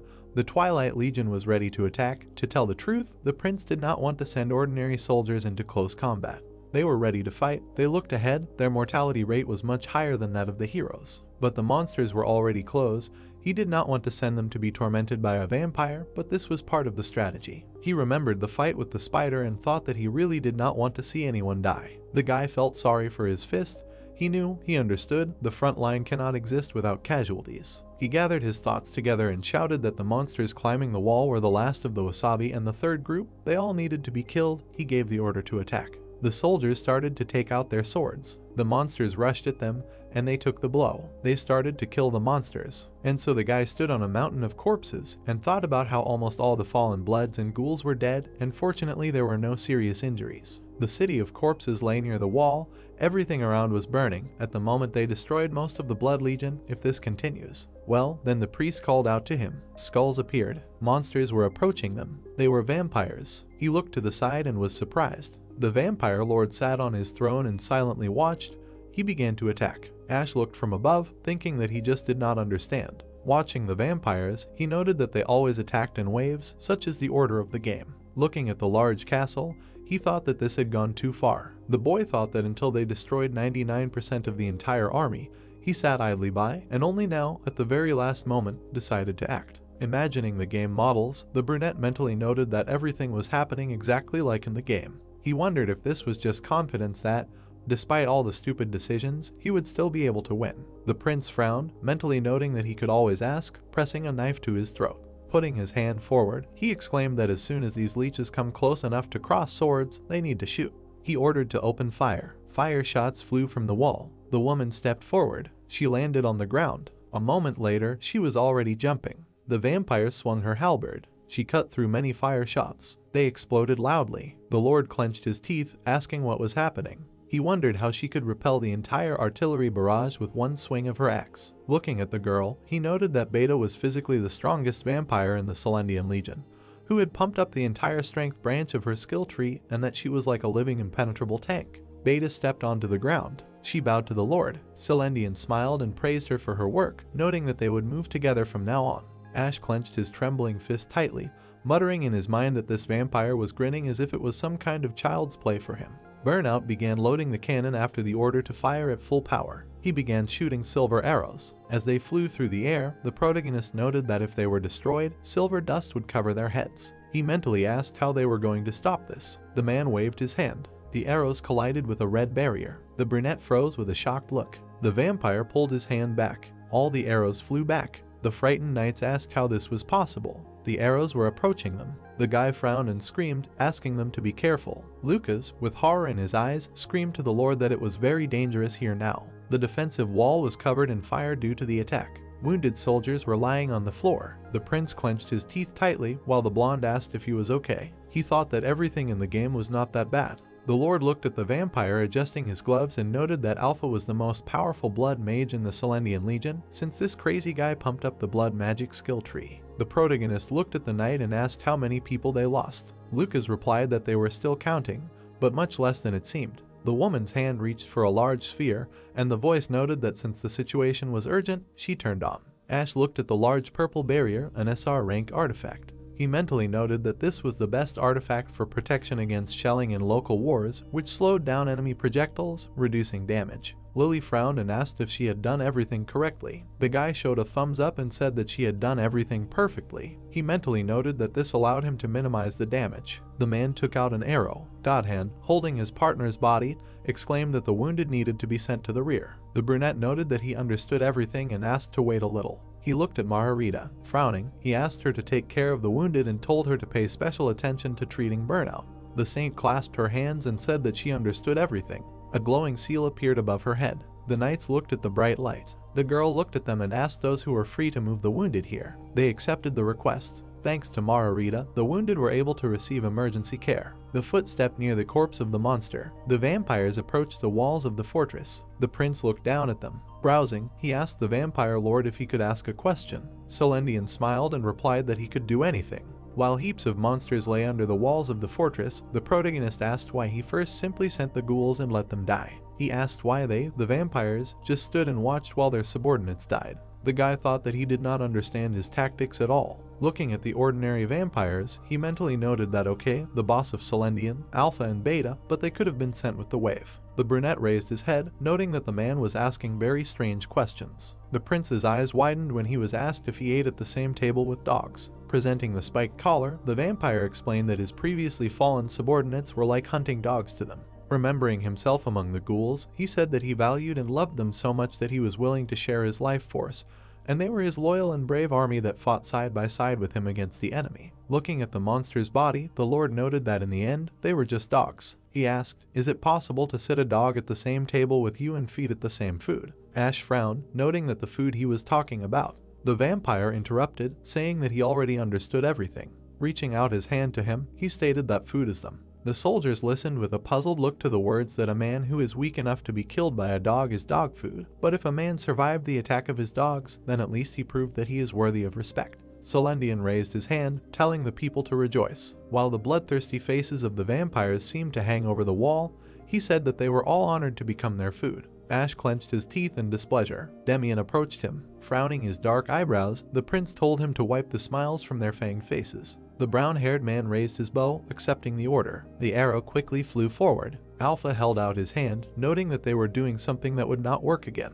He thought about the stupidity of people. Suddenly, an arrow pierced his hand. With angry eyes, he saw drops of blood. The arrow approached his shocked face. Beta cut the arrow with her weapon. The fragment fell to the ground. Celendian smiled and asked Alpha what he was doing, and could he really not stop even a single arrow? The guy looked at the hole in his hand and exclaimed that there was something different. The vampire asked him what was the matter. Looking at the arrow, Alpha noted that it was unusual and very dangerous. Several more arrows flew by. Looking at them, the vampires laughed, noting their pity. The arrows pierced the necks of 3 bloodsuckers. Celendian exclaimed with surprised eyes that these were indeed unusual arrows. He asked, were they from another dimension? Alpha picked up the tip and noted that it was sacred silver, but that was not all. He added that it looked like it also contained devilish mistletoe. The brunette smiled and asked, did Ash use the rarest sacred silver and mistletoe to make the arrows? He noted that it was very impressive, and it seemed that the prince had seriously prepared to kill them, but it was still not enough. Several purple bullets flew through the sky. They pierced the bodies of several vampires. Celendian saw a headless corpse. He froze with a shocked face. The cannon fired another shot. A bright light approached the vampire. The brunette grabbed the bullet sharply. He held a shining core. Waving his hand, he noted that this was the magic that was inherent to Orlop. He said that a weapon created from the essence of the Nightmare Legion commander, the Nightmare Slayer. While blood oozed from his palm, the vampire said with a crazy smile that this was a weapon that could actually kill him. The defensive wall was quiet for now. Imagining the wounded vampire, Ash mentally noted that their basic tactic in fighting vampires was to first hit with silver and then finish him off with magic. Demian was breathing heavily, and the guy noted that he alone was able to combine this in his attack. The brunette turned to him and praised him, after which he suggested that they rest a little. Turning to the wall, he mentally noted that the enemy was about to make another move. Alpha approached the Lord and offered to pave the way through the walls. Celendian smiled and agreed with this. Alpha and Beta bowed to the Lord. The prince frowned and shouted loudly that they were coming, and then gave the order to do everything possible to stop them. The soldiers raised their bows. The girl maneuvered among the arrows. She wondered if these pathetic creatures really thought they could resist them. As she landed, she mentally noted that if they were going to shoot, they should have used the special arrows their sniper had. The vampire suddenly shot up. She loomed over the army of soldiers. At that moment, when the monsters caught up with the people and looked at them, the people's eyes reflected emotions they had never experienced before. Seeing Beta above them, they felt a sense of impending death. The girl smiled sheepishly. Looking at the frightened faces, she thought that if she had the opportunity, she would have mocked him to her heart's content, because the pleasure from people is not only in the blood and brains they drink, but also in the sweet taste of tears they shed when they beg for mercy, trembling with fear. Beta had lost the ability to speak long ago, so now there was a large scar on her neck. She clutched her weapon tightly. The war had just begun, and she had enough time. With her eyes flashing, she planned to enjoy the torment of people. Swinging her halberd, she was just doing her job for now. The vampire struck. The soldiers were thrown up, and the man shouted loudly for everyone to prepare for battle. Alpha looked at the fire on the wall, praising Beta. Tossing the corpses of the ghouls, he declared that now it was her turn. Their bodies began to cover with ice. The vampire created an ice bridge to the fortress. He began to climb it. The soldiers were watching him, asking if he really created a bridge out of corpses. The brunette approached them. He smiled contentedly, telling them to step aside. Celendian stood at the beginning of the bridge. He smiled widely, noting that it was time to climb to the top. The high gates opened. The vampire turned his gaze. Ash was approaching him. Alpha wondered with a surprised face if he really opened the main gates in the middle of a battle. The brunette stopped and loudly ordered to set the table. The soldiers brought a table with a bottle of alcohol. They pulled out chairs. The main gates closed. The prince stood at the table. He pulled out a chair and offered the vampire lord a seat. Sitting down on the chair, the guy smiled and noted that they could drink and chat. Celendian stood with a dumbfounded look. Looking at his comrades during the last meeting, Ash gave them clear instructions. After drawing a map, he said that he had prepared a special method to isolate and bind Celendian. Frowning, the boy said that during this time, the others along with the soldiers would have to destroy the legion of vampires. He mentally noted that the secret weapon that could isolate Celendian and bind it was none other than. It was his skill, Commander Negotiation, for 10 turns. Ash sat at the table opposite the Vampire Lord. This skill was a special command that was only available in boss stages. The prince furrowed his brows, thinking that it had worked. Sweating from the tension, he thought that in the game this could be used with 100% probability, but when the vampire looked at him like he was an idiot, he was a little worried. Remembering the game, Ash noted that when the Commander Negotiation command was activated, the commanders of both teams could not enter into battle for 10 turns. They sat opposite each other and negotiated. He recalled that the description said that during this conversation, you can learn the lore secrets of the world or change the course of the entire battle. Introducing the character Lucas, the guy thought that since he is a commander in the standard game, this command is almost never used, because you can't kill an SSR class knight with a transfer. Picking up a bottle of drink, the prince thought that, however, now the commander is himself. Pouring the crimson liquid, he thought that since he was not a key fighter, He could afford to delay Celendian for 10 turns, and this was a big plus because 1 turn in the game is about 3 minutes in reality. Looking at the Vampire Lord, he thought that this way he could remove him from the battlefield for 30 minutes. The brunette looked at the drink and offered to clink glasses. Pouring himself some alcohol, Ash replied that they were not that close. Celendian noted his rudeness. The other vampires walked on the ice. Looking at them, the Lord said that, however, he did not mind watching how, like a flower, life withers, sipping wine. The prince raised the glass to his lips and agreed, noting that there was nothing better than drinking wine and watching monsters like him die. The vampire smiled and asked if he really believed in his soldiers that much. Ash answered affirmatively, adding that otherwise he would not be sitting here. He frowned and smirked, telling them to wait a bit, since his men could easily deal with the monsters without him. Lucas waved his hand, shouting the order to retreat. The soldiers began to retreat. It was noted that in a fight against vampires, the number of people does not matter. And even on the contrary, becoming a victim of a vampire, a person only gives him the opportunity to replenish his physical strength. Therefore, it is better to withdraw the regular squad from the battlefield and leave only the elite, and Lucas agreed with Ash's order. The elite squad and cloaks began to leave, while Lucas gave instructions and prepared to fight the main team. The man stepped onto the ice. Standing with a crowd of vampires, he spread his arms out to the sides, noting how much food there was. The vampires were able to reach the walls before the regular soldiers had time to retreat. The bloodsuckers smirked, saying that the people from the kingdom under the lake tasted disgusting, like corpses. Seeing them, the soldiers began to run away in fear. The blonde frowned, thinking that they couldn't let them attack a normal squad, but at the same time, they couldn't protect everyone. Looking at Alpha and Beta ahead, he thought about how their key troops had to make sacrifices. The guy recalled the night battles, noting that they had trained with Alpha and Beta as their top priority, so there was no point in changing the strategy, because after all, 5 normal vampires were. A man stepped forward. Dion put his hand to his chest and asked the knight to leave it to them. The mercenary frowned and said that initially, it was their job to stall for time and distract the vampires so they could handle it since they had trained hard. Lucas remained silent, listening to this, and thought that the situation was unplanned. Looking at the vampires, he thought that the mercenaries would not only have to fight them, but also protect the retreating soldiers, which would increase the difficulty of the task several times. Looking at Dion and his partners, the blonde wondered if it was a good decision to entrust this task to mercenaries who still had little experience. Imagining Ash's back, he mentally asked himself what he would do if he were in his place. The knight clenched his fist, thinking that he could not rely on other people's decisions all his life like a child.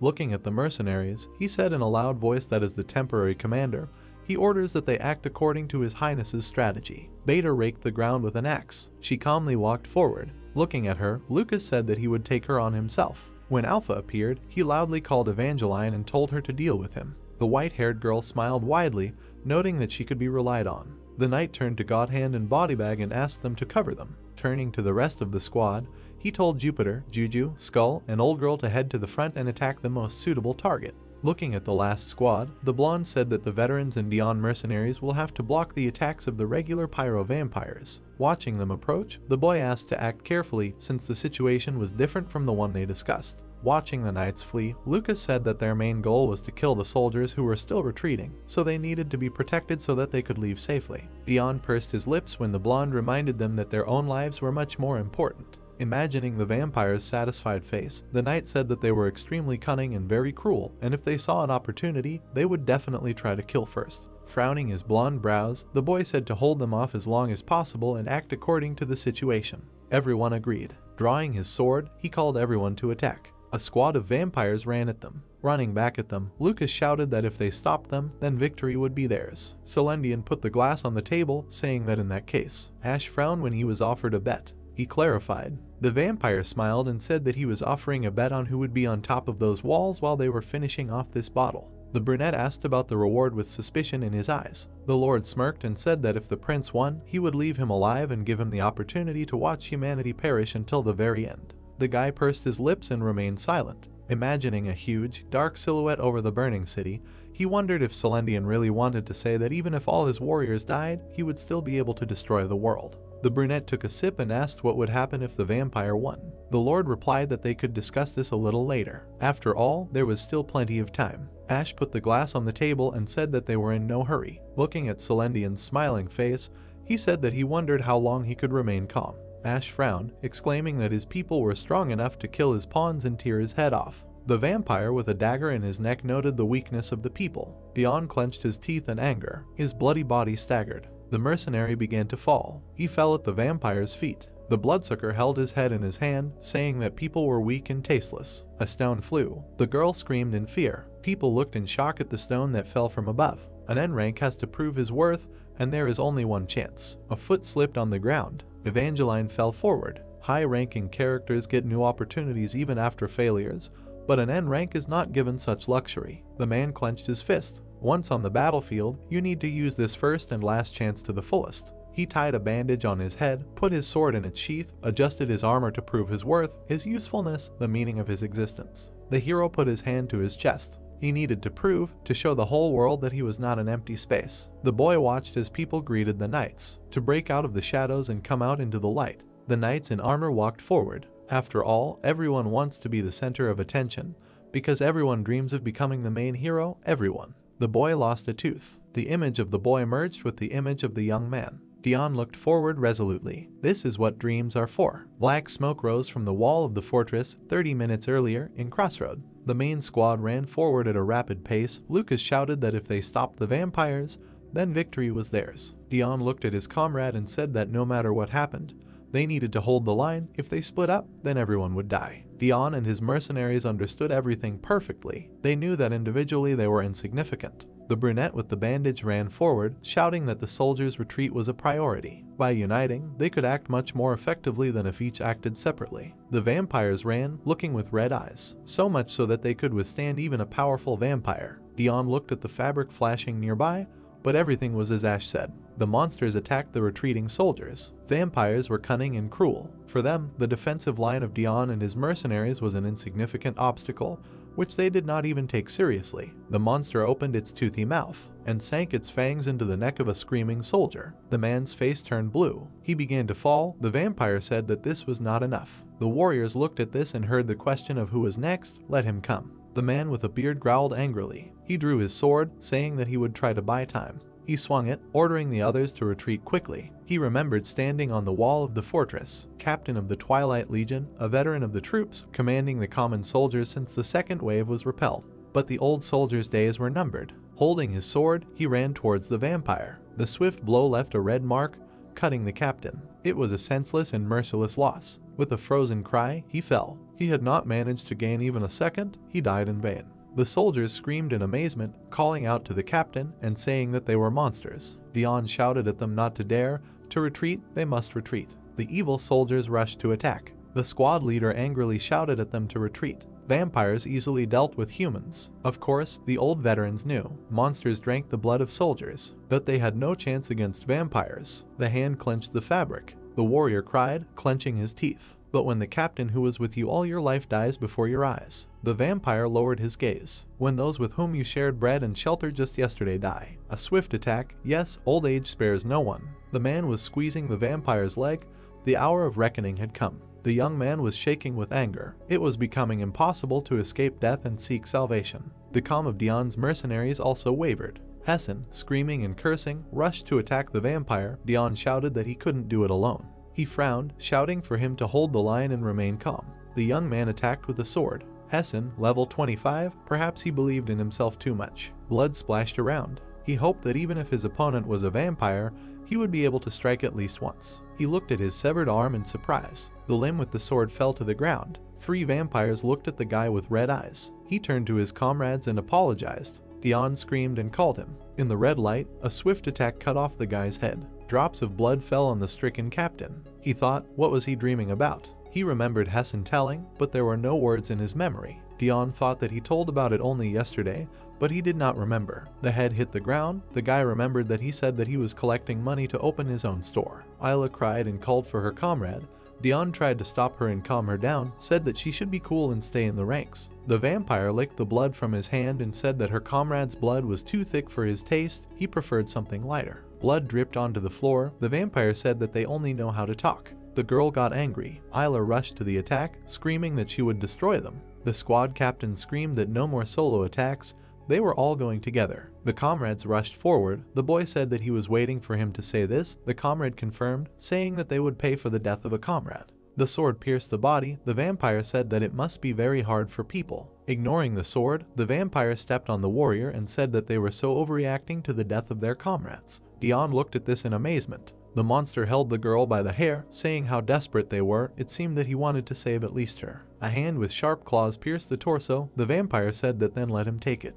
Isla screamed in tears. Dion, screaming, called for her. The girl apologized in tears, saying that she should not have. She remembered how they laughed and apologized for going on the attack. No, for offering to become mercenaries. She was sorry that everything turned out this way. It was her fault. A foot pushed the girl in the back. She fell forward. Dion looked at this as if covered with a filter. The captain of the mercenary squad lowered his head. He clutched the sword, saying that it was not her fault. They did nothing wrong. Maybe it was too big a dream. To earn money to arrange a wedding, to send to his parents, to raise his younger brother. Dion remembered how they sat with their comrades and discussed it. All for this. The boy gritted his teeth, thinking, was this small, humble dream so greedy? No, it couldn't be. He remembered looking at the Ash Squad and thinking that he had long ago given up on the dream of becoming a protagonist. The boy smiled slightly, thinking that he just wanted to stay on the stage, even if it was as a nameless supporting character. This is not greed. Lowering his head, Dion continued out loud, after all, he was born a human, isn't he allowed to dream a little? The boy thought that as a child, living in the filth of the slums, he often looked at the stars and was enchanted by their beauty. He remembered watching the nights, but they were too high and far away, so he abandoned the starlight.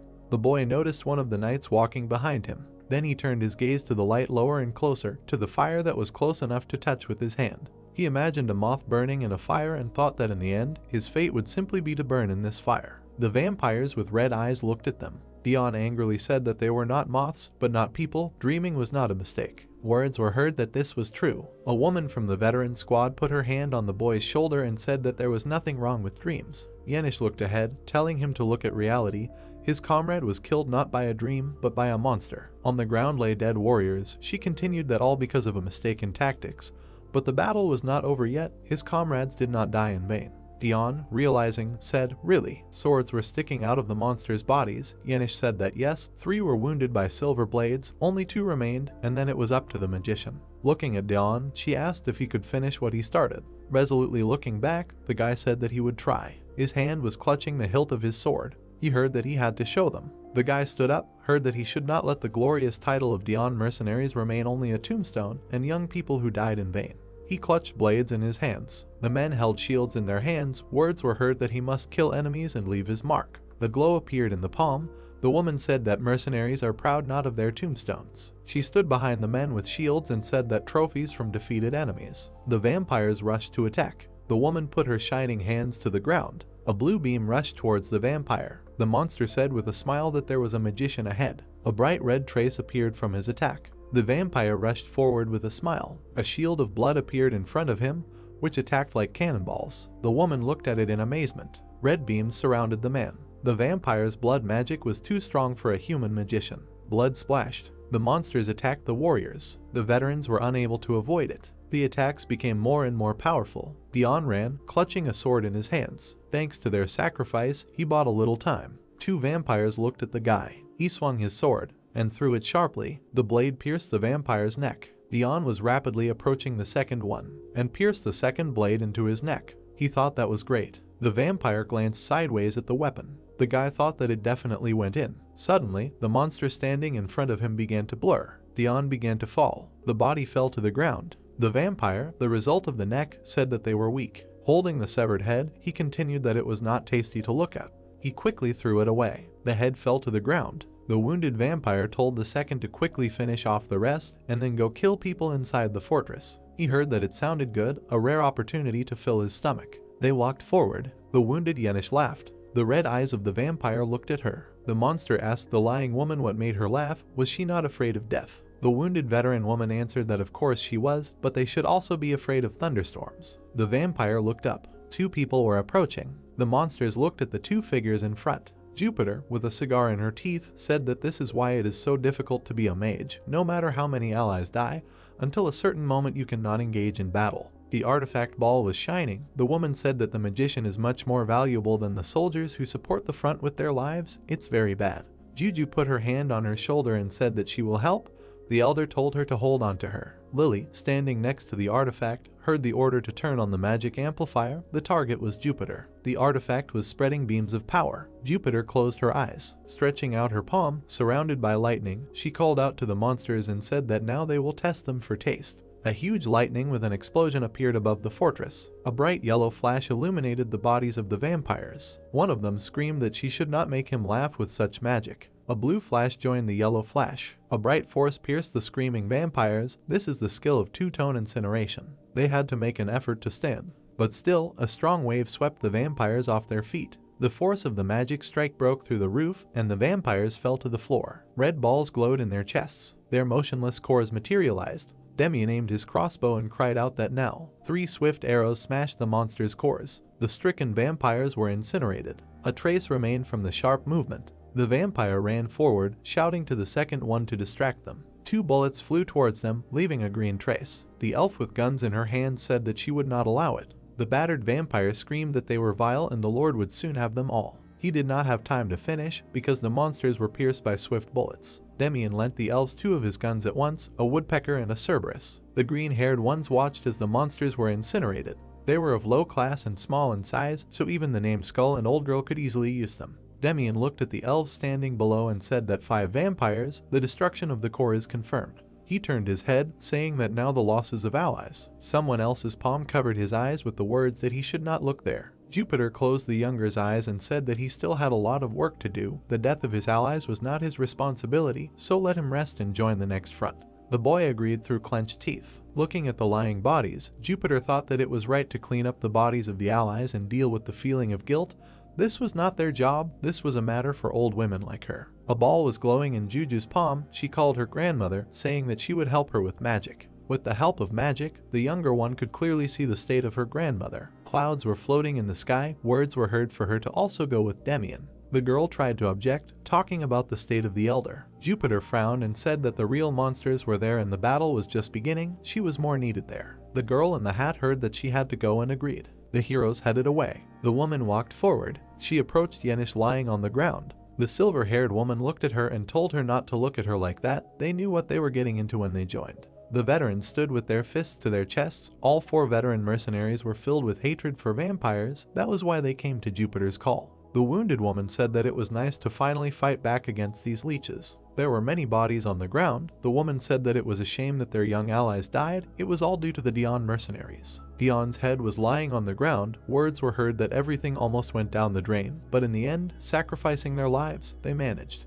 The credit for destroying the vampires belongs to them. Jupiter took a cigar and said, what use is credit if they are dead? Their dreams and ambitions are no longer important. She turned away, asking, what kind of profit is credit? To Jupiter, the death of the Dion mercenaries was not only their own business. The deaths of these young men, she imagined Jujo, and the impending death of her granddaughter were one and the same for her. Yenish looked at the woman and said that it was wrong to say that. Because they were mercenaries, that was the price of victory, that was what made sense. The moth flew to the light. She said that they were like moths, flying to the light, and when they reached it, they prayed that it would make sense. Jupiter looked down and continued that there would be some benefit from their deaths. She sat by the body of her friend, and from the death of the young men, and from their deaths as seasoned warriors. Stained in blood, Yenish said that their era was coming to an end. Now it was the turn of the young, a new era. On the ground lay a flower. She said that she wished for a bright future to await them. Looking with an unseeing gaze, she wished for them to bloom like buds. Yenish died. Jupiter looked at her. She did not agree with all the words, but she understood one thing for sure, the veterans' time was really running out. She introduced the members of the Ash Squad, thinking that the battlefield was only for the young. Life and death, victory and defeat, glory and shame, all this would belong to the young. The woman walked away, thinking that the time when they could bear this heavy burden together was short. 3 people walked behind. Jupiter told the veterans that the wounded should be treated. When they were patched up, they should return to the battle. She looked at the explosion that appeared and said that the real battle with the monsters was still ahead. On the other side of the fortress, a fierce battle was going on. 2 vampire generals were fighting elite heroes. The woman with an eye patch looked there and asked, what good are old people if they become a burden? She told her comrades to hurry. There were bodies on the ground. The wounded vampire held his head. The Dion mercenaries were destroyed. They couldn't withstand the brutality of the battlefield. They couldn't overcome the pressure of a real fight. One of them rushed forward. They lost their formation. They didn't stick to tactics. The girl rushed forward, for which they paid in the end. The guy hit the vampire with a blade, but the Dion mercenaries still managed to carry silver blades into vampire affairs, and thanks to this, they are dead. Then they stood in front of the prince. They were given a chance, they proved their worth, but still died. A head lay on the floor. The knot of the bandage was untied, and then it loosened. Indeed, they were not given a second chance. The hero imagined the laughing members of the squad and thought that he would never forget their names, although what good did it do him to remember? The system reported that each member of the additional squad 2 was dead. Ash thought that absolutely none. The vampire asked with a smile what was he thinking about. The guy's eyes widened. The prince sat opposite the vampire with his arms crossed. Celendian asked, is he counting the dead soldiers? He looked at him with red eyes and said that it was not worth it, because soon the people who were really important to him would start dying. Evangeline stood in front of Alpha. Lucas held his sword in front of Beta. The vampire general snorted and said that this was no good. He adjusted his glove, saying that he was the first member of the Great Lord's family and they were counting. Evangeline, standing with a determined look, heard that he, Alpha, could be stopped by a single knight. The dark-haired vampire said that he was still so young and inexperienced. Were they that bad with fighters? Evangeline raised her blade, saying that he just wanted to talk, let him try to work with the rest of his body. Raising her spear, she said that it was time to warm up, and that he was like a coward, she would roll him out for the sake of His Majesty's wonderful toasts. Shining red buds appeared around Alpha. He said that he saw that she was talented. Flowers began to bloom, and he continued that correctly assessing his enemy, so far she has not learned. The vampire waved his palm. Bright rays rushed towards the girl. She ran forward. Evangeline deftly dodged attacks. Her jump left a trace. Clutching a spear and a shield, she flew from above and shouted that he himself was like that. The blow of the blade knocked the vampire off his feet. She said that she lives a long time, and clearly has not seen so much. She will surprise him. The monster slid, trying to hold on. He frowned. Evangeline looked at her shoulder, saying that this armor is strong, of course, but it hinders swings with a spear. Golem armor is an item of equipment that has excellent protection, but gives a penalty to attack speed and movement speed. However, while Evangeline has the unstoppable characteristic, this allows her to ignore the movement speed penalty. The system window reported the characteristics unstoppable, constant clumsiness. She is given a penalty only for attack speed. The vampire looked with red eyes. It was not difficult for him to understand this. Evangeline stood in front, surrounded by green flames. This girl knight, despite her appearance, was too agile. Many flowers appeared from the seals. There were even more of them. Alpha raised his hand. There were a huge number of buds above him. The best way would be to reduce the power of blood magic to increase the number of shots. The flowers began to bloom. Red beams were approaching the heroine. The girl held a shield, and then she rushed forward. The blood magic attack collided with her shield. Alpha frowned, asking, what? With a determined look, Evangeline approached, saying that the shots were not powerful enough, she would simply block them. Skill 1, Absorption, Fixation of Damage. The spear was surrounded by a bright glow. She said that he was cunning, a good idea. With a smile, the girl rushed to attack, shouting that he had attacked the wrong one. Skill 2, Reflection, Damage Return. A powerful explosion appeared on the wall of the fortress. Lucas stood opposite Beta. The knight and the monster stood motionless, carefully studying each other. The vampire looked at the blonde. They did not see a single gap. They both knew that the first attacker would lose, and therefore did not move. Beta looked with black and red eyes, thinking that an insignificant person dared to stand in front of her like an equal warrior. The blonde looked at her calmly. She thought how she would like to crush this cute face as soon as possible. Gritting her teeth, the monster thought that she could not. The veins on her leg bulged. Beta thought that she could not stand it anymore. The force of her jump broke stones. The vampire flew from above with an axe in her hands. A blast wave rose from the blows. The axe sank into the ground. Lucas stood behind, surrounded by the vampire's dust. She turned around, amazed. The blonde was standing with a sword in his hand. Turning around, the monster thought that she was sure she had hit him. He was annoying. Lucas's eyes glowed blue. She thought that this arrogant look was like he was looking at an insect. With a wild look, baring her teeth, she screamed at him not to make her laugh. With her claws out, Beta rushed to attack, thinking that he was the insect of the two of them. She swung her axe, thinking that she would tear out his bright blue eyes. The knight dodged the axe's attacks. Beta threw it into her other hand, and, clenching her teeth, she looked at him. Lucas dodged the attack and said that she was slow, much slower than her lord. He clutched the sword in his hand, saying that at this rate she would not see victory. The monster was amazed. The knight swung his sword, using skill 1, a willful strike. Beta jumped back. Surrounded by a glow, the blonde asked, is this all she can do? He thought that the number of monsters he hit with this skill had already exceeded 100.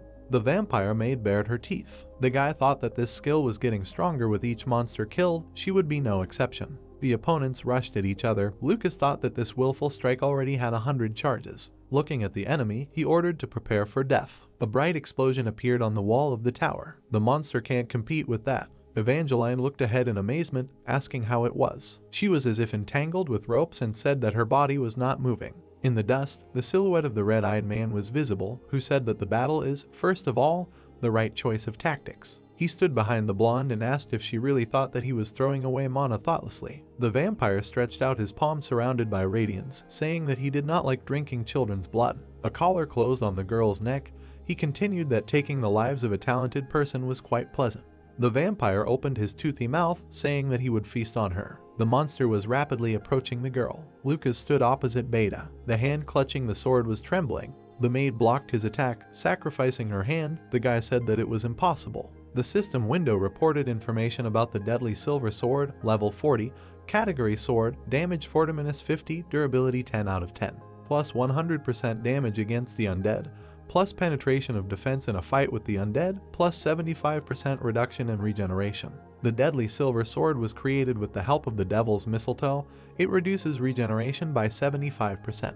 The vampire's hand was restored right around the blade. However, Beta's regenerative power was very powerful. She looked at him with a smile. Lucas's sword was stuck. Smiling, the vampire spelled out that he would not leave. She attacked with a red beam. It hit the blonde's shoulder. The fanged monster opened its mouth. Vampires use the essence of life as fuel, which they steal from others. A silhouette of a vampire appeared ahead. Therefore, they inevitably have one fatal flaw. If a monster cannot replenish its blood supply on the battlefield, its strength will sooner or later run out. Vampires drank the blood of screaming people. Therefore, they always strive to drink the blood of their enemies, and this can be used. The vampire quickly attacked the girl. Drops of blood fell to the ground. Evangeline stuck a spear into Alpha's mouth with a smile, saying that she had chosen a very correct tactic. She remembered how he directed blood magic at her. Alpha's attack pattern: shoots blood projectiles, spraying blood clots. Evangeline stood bound by red fetters. The blood projectiles alone are enough to destroy most opponents, and those who withstand this barrage will still be bound by blood clots left after the projectiles explode. A collar appeared on the girl's neck. Then Alpha calmly absorbs the blood of the enemy he bound. The green glow prevented the fetters from closing. However, Evangeline's unstoppable ability makes her completely immune to any stun effects. The blood clots binding didn't work from the start, she just pretended. The white-haired girl asked with a smile, who was reaching for the neck of a 16-year-old girl. Only the one she liked could touch her. The spear-born vampire asked how she knew his fighting methods. Hundreds of years had passed since their army invaded the human world. He remembered how he struck enemies with bloody shackles. Even when the Legion fought in the old days, the enemies never expected such a turn of events. Alpha frowned, wondering how she could have known about him in advance and prepared. The girl remembered Ash's silhouette and said that their commander was simply gifted. He was very attentive, cared about them, and was also an amazing cook. The vampire began to remove his hand from his neck. She said that he would do anything to help his people, and then she noticed that he was slipping away and asked where. The vampire managed to move back. Evangeline cursed and said that he had broken free after all. The monster held his wounded mouth and thought it was because of the composition of the weapon. The generation of the pierced jaw is very slow. He screamed that she is an insignificant person. The girl with the shield said that it was funny calling people pathetic and insignificant, but how insignificant they are then, that they live only thanks to their blood. The monster's eye turned black. Surrounded by red seals, he screamed for her to close her mouth. A bloody attack appeared from the bright seal. Although his pride was hurt, but Name is a veteran of hundreds, no, thousands of battles. A whirlwind of blood magic appeared. He is able to accurately assess the enemy's abilities after exchanging blows. The whirlwind was approaching the girl. Alpha already had a clear idea of Evangeline's defensive capabilities. He smiled, thinking that such an attack would definitely be enough. No matter how well she was protected, she was finished. Name rushed forward. The monster missed one important thing, namely the development of human technology in recent years. The girl ran towards the bloody tornado. Although people have lost ancient magic, they have developed technology. Metal plates appeared around. They began to gather together. The parts surrounded the leg, including armor manufacturing technology. Evangeline, surrounded by suit parts, flew at the monster. From above, he asked what it was. Golem armor, the pinnacle of modern armor manufacturing technology in the Empire. Evangeline, with shining eyes, said that light armor was still more comfortable. Alpha waved his hand, shouting and insulting her. Dodging, that's right, the girl rushed forward, saying that who would talk. With a smile, the white-haired screamed that he himself was a parasite. The girl's large spear glowed. She said that she was actually proud of her age. She pierced the vampire's torso with a spear. Blood spurted from the monster's mouth. Evangeline said with a smile that modern children are very strong. Vampire ash was scattered near the fortress wall. A bright red beam wounded the blonde's shoulder. Suddenly, Lucas glowed blue. Beta looked at it in surprise. Leaving a shining trail, the knight moved back. The system reported that the ghost form was activated. The blonde touched his chest and said that he had practiced a lot, but this was the first time he used it in a real fight. He frowned, thinking that he could not rely only on the capabilities of equipment, he needed to develop his own strength. Beta grinned, hearing that the time he faced their master, he was helpless. Lucas continued that after that, his comrades began to use their talents to find and develop ways to fight him. The blonde clutched his sword in his hand, saying that he was the only one who was completely out of ideas. So, if he met Celendian again, he would not have a chance to protect his master. Data rushed to attack, wondering what he was mumbling there. The blonde said that he thought about it over and over again, could not sleep, training and thinking about it. He stood calmly in front of the rushing monster, saying what he could do and how he could change to be able to protect him. The axe was approaching him. Lucas said that he tried everything he could think of until he finally found a way. The sword collided with the axe. The knight blocked the attack. His eye glowed blue. He said that he must abandon his human nature. Gritting her teeth, Beta looked at him. Bright flashes appeared. The vampire put the axe on the ground. Frowning, she thought, "It can't be, he is a mere mortal. How can he have power equal to hers?" Beta's hand trembled. She thought, is she really losing? The vampire's black eyes looked forward angrily. A shining blue monster appeared above Lucas's figure. The blonde was surrounded by a glow. Lucas's growth tree has a hidden feature that is not available to any other characters. His clenched teeth became sharp. Surrounded by a blue glow, he clutched the sword, being in the form of a beast. Beta, stained with blood, held the axe. She thought that something was wrong. Looking forward, she decided that something was wrong with this knight. In order to protect the people dear to him, the name was completely illuminated by a blue glow. The maid thought that he was sacrificing something especially dear. The veins on the blonde's face appeared. He ordered the monster to use all his strength, looking at her angrily. Lucas with a sword said that he would test on her if he could stand up to their lord. Evangeline looked at the enemy with a hole in his chest, then shouted that she was done with her work. She looked back at her ally and asked how he was doing. The blonde was standing next to a second-hand woman. His body was shining with an aura. The guy was breathing heavily. The girl looked at him worriedly and asked if everything was okay, because he did not look well. The vampire lay on the ground with his mouth open. Suddenly a light lit up in his eyes. The enemy was still too strong. He rose from the floor. The wound on his stomach began to tighten.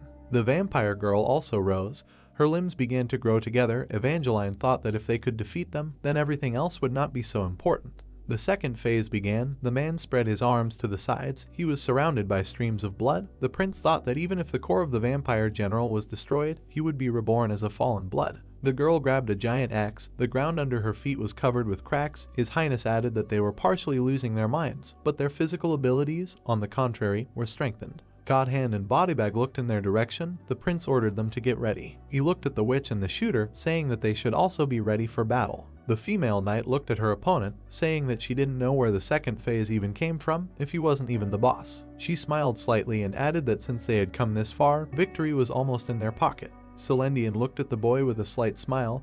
His Highness thought about how he continued to smile calmly. Although his comrades were dying, the boy asked him if the prince often had nightmares. The young man frowned, thinking that he didn't like it. They were sitting across the table from each other. The prince added that his job was to stall for time while his subordinates were being killed, so he decided to pretend to listen to him attentively. There was some liquid left at the bottom of the bottle. The prince asked if there were people who didn't have nightmares. The vampire smiled wider. The veins on the prince's face appeared. He mentally insulted the interlocutor. He remembered his first encounter with the vampire and thought that at that moment he seemed impassive and innocent, but the longer the battle went on, the more relaxed he became.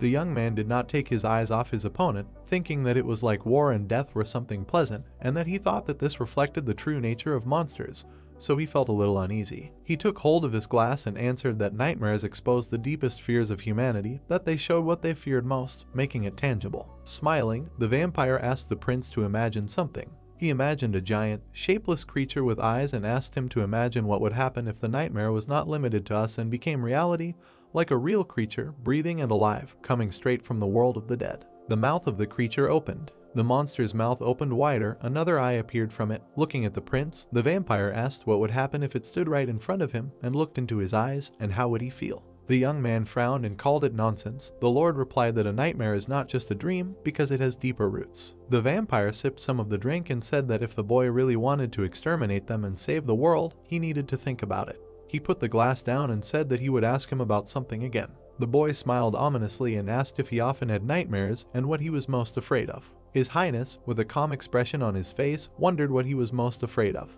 The vampire looked into his eyes and said that he hoped that it was not something too terrifying. but whatever it was, if you looked into it too deeply, it would become reality. Explosions were happening on the fortress wall. Alpha opened his mouth and bared his teeth. He hovered in the air, attacking the girl with flying projectiles. The knight frowned and called out to the members of the Shadow Squad, asking them if they would be finished soon.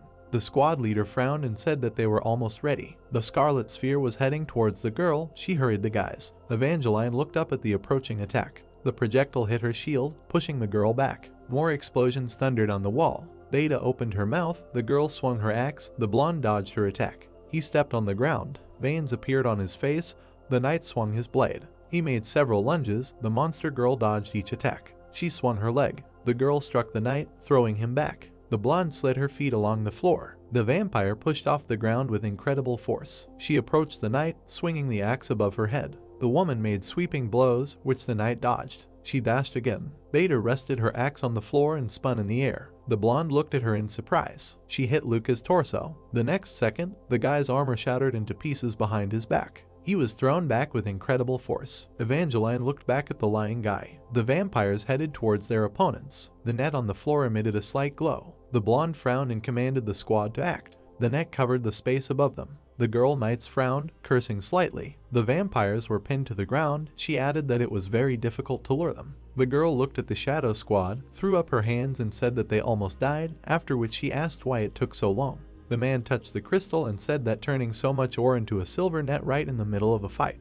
He frowned deeply and finished the sentence by saying that it wasn't that easy, and then thought that if they had made such a large net in advance, the vampires would have discovered it right away. He remembered the moment when the opponents were revived and added that it was a trap that could only be used after the opponents had turned into blood fallen.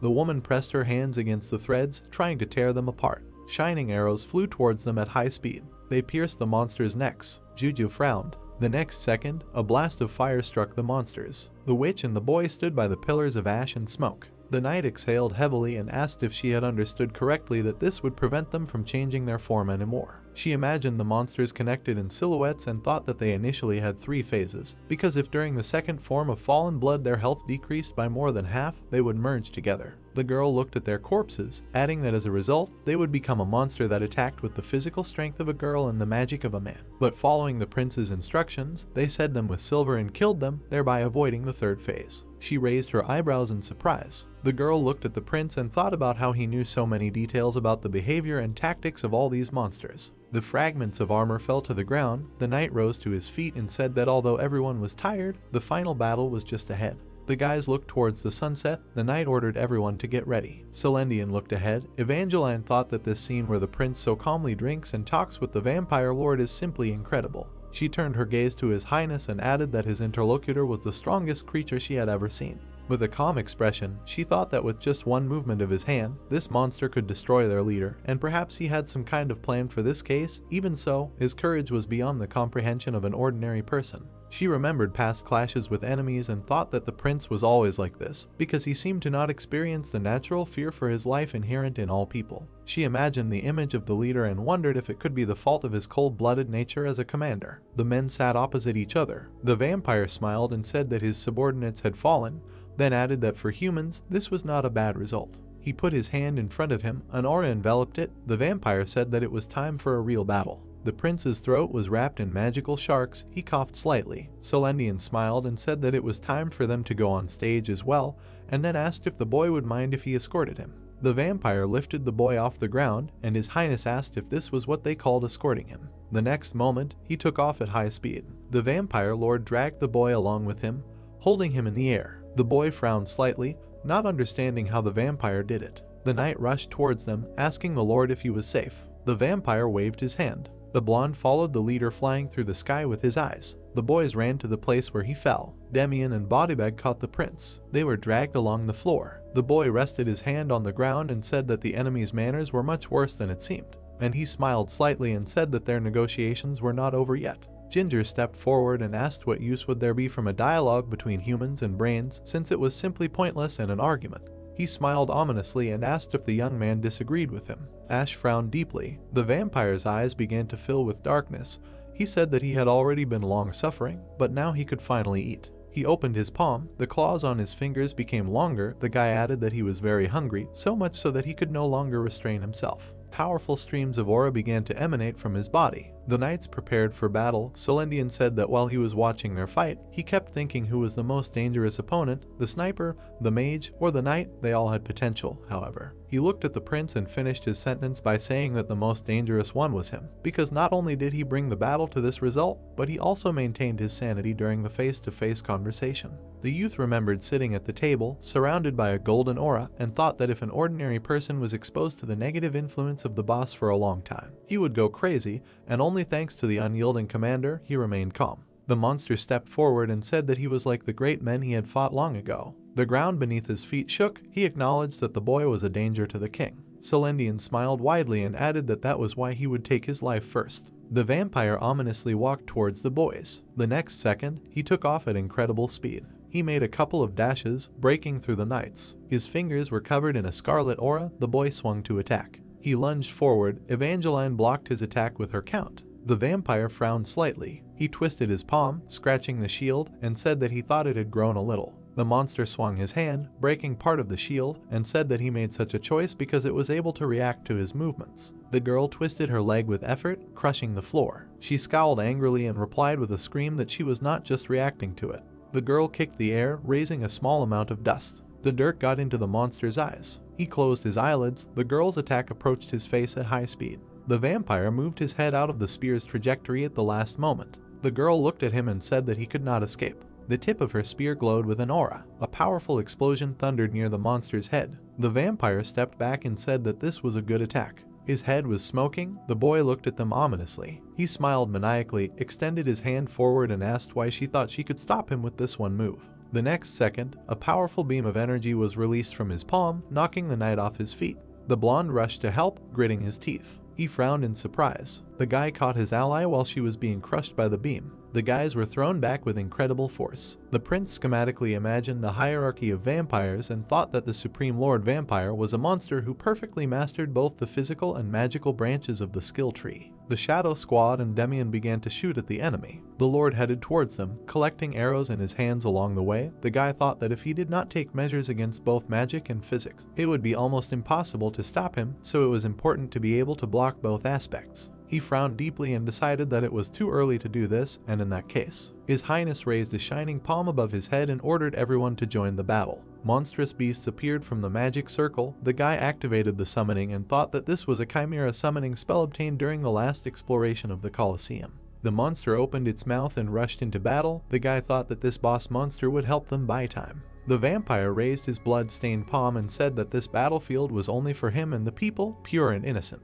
He waved his hand and sternly ordered the dirty beast not to interfere. Blood splashed onto the monster's face. The drops began to shine a little. The next second, the monster was torn apart. The prince frowned, surprised at how easy it was. Suddenly, the vampire took off, leaving only a silhouette behind. He instantly approached the prince. The young man noticed the approaching danger. The Lord smiled and said that this was the end. He opened his mouth, heading towards him. One of the members of the Shadow Squad hurried to help. The girl put her hand in front of her, blocking the path of the attack. The vampire bit her on the forearm. The prince looked back at the girl in confusion. Old girl raised her eyebrows in surprise. She smiled softly and waved her hand at the guy. The next second, the girl grimaced and screamed in pain. The vampire let go of her hand. Old girl's body fell to the ground. The girl's ally watched this in confusion, tears welling up in her eyes. She began to cry and scream loudly. Skull grabbed the knife and rushed at the enemy, drawing his attention to herself. The prince frowned and tried to restore it, saying that archers have no place in close combat.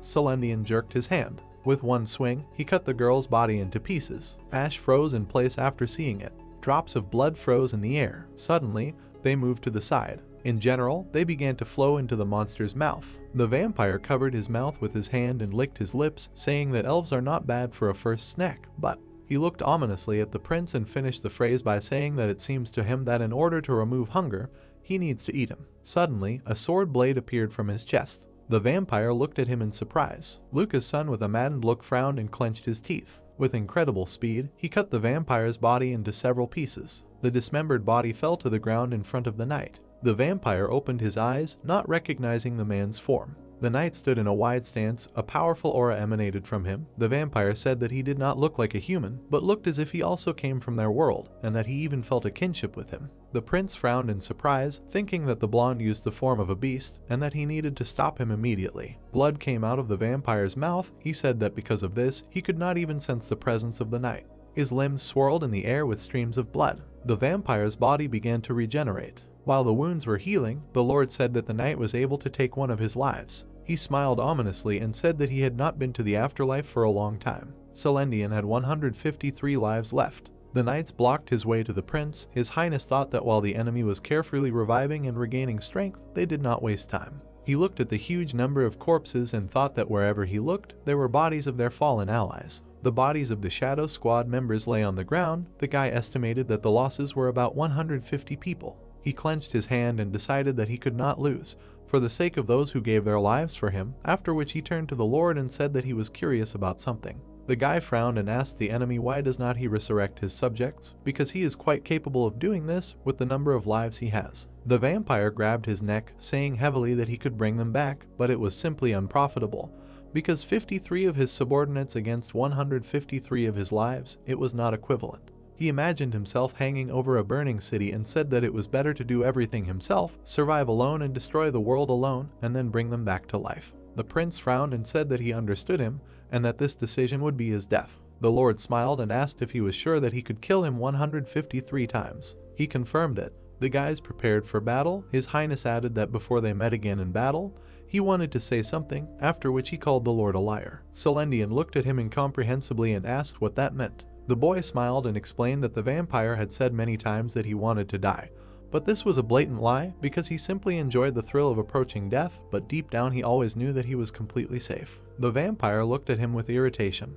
Hearing the word that he was actually a coward who feared death more than anyone else, the prince added that with hundreds of lives behind him it was easy to play death because it was the same as cheating. Ash raised his head and said that he walked around telling everyone how boring it was for him to play a game with no chance of losing. The boy imagined a vampire sucking blood from a person and thought that someone who prolongs their life by taking it from others cannot sincerely want to die, and that vampires are essentially the embodiment of selfishness. The opponents crossed glances. The prince said that the Lord was too dependent on life and that this is the true essence of vampires. Celendian flew into a rage. An aura raged around him. He said that the guy can say what he wants, but alcohol cannot know even a grain of suffering that immortality brings. The wand in the guy's hands glowed. He said that of course he does not know this, but he does not care, but he knows only one thing for sure. The guy touched Demian with the wand. Then he hit Lucas, after which he touched Evangeline's shoulder. Positive effects were imposed on the warriors. The guy called the vampire a poser. He put his hand in front of him, pointing the hovering blades at the enemy and said that it does not matter if it is 150 or 1,500 times. The vampire will still die today in this place, so we can prepare to meet our desired end, and thank him in advance for this. And the vampire rushed into battle. The prince added that he does not know when his birthday is. The guys prepared for battle. The prince attacked him and finished the phrase to you that he is already ready to give out gifts. Blood was running down the Lord's hand.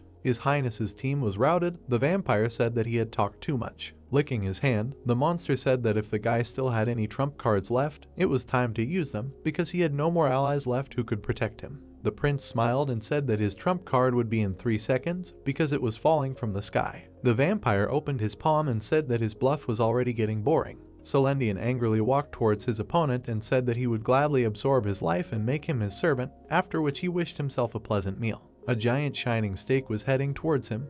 The young man thought about how vampires always strive to suck the blood of their opponents. The object pierced the vampire's body, sticking into the ground. The prince decided that this could be used. Bodybag put his hands in front of him, controlling the machine. Godhand apologized to the prince for the delay. His Highness thought that they had collected all the silver threads and all the silver weapons from the battlefield out of reach. The guy imagined how the members of the Shadow Squad created this object, and thought that Godhand created the steak, and the girl raised it into the air and threw it at the right moment. The vampire stood motionless. The guy added that, as they say, even a dog is better not to touch when it eats, and that they finally managed to pierce him and tie him up. He put his hand on his knee and said with a smile that the classic method of fighting vampires is to drive a stake through the heart, then asked if he liked the hole in his chest and if it was well ventilated. Celendian smiled and said that he recognized his idea, then asked what would happen next, because it was just zilch for him. The prince rose to his feet and muttered something. He took a step forward. The guy pointed to the side and said that it was necessary to prepare for another. The vampire asked what it meant. The guy smiled and called out to Lily. The opponents turned their heads to the side. A huge accumulation of energy hung over the girl. The prince frowned and said that they bought enough time, then asked how much longer she would do this. The girl stretched her hand above her head and said that everything was almost ready, and about 30 seconds remained, and after that they could finish this monster. The vampire looked at it with confusion and asked if she was using his spell. The Lord remembered how he attacked the girl with similar magic. Juju smiled and said that after she felt it on her skin, she spent all her energy to study it thoroughly until she brought it to perfection. The monster went wild from hearing this. The girl added that she had not yet registered it with the Continental Magic Association, but would do so soon. The Lord frowned and insulted her, then asked how she dared to appropriate their secret arts of magic. The girl continued to accumulate energy and said that this was not imitation, but pure plagiarism, but she had something to say. Blood came out of her mouth. The girl frowned with a smile and asked if he liked her magic. The night before the start of the 5th wave, a light was on in the castle. The guy looked at the girl's hand, recognizing the glow emanating from it. The girl looked at his palm and asked if he understood what it was. The guy presented the foxhole skill window. The girl said that she had already said last time that she had shown all of her abilities, but it was a lie. The prince listened to her silently. The girl added that she was actually hiding another level, but that would not happen again. She took his hand and added that she had just completed the skill that would help them defeat the vampire lord, and that she had dedicated her heart to it, so now if they joined forces. His Highness frowned and said that no matter how strong the vampire army was, they would be able to kill them all. The soft light spread throughout the room. The guy asked her if she was really okay, because if she used this skill. The girl interrupted his words and said that she was okay and had already made a decision. Ash objected and said that her grandmother would suffer. The girl lowered her head and asked if she had said this before. Putting on the glove, she told him that she never considered her as her grandmother. While on the battlefield, the girl was gathering energy above her head. The boy looked at the girl's stats window and thought that after revealing the hidden skill, they had changed a little because she was now level 50. The young man imagined the girl standing in the middle of a huge street and thought that in fact, when she joined the front, her level had already exceeded 40, and she achieved all this by studying magic on her own because her talent was much more extensive than he thought. The prince opened the window to the Elemental Destruction VK, thinking that this was the ultimate skill that she awakened, and that it gave an insane negative effect, reducing the target's magical stats to a negative value. He did not take his eyes off her, thinking that initially the plan to capture the Lord was much more difficult and required much more effort, but when Juju presented them with this skill, the task became much easier. A dark red window with the expiring term skill appeared in front of his eyes. The boy thought that this was the last thing she was hiding.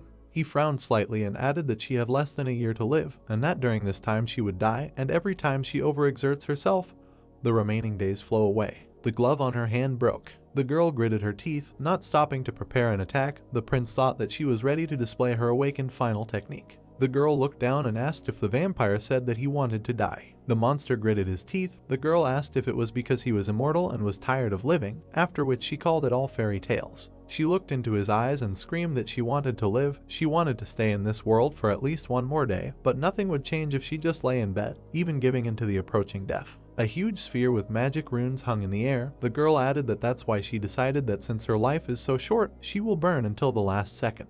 Slightly lowering her head, she added that she will do it even if she has to spill her blood, everything to the last drop, but she will leave her mark. On her palm, on the back, a sign of a 6-pointed star appeared. Juju said that she will prove that in this world there was a magician with her name. She frowned deeply and added that she wants to leave in history that she lived a short but colorful life. Without lowering her hands, she said that this will be her proof. The symbol on her palm lit up. The prince thought that reaching the 50th level, known as Awakening, manifests itself in the form of a unique mark on the body, and this same mark is the source of the ultimate skill. Celendian frowned in rage and shouted, "What does she know about this?" The prince thought that the Lord's main ability is to neutralize the enemy's magic, and that a simple glance is enough for him to suppress it. The vampire's ability crashed and enveloped the girl's sphere, but did not produce an effect. His Highness added that the destruction of elements given to Juju uses the reverse technique to the limit, so the Lord's technique cannot affect this skill. The monster opened its mouth, created magic circles, and said that it will not allow the magic it created to defeat it. The prince looked back at the allies and ordered to protect the sorceress by all means. Magic projectiles headed towards Juju. The knights blocked their path. The warriors frowned and gave a loud cry. Magic projectiles crashed into them, creating a powerful shockwave,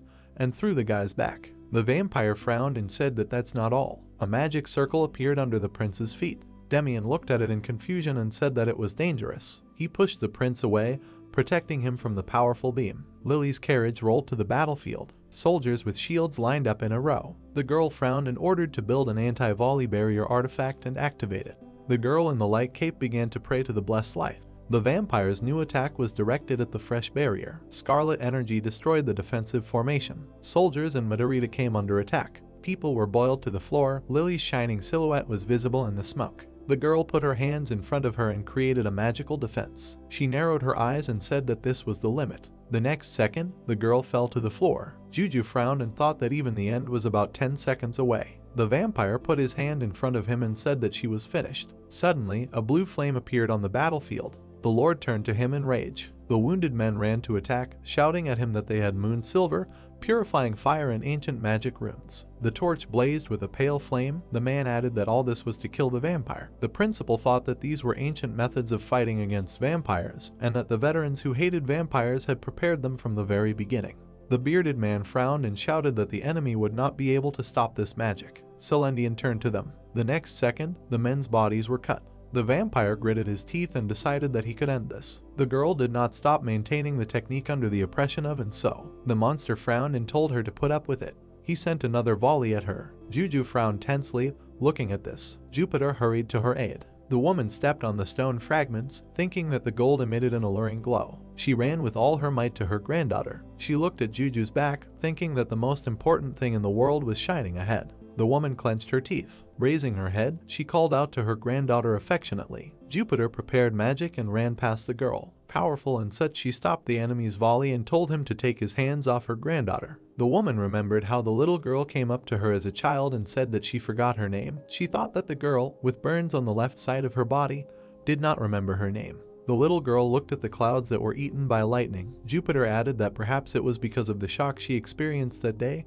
but she could not remember not only her name, but also her past. The woman put her pen on the table and said that she still needed a name, and then asked what she should call her. She pointed her finger at her. The woman repeated after her in surprise and said that her name was Jupiter, and then asked if she wanted the same name. The brunette smiled widely and said that it was wonderful, because her name would be passed down from generation to generation, and that it couldn't be better. She stroked the baby's head and said that today she would be called Jupiter Jr., and then asked her why she wanted to have that name. The baby looked away in embarrassment, embarrassed to say that she wanted to be like her heroine. The woman looked at the horizon.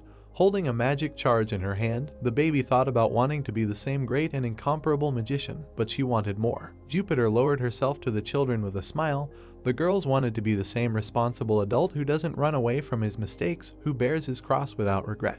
The woman smiled softly. The girl decided that she wanted to live steadfastly, no matter what. She smiled back, but said nothing. Already an adult, the girl took her hat. She put on the headdress. Simply inheriting this name, she quietly followed her heroine. The old woman blocked the attack. The prince thought that the lightning destroyed most of the bloody bullets, but not all. The woman did not retreat and spread her arms to the sides, blocking the path to her granddaughter. Juju pitifully raised her eyebrows, looking at what was happening. The woman thought that right behind her stood a child who inherited her name, Jupiter, and gave a loud scream. Bloody bullets hit her body, letting the woman's blood. This scene was reflected in the girl's eyes. The old woman turned to her and said that yes, destroy the monster. Juju put her shining hand in front of her. The magic circle began to stop its vibrations. He stopped, and then a bright source of light appeared in the circle. A bright beam of light fell on the vampire's head. The girl used the ultimate skill of elemental destruction. The light on her palms shone brighter. The monster with a maddened expression shouted that this was simply impossible.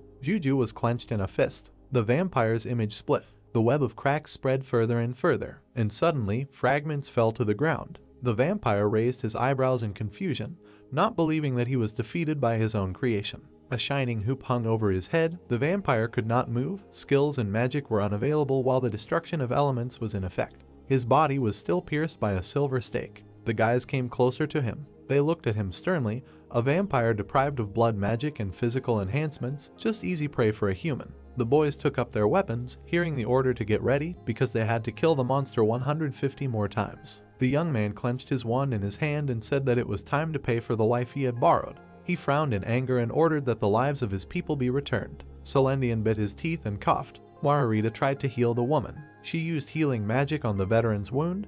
The woman said that the saint could stop. The girl lowered her eyebrows sadly. The woman looked at her granddaughter and said that everything was fine. Juju knew that this was a fatal wound and that Jupiter would die soon. She lowered her eyes, realizing that she needed to say something, but she did not know what words to choose, and did not even know how to address this person.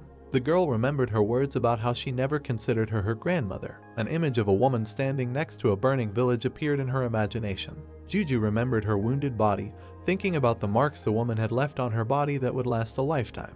Then she remembered Jupiter screaming and begging her not to study magic, thus destroying her dream. The girl remembered the whole moment when she was lying in the infirmary and the doctor said that she didn't have long to live. The girl looked at Jupiter pitifully. The woman covered her face with her hand. Tears were running down her cheeks. The girl decided that she had raised her after all. She remembered how her grandmother applied ointment to her burns. Then an image of them cooking dinner together arose in her imagination. The girl remembered how she fell asleep on her shoulder while the woman read fairy tales and fell asleep next to her. Then she remembered how Jupiter made her way through the burning village and saved her, cried and hugged her. Drops fell on the ground next to Jupiter. The girl understood that this was why she never considered her a grandmother. Juju clenched her jaw. Tears were streaming down the drawers. She hated her and despised her, but she also loved her and would like to live to be like her. Juju burst into tears, blushed and called Jupiter Mom. The woman looked at her in surprise, not understanding what she had just said. The girl repeated her words. She hugged Jupiter and said that she had always wanted to call her that. The woman asked if Juju would mind if she were her mom, because she had done nothing for her, only taken away.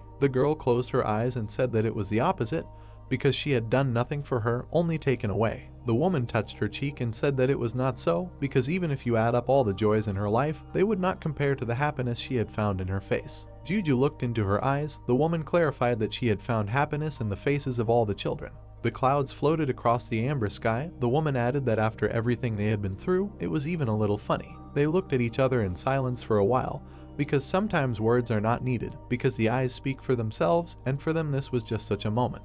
Jupiter smiled slightly and asked if her daughter would help her get up, because she wanted to meet the end as a magician. The girl smiled and agreed with her, saying that her mother could do whatever she wanted. They went to the prince. Jupiter turned to the prince and asked if she could strike the first blow. The young man looked into her eyes and agreed. Lightning discharges appeared in the clouds. The woman looked at her daughter and asked for a cigarette. The girl replied that she would remain a smoker until her last breath. The veteran took the cigar between her lips and enjoyed it. She put her hand with the cigar in front of her. An aura raged around her palm. The woman said that the Vampire King should consider it an honor. A powerful lightning bolt struck the ground. The woman said that this was the last thunderbolt in her life. The bolt only hit the monster's body. The vampire's soul core shattered into pieces. Jupiter's lightning certainly killed it. The woman chuckled slightly. She began to fall, saying that it was very nice. Juju put her head on her knee. The woman wished her a long and happy life, saying at last that this was her dying wish. The girl smiled softly and said that you wanted to live just like her, and that this was her dream. Jupiter said that the girl should not dare to live like her. And then she smiled a little and said that perhaps getting such a wonderful daughter was not bad in principle. Her gaze began to cloud over. She saw the blue sky and the sea exactly the same as that day when they looked at it together. The woman turned her head to the side, feeling a breath of wind and a faint smell of sea waves. She saw the image of children, thinking that she heard their voices.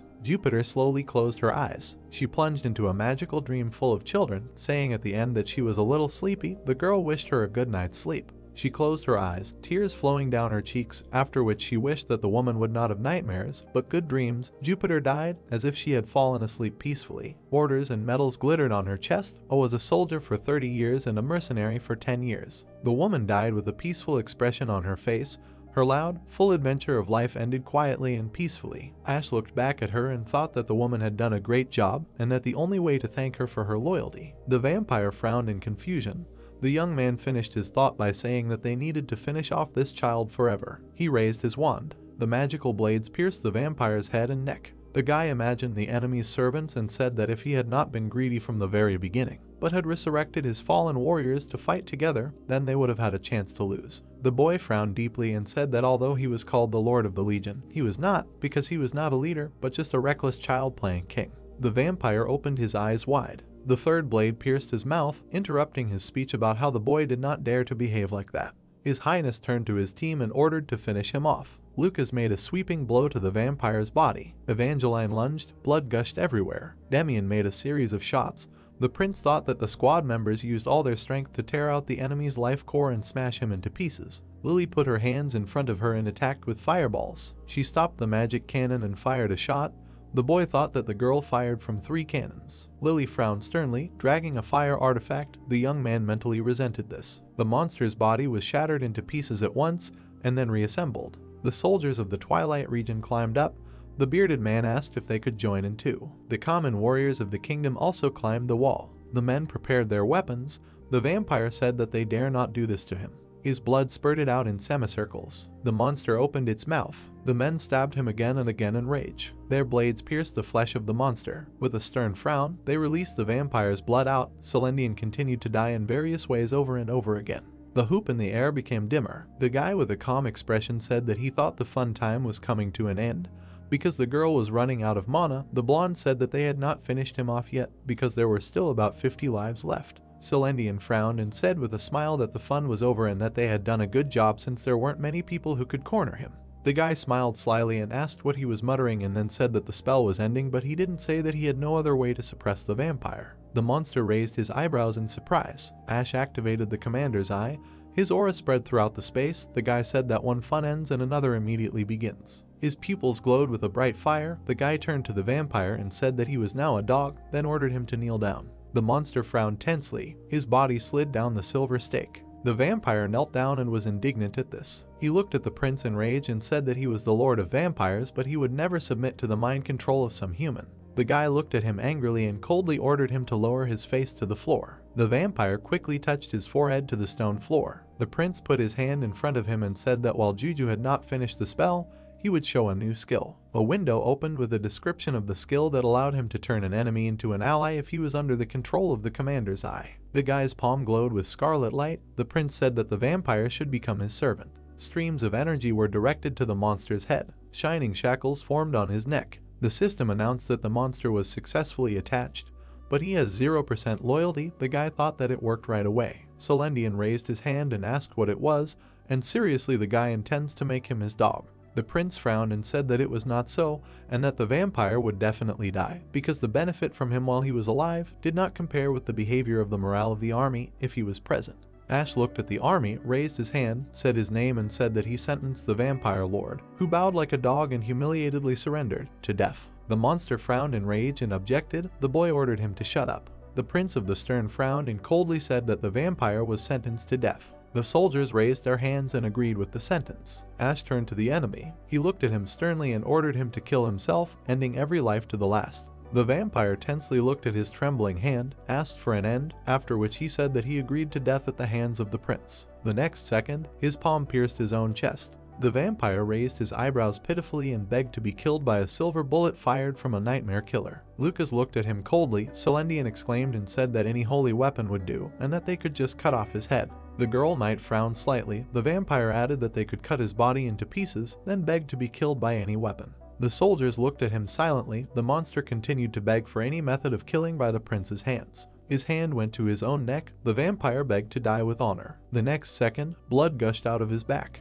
He looked pitifully at the prince and die with honor. Ash frowned with disdain and said that he was a monster and would die like a pest. Celendian plunged his hand into his chest again. He had 6 lives left. The prince thought about how the panic was gradually fading from his face as his lives decreased. The vampire looked down and said that every morning in his estate in the depths of the kingdom under the lake, he tried to commit suicide. He remembered hanging in front of the window and added that now he realized that it was just a game, because he did it knowing that he would not die, and it was just entertainment to feel alive. The prince looked at him silently. The vampire added that perhaps the young man was right, because he was simply tired of a long life and he became indifferent to everything, so he was just looking for thrills. The monster raised his bloody hand. He had 4 lives left. Celendian said that now, in the face of real death, he felt fear. He dug his claws into his chest. He had 3 lives left. The boy said that this fear, this unknown feeling, as if real death was hanging over him, and he finally understood that right now, at this very moment, he feels like he is alive. The boy took the soul core in his hand. He had 2 lives left. He thanked the prince for killing him.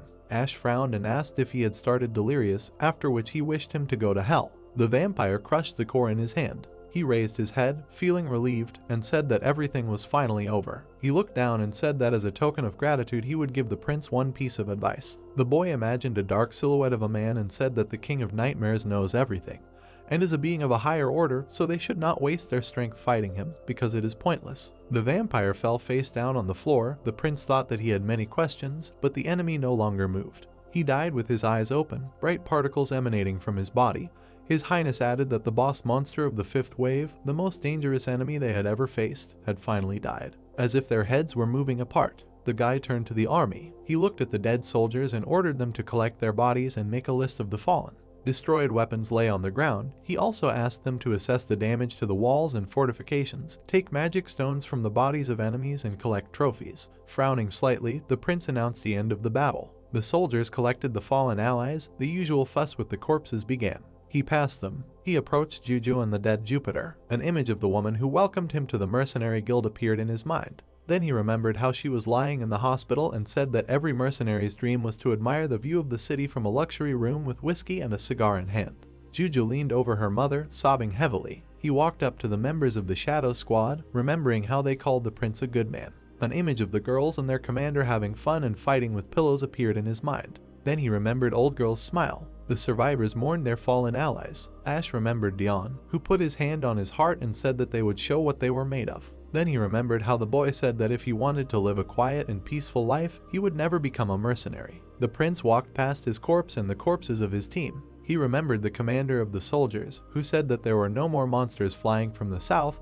and why should I continue to hold the defense? Subordinates mourned their commander while the prince walked past. The boy walked past the covered bodies, the voices of the dead rushing through his head. He clenched his fist and thought that he should not lose heart because he is a commander and in war, death is inevitable. He approached the entrance of the building, thinking that he had already lost people and will continue to lose them in the future, so even if everyone else cries, he must remain calm. The guy opened the curtain, seeing the allies inside, and asked them about the status of the list of the dead. The blonde said that they had just compiled it. The prince took the list in his hand. A candle lit the room. Lucas turned to his highness. The blonde looked into his eyes and said that they were alone. The prince raised his eyebrows pitifully, hearing the words that he could no longer pretend. His highness fell to the floor. He put his hand on his head and said that he could have saved them, and that everything happened because of him, because if he had been more careful, they would have survived. He clenched his teeth and began to blame himself, believing that everything happened because they tried hard enough. The guys came up to him, put their hands on his shoulders and said that he did everything possible. The blonde closed his eyes and added that everyone knew it, so. The prince burst into tears. Lucas finished the sentence by telling him not to blame himself too much. His highness thought about the fact that on that day he cried bitterly, not embarrassed by tears and snot. Demian cried after the prince. Evangeline burst into hysterics. Lucas had tears running down his cheeks.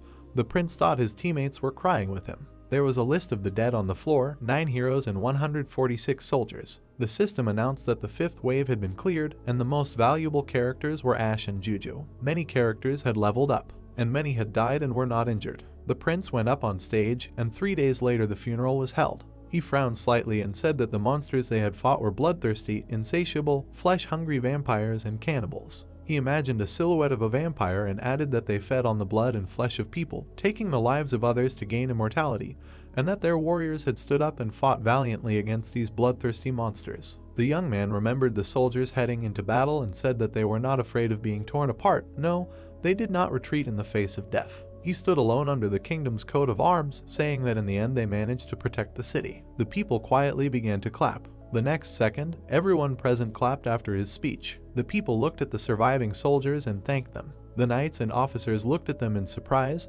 The people thanked them at the top of their voices for protecting them. The prince looked around the crowd and said that unlike these monsters, they, humans, cannot live forever. Their life is short because they bloom and wither like flowers. He looked at the lonely Juju, the real one next to the grave, and said that he found it sad, but although he was sad, he did not envy immortality. The guy looked down and added that a person who sheds blood in a fight for his life is much more beautiful than a monster who steals someone else's blood just to avoid death. The girl looked at him with a slight smile. The guy said that led by this faith, who died in this battle, the warriors fought to the end. Warm rays of the sun fell on the gravestones. The prince said that they did not turn away from their lives and boldly met the enemy face to face, fulfilling their duty. The townspeople silently listened to his speech. Ash turned to them and said that they should also fight for their lives and fight fiercely, lives so that they would not be ashamed in front of those who left before them. The little girl squeezed her palm, looking at the prince. The guy added that he wished them to travel the world and find their goal, and then be sure to achieve it, because this is what they wish for you, who gave their lives to protect them. The young man closed his eyes and asked them to observe a moment of silence for those who had gone out and died for everyone else. The soldiers bowed their heads. The young man also added that he wanted to tell all the soldiers who had fought on the front lines not to blame themselves for surviving. One of the soldiers trembled slightly, tears streaming down his cheeks. The prince said that their comrades would not want them to think that way. The soldiers tried their best to contain their emotions, but the tears still flowed freely. The young man thought about what they said, that this was the most common form of post-traumatic stress disorder in those who survived the battle, because even he had not been able to sleep for the past few nights. He lowered his head and offered to continue their work, because they survived, after which he said that it was a hard battle, so they were good for staying alive. The soldiers raised their weapons in the air. The bright sun shone from behind the clouds, shots were heard around the area. The principal thanked everyone for their presence. The sun's rays penetrated through the tree crown, making their way to the graves. The surviving members of the Shadow Squad saw the prince arriving.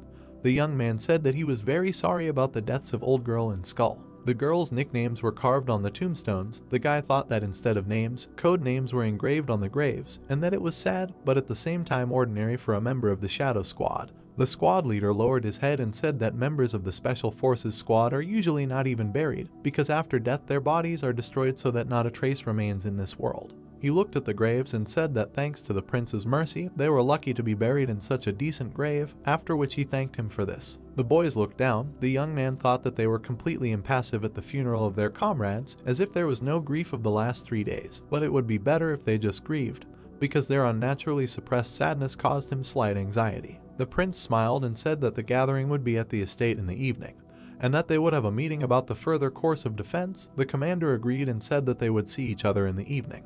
The grave stood under the rays of the warm sun. Evangeline burst into loud tears. Ash and Lucas looked back at her. The prince said that it was very hard for her. The blonde added that she led the Dion squad to clean up the dungeon, and she must have become very attached to them. The guy imagined how the girl led a squad of newcomers through the dungeon and thought that this was true because she was their guide when he sent the squad on a free exploration of the dungeon. Then he remembered how she lost to them in training and thought that at first she was sulking that they beat her in the ring, but apparently over time she became attached to him. The blonde closed his eyes and said that he would come to the evening meeting, and would also try to calm the girl down and bring her with him. The prince also asked to bring Lily. He looked at the graves one last time and thought that after the bow he said their names again and left. The prince approached the saint. The girl looked at him and asked if she was invited to the meeting. The guy confirmed this and said that she had to come, after which he thought that since she joined his team, she would not be able to leave it.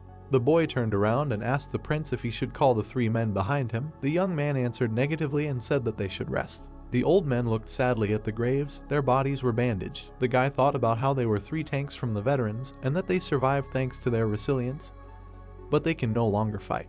He did not take his eyes off them, thinking about taking care of them at his own expense even after they retire, but in any case, they can no longer participate in the battle. He looked at the graves of Jupiter and Yenish, and then thought about Juju. The bright rays of the sun illuminated the roof of the mercenary guild. The guy thought that he knew where he could find her. He took hold of the door handle. The girl was standing in the middle of the room, saying that she did not even have anything to clean there. She walked up to the rack with identical clothes, thinking that the old lady didn't have many personal belongings: 3 imperial uniforms, a cloak. The rest of the clothes were in the drawer next to her: 2 pairs of boots, 2 pairs of gloves, 4 flasks, and 5 packs of cigarettes. Suddenly, the girl noticed a bag on the floor. They say that even for a traveling mercenary there are too few things. She looked at it with interest. Letters fell out of the bag. The girl recognized them because these were the letters she sent her. Juju took a couple of sheets in her hands. She sat down on the bed and thought that most of the content of the letter was devoted to the lack of money and the growth of debts due to the treatment of children, and that the money Jupiter sent was not enough,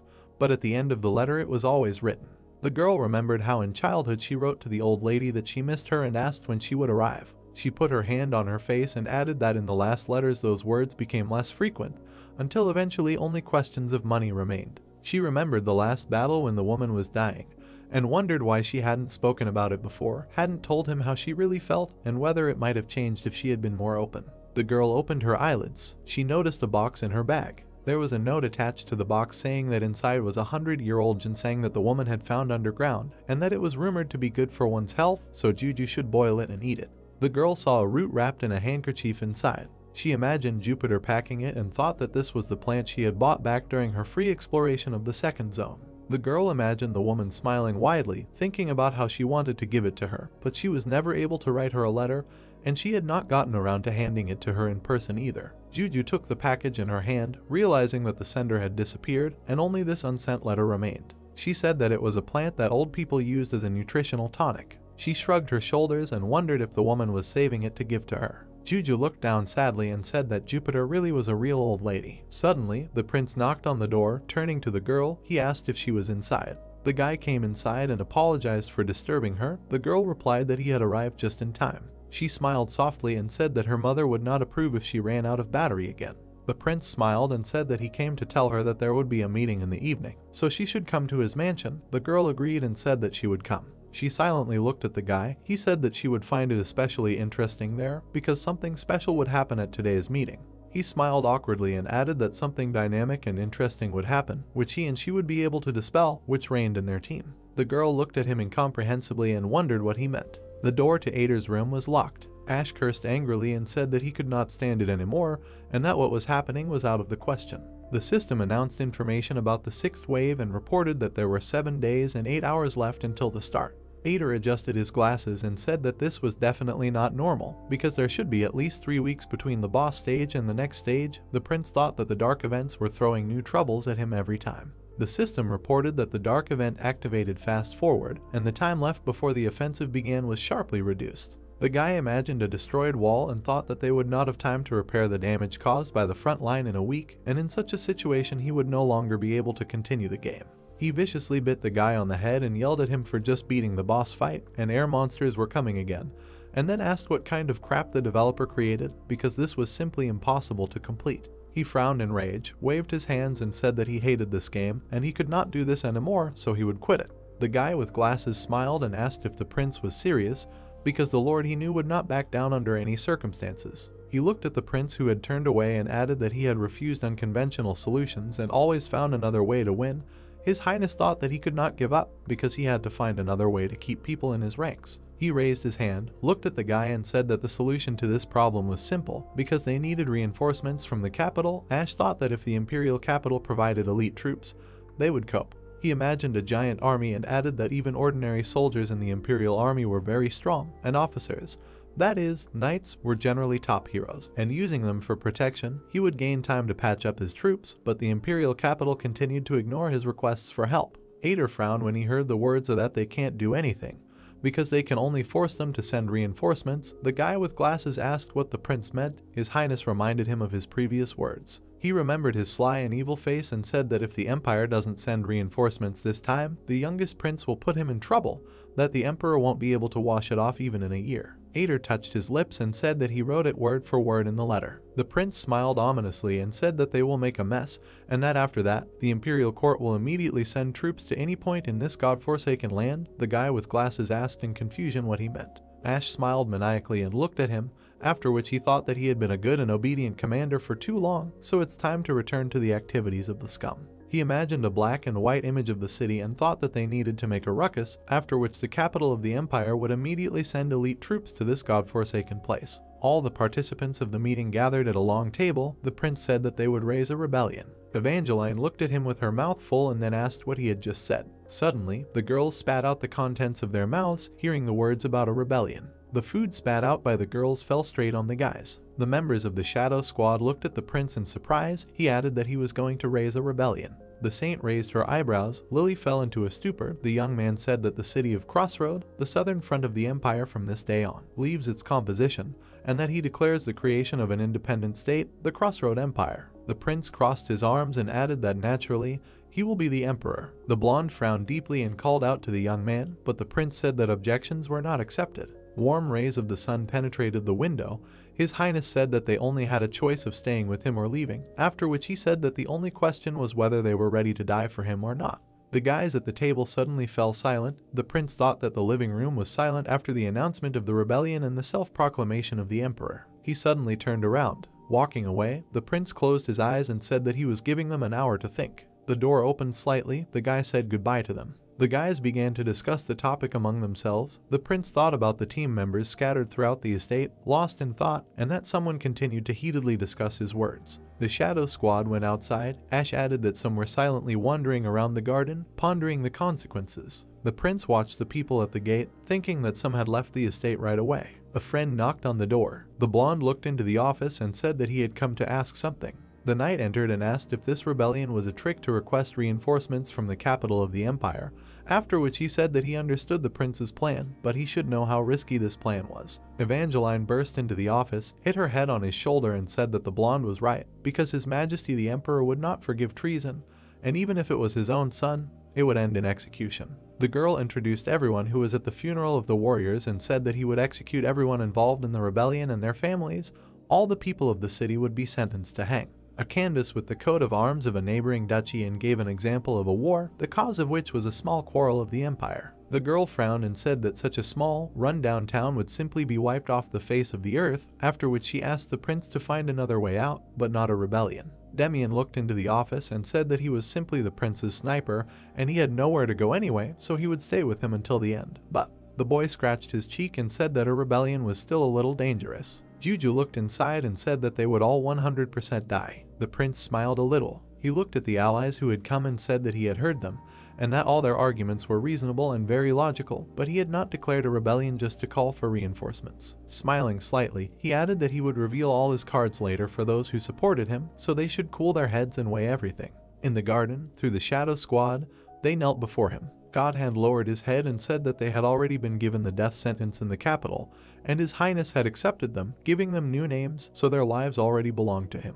The girls closed their eyes silently. The guy added that they would follow the prince wherever he went, even if it was a rebellion. His Highness looked at them and said that he was convinced of their loyalty, after which he thanked them and said that they would meet in 30 minutes. He imagined the images of Margarita and Lily, thinking about how the two of them immediately left the estate, but the saint returned 10 minutes before the meeting began. The guy met her and asked where she went. She replied that she was in the temple and prayed to the goddess. She imagined the image of the statue. Ira said that she asked the goddess about which path she should take. The guy asked if she received an answer. With a calm expression on his face, he asked what decision she made. The girl looked him in the eyes and replied that since she had come to this city, her decision had been fixed and her destiny was tied to Crossroad.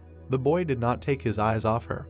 He asked if she wanted to say that she wanted to join the rebellion. The saint said that if that was the way the city was going, then she agreed. The principal thanked her. Clouds were floating across the sunset sky. The young man sent her to the living room and said that he would bring Lily as soon as she arrived. The young man looked down and thought that she appeared only 10 minutes after the appointed time. He asked her what she brought with her. The girl had huge bags on her back. She said angrily that these were her things that she would take with her when she left the city. She remembered many battles and said that she did not complain even when she lost the ability to go on duty. Several times she was on the verge of death, but overcame this too, however. She grabbed her head in fear and said that the mutiny was too much, and that the prince was going too far. She was ready to give her life for this front. The girl imagined the images of her allies and finished the sentence by saying that she did not want to die under any circumstances on charges of mutiny. She slapped herself on the cheeks, hoping to calm down. With a calm expression on her face, she looked into the guy's eyes and said that she came only out of respect for their friendship, to say goodbye because they were going to leave,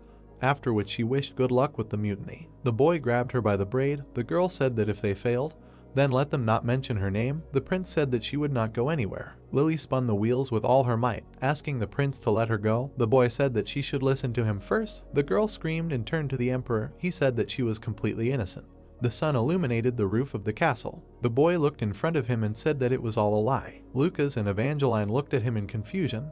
The prince added that he was not going to start a rebellion because it was just a provocation. With a calm expression on his face, the prince said that if they had started a rebellion, then, of course, the empire would have been forced to send troops, but as they noticed, he imagined a city bombarded with fire shells and said that even if they managed to use them to fight the monsters, after the victory they would still be razed to the ground, he would be arrested and executed, and the city would be wiped off the face of the earth. Ash thought that organizing a real mutiny from the very beginning was a ridiculous option, and that he did not even consider it seriously. The girls from the Shadow Squad looked at him silently. The guy said that they probably wanted to ask about why he made this ridiculous statement about a mutiny. The prince frowned and said that there was a spy in the city. The people looked at him silently. The guy added that the Empire's spy reports to the capital about all their actions, and this whole performance was arranged in order to catch him, and he took the bait. The blonde frowned and asked where this spy was now. The prince looked at those present and said that the spy was right in this living room, and was sitting among them with an imperturbable expression.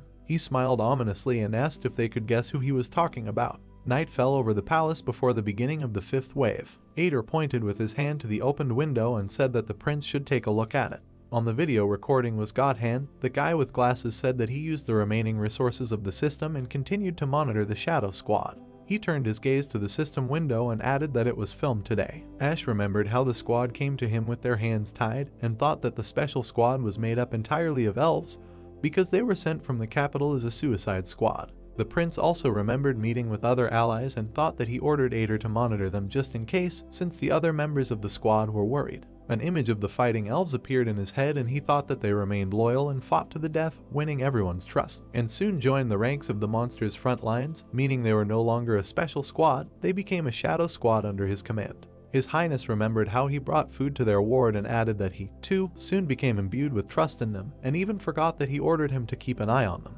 Godhand on the video turned to the interlocutor and said that he should not have come there because of this their connection could be revealed. The dark silhouette from behind the bushes answered that the people in the fortress have no time for this because they are busy preparing for tomorrow's defense, so they definitely do not have time. Margarita looked at the elf and asked what they should do because this is much more important. She frowned slightly and added that her mission from the capital was to observe this city, and now she is forced to personally go to the front lines, but reconnaissance on the front line is the mission of the Shadow Squad. Ash frowned and put his head on his hand, calling the girl's name. He thought that these words clarified everything, and that Godhand and the Saint were both spies of the Empire. The elf looked at the interlocutor and asked if His Highness had asked to join the battle. The girl answered affirmatively and said that she was asked to participate as reinforcements and from the rear, but she arrived there to treat the sick and not to fight monsters, so she should contact the center directly because this should not continue. Bodybag quietly approached them. The elf whispered that he would protect the Saint. The girl looked around the corner, finding the captain. Godhand told the interlocutor that he would do everything in his power. Bodybag called out to him. The guy turned to his subordinate in surprise. Margarita turned away and walked away.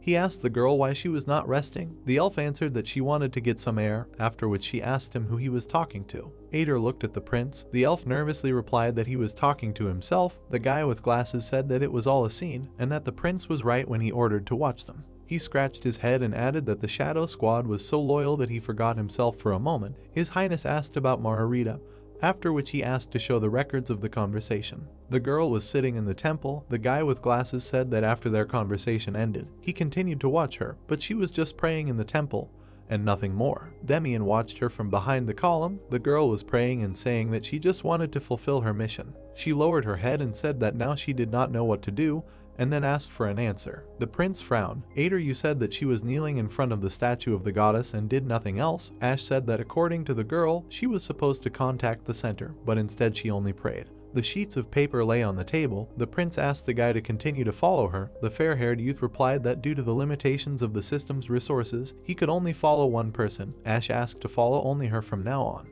Ader looked him in the face. The prince added that he would soon throw his bait, spreading false information. His Highness smiled and said that this would force the Saint to immediately contact her customer, and this news would cause a stir in their ranks, and only then would everything become clear, how exactly she contacts the center and who this center is. At present, evening has fallen over the palace. The spies have been licked. The prince put his hand on his belt and said that if he thinks about it, then they both behaved suspiciously from the very beginning, after which he told the elf that his arms were not amputated that time. The captain's forearms were tied behind his back. The prince added that he lost his arms before he got to them, when he received his name. Ash remembered the moment from the battle with the gargoyles and how the elf was lying in the infirmary, and said that the arm he lost that day, which was supposedly amputated, was not real because it was a prosthesis from the beginning. The Saint lowered her eyes. The prince said that she did after all, that he made a great sacrifice so that they would let their guard down. Lily looked at him in shock, or turned to her. The girl asked if it was true, after which she said that he saved her at that moment, risking his life. Or looked at the prince and said that the gargoyle really injured him that day, and he had to amputate part of his forearm, but most of what he said was true, and that he embellished the severity of the injury. Lily was shocked. The elf added that it was done in order to gain the commander's trust. He frowned slightly and called out to the girl, telling her that what he said that night was true. Lily rode out the door. Godhand watched her go, upset. A chair had fallen on the floor. The prince said that he didn't care if any of them were spies for the Empire. It would be strange if there weren't any spies, but if they were loyal to him and fighting on the front lines, he really didn't care what they reported to. The prince frowned angrily and added that it shouldn't have come out, and now that it had, no one in this place would be able to trust them. Lucas looked down. His Highness asked about who would consider them allies against the monsters. They were spies with secret intentions. The elf bowed and said that he was sent on a secret mission. Bodybag and Burnout trembled on the sidelines. The guy added that his subordinates knew absolutely nothing about it. He looked at the prince and added that he had already decided to dedicate his life to this front line and that his loyalty was unwavering. Ash quickly shut him up and said that they would talk about it later. The saint looked him in the face. The prince said that it was time to listen to what she had to say. He remembered how she had left the estate and said that as soon as he announced his rebellion and gave them time, Margarita, without a moment's hesitation, ran to the temple, not knowing that his man was watching her. He frowned slightly and added that he was curious about how she was going to contact her superiors, and that he had learned her method of communication greatly shocked him. Rays of light fell on the statue of the goddess. The saint knelt before it and said that His Highness the Prince was preparing a rebellion, after which she repeated it again. Silence fell in the temple. Suddenly a voice came from the statue asking her to repeat what she had said again. The girl looked up and said that the prince had announced a rebellion. The voice from the statue asked if it was true, then said that it was a matter of the utmost importance and there should be no misinformation. The saint said that it was true because she had just heard it with her own ears. Margarita was kneeling. The unknown voice asked if the prince had said to gather again in an hour. The girl confirmed it. She did not take her eyes off the statue. The voice ordered her to continue watching and to say that she would fight for him, while finding out if he was really planning a rebellion, if so, in what way, and after all this she would have to return and report everything. The girl raised her eyebrows pitifully and said that this was no longer her mission because she was just a healer. The voice from the statue ordered her to be silent and said that she was working for the goddess and His Majesty the Emperor. Ash silently looked at the recording. An unknown voice added that they would wait for the next report, so the girl should contact them before midnight.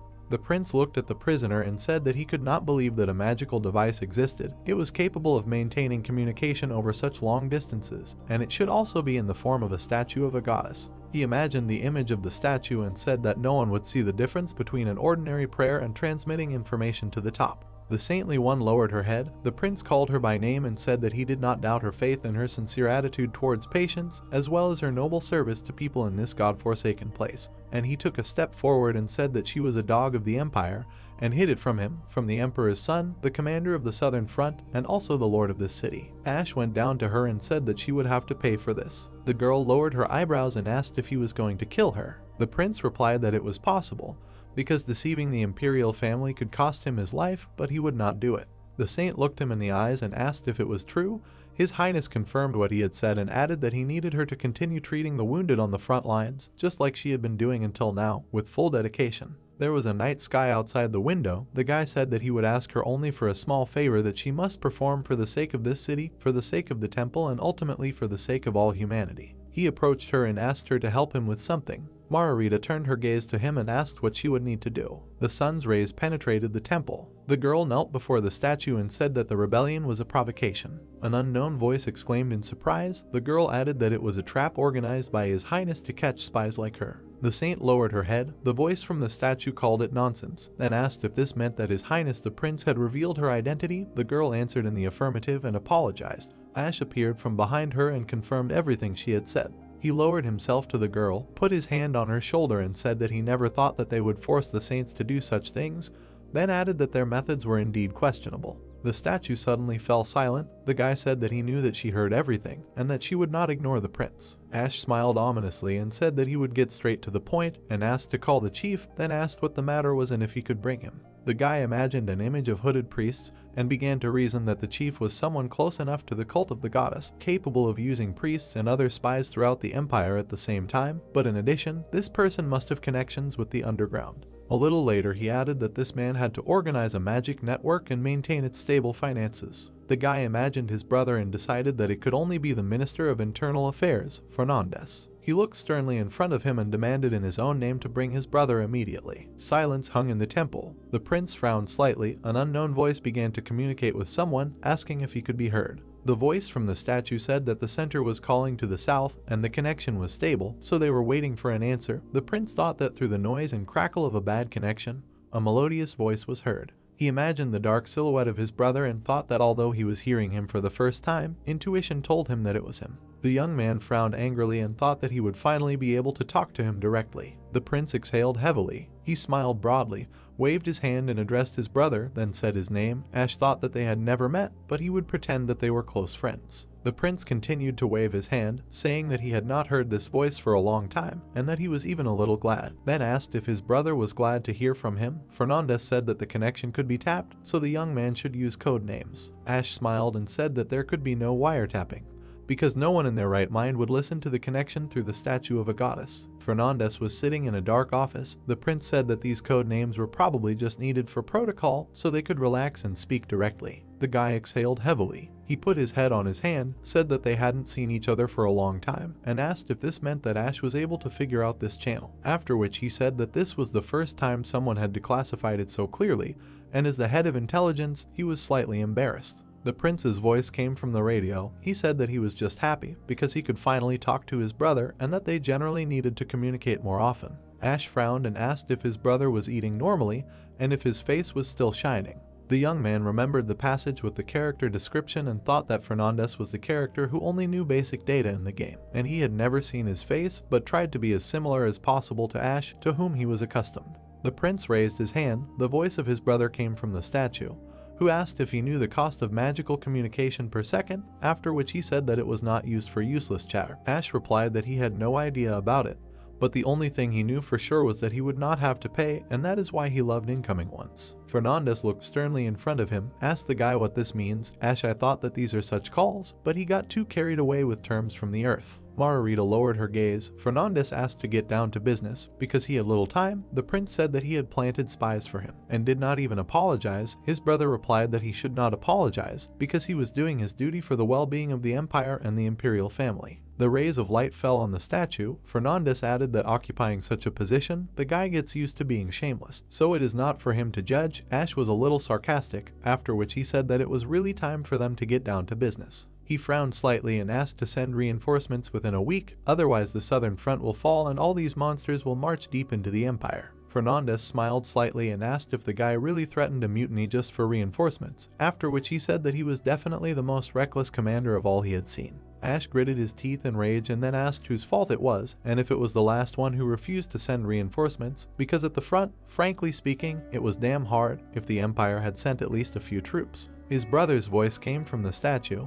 He said that it would be difficult to send reinforcements because the war with the duchy was not over yet. Ash said that they had already burned the entire duchy and even captured the capital, after which he asked if that was enough. Fernandez presented the coat of arms of the duchy and said that only when the dragon blood that flows in the veins of the heirs is completely eradicated, the empire will find peace, because such is the will of His Majesty. The prince silently listened to his words that this is the main threat to the empire in the west and that he hoped for his brother's understanding. Fernandez looked ahead. Ash said that if it was as he said, then nothing could be done and other means would have to be used, because if a great empire that had swallowed up half the world could not provide troops, there was no other way out. The prince frowned slightly and said that he would have to turn to the other side. His brother looked ahead in surprise and asked what he meant. Ash said that he would gather the remnants of the armies of the countries that the empire had destroyed and send them to the southern front. He raised his hand and called it a coincidence that the duchy was only 3 days' journey from the southern front.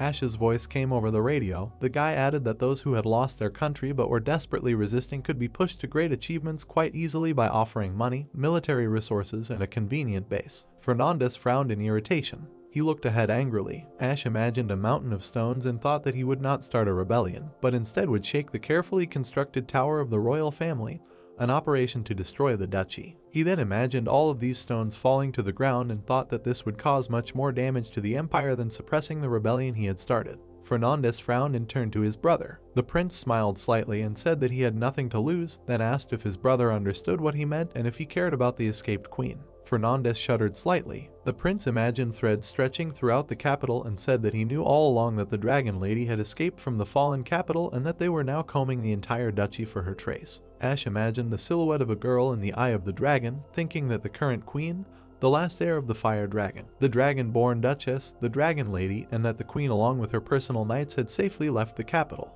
The prince smiled contentedly when he was asked how he knew this. Ash remembered playing the game and choosing the storyline, and thought that this was the first important choice in the game, whether to ally with the queen or not. He drew attention to the peaceful solution and added that if he was never sent reinforcements, the choice was limited because if their interests coincided, mutual assistance was the best choice. The young man introduced the citizens, soldiers, and kings, and then said that the enemies of the empire who had lost their land, refugees and defeated soldiers, the royal family and knights, there were enough of them all over the continent, so he would shelter them all on the southern front. Ash imagined the people crowding behind him and thought that he would gather an army of outcasts, those who hated the empire, and then lead it as an outcast junior prince. Fernandez objected and said that this was effectively a rebellion. The prince smiled and said that he was wrong, that was not the case. The boy imagined monsters and thought that technically it was, but technically it was not a rebellion because monsters were an officially recognized disaster. Fernandez looked ahead in confusion. The prince explained that if the imperial family did not provide reinforcements upon request, they could be considered to be giving up control of the region, so they would unite with whoever they could find just to survive this disaster. Fernandez called it absurd. Ash frowned and said that if his brother understood better, he would not have to take the situation to the point of absurdity, but if the state demands loyalty, it must honor its obligations. Fernandez looked at the screen, surrounded by guards. Ash added that the state refuses to protect its subjects, and when they try to survive, they are called rebels. The boy silently listened to his brother's words that he could give the queen a duchy to retreat to the south, or send some reinforcements to the southern front. The prince looked ahead and said that Fernandez could lose control in the west and south at once, so he needed to choose wisely. From the statue, his brother's voice was heard, asking how many soldiers he needed. Ash frowned and thought that his bet had worked. He imagined hordes of dragons and said that they had about 700 wyverns approaching, so they needed enough forces to deal with them. His brother asked how long he needed reinforcements for. The prince replied that he needed soldiers for the next 5 defensive battles. Ash smiled, hearing the approval, and then thought that he was cruel, but honestly, he was very nervous. Fernandez grabbed his head and asked if his brother was happy. The boy replied that it would have been better if he had agreed right away. But since he would send reinforcements, he was happy. Ash thought that this was more blackmail than a fair deal, but at least he could breathe out for a while. Fernandez looked ahead and said that he would answer for his insolence, even if it was for the sake of reinforcements, because he had said too many things that a prince should not say. His brother's voice came from the statue, saying goodbye and saying that they would soon meet face to face. Ash looked ahead and thought that he was probably talking about a video call. Fernandez wished me luck. The guy took the wand in his hand and said that the tariff limit had been reached. He frowned deeply and sent the center. The principal waved his wand and smashed the statue to pieces. Margarita squealed in fear. The guy turned to the knight and asked if he believed in the goddess. The blonde replied that he considered himself quite religious. The wreckage along with the communication artifact lay on the ground. The prince asked if the knight would hate him if he ordered to search every statue and every religious symbol in this temple, and if necessary, to destroy them. Lucas smiled and answered negatively, arguing that for him there was nothing more important than the order of the My Lord. The prince thanked him. The saint fell to her knees in front of the wreckage of the goddess. The principal said that the knights had 3 days, and he must search this entire temple to find out if they were hiding anything else. Margarita raised her eyebrows in fear. Hearing the question of whether she would help the knight, lowered her eyes and obeyed the order. The prince looked at the wreckage and said that the goddess would certainly be happier with sincere prayers to the heavens than with a conspiracy that unfolds around her symbolism. After which he thought that he did not really understand the religion of this world, but something told him that he was right. The prince looked away and said that it was time to move on to the next task. The shadow squad was kneeling, tied up. Ash held his wand in front of him. The swords moved at high speed towards the elves. They cut the ropes on their wrists. Ash looked at them. The elves silently lowered their heads. The prince lowered his eyes and said that he would not judge them not by their origins, nor by their secrets, but only by the actions they had done so far. He thought that the Shadow Squad had risked their lives to unquestioningly carry out his orders. Ash remembered how Old Girl saved him from the vampire. Then a memory of the participants mourning their dead allies came to his mind. He thought that there was no lie in these actions. The elves looked up in surprise, hearing the words that they would continue to cooperate. The soldiers lowered their heads and agreed with his decision. The prince thought that only in this way would they become loyal to him until the very end. His Highness looked at them and told the commander to admit what the order he received from above was. It was night outside. The boy thought that the secret order he received did not contain anything unusual. Ash imagined the Shadow Squad, located among the other heroes, and thought that they were supposed to infiltrate the southern front. Godhand looked away. His task was to monitor the situation at the front and report any changes. Margarita stood behind him with her eyes closed. The elf was supposed to spy in close cooperation with the priest. The prince crossed his arms over his chest. The elf said that he had another order that he did not quite understand, namely to monitor Ader's assistant.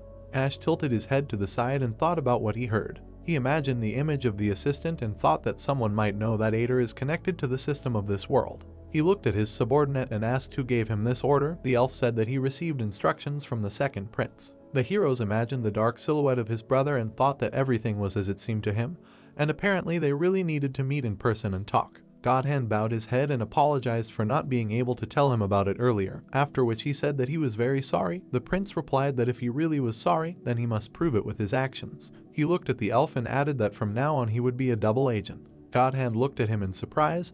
The prince ordered to use his channels to contact the center and tell them that his identity was not yet revealed. The guy imagined a huge palace and added that after that he would have to report everything they assigned him and transmit to the center everything he ordered. The elf bowed and swore on the honor of his people. The prince thought that it would not be so easy. He imagined the silhouette of his brother and many people in cloaks, thinking that the enemy, after all, is a direct secret agency of the imperial family, headed by his Minister of Internal Affairs, and now that the saint has been exposed, it is only natural that Godhand's competence as a spy will also be in doubt, and in the future he will be constantly interrogated, both by the imperial family and by him, in an attempt to find out whether he is a traitor or not. The elves rose to their feet. The prince decided that he managed to get a lot of information about the intelligence system of the special squad and the center. Godhand looked into his eyes. Ash added that the elf, as if trying to prove that he is completely on his side, told all the information he knew, including what he was not even asked about. The wall lamp illuminated the room. The prince agreed with the elf's words and said that he had a task for them at the end.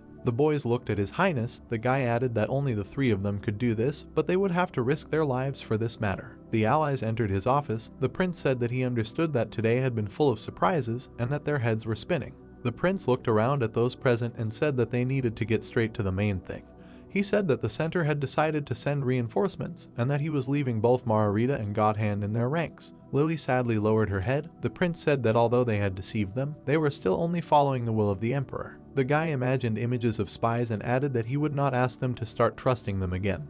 But on the contrary, they should keep a close eye on them, because they themselves must prove that they are capable of being allies. The boys looked at each other.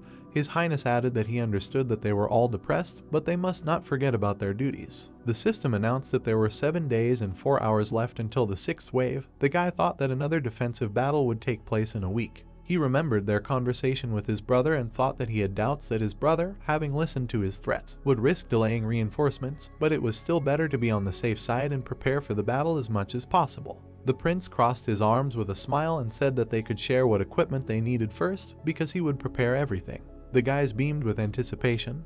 The prince thought that after the 5th wave they had suffered great losses, but also received a lot. Night fell over the main camp. Caliban frowned angrily and ran to the prince, saying that it seemed to him that they had lost, because there was not a single message. The young man apologized to him and said that he was very busy and exhausted, so he could not come earlier. The man yelled at him and asked if he thought about those who were worried about him and if it was difficult to say that he was okay. The prince put his hand on his belt and said that he understood him and that next time he would tell him right away. After which he said that he brought him a gift. The old man asked him what he could bring that was significant, since he was behaving so impudently. Caliban raised his eyebrows in surprise. He saw a coffin lying in front of him. The prince said with a smile that he kept his promise. The man looked at him and asked if this creature was definitely dead. He opened the lid. The prince said that the monster was definitely dead. Caliban looked at the vampire's face in surprise, cursed and said that he was finally lying in a coffin and it was impossible to understand whether he was alive or dead. The man hugged him. He lifted him onto his shoulder and went to the fire. Caliban looked down. The prince asked him what he was going to do with it. The man replied that he was not attracted to corpses, and it did not seem like there was any valuable material in the vampire's body. He placed it near the furnace with a bang and said that he would simply burn it. The man sprinkled white powder on it. Shining particles covered the lid of the coffin. The man rested his hands on the coffin and pushed it into the furnace. Caliban silently watched the coffin burn. He did not take his eyes off the flames, turning to the brothers. The coffin was engulfed in flames. The man said that the very vampire lord who had consumed their lives was finally dead. Black smoke poured out of the chimney. The man raised his head and thought that now they would be able to free themselves from his curse and fly far, far away in peace. Caliban looked into the flames of the furnace. He wiped his tears with his hand. The prince approached him and asked if he was crying. Caliban shouted and said that there was just a very strong fire in front of him. He put his hands on his belt, turned around and said displeasedly that the guy should stop teasing him, after which he asked to show the trophies that he brought. The prince thought that he was just about to ask to make equipment. The scarlet spheres were lying on the table. The man said that very powerful magical energy emanated from them. He took one of the balls in his hand and said that it was the core of the vampire himself, and that with its help it was possible to make a nightmare killer. Ash remembered how the vampire begged to kill him with a silver bullet from the nightmare killer. He looked at Caliban and asked what it was. The man answered with a question and asked what is usually called the weapon with which a dragon is killed, or the person who killed a dragon. The young man imagined a warrior with a sword standing in front of a giant monster and assumed that such a person is called a dragon slayer. The man raised his hand, smiled and said that he was thinking correctly, then asked what would happen if the dragon was replaced with nightmares. The guy realized what he was getting at and said that then they would get a nightmare killer. The young man presented pixel models of equipment. The man said that such a weapon has a power incomparable to the usual one. The prince thought that in the game it was just advanced equipment from Boss Materials, but now it is so different that it deserves such a loud name. Ash touched his chin with a smile and thought that if it were possible to get equipment of the level of the Black Queen, it would be awesome. The man frowned slightly and said that in the weapon, of course, there is darkness corresponding to its power. The guy asked what this means. Caliban looked him in the eyes and asked if a sniper shot him. I don't know this. The young man again did not understand what the man was getting at. Ash raised his eyebrows in surprise when he heard the words that the more enemies the Nightmare Killer killed, the stronger the nightmare would take over the weapon. The guy asked what would happen when he completely took over it. The man smiled and said that it depended on the nightmare itself, because he could easily lend his power, or maybe. Demian wiped his rifle, engulfed in dark energy. The man finished the sentence by saying that the weapon could absorb the user. That's how this video ends. If you have sat through to the end, please don't forget to press the subscribe button and leave feedback. See you in the next video.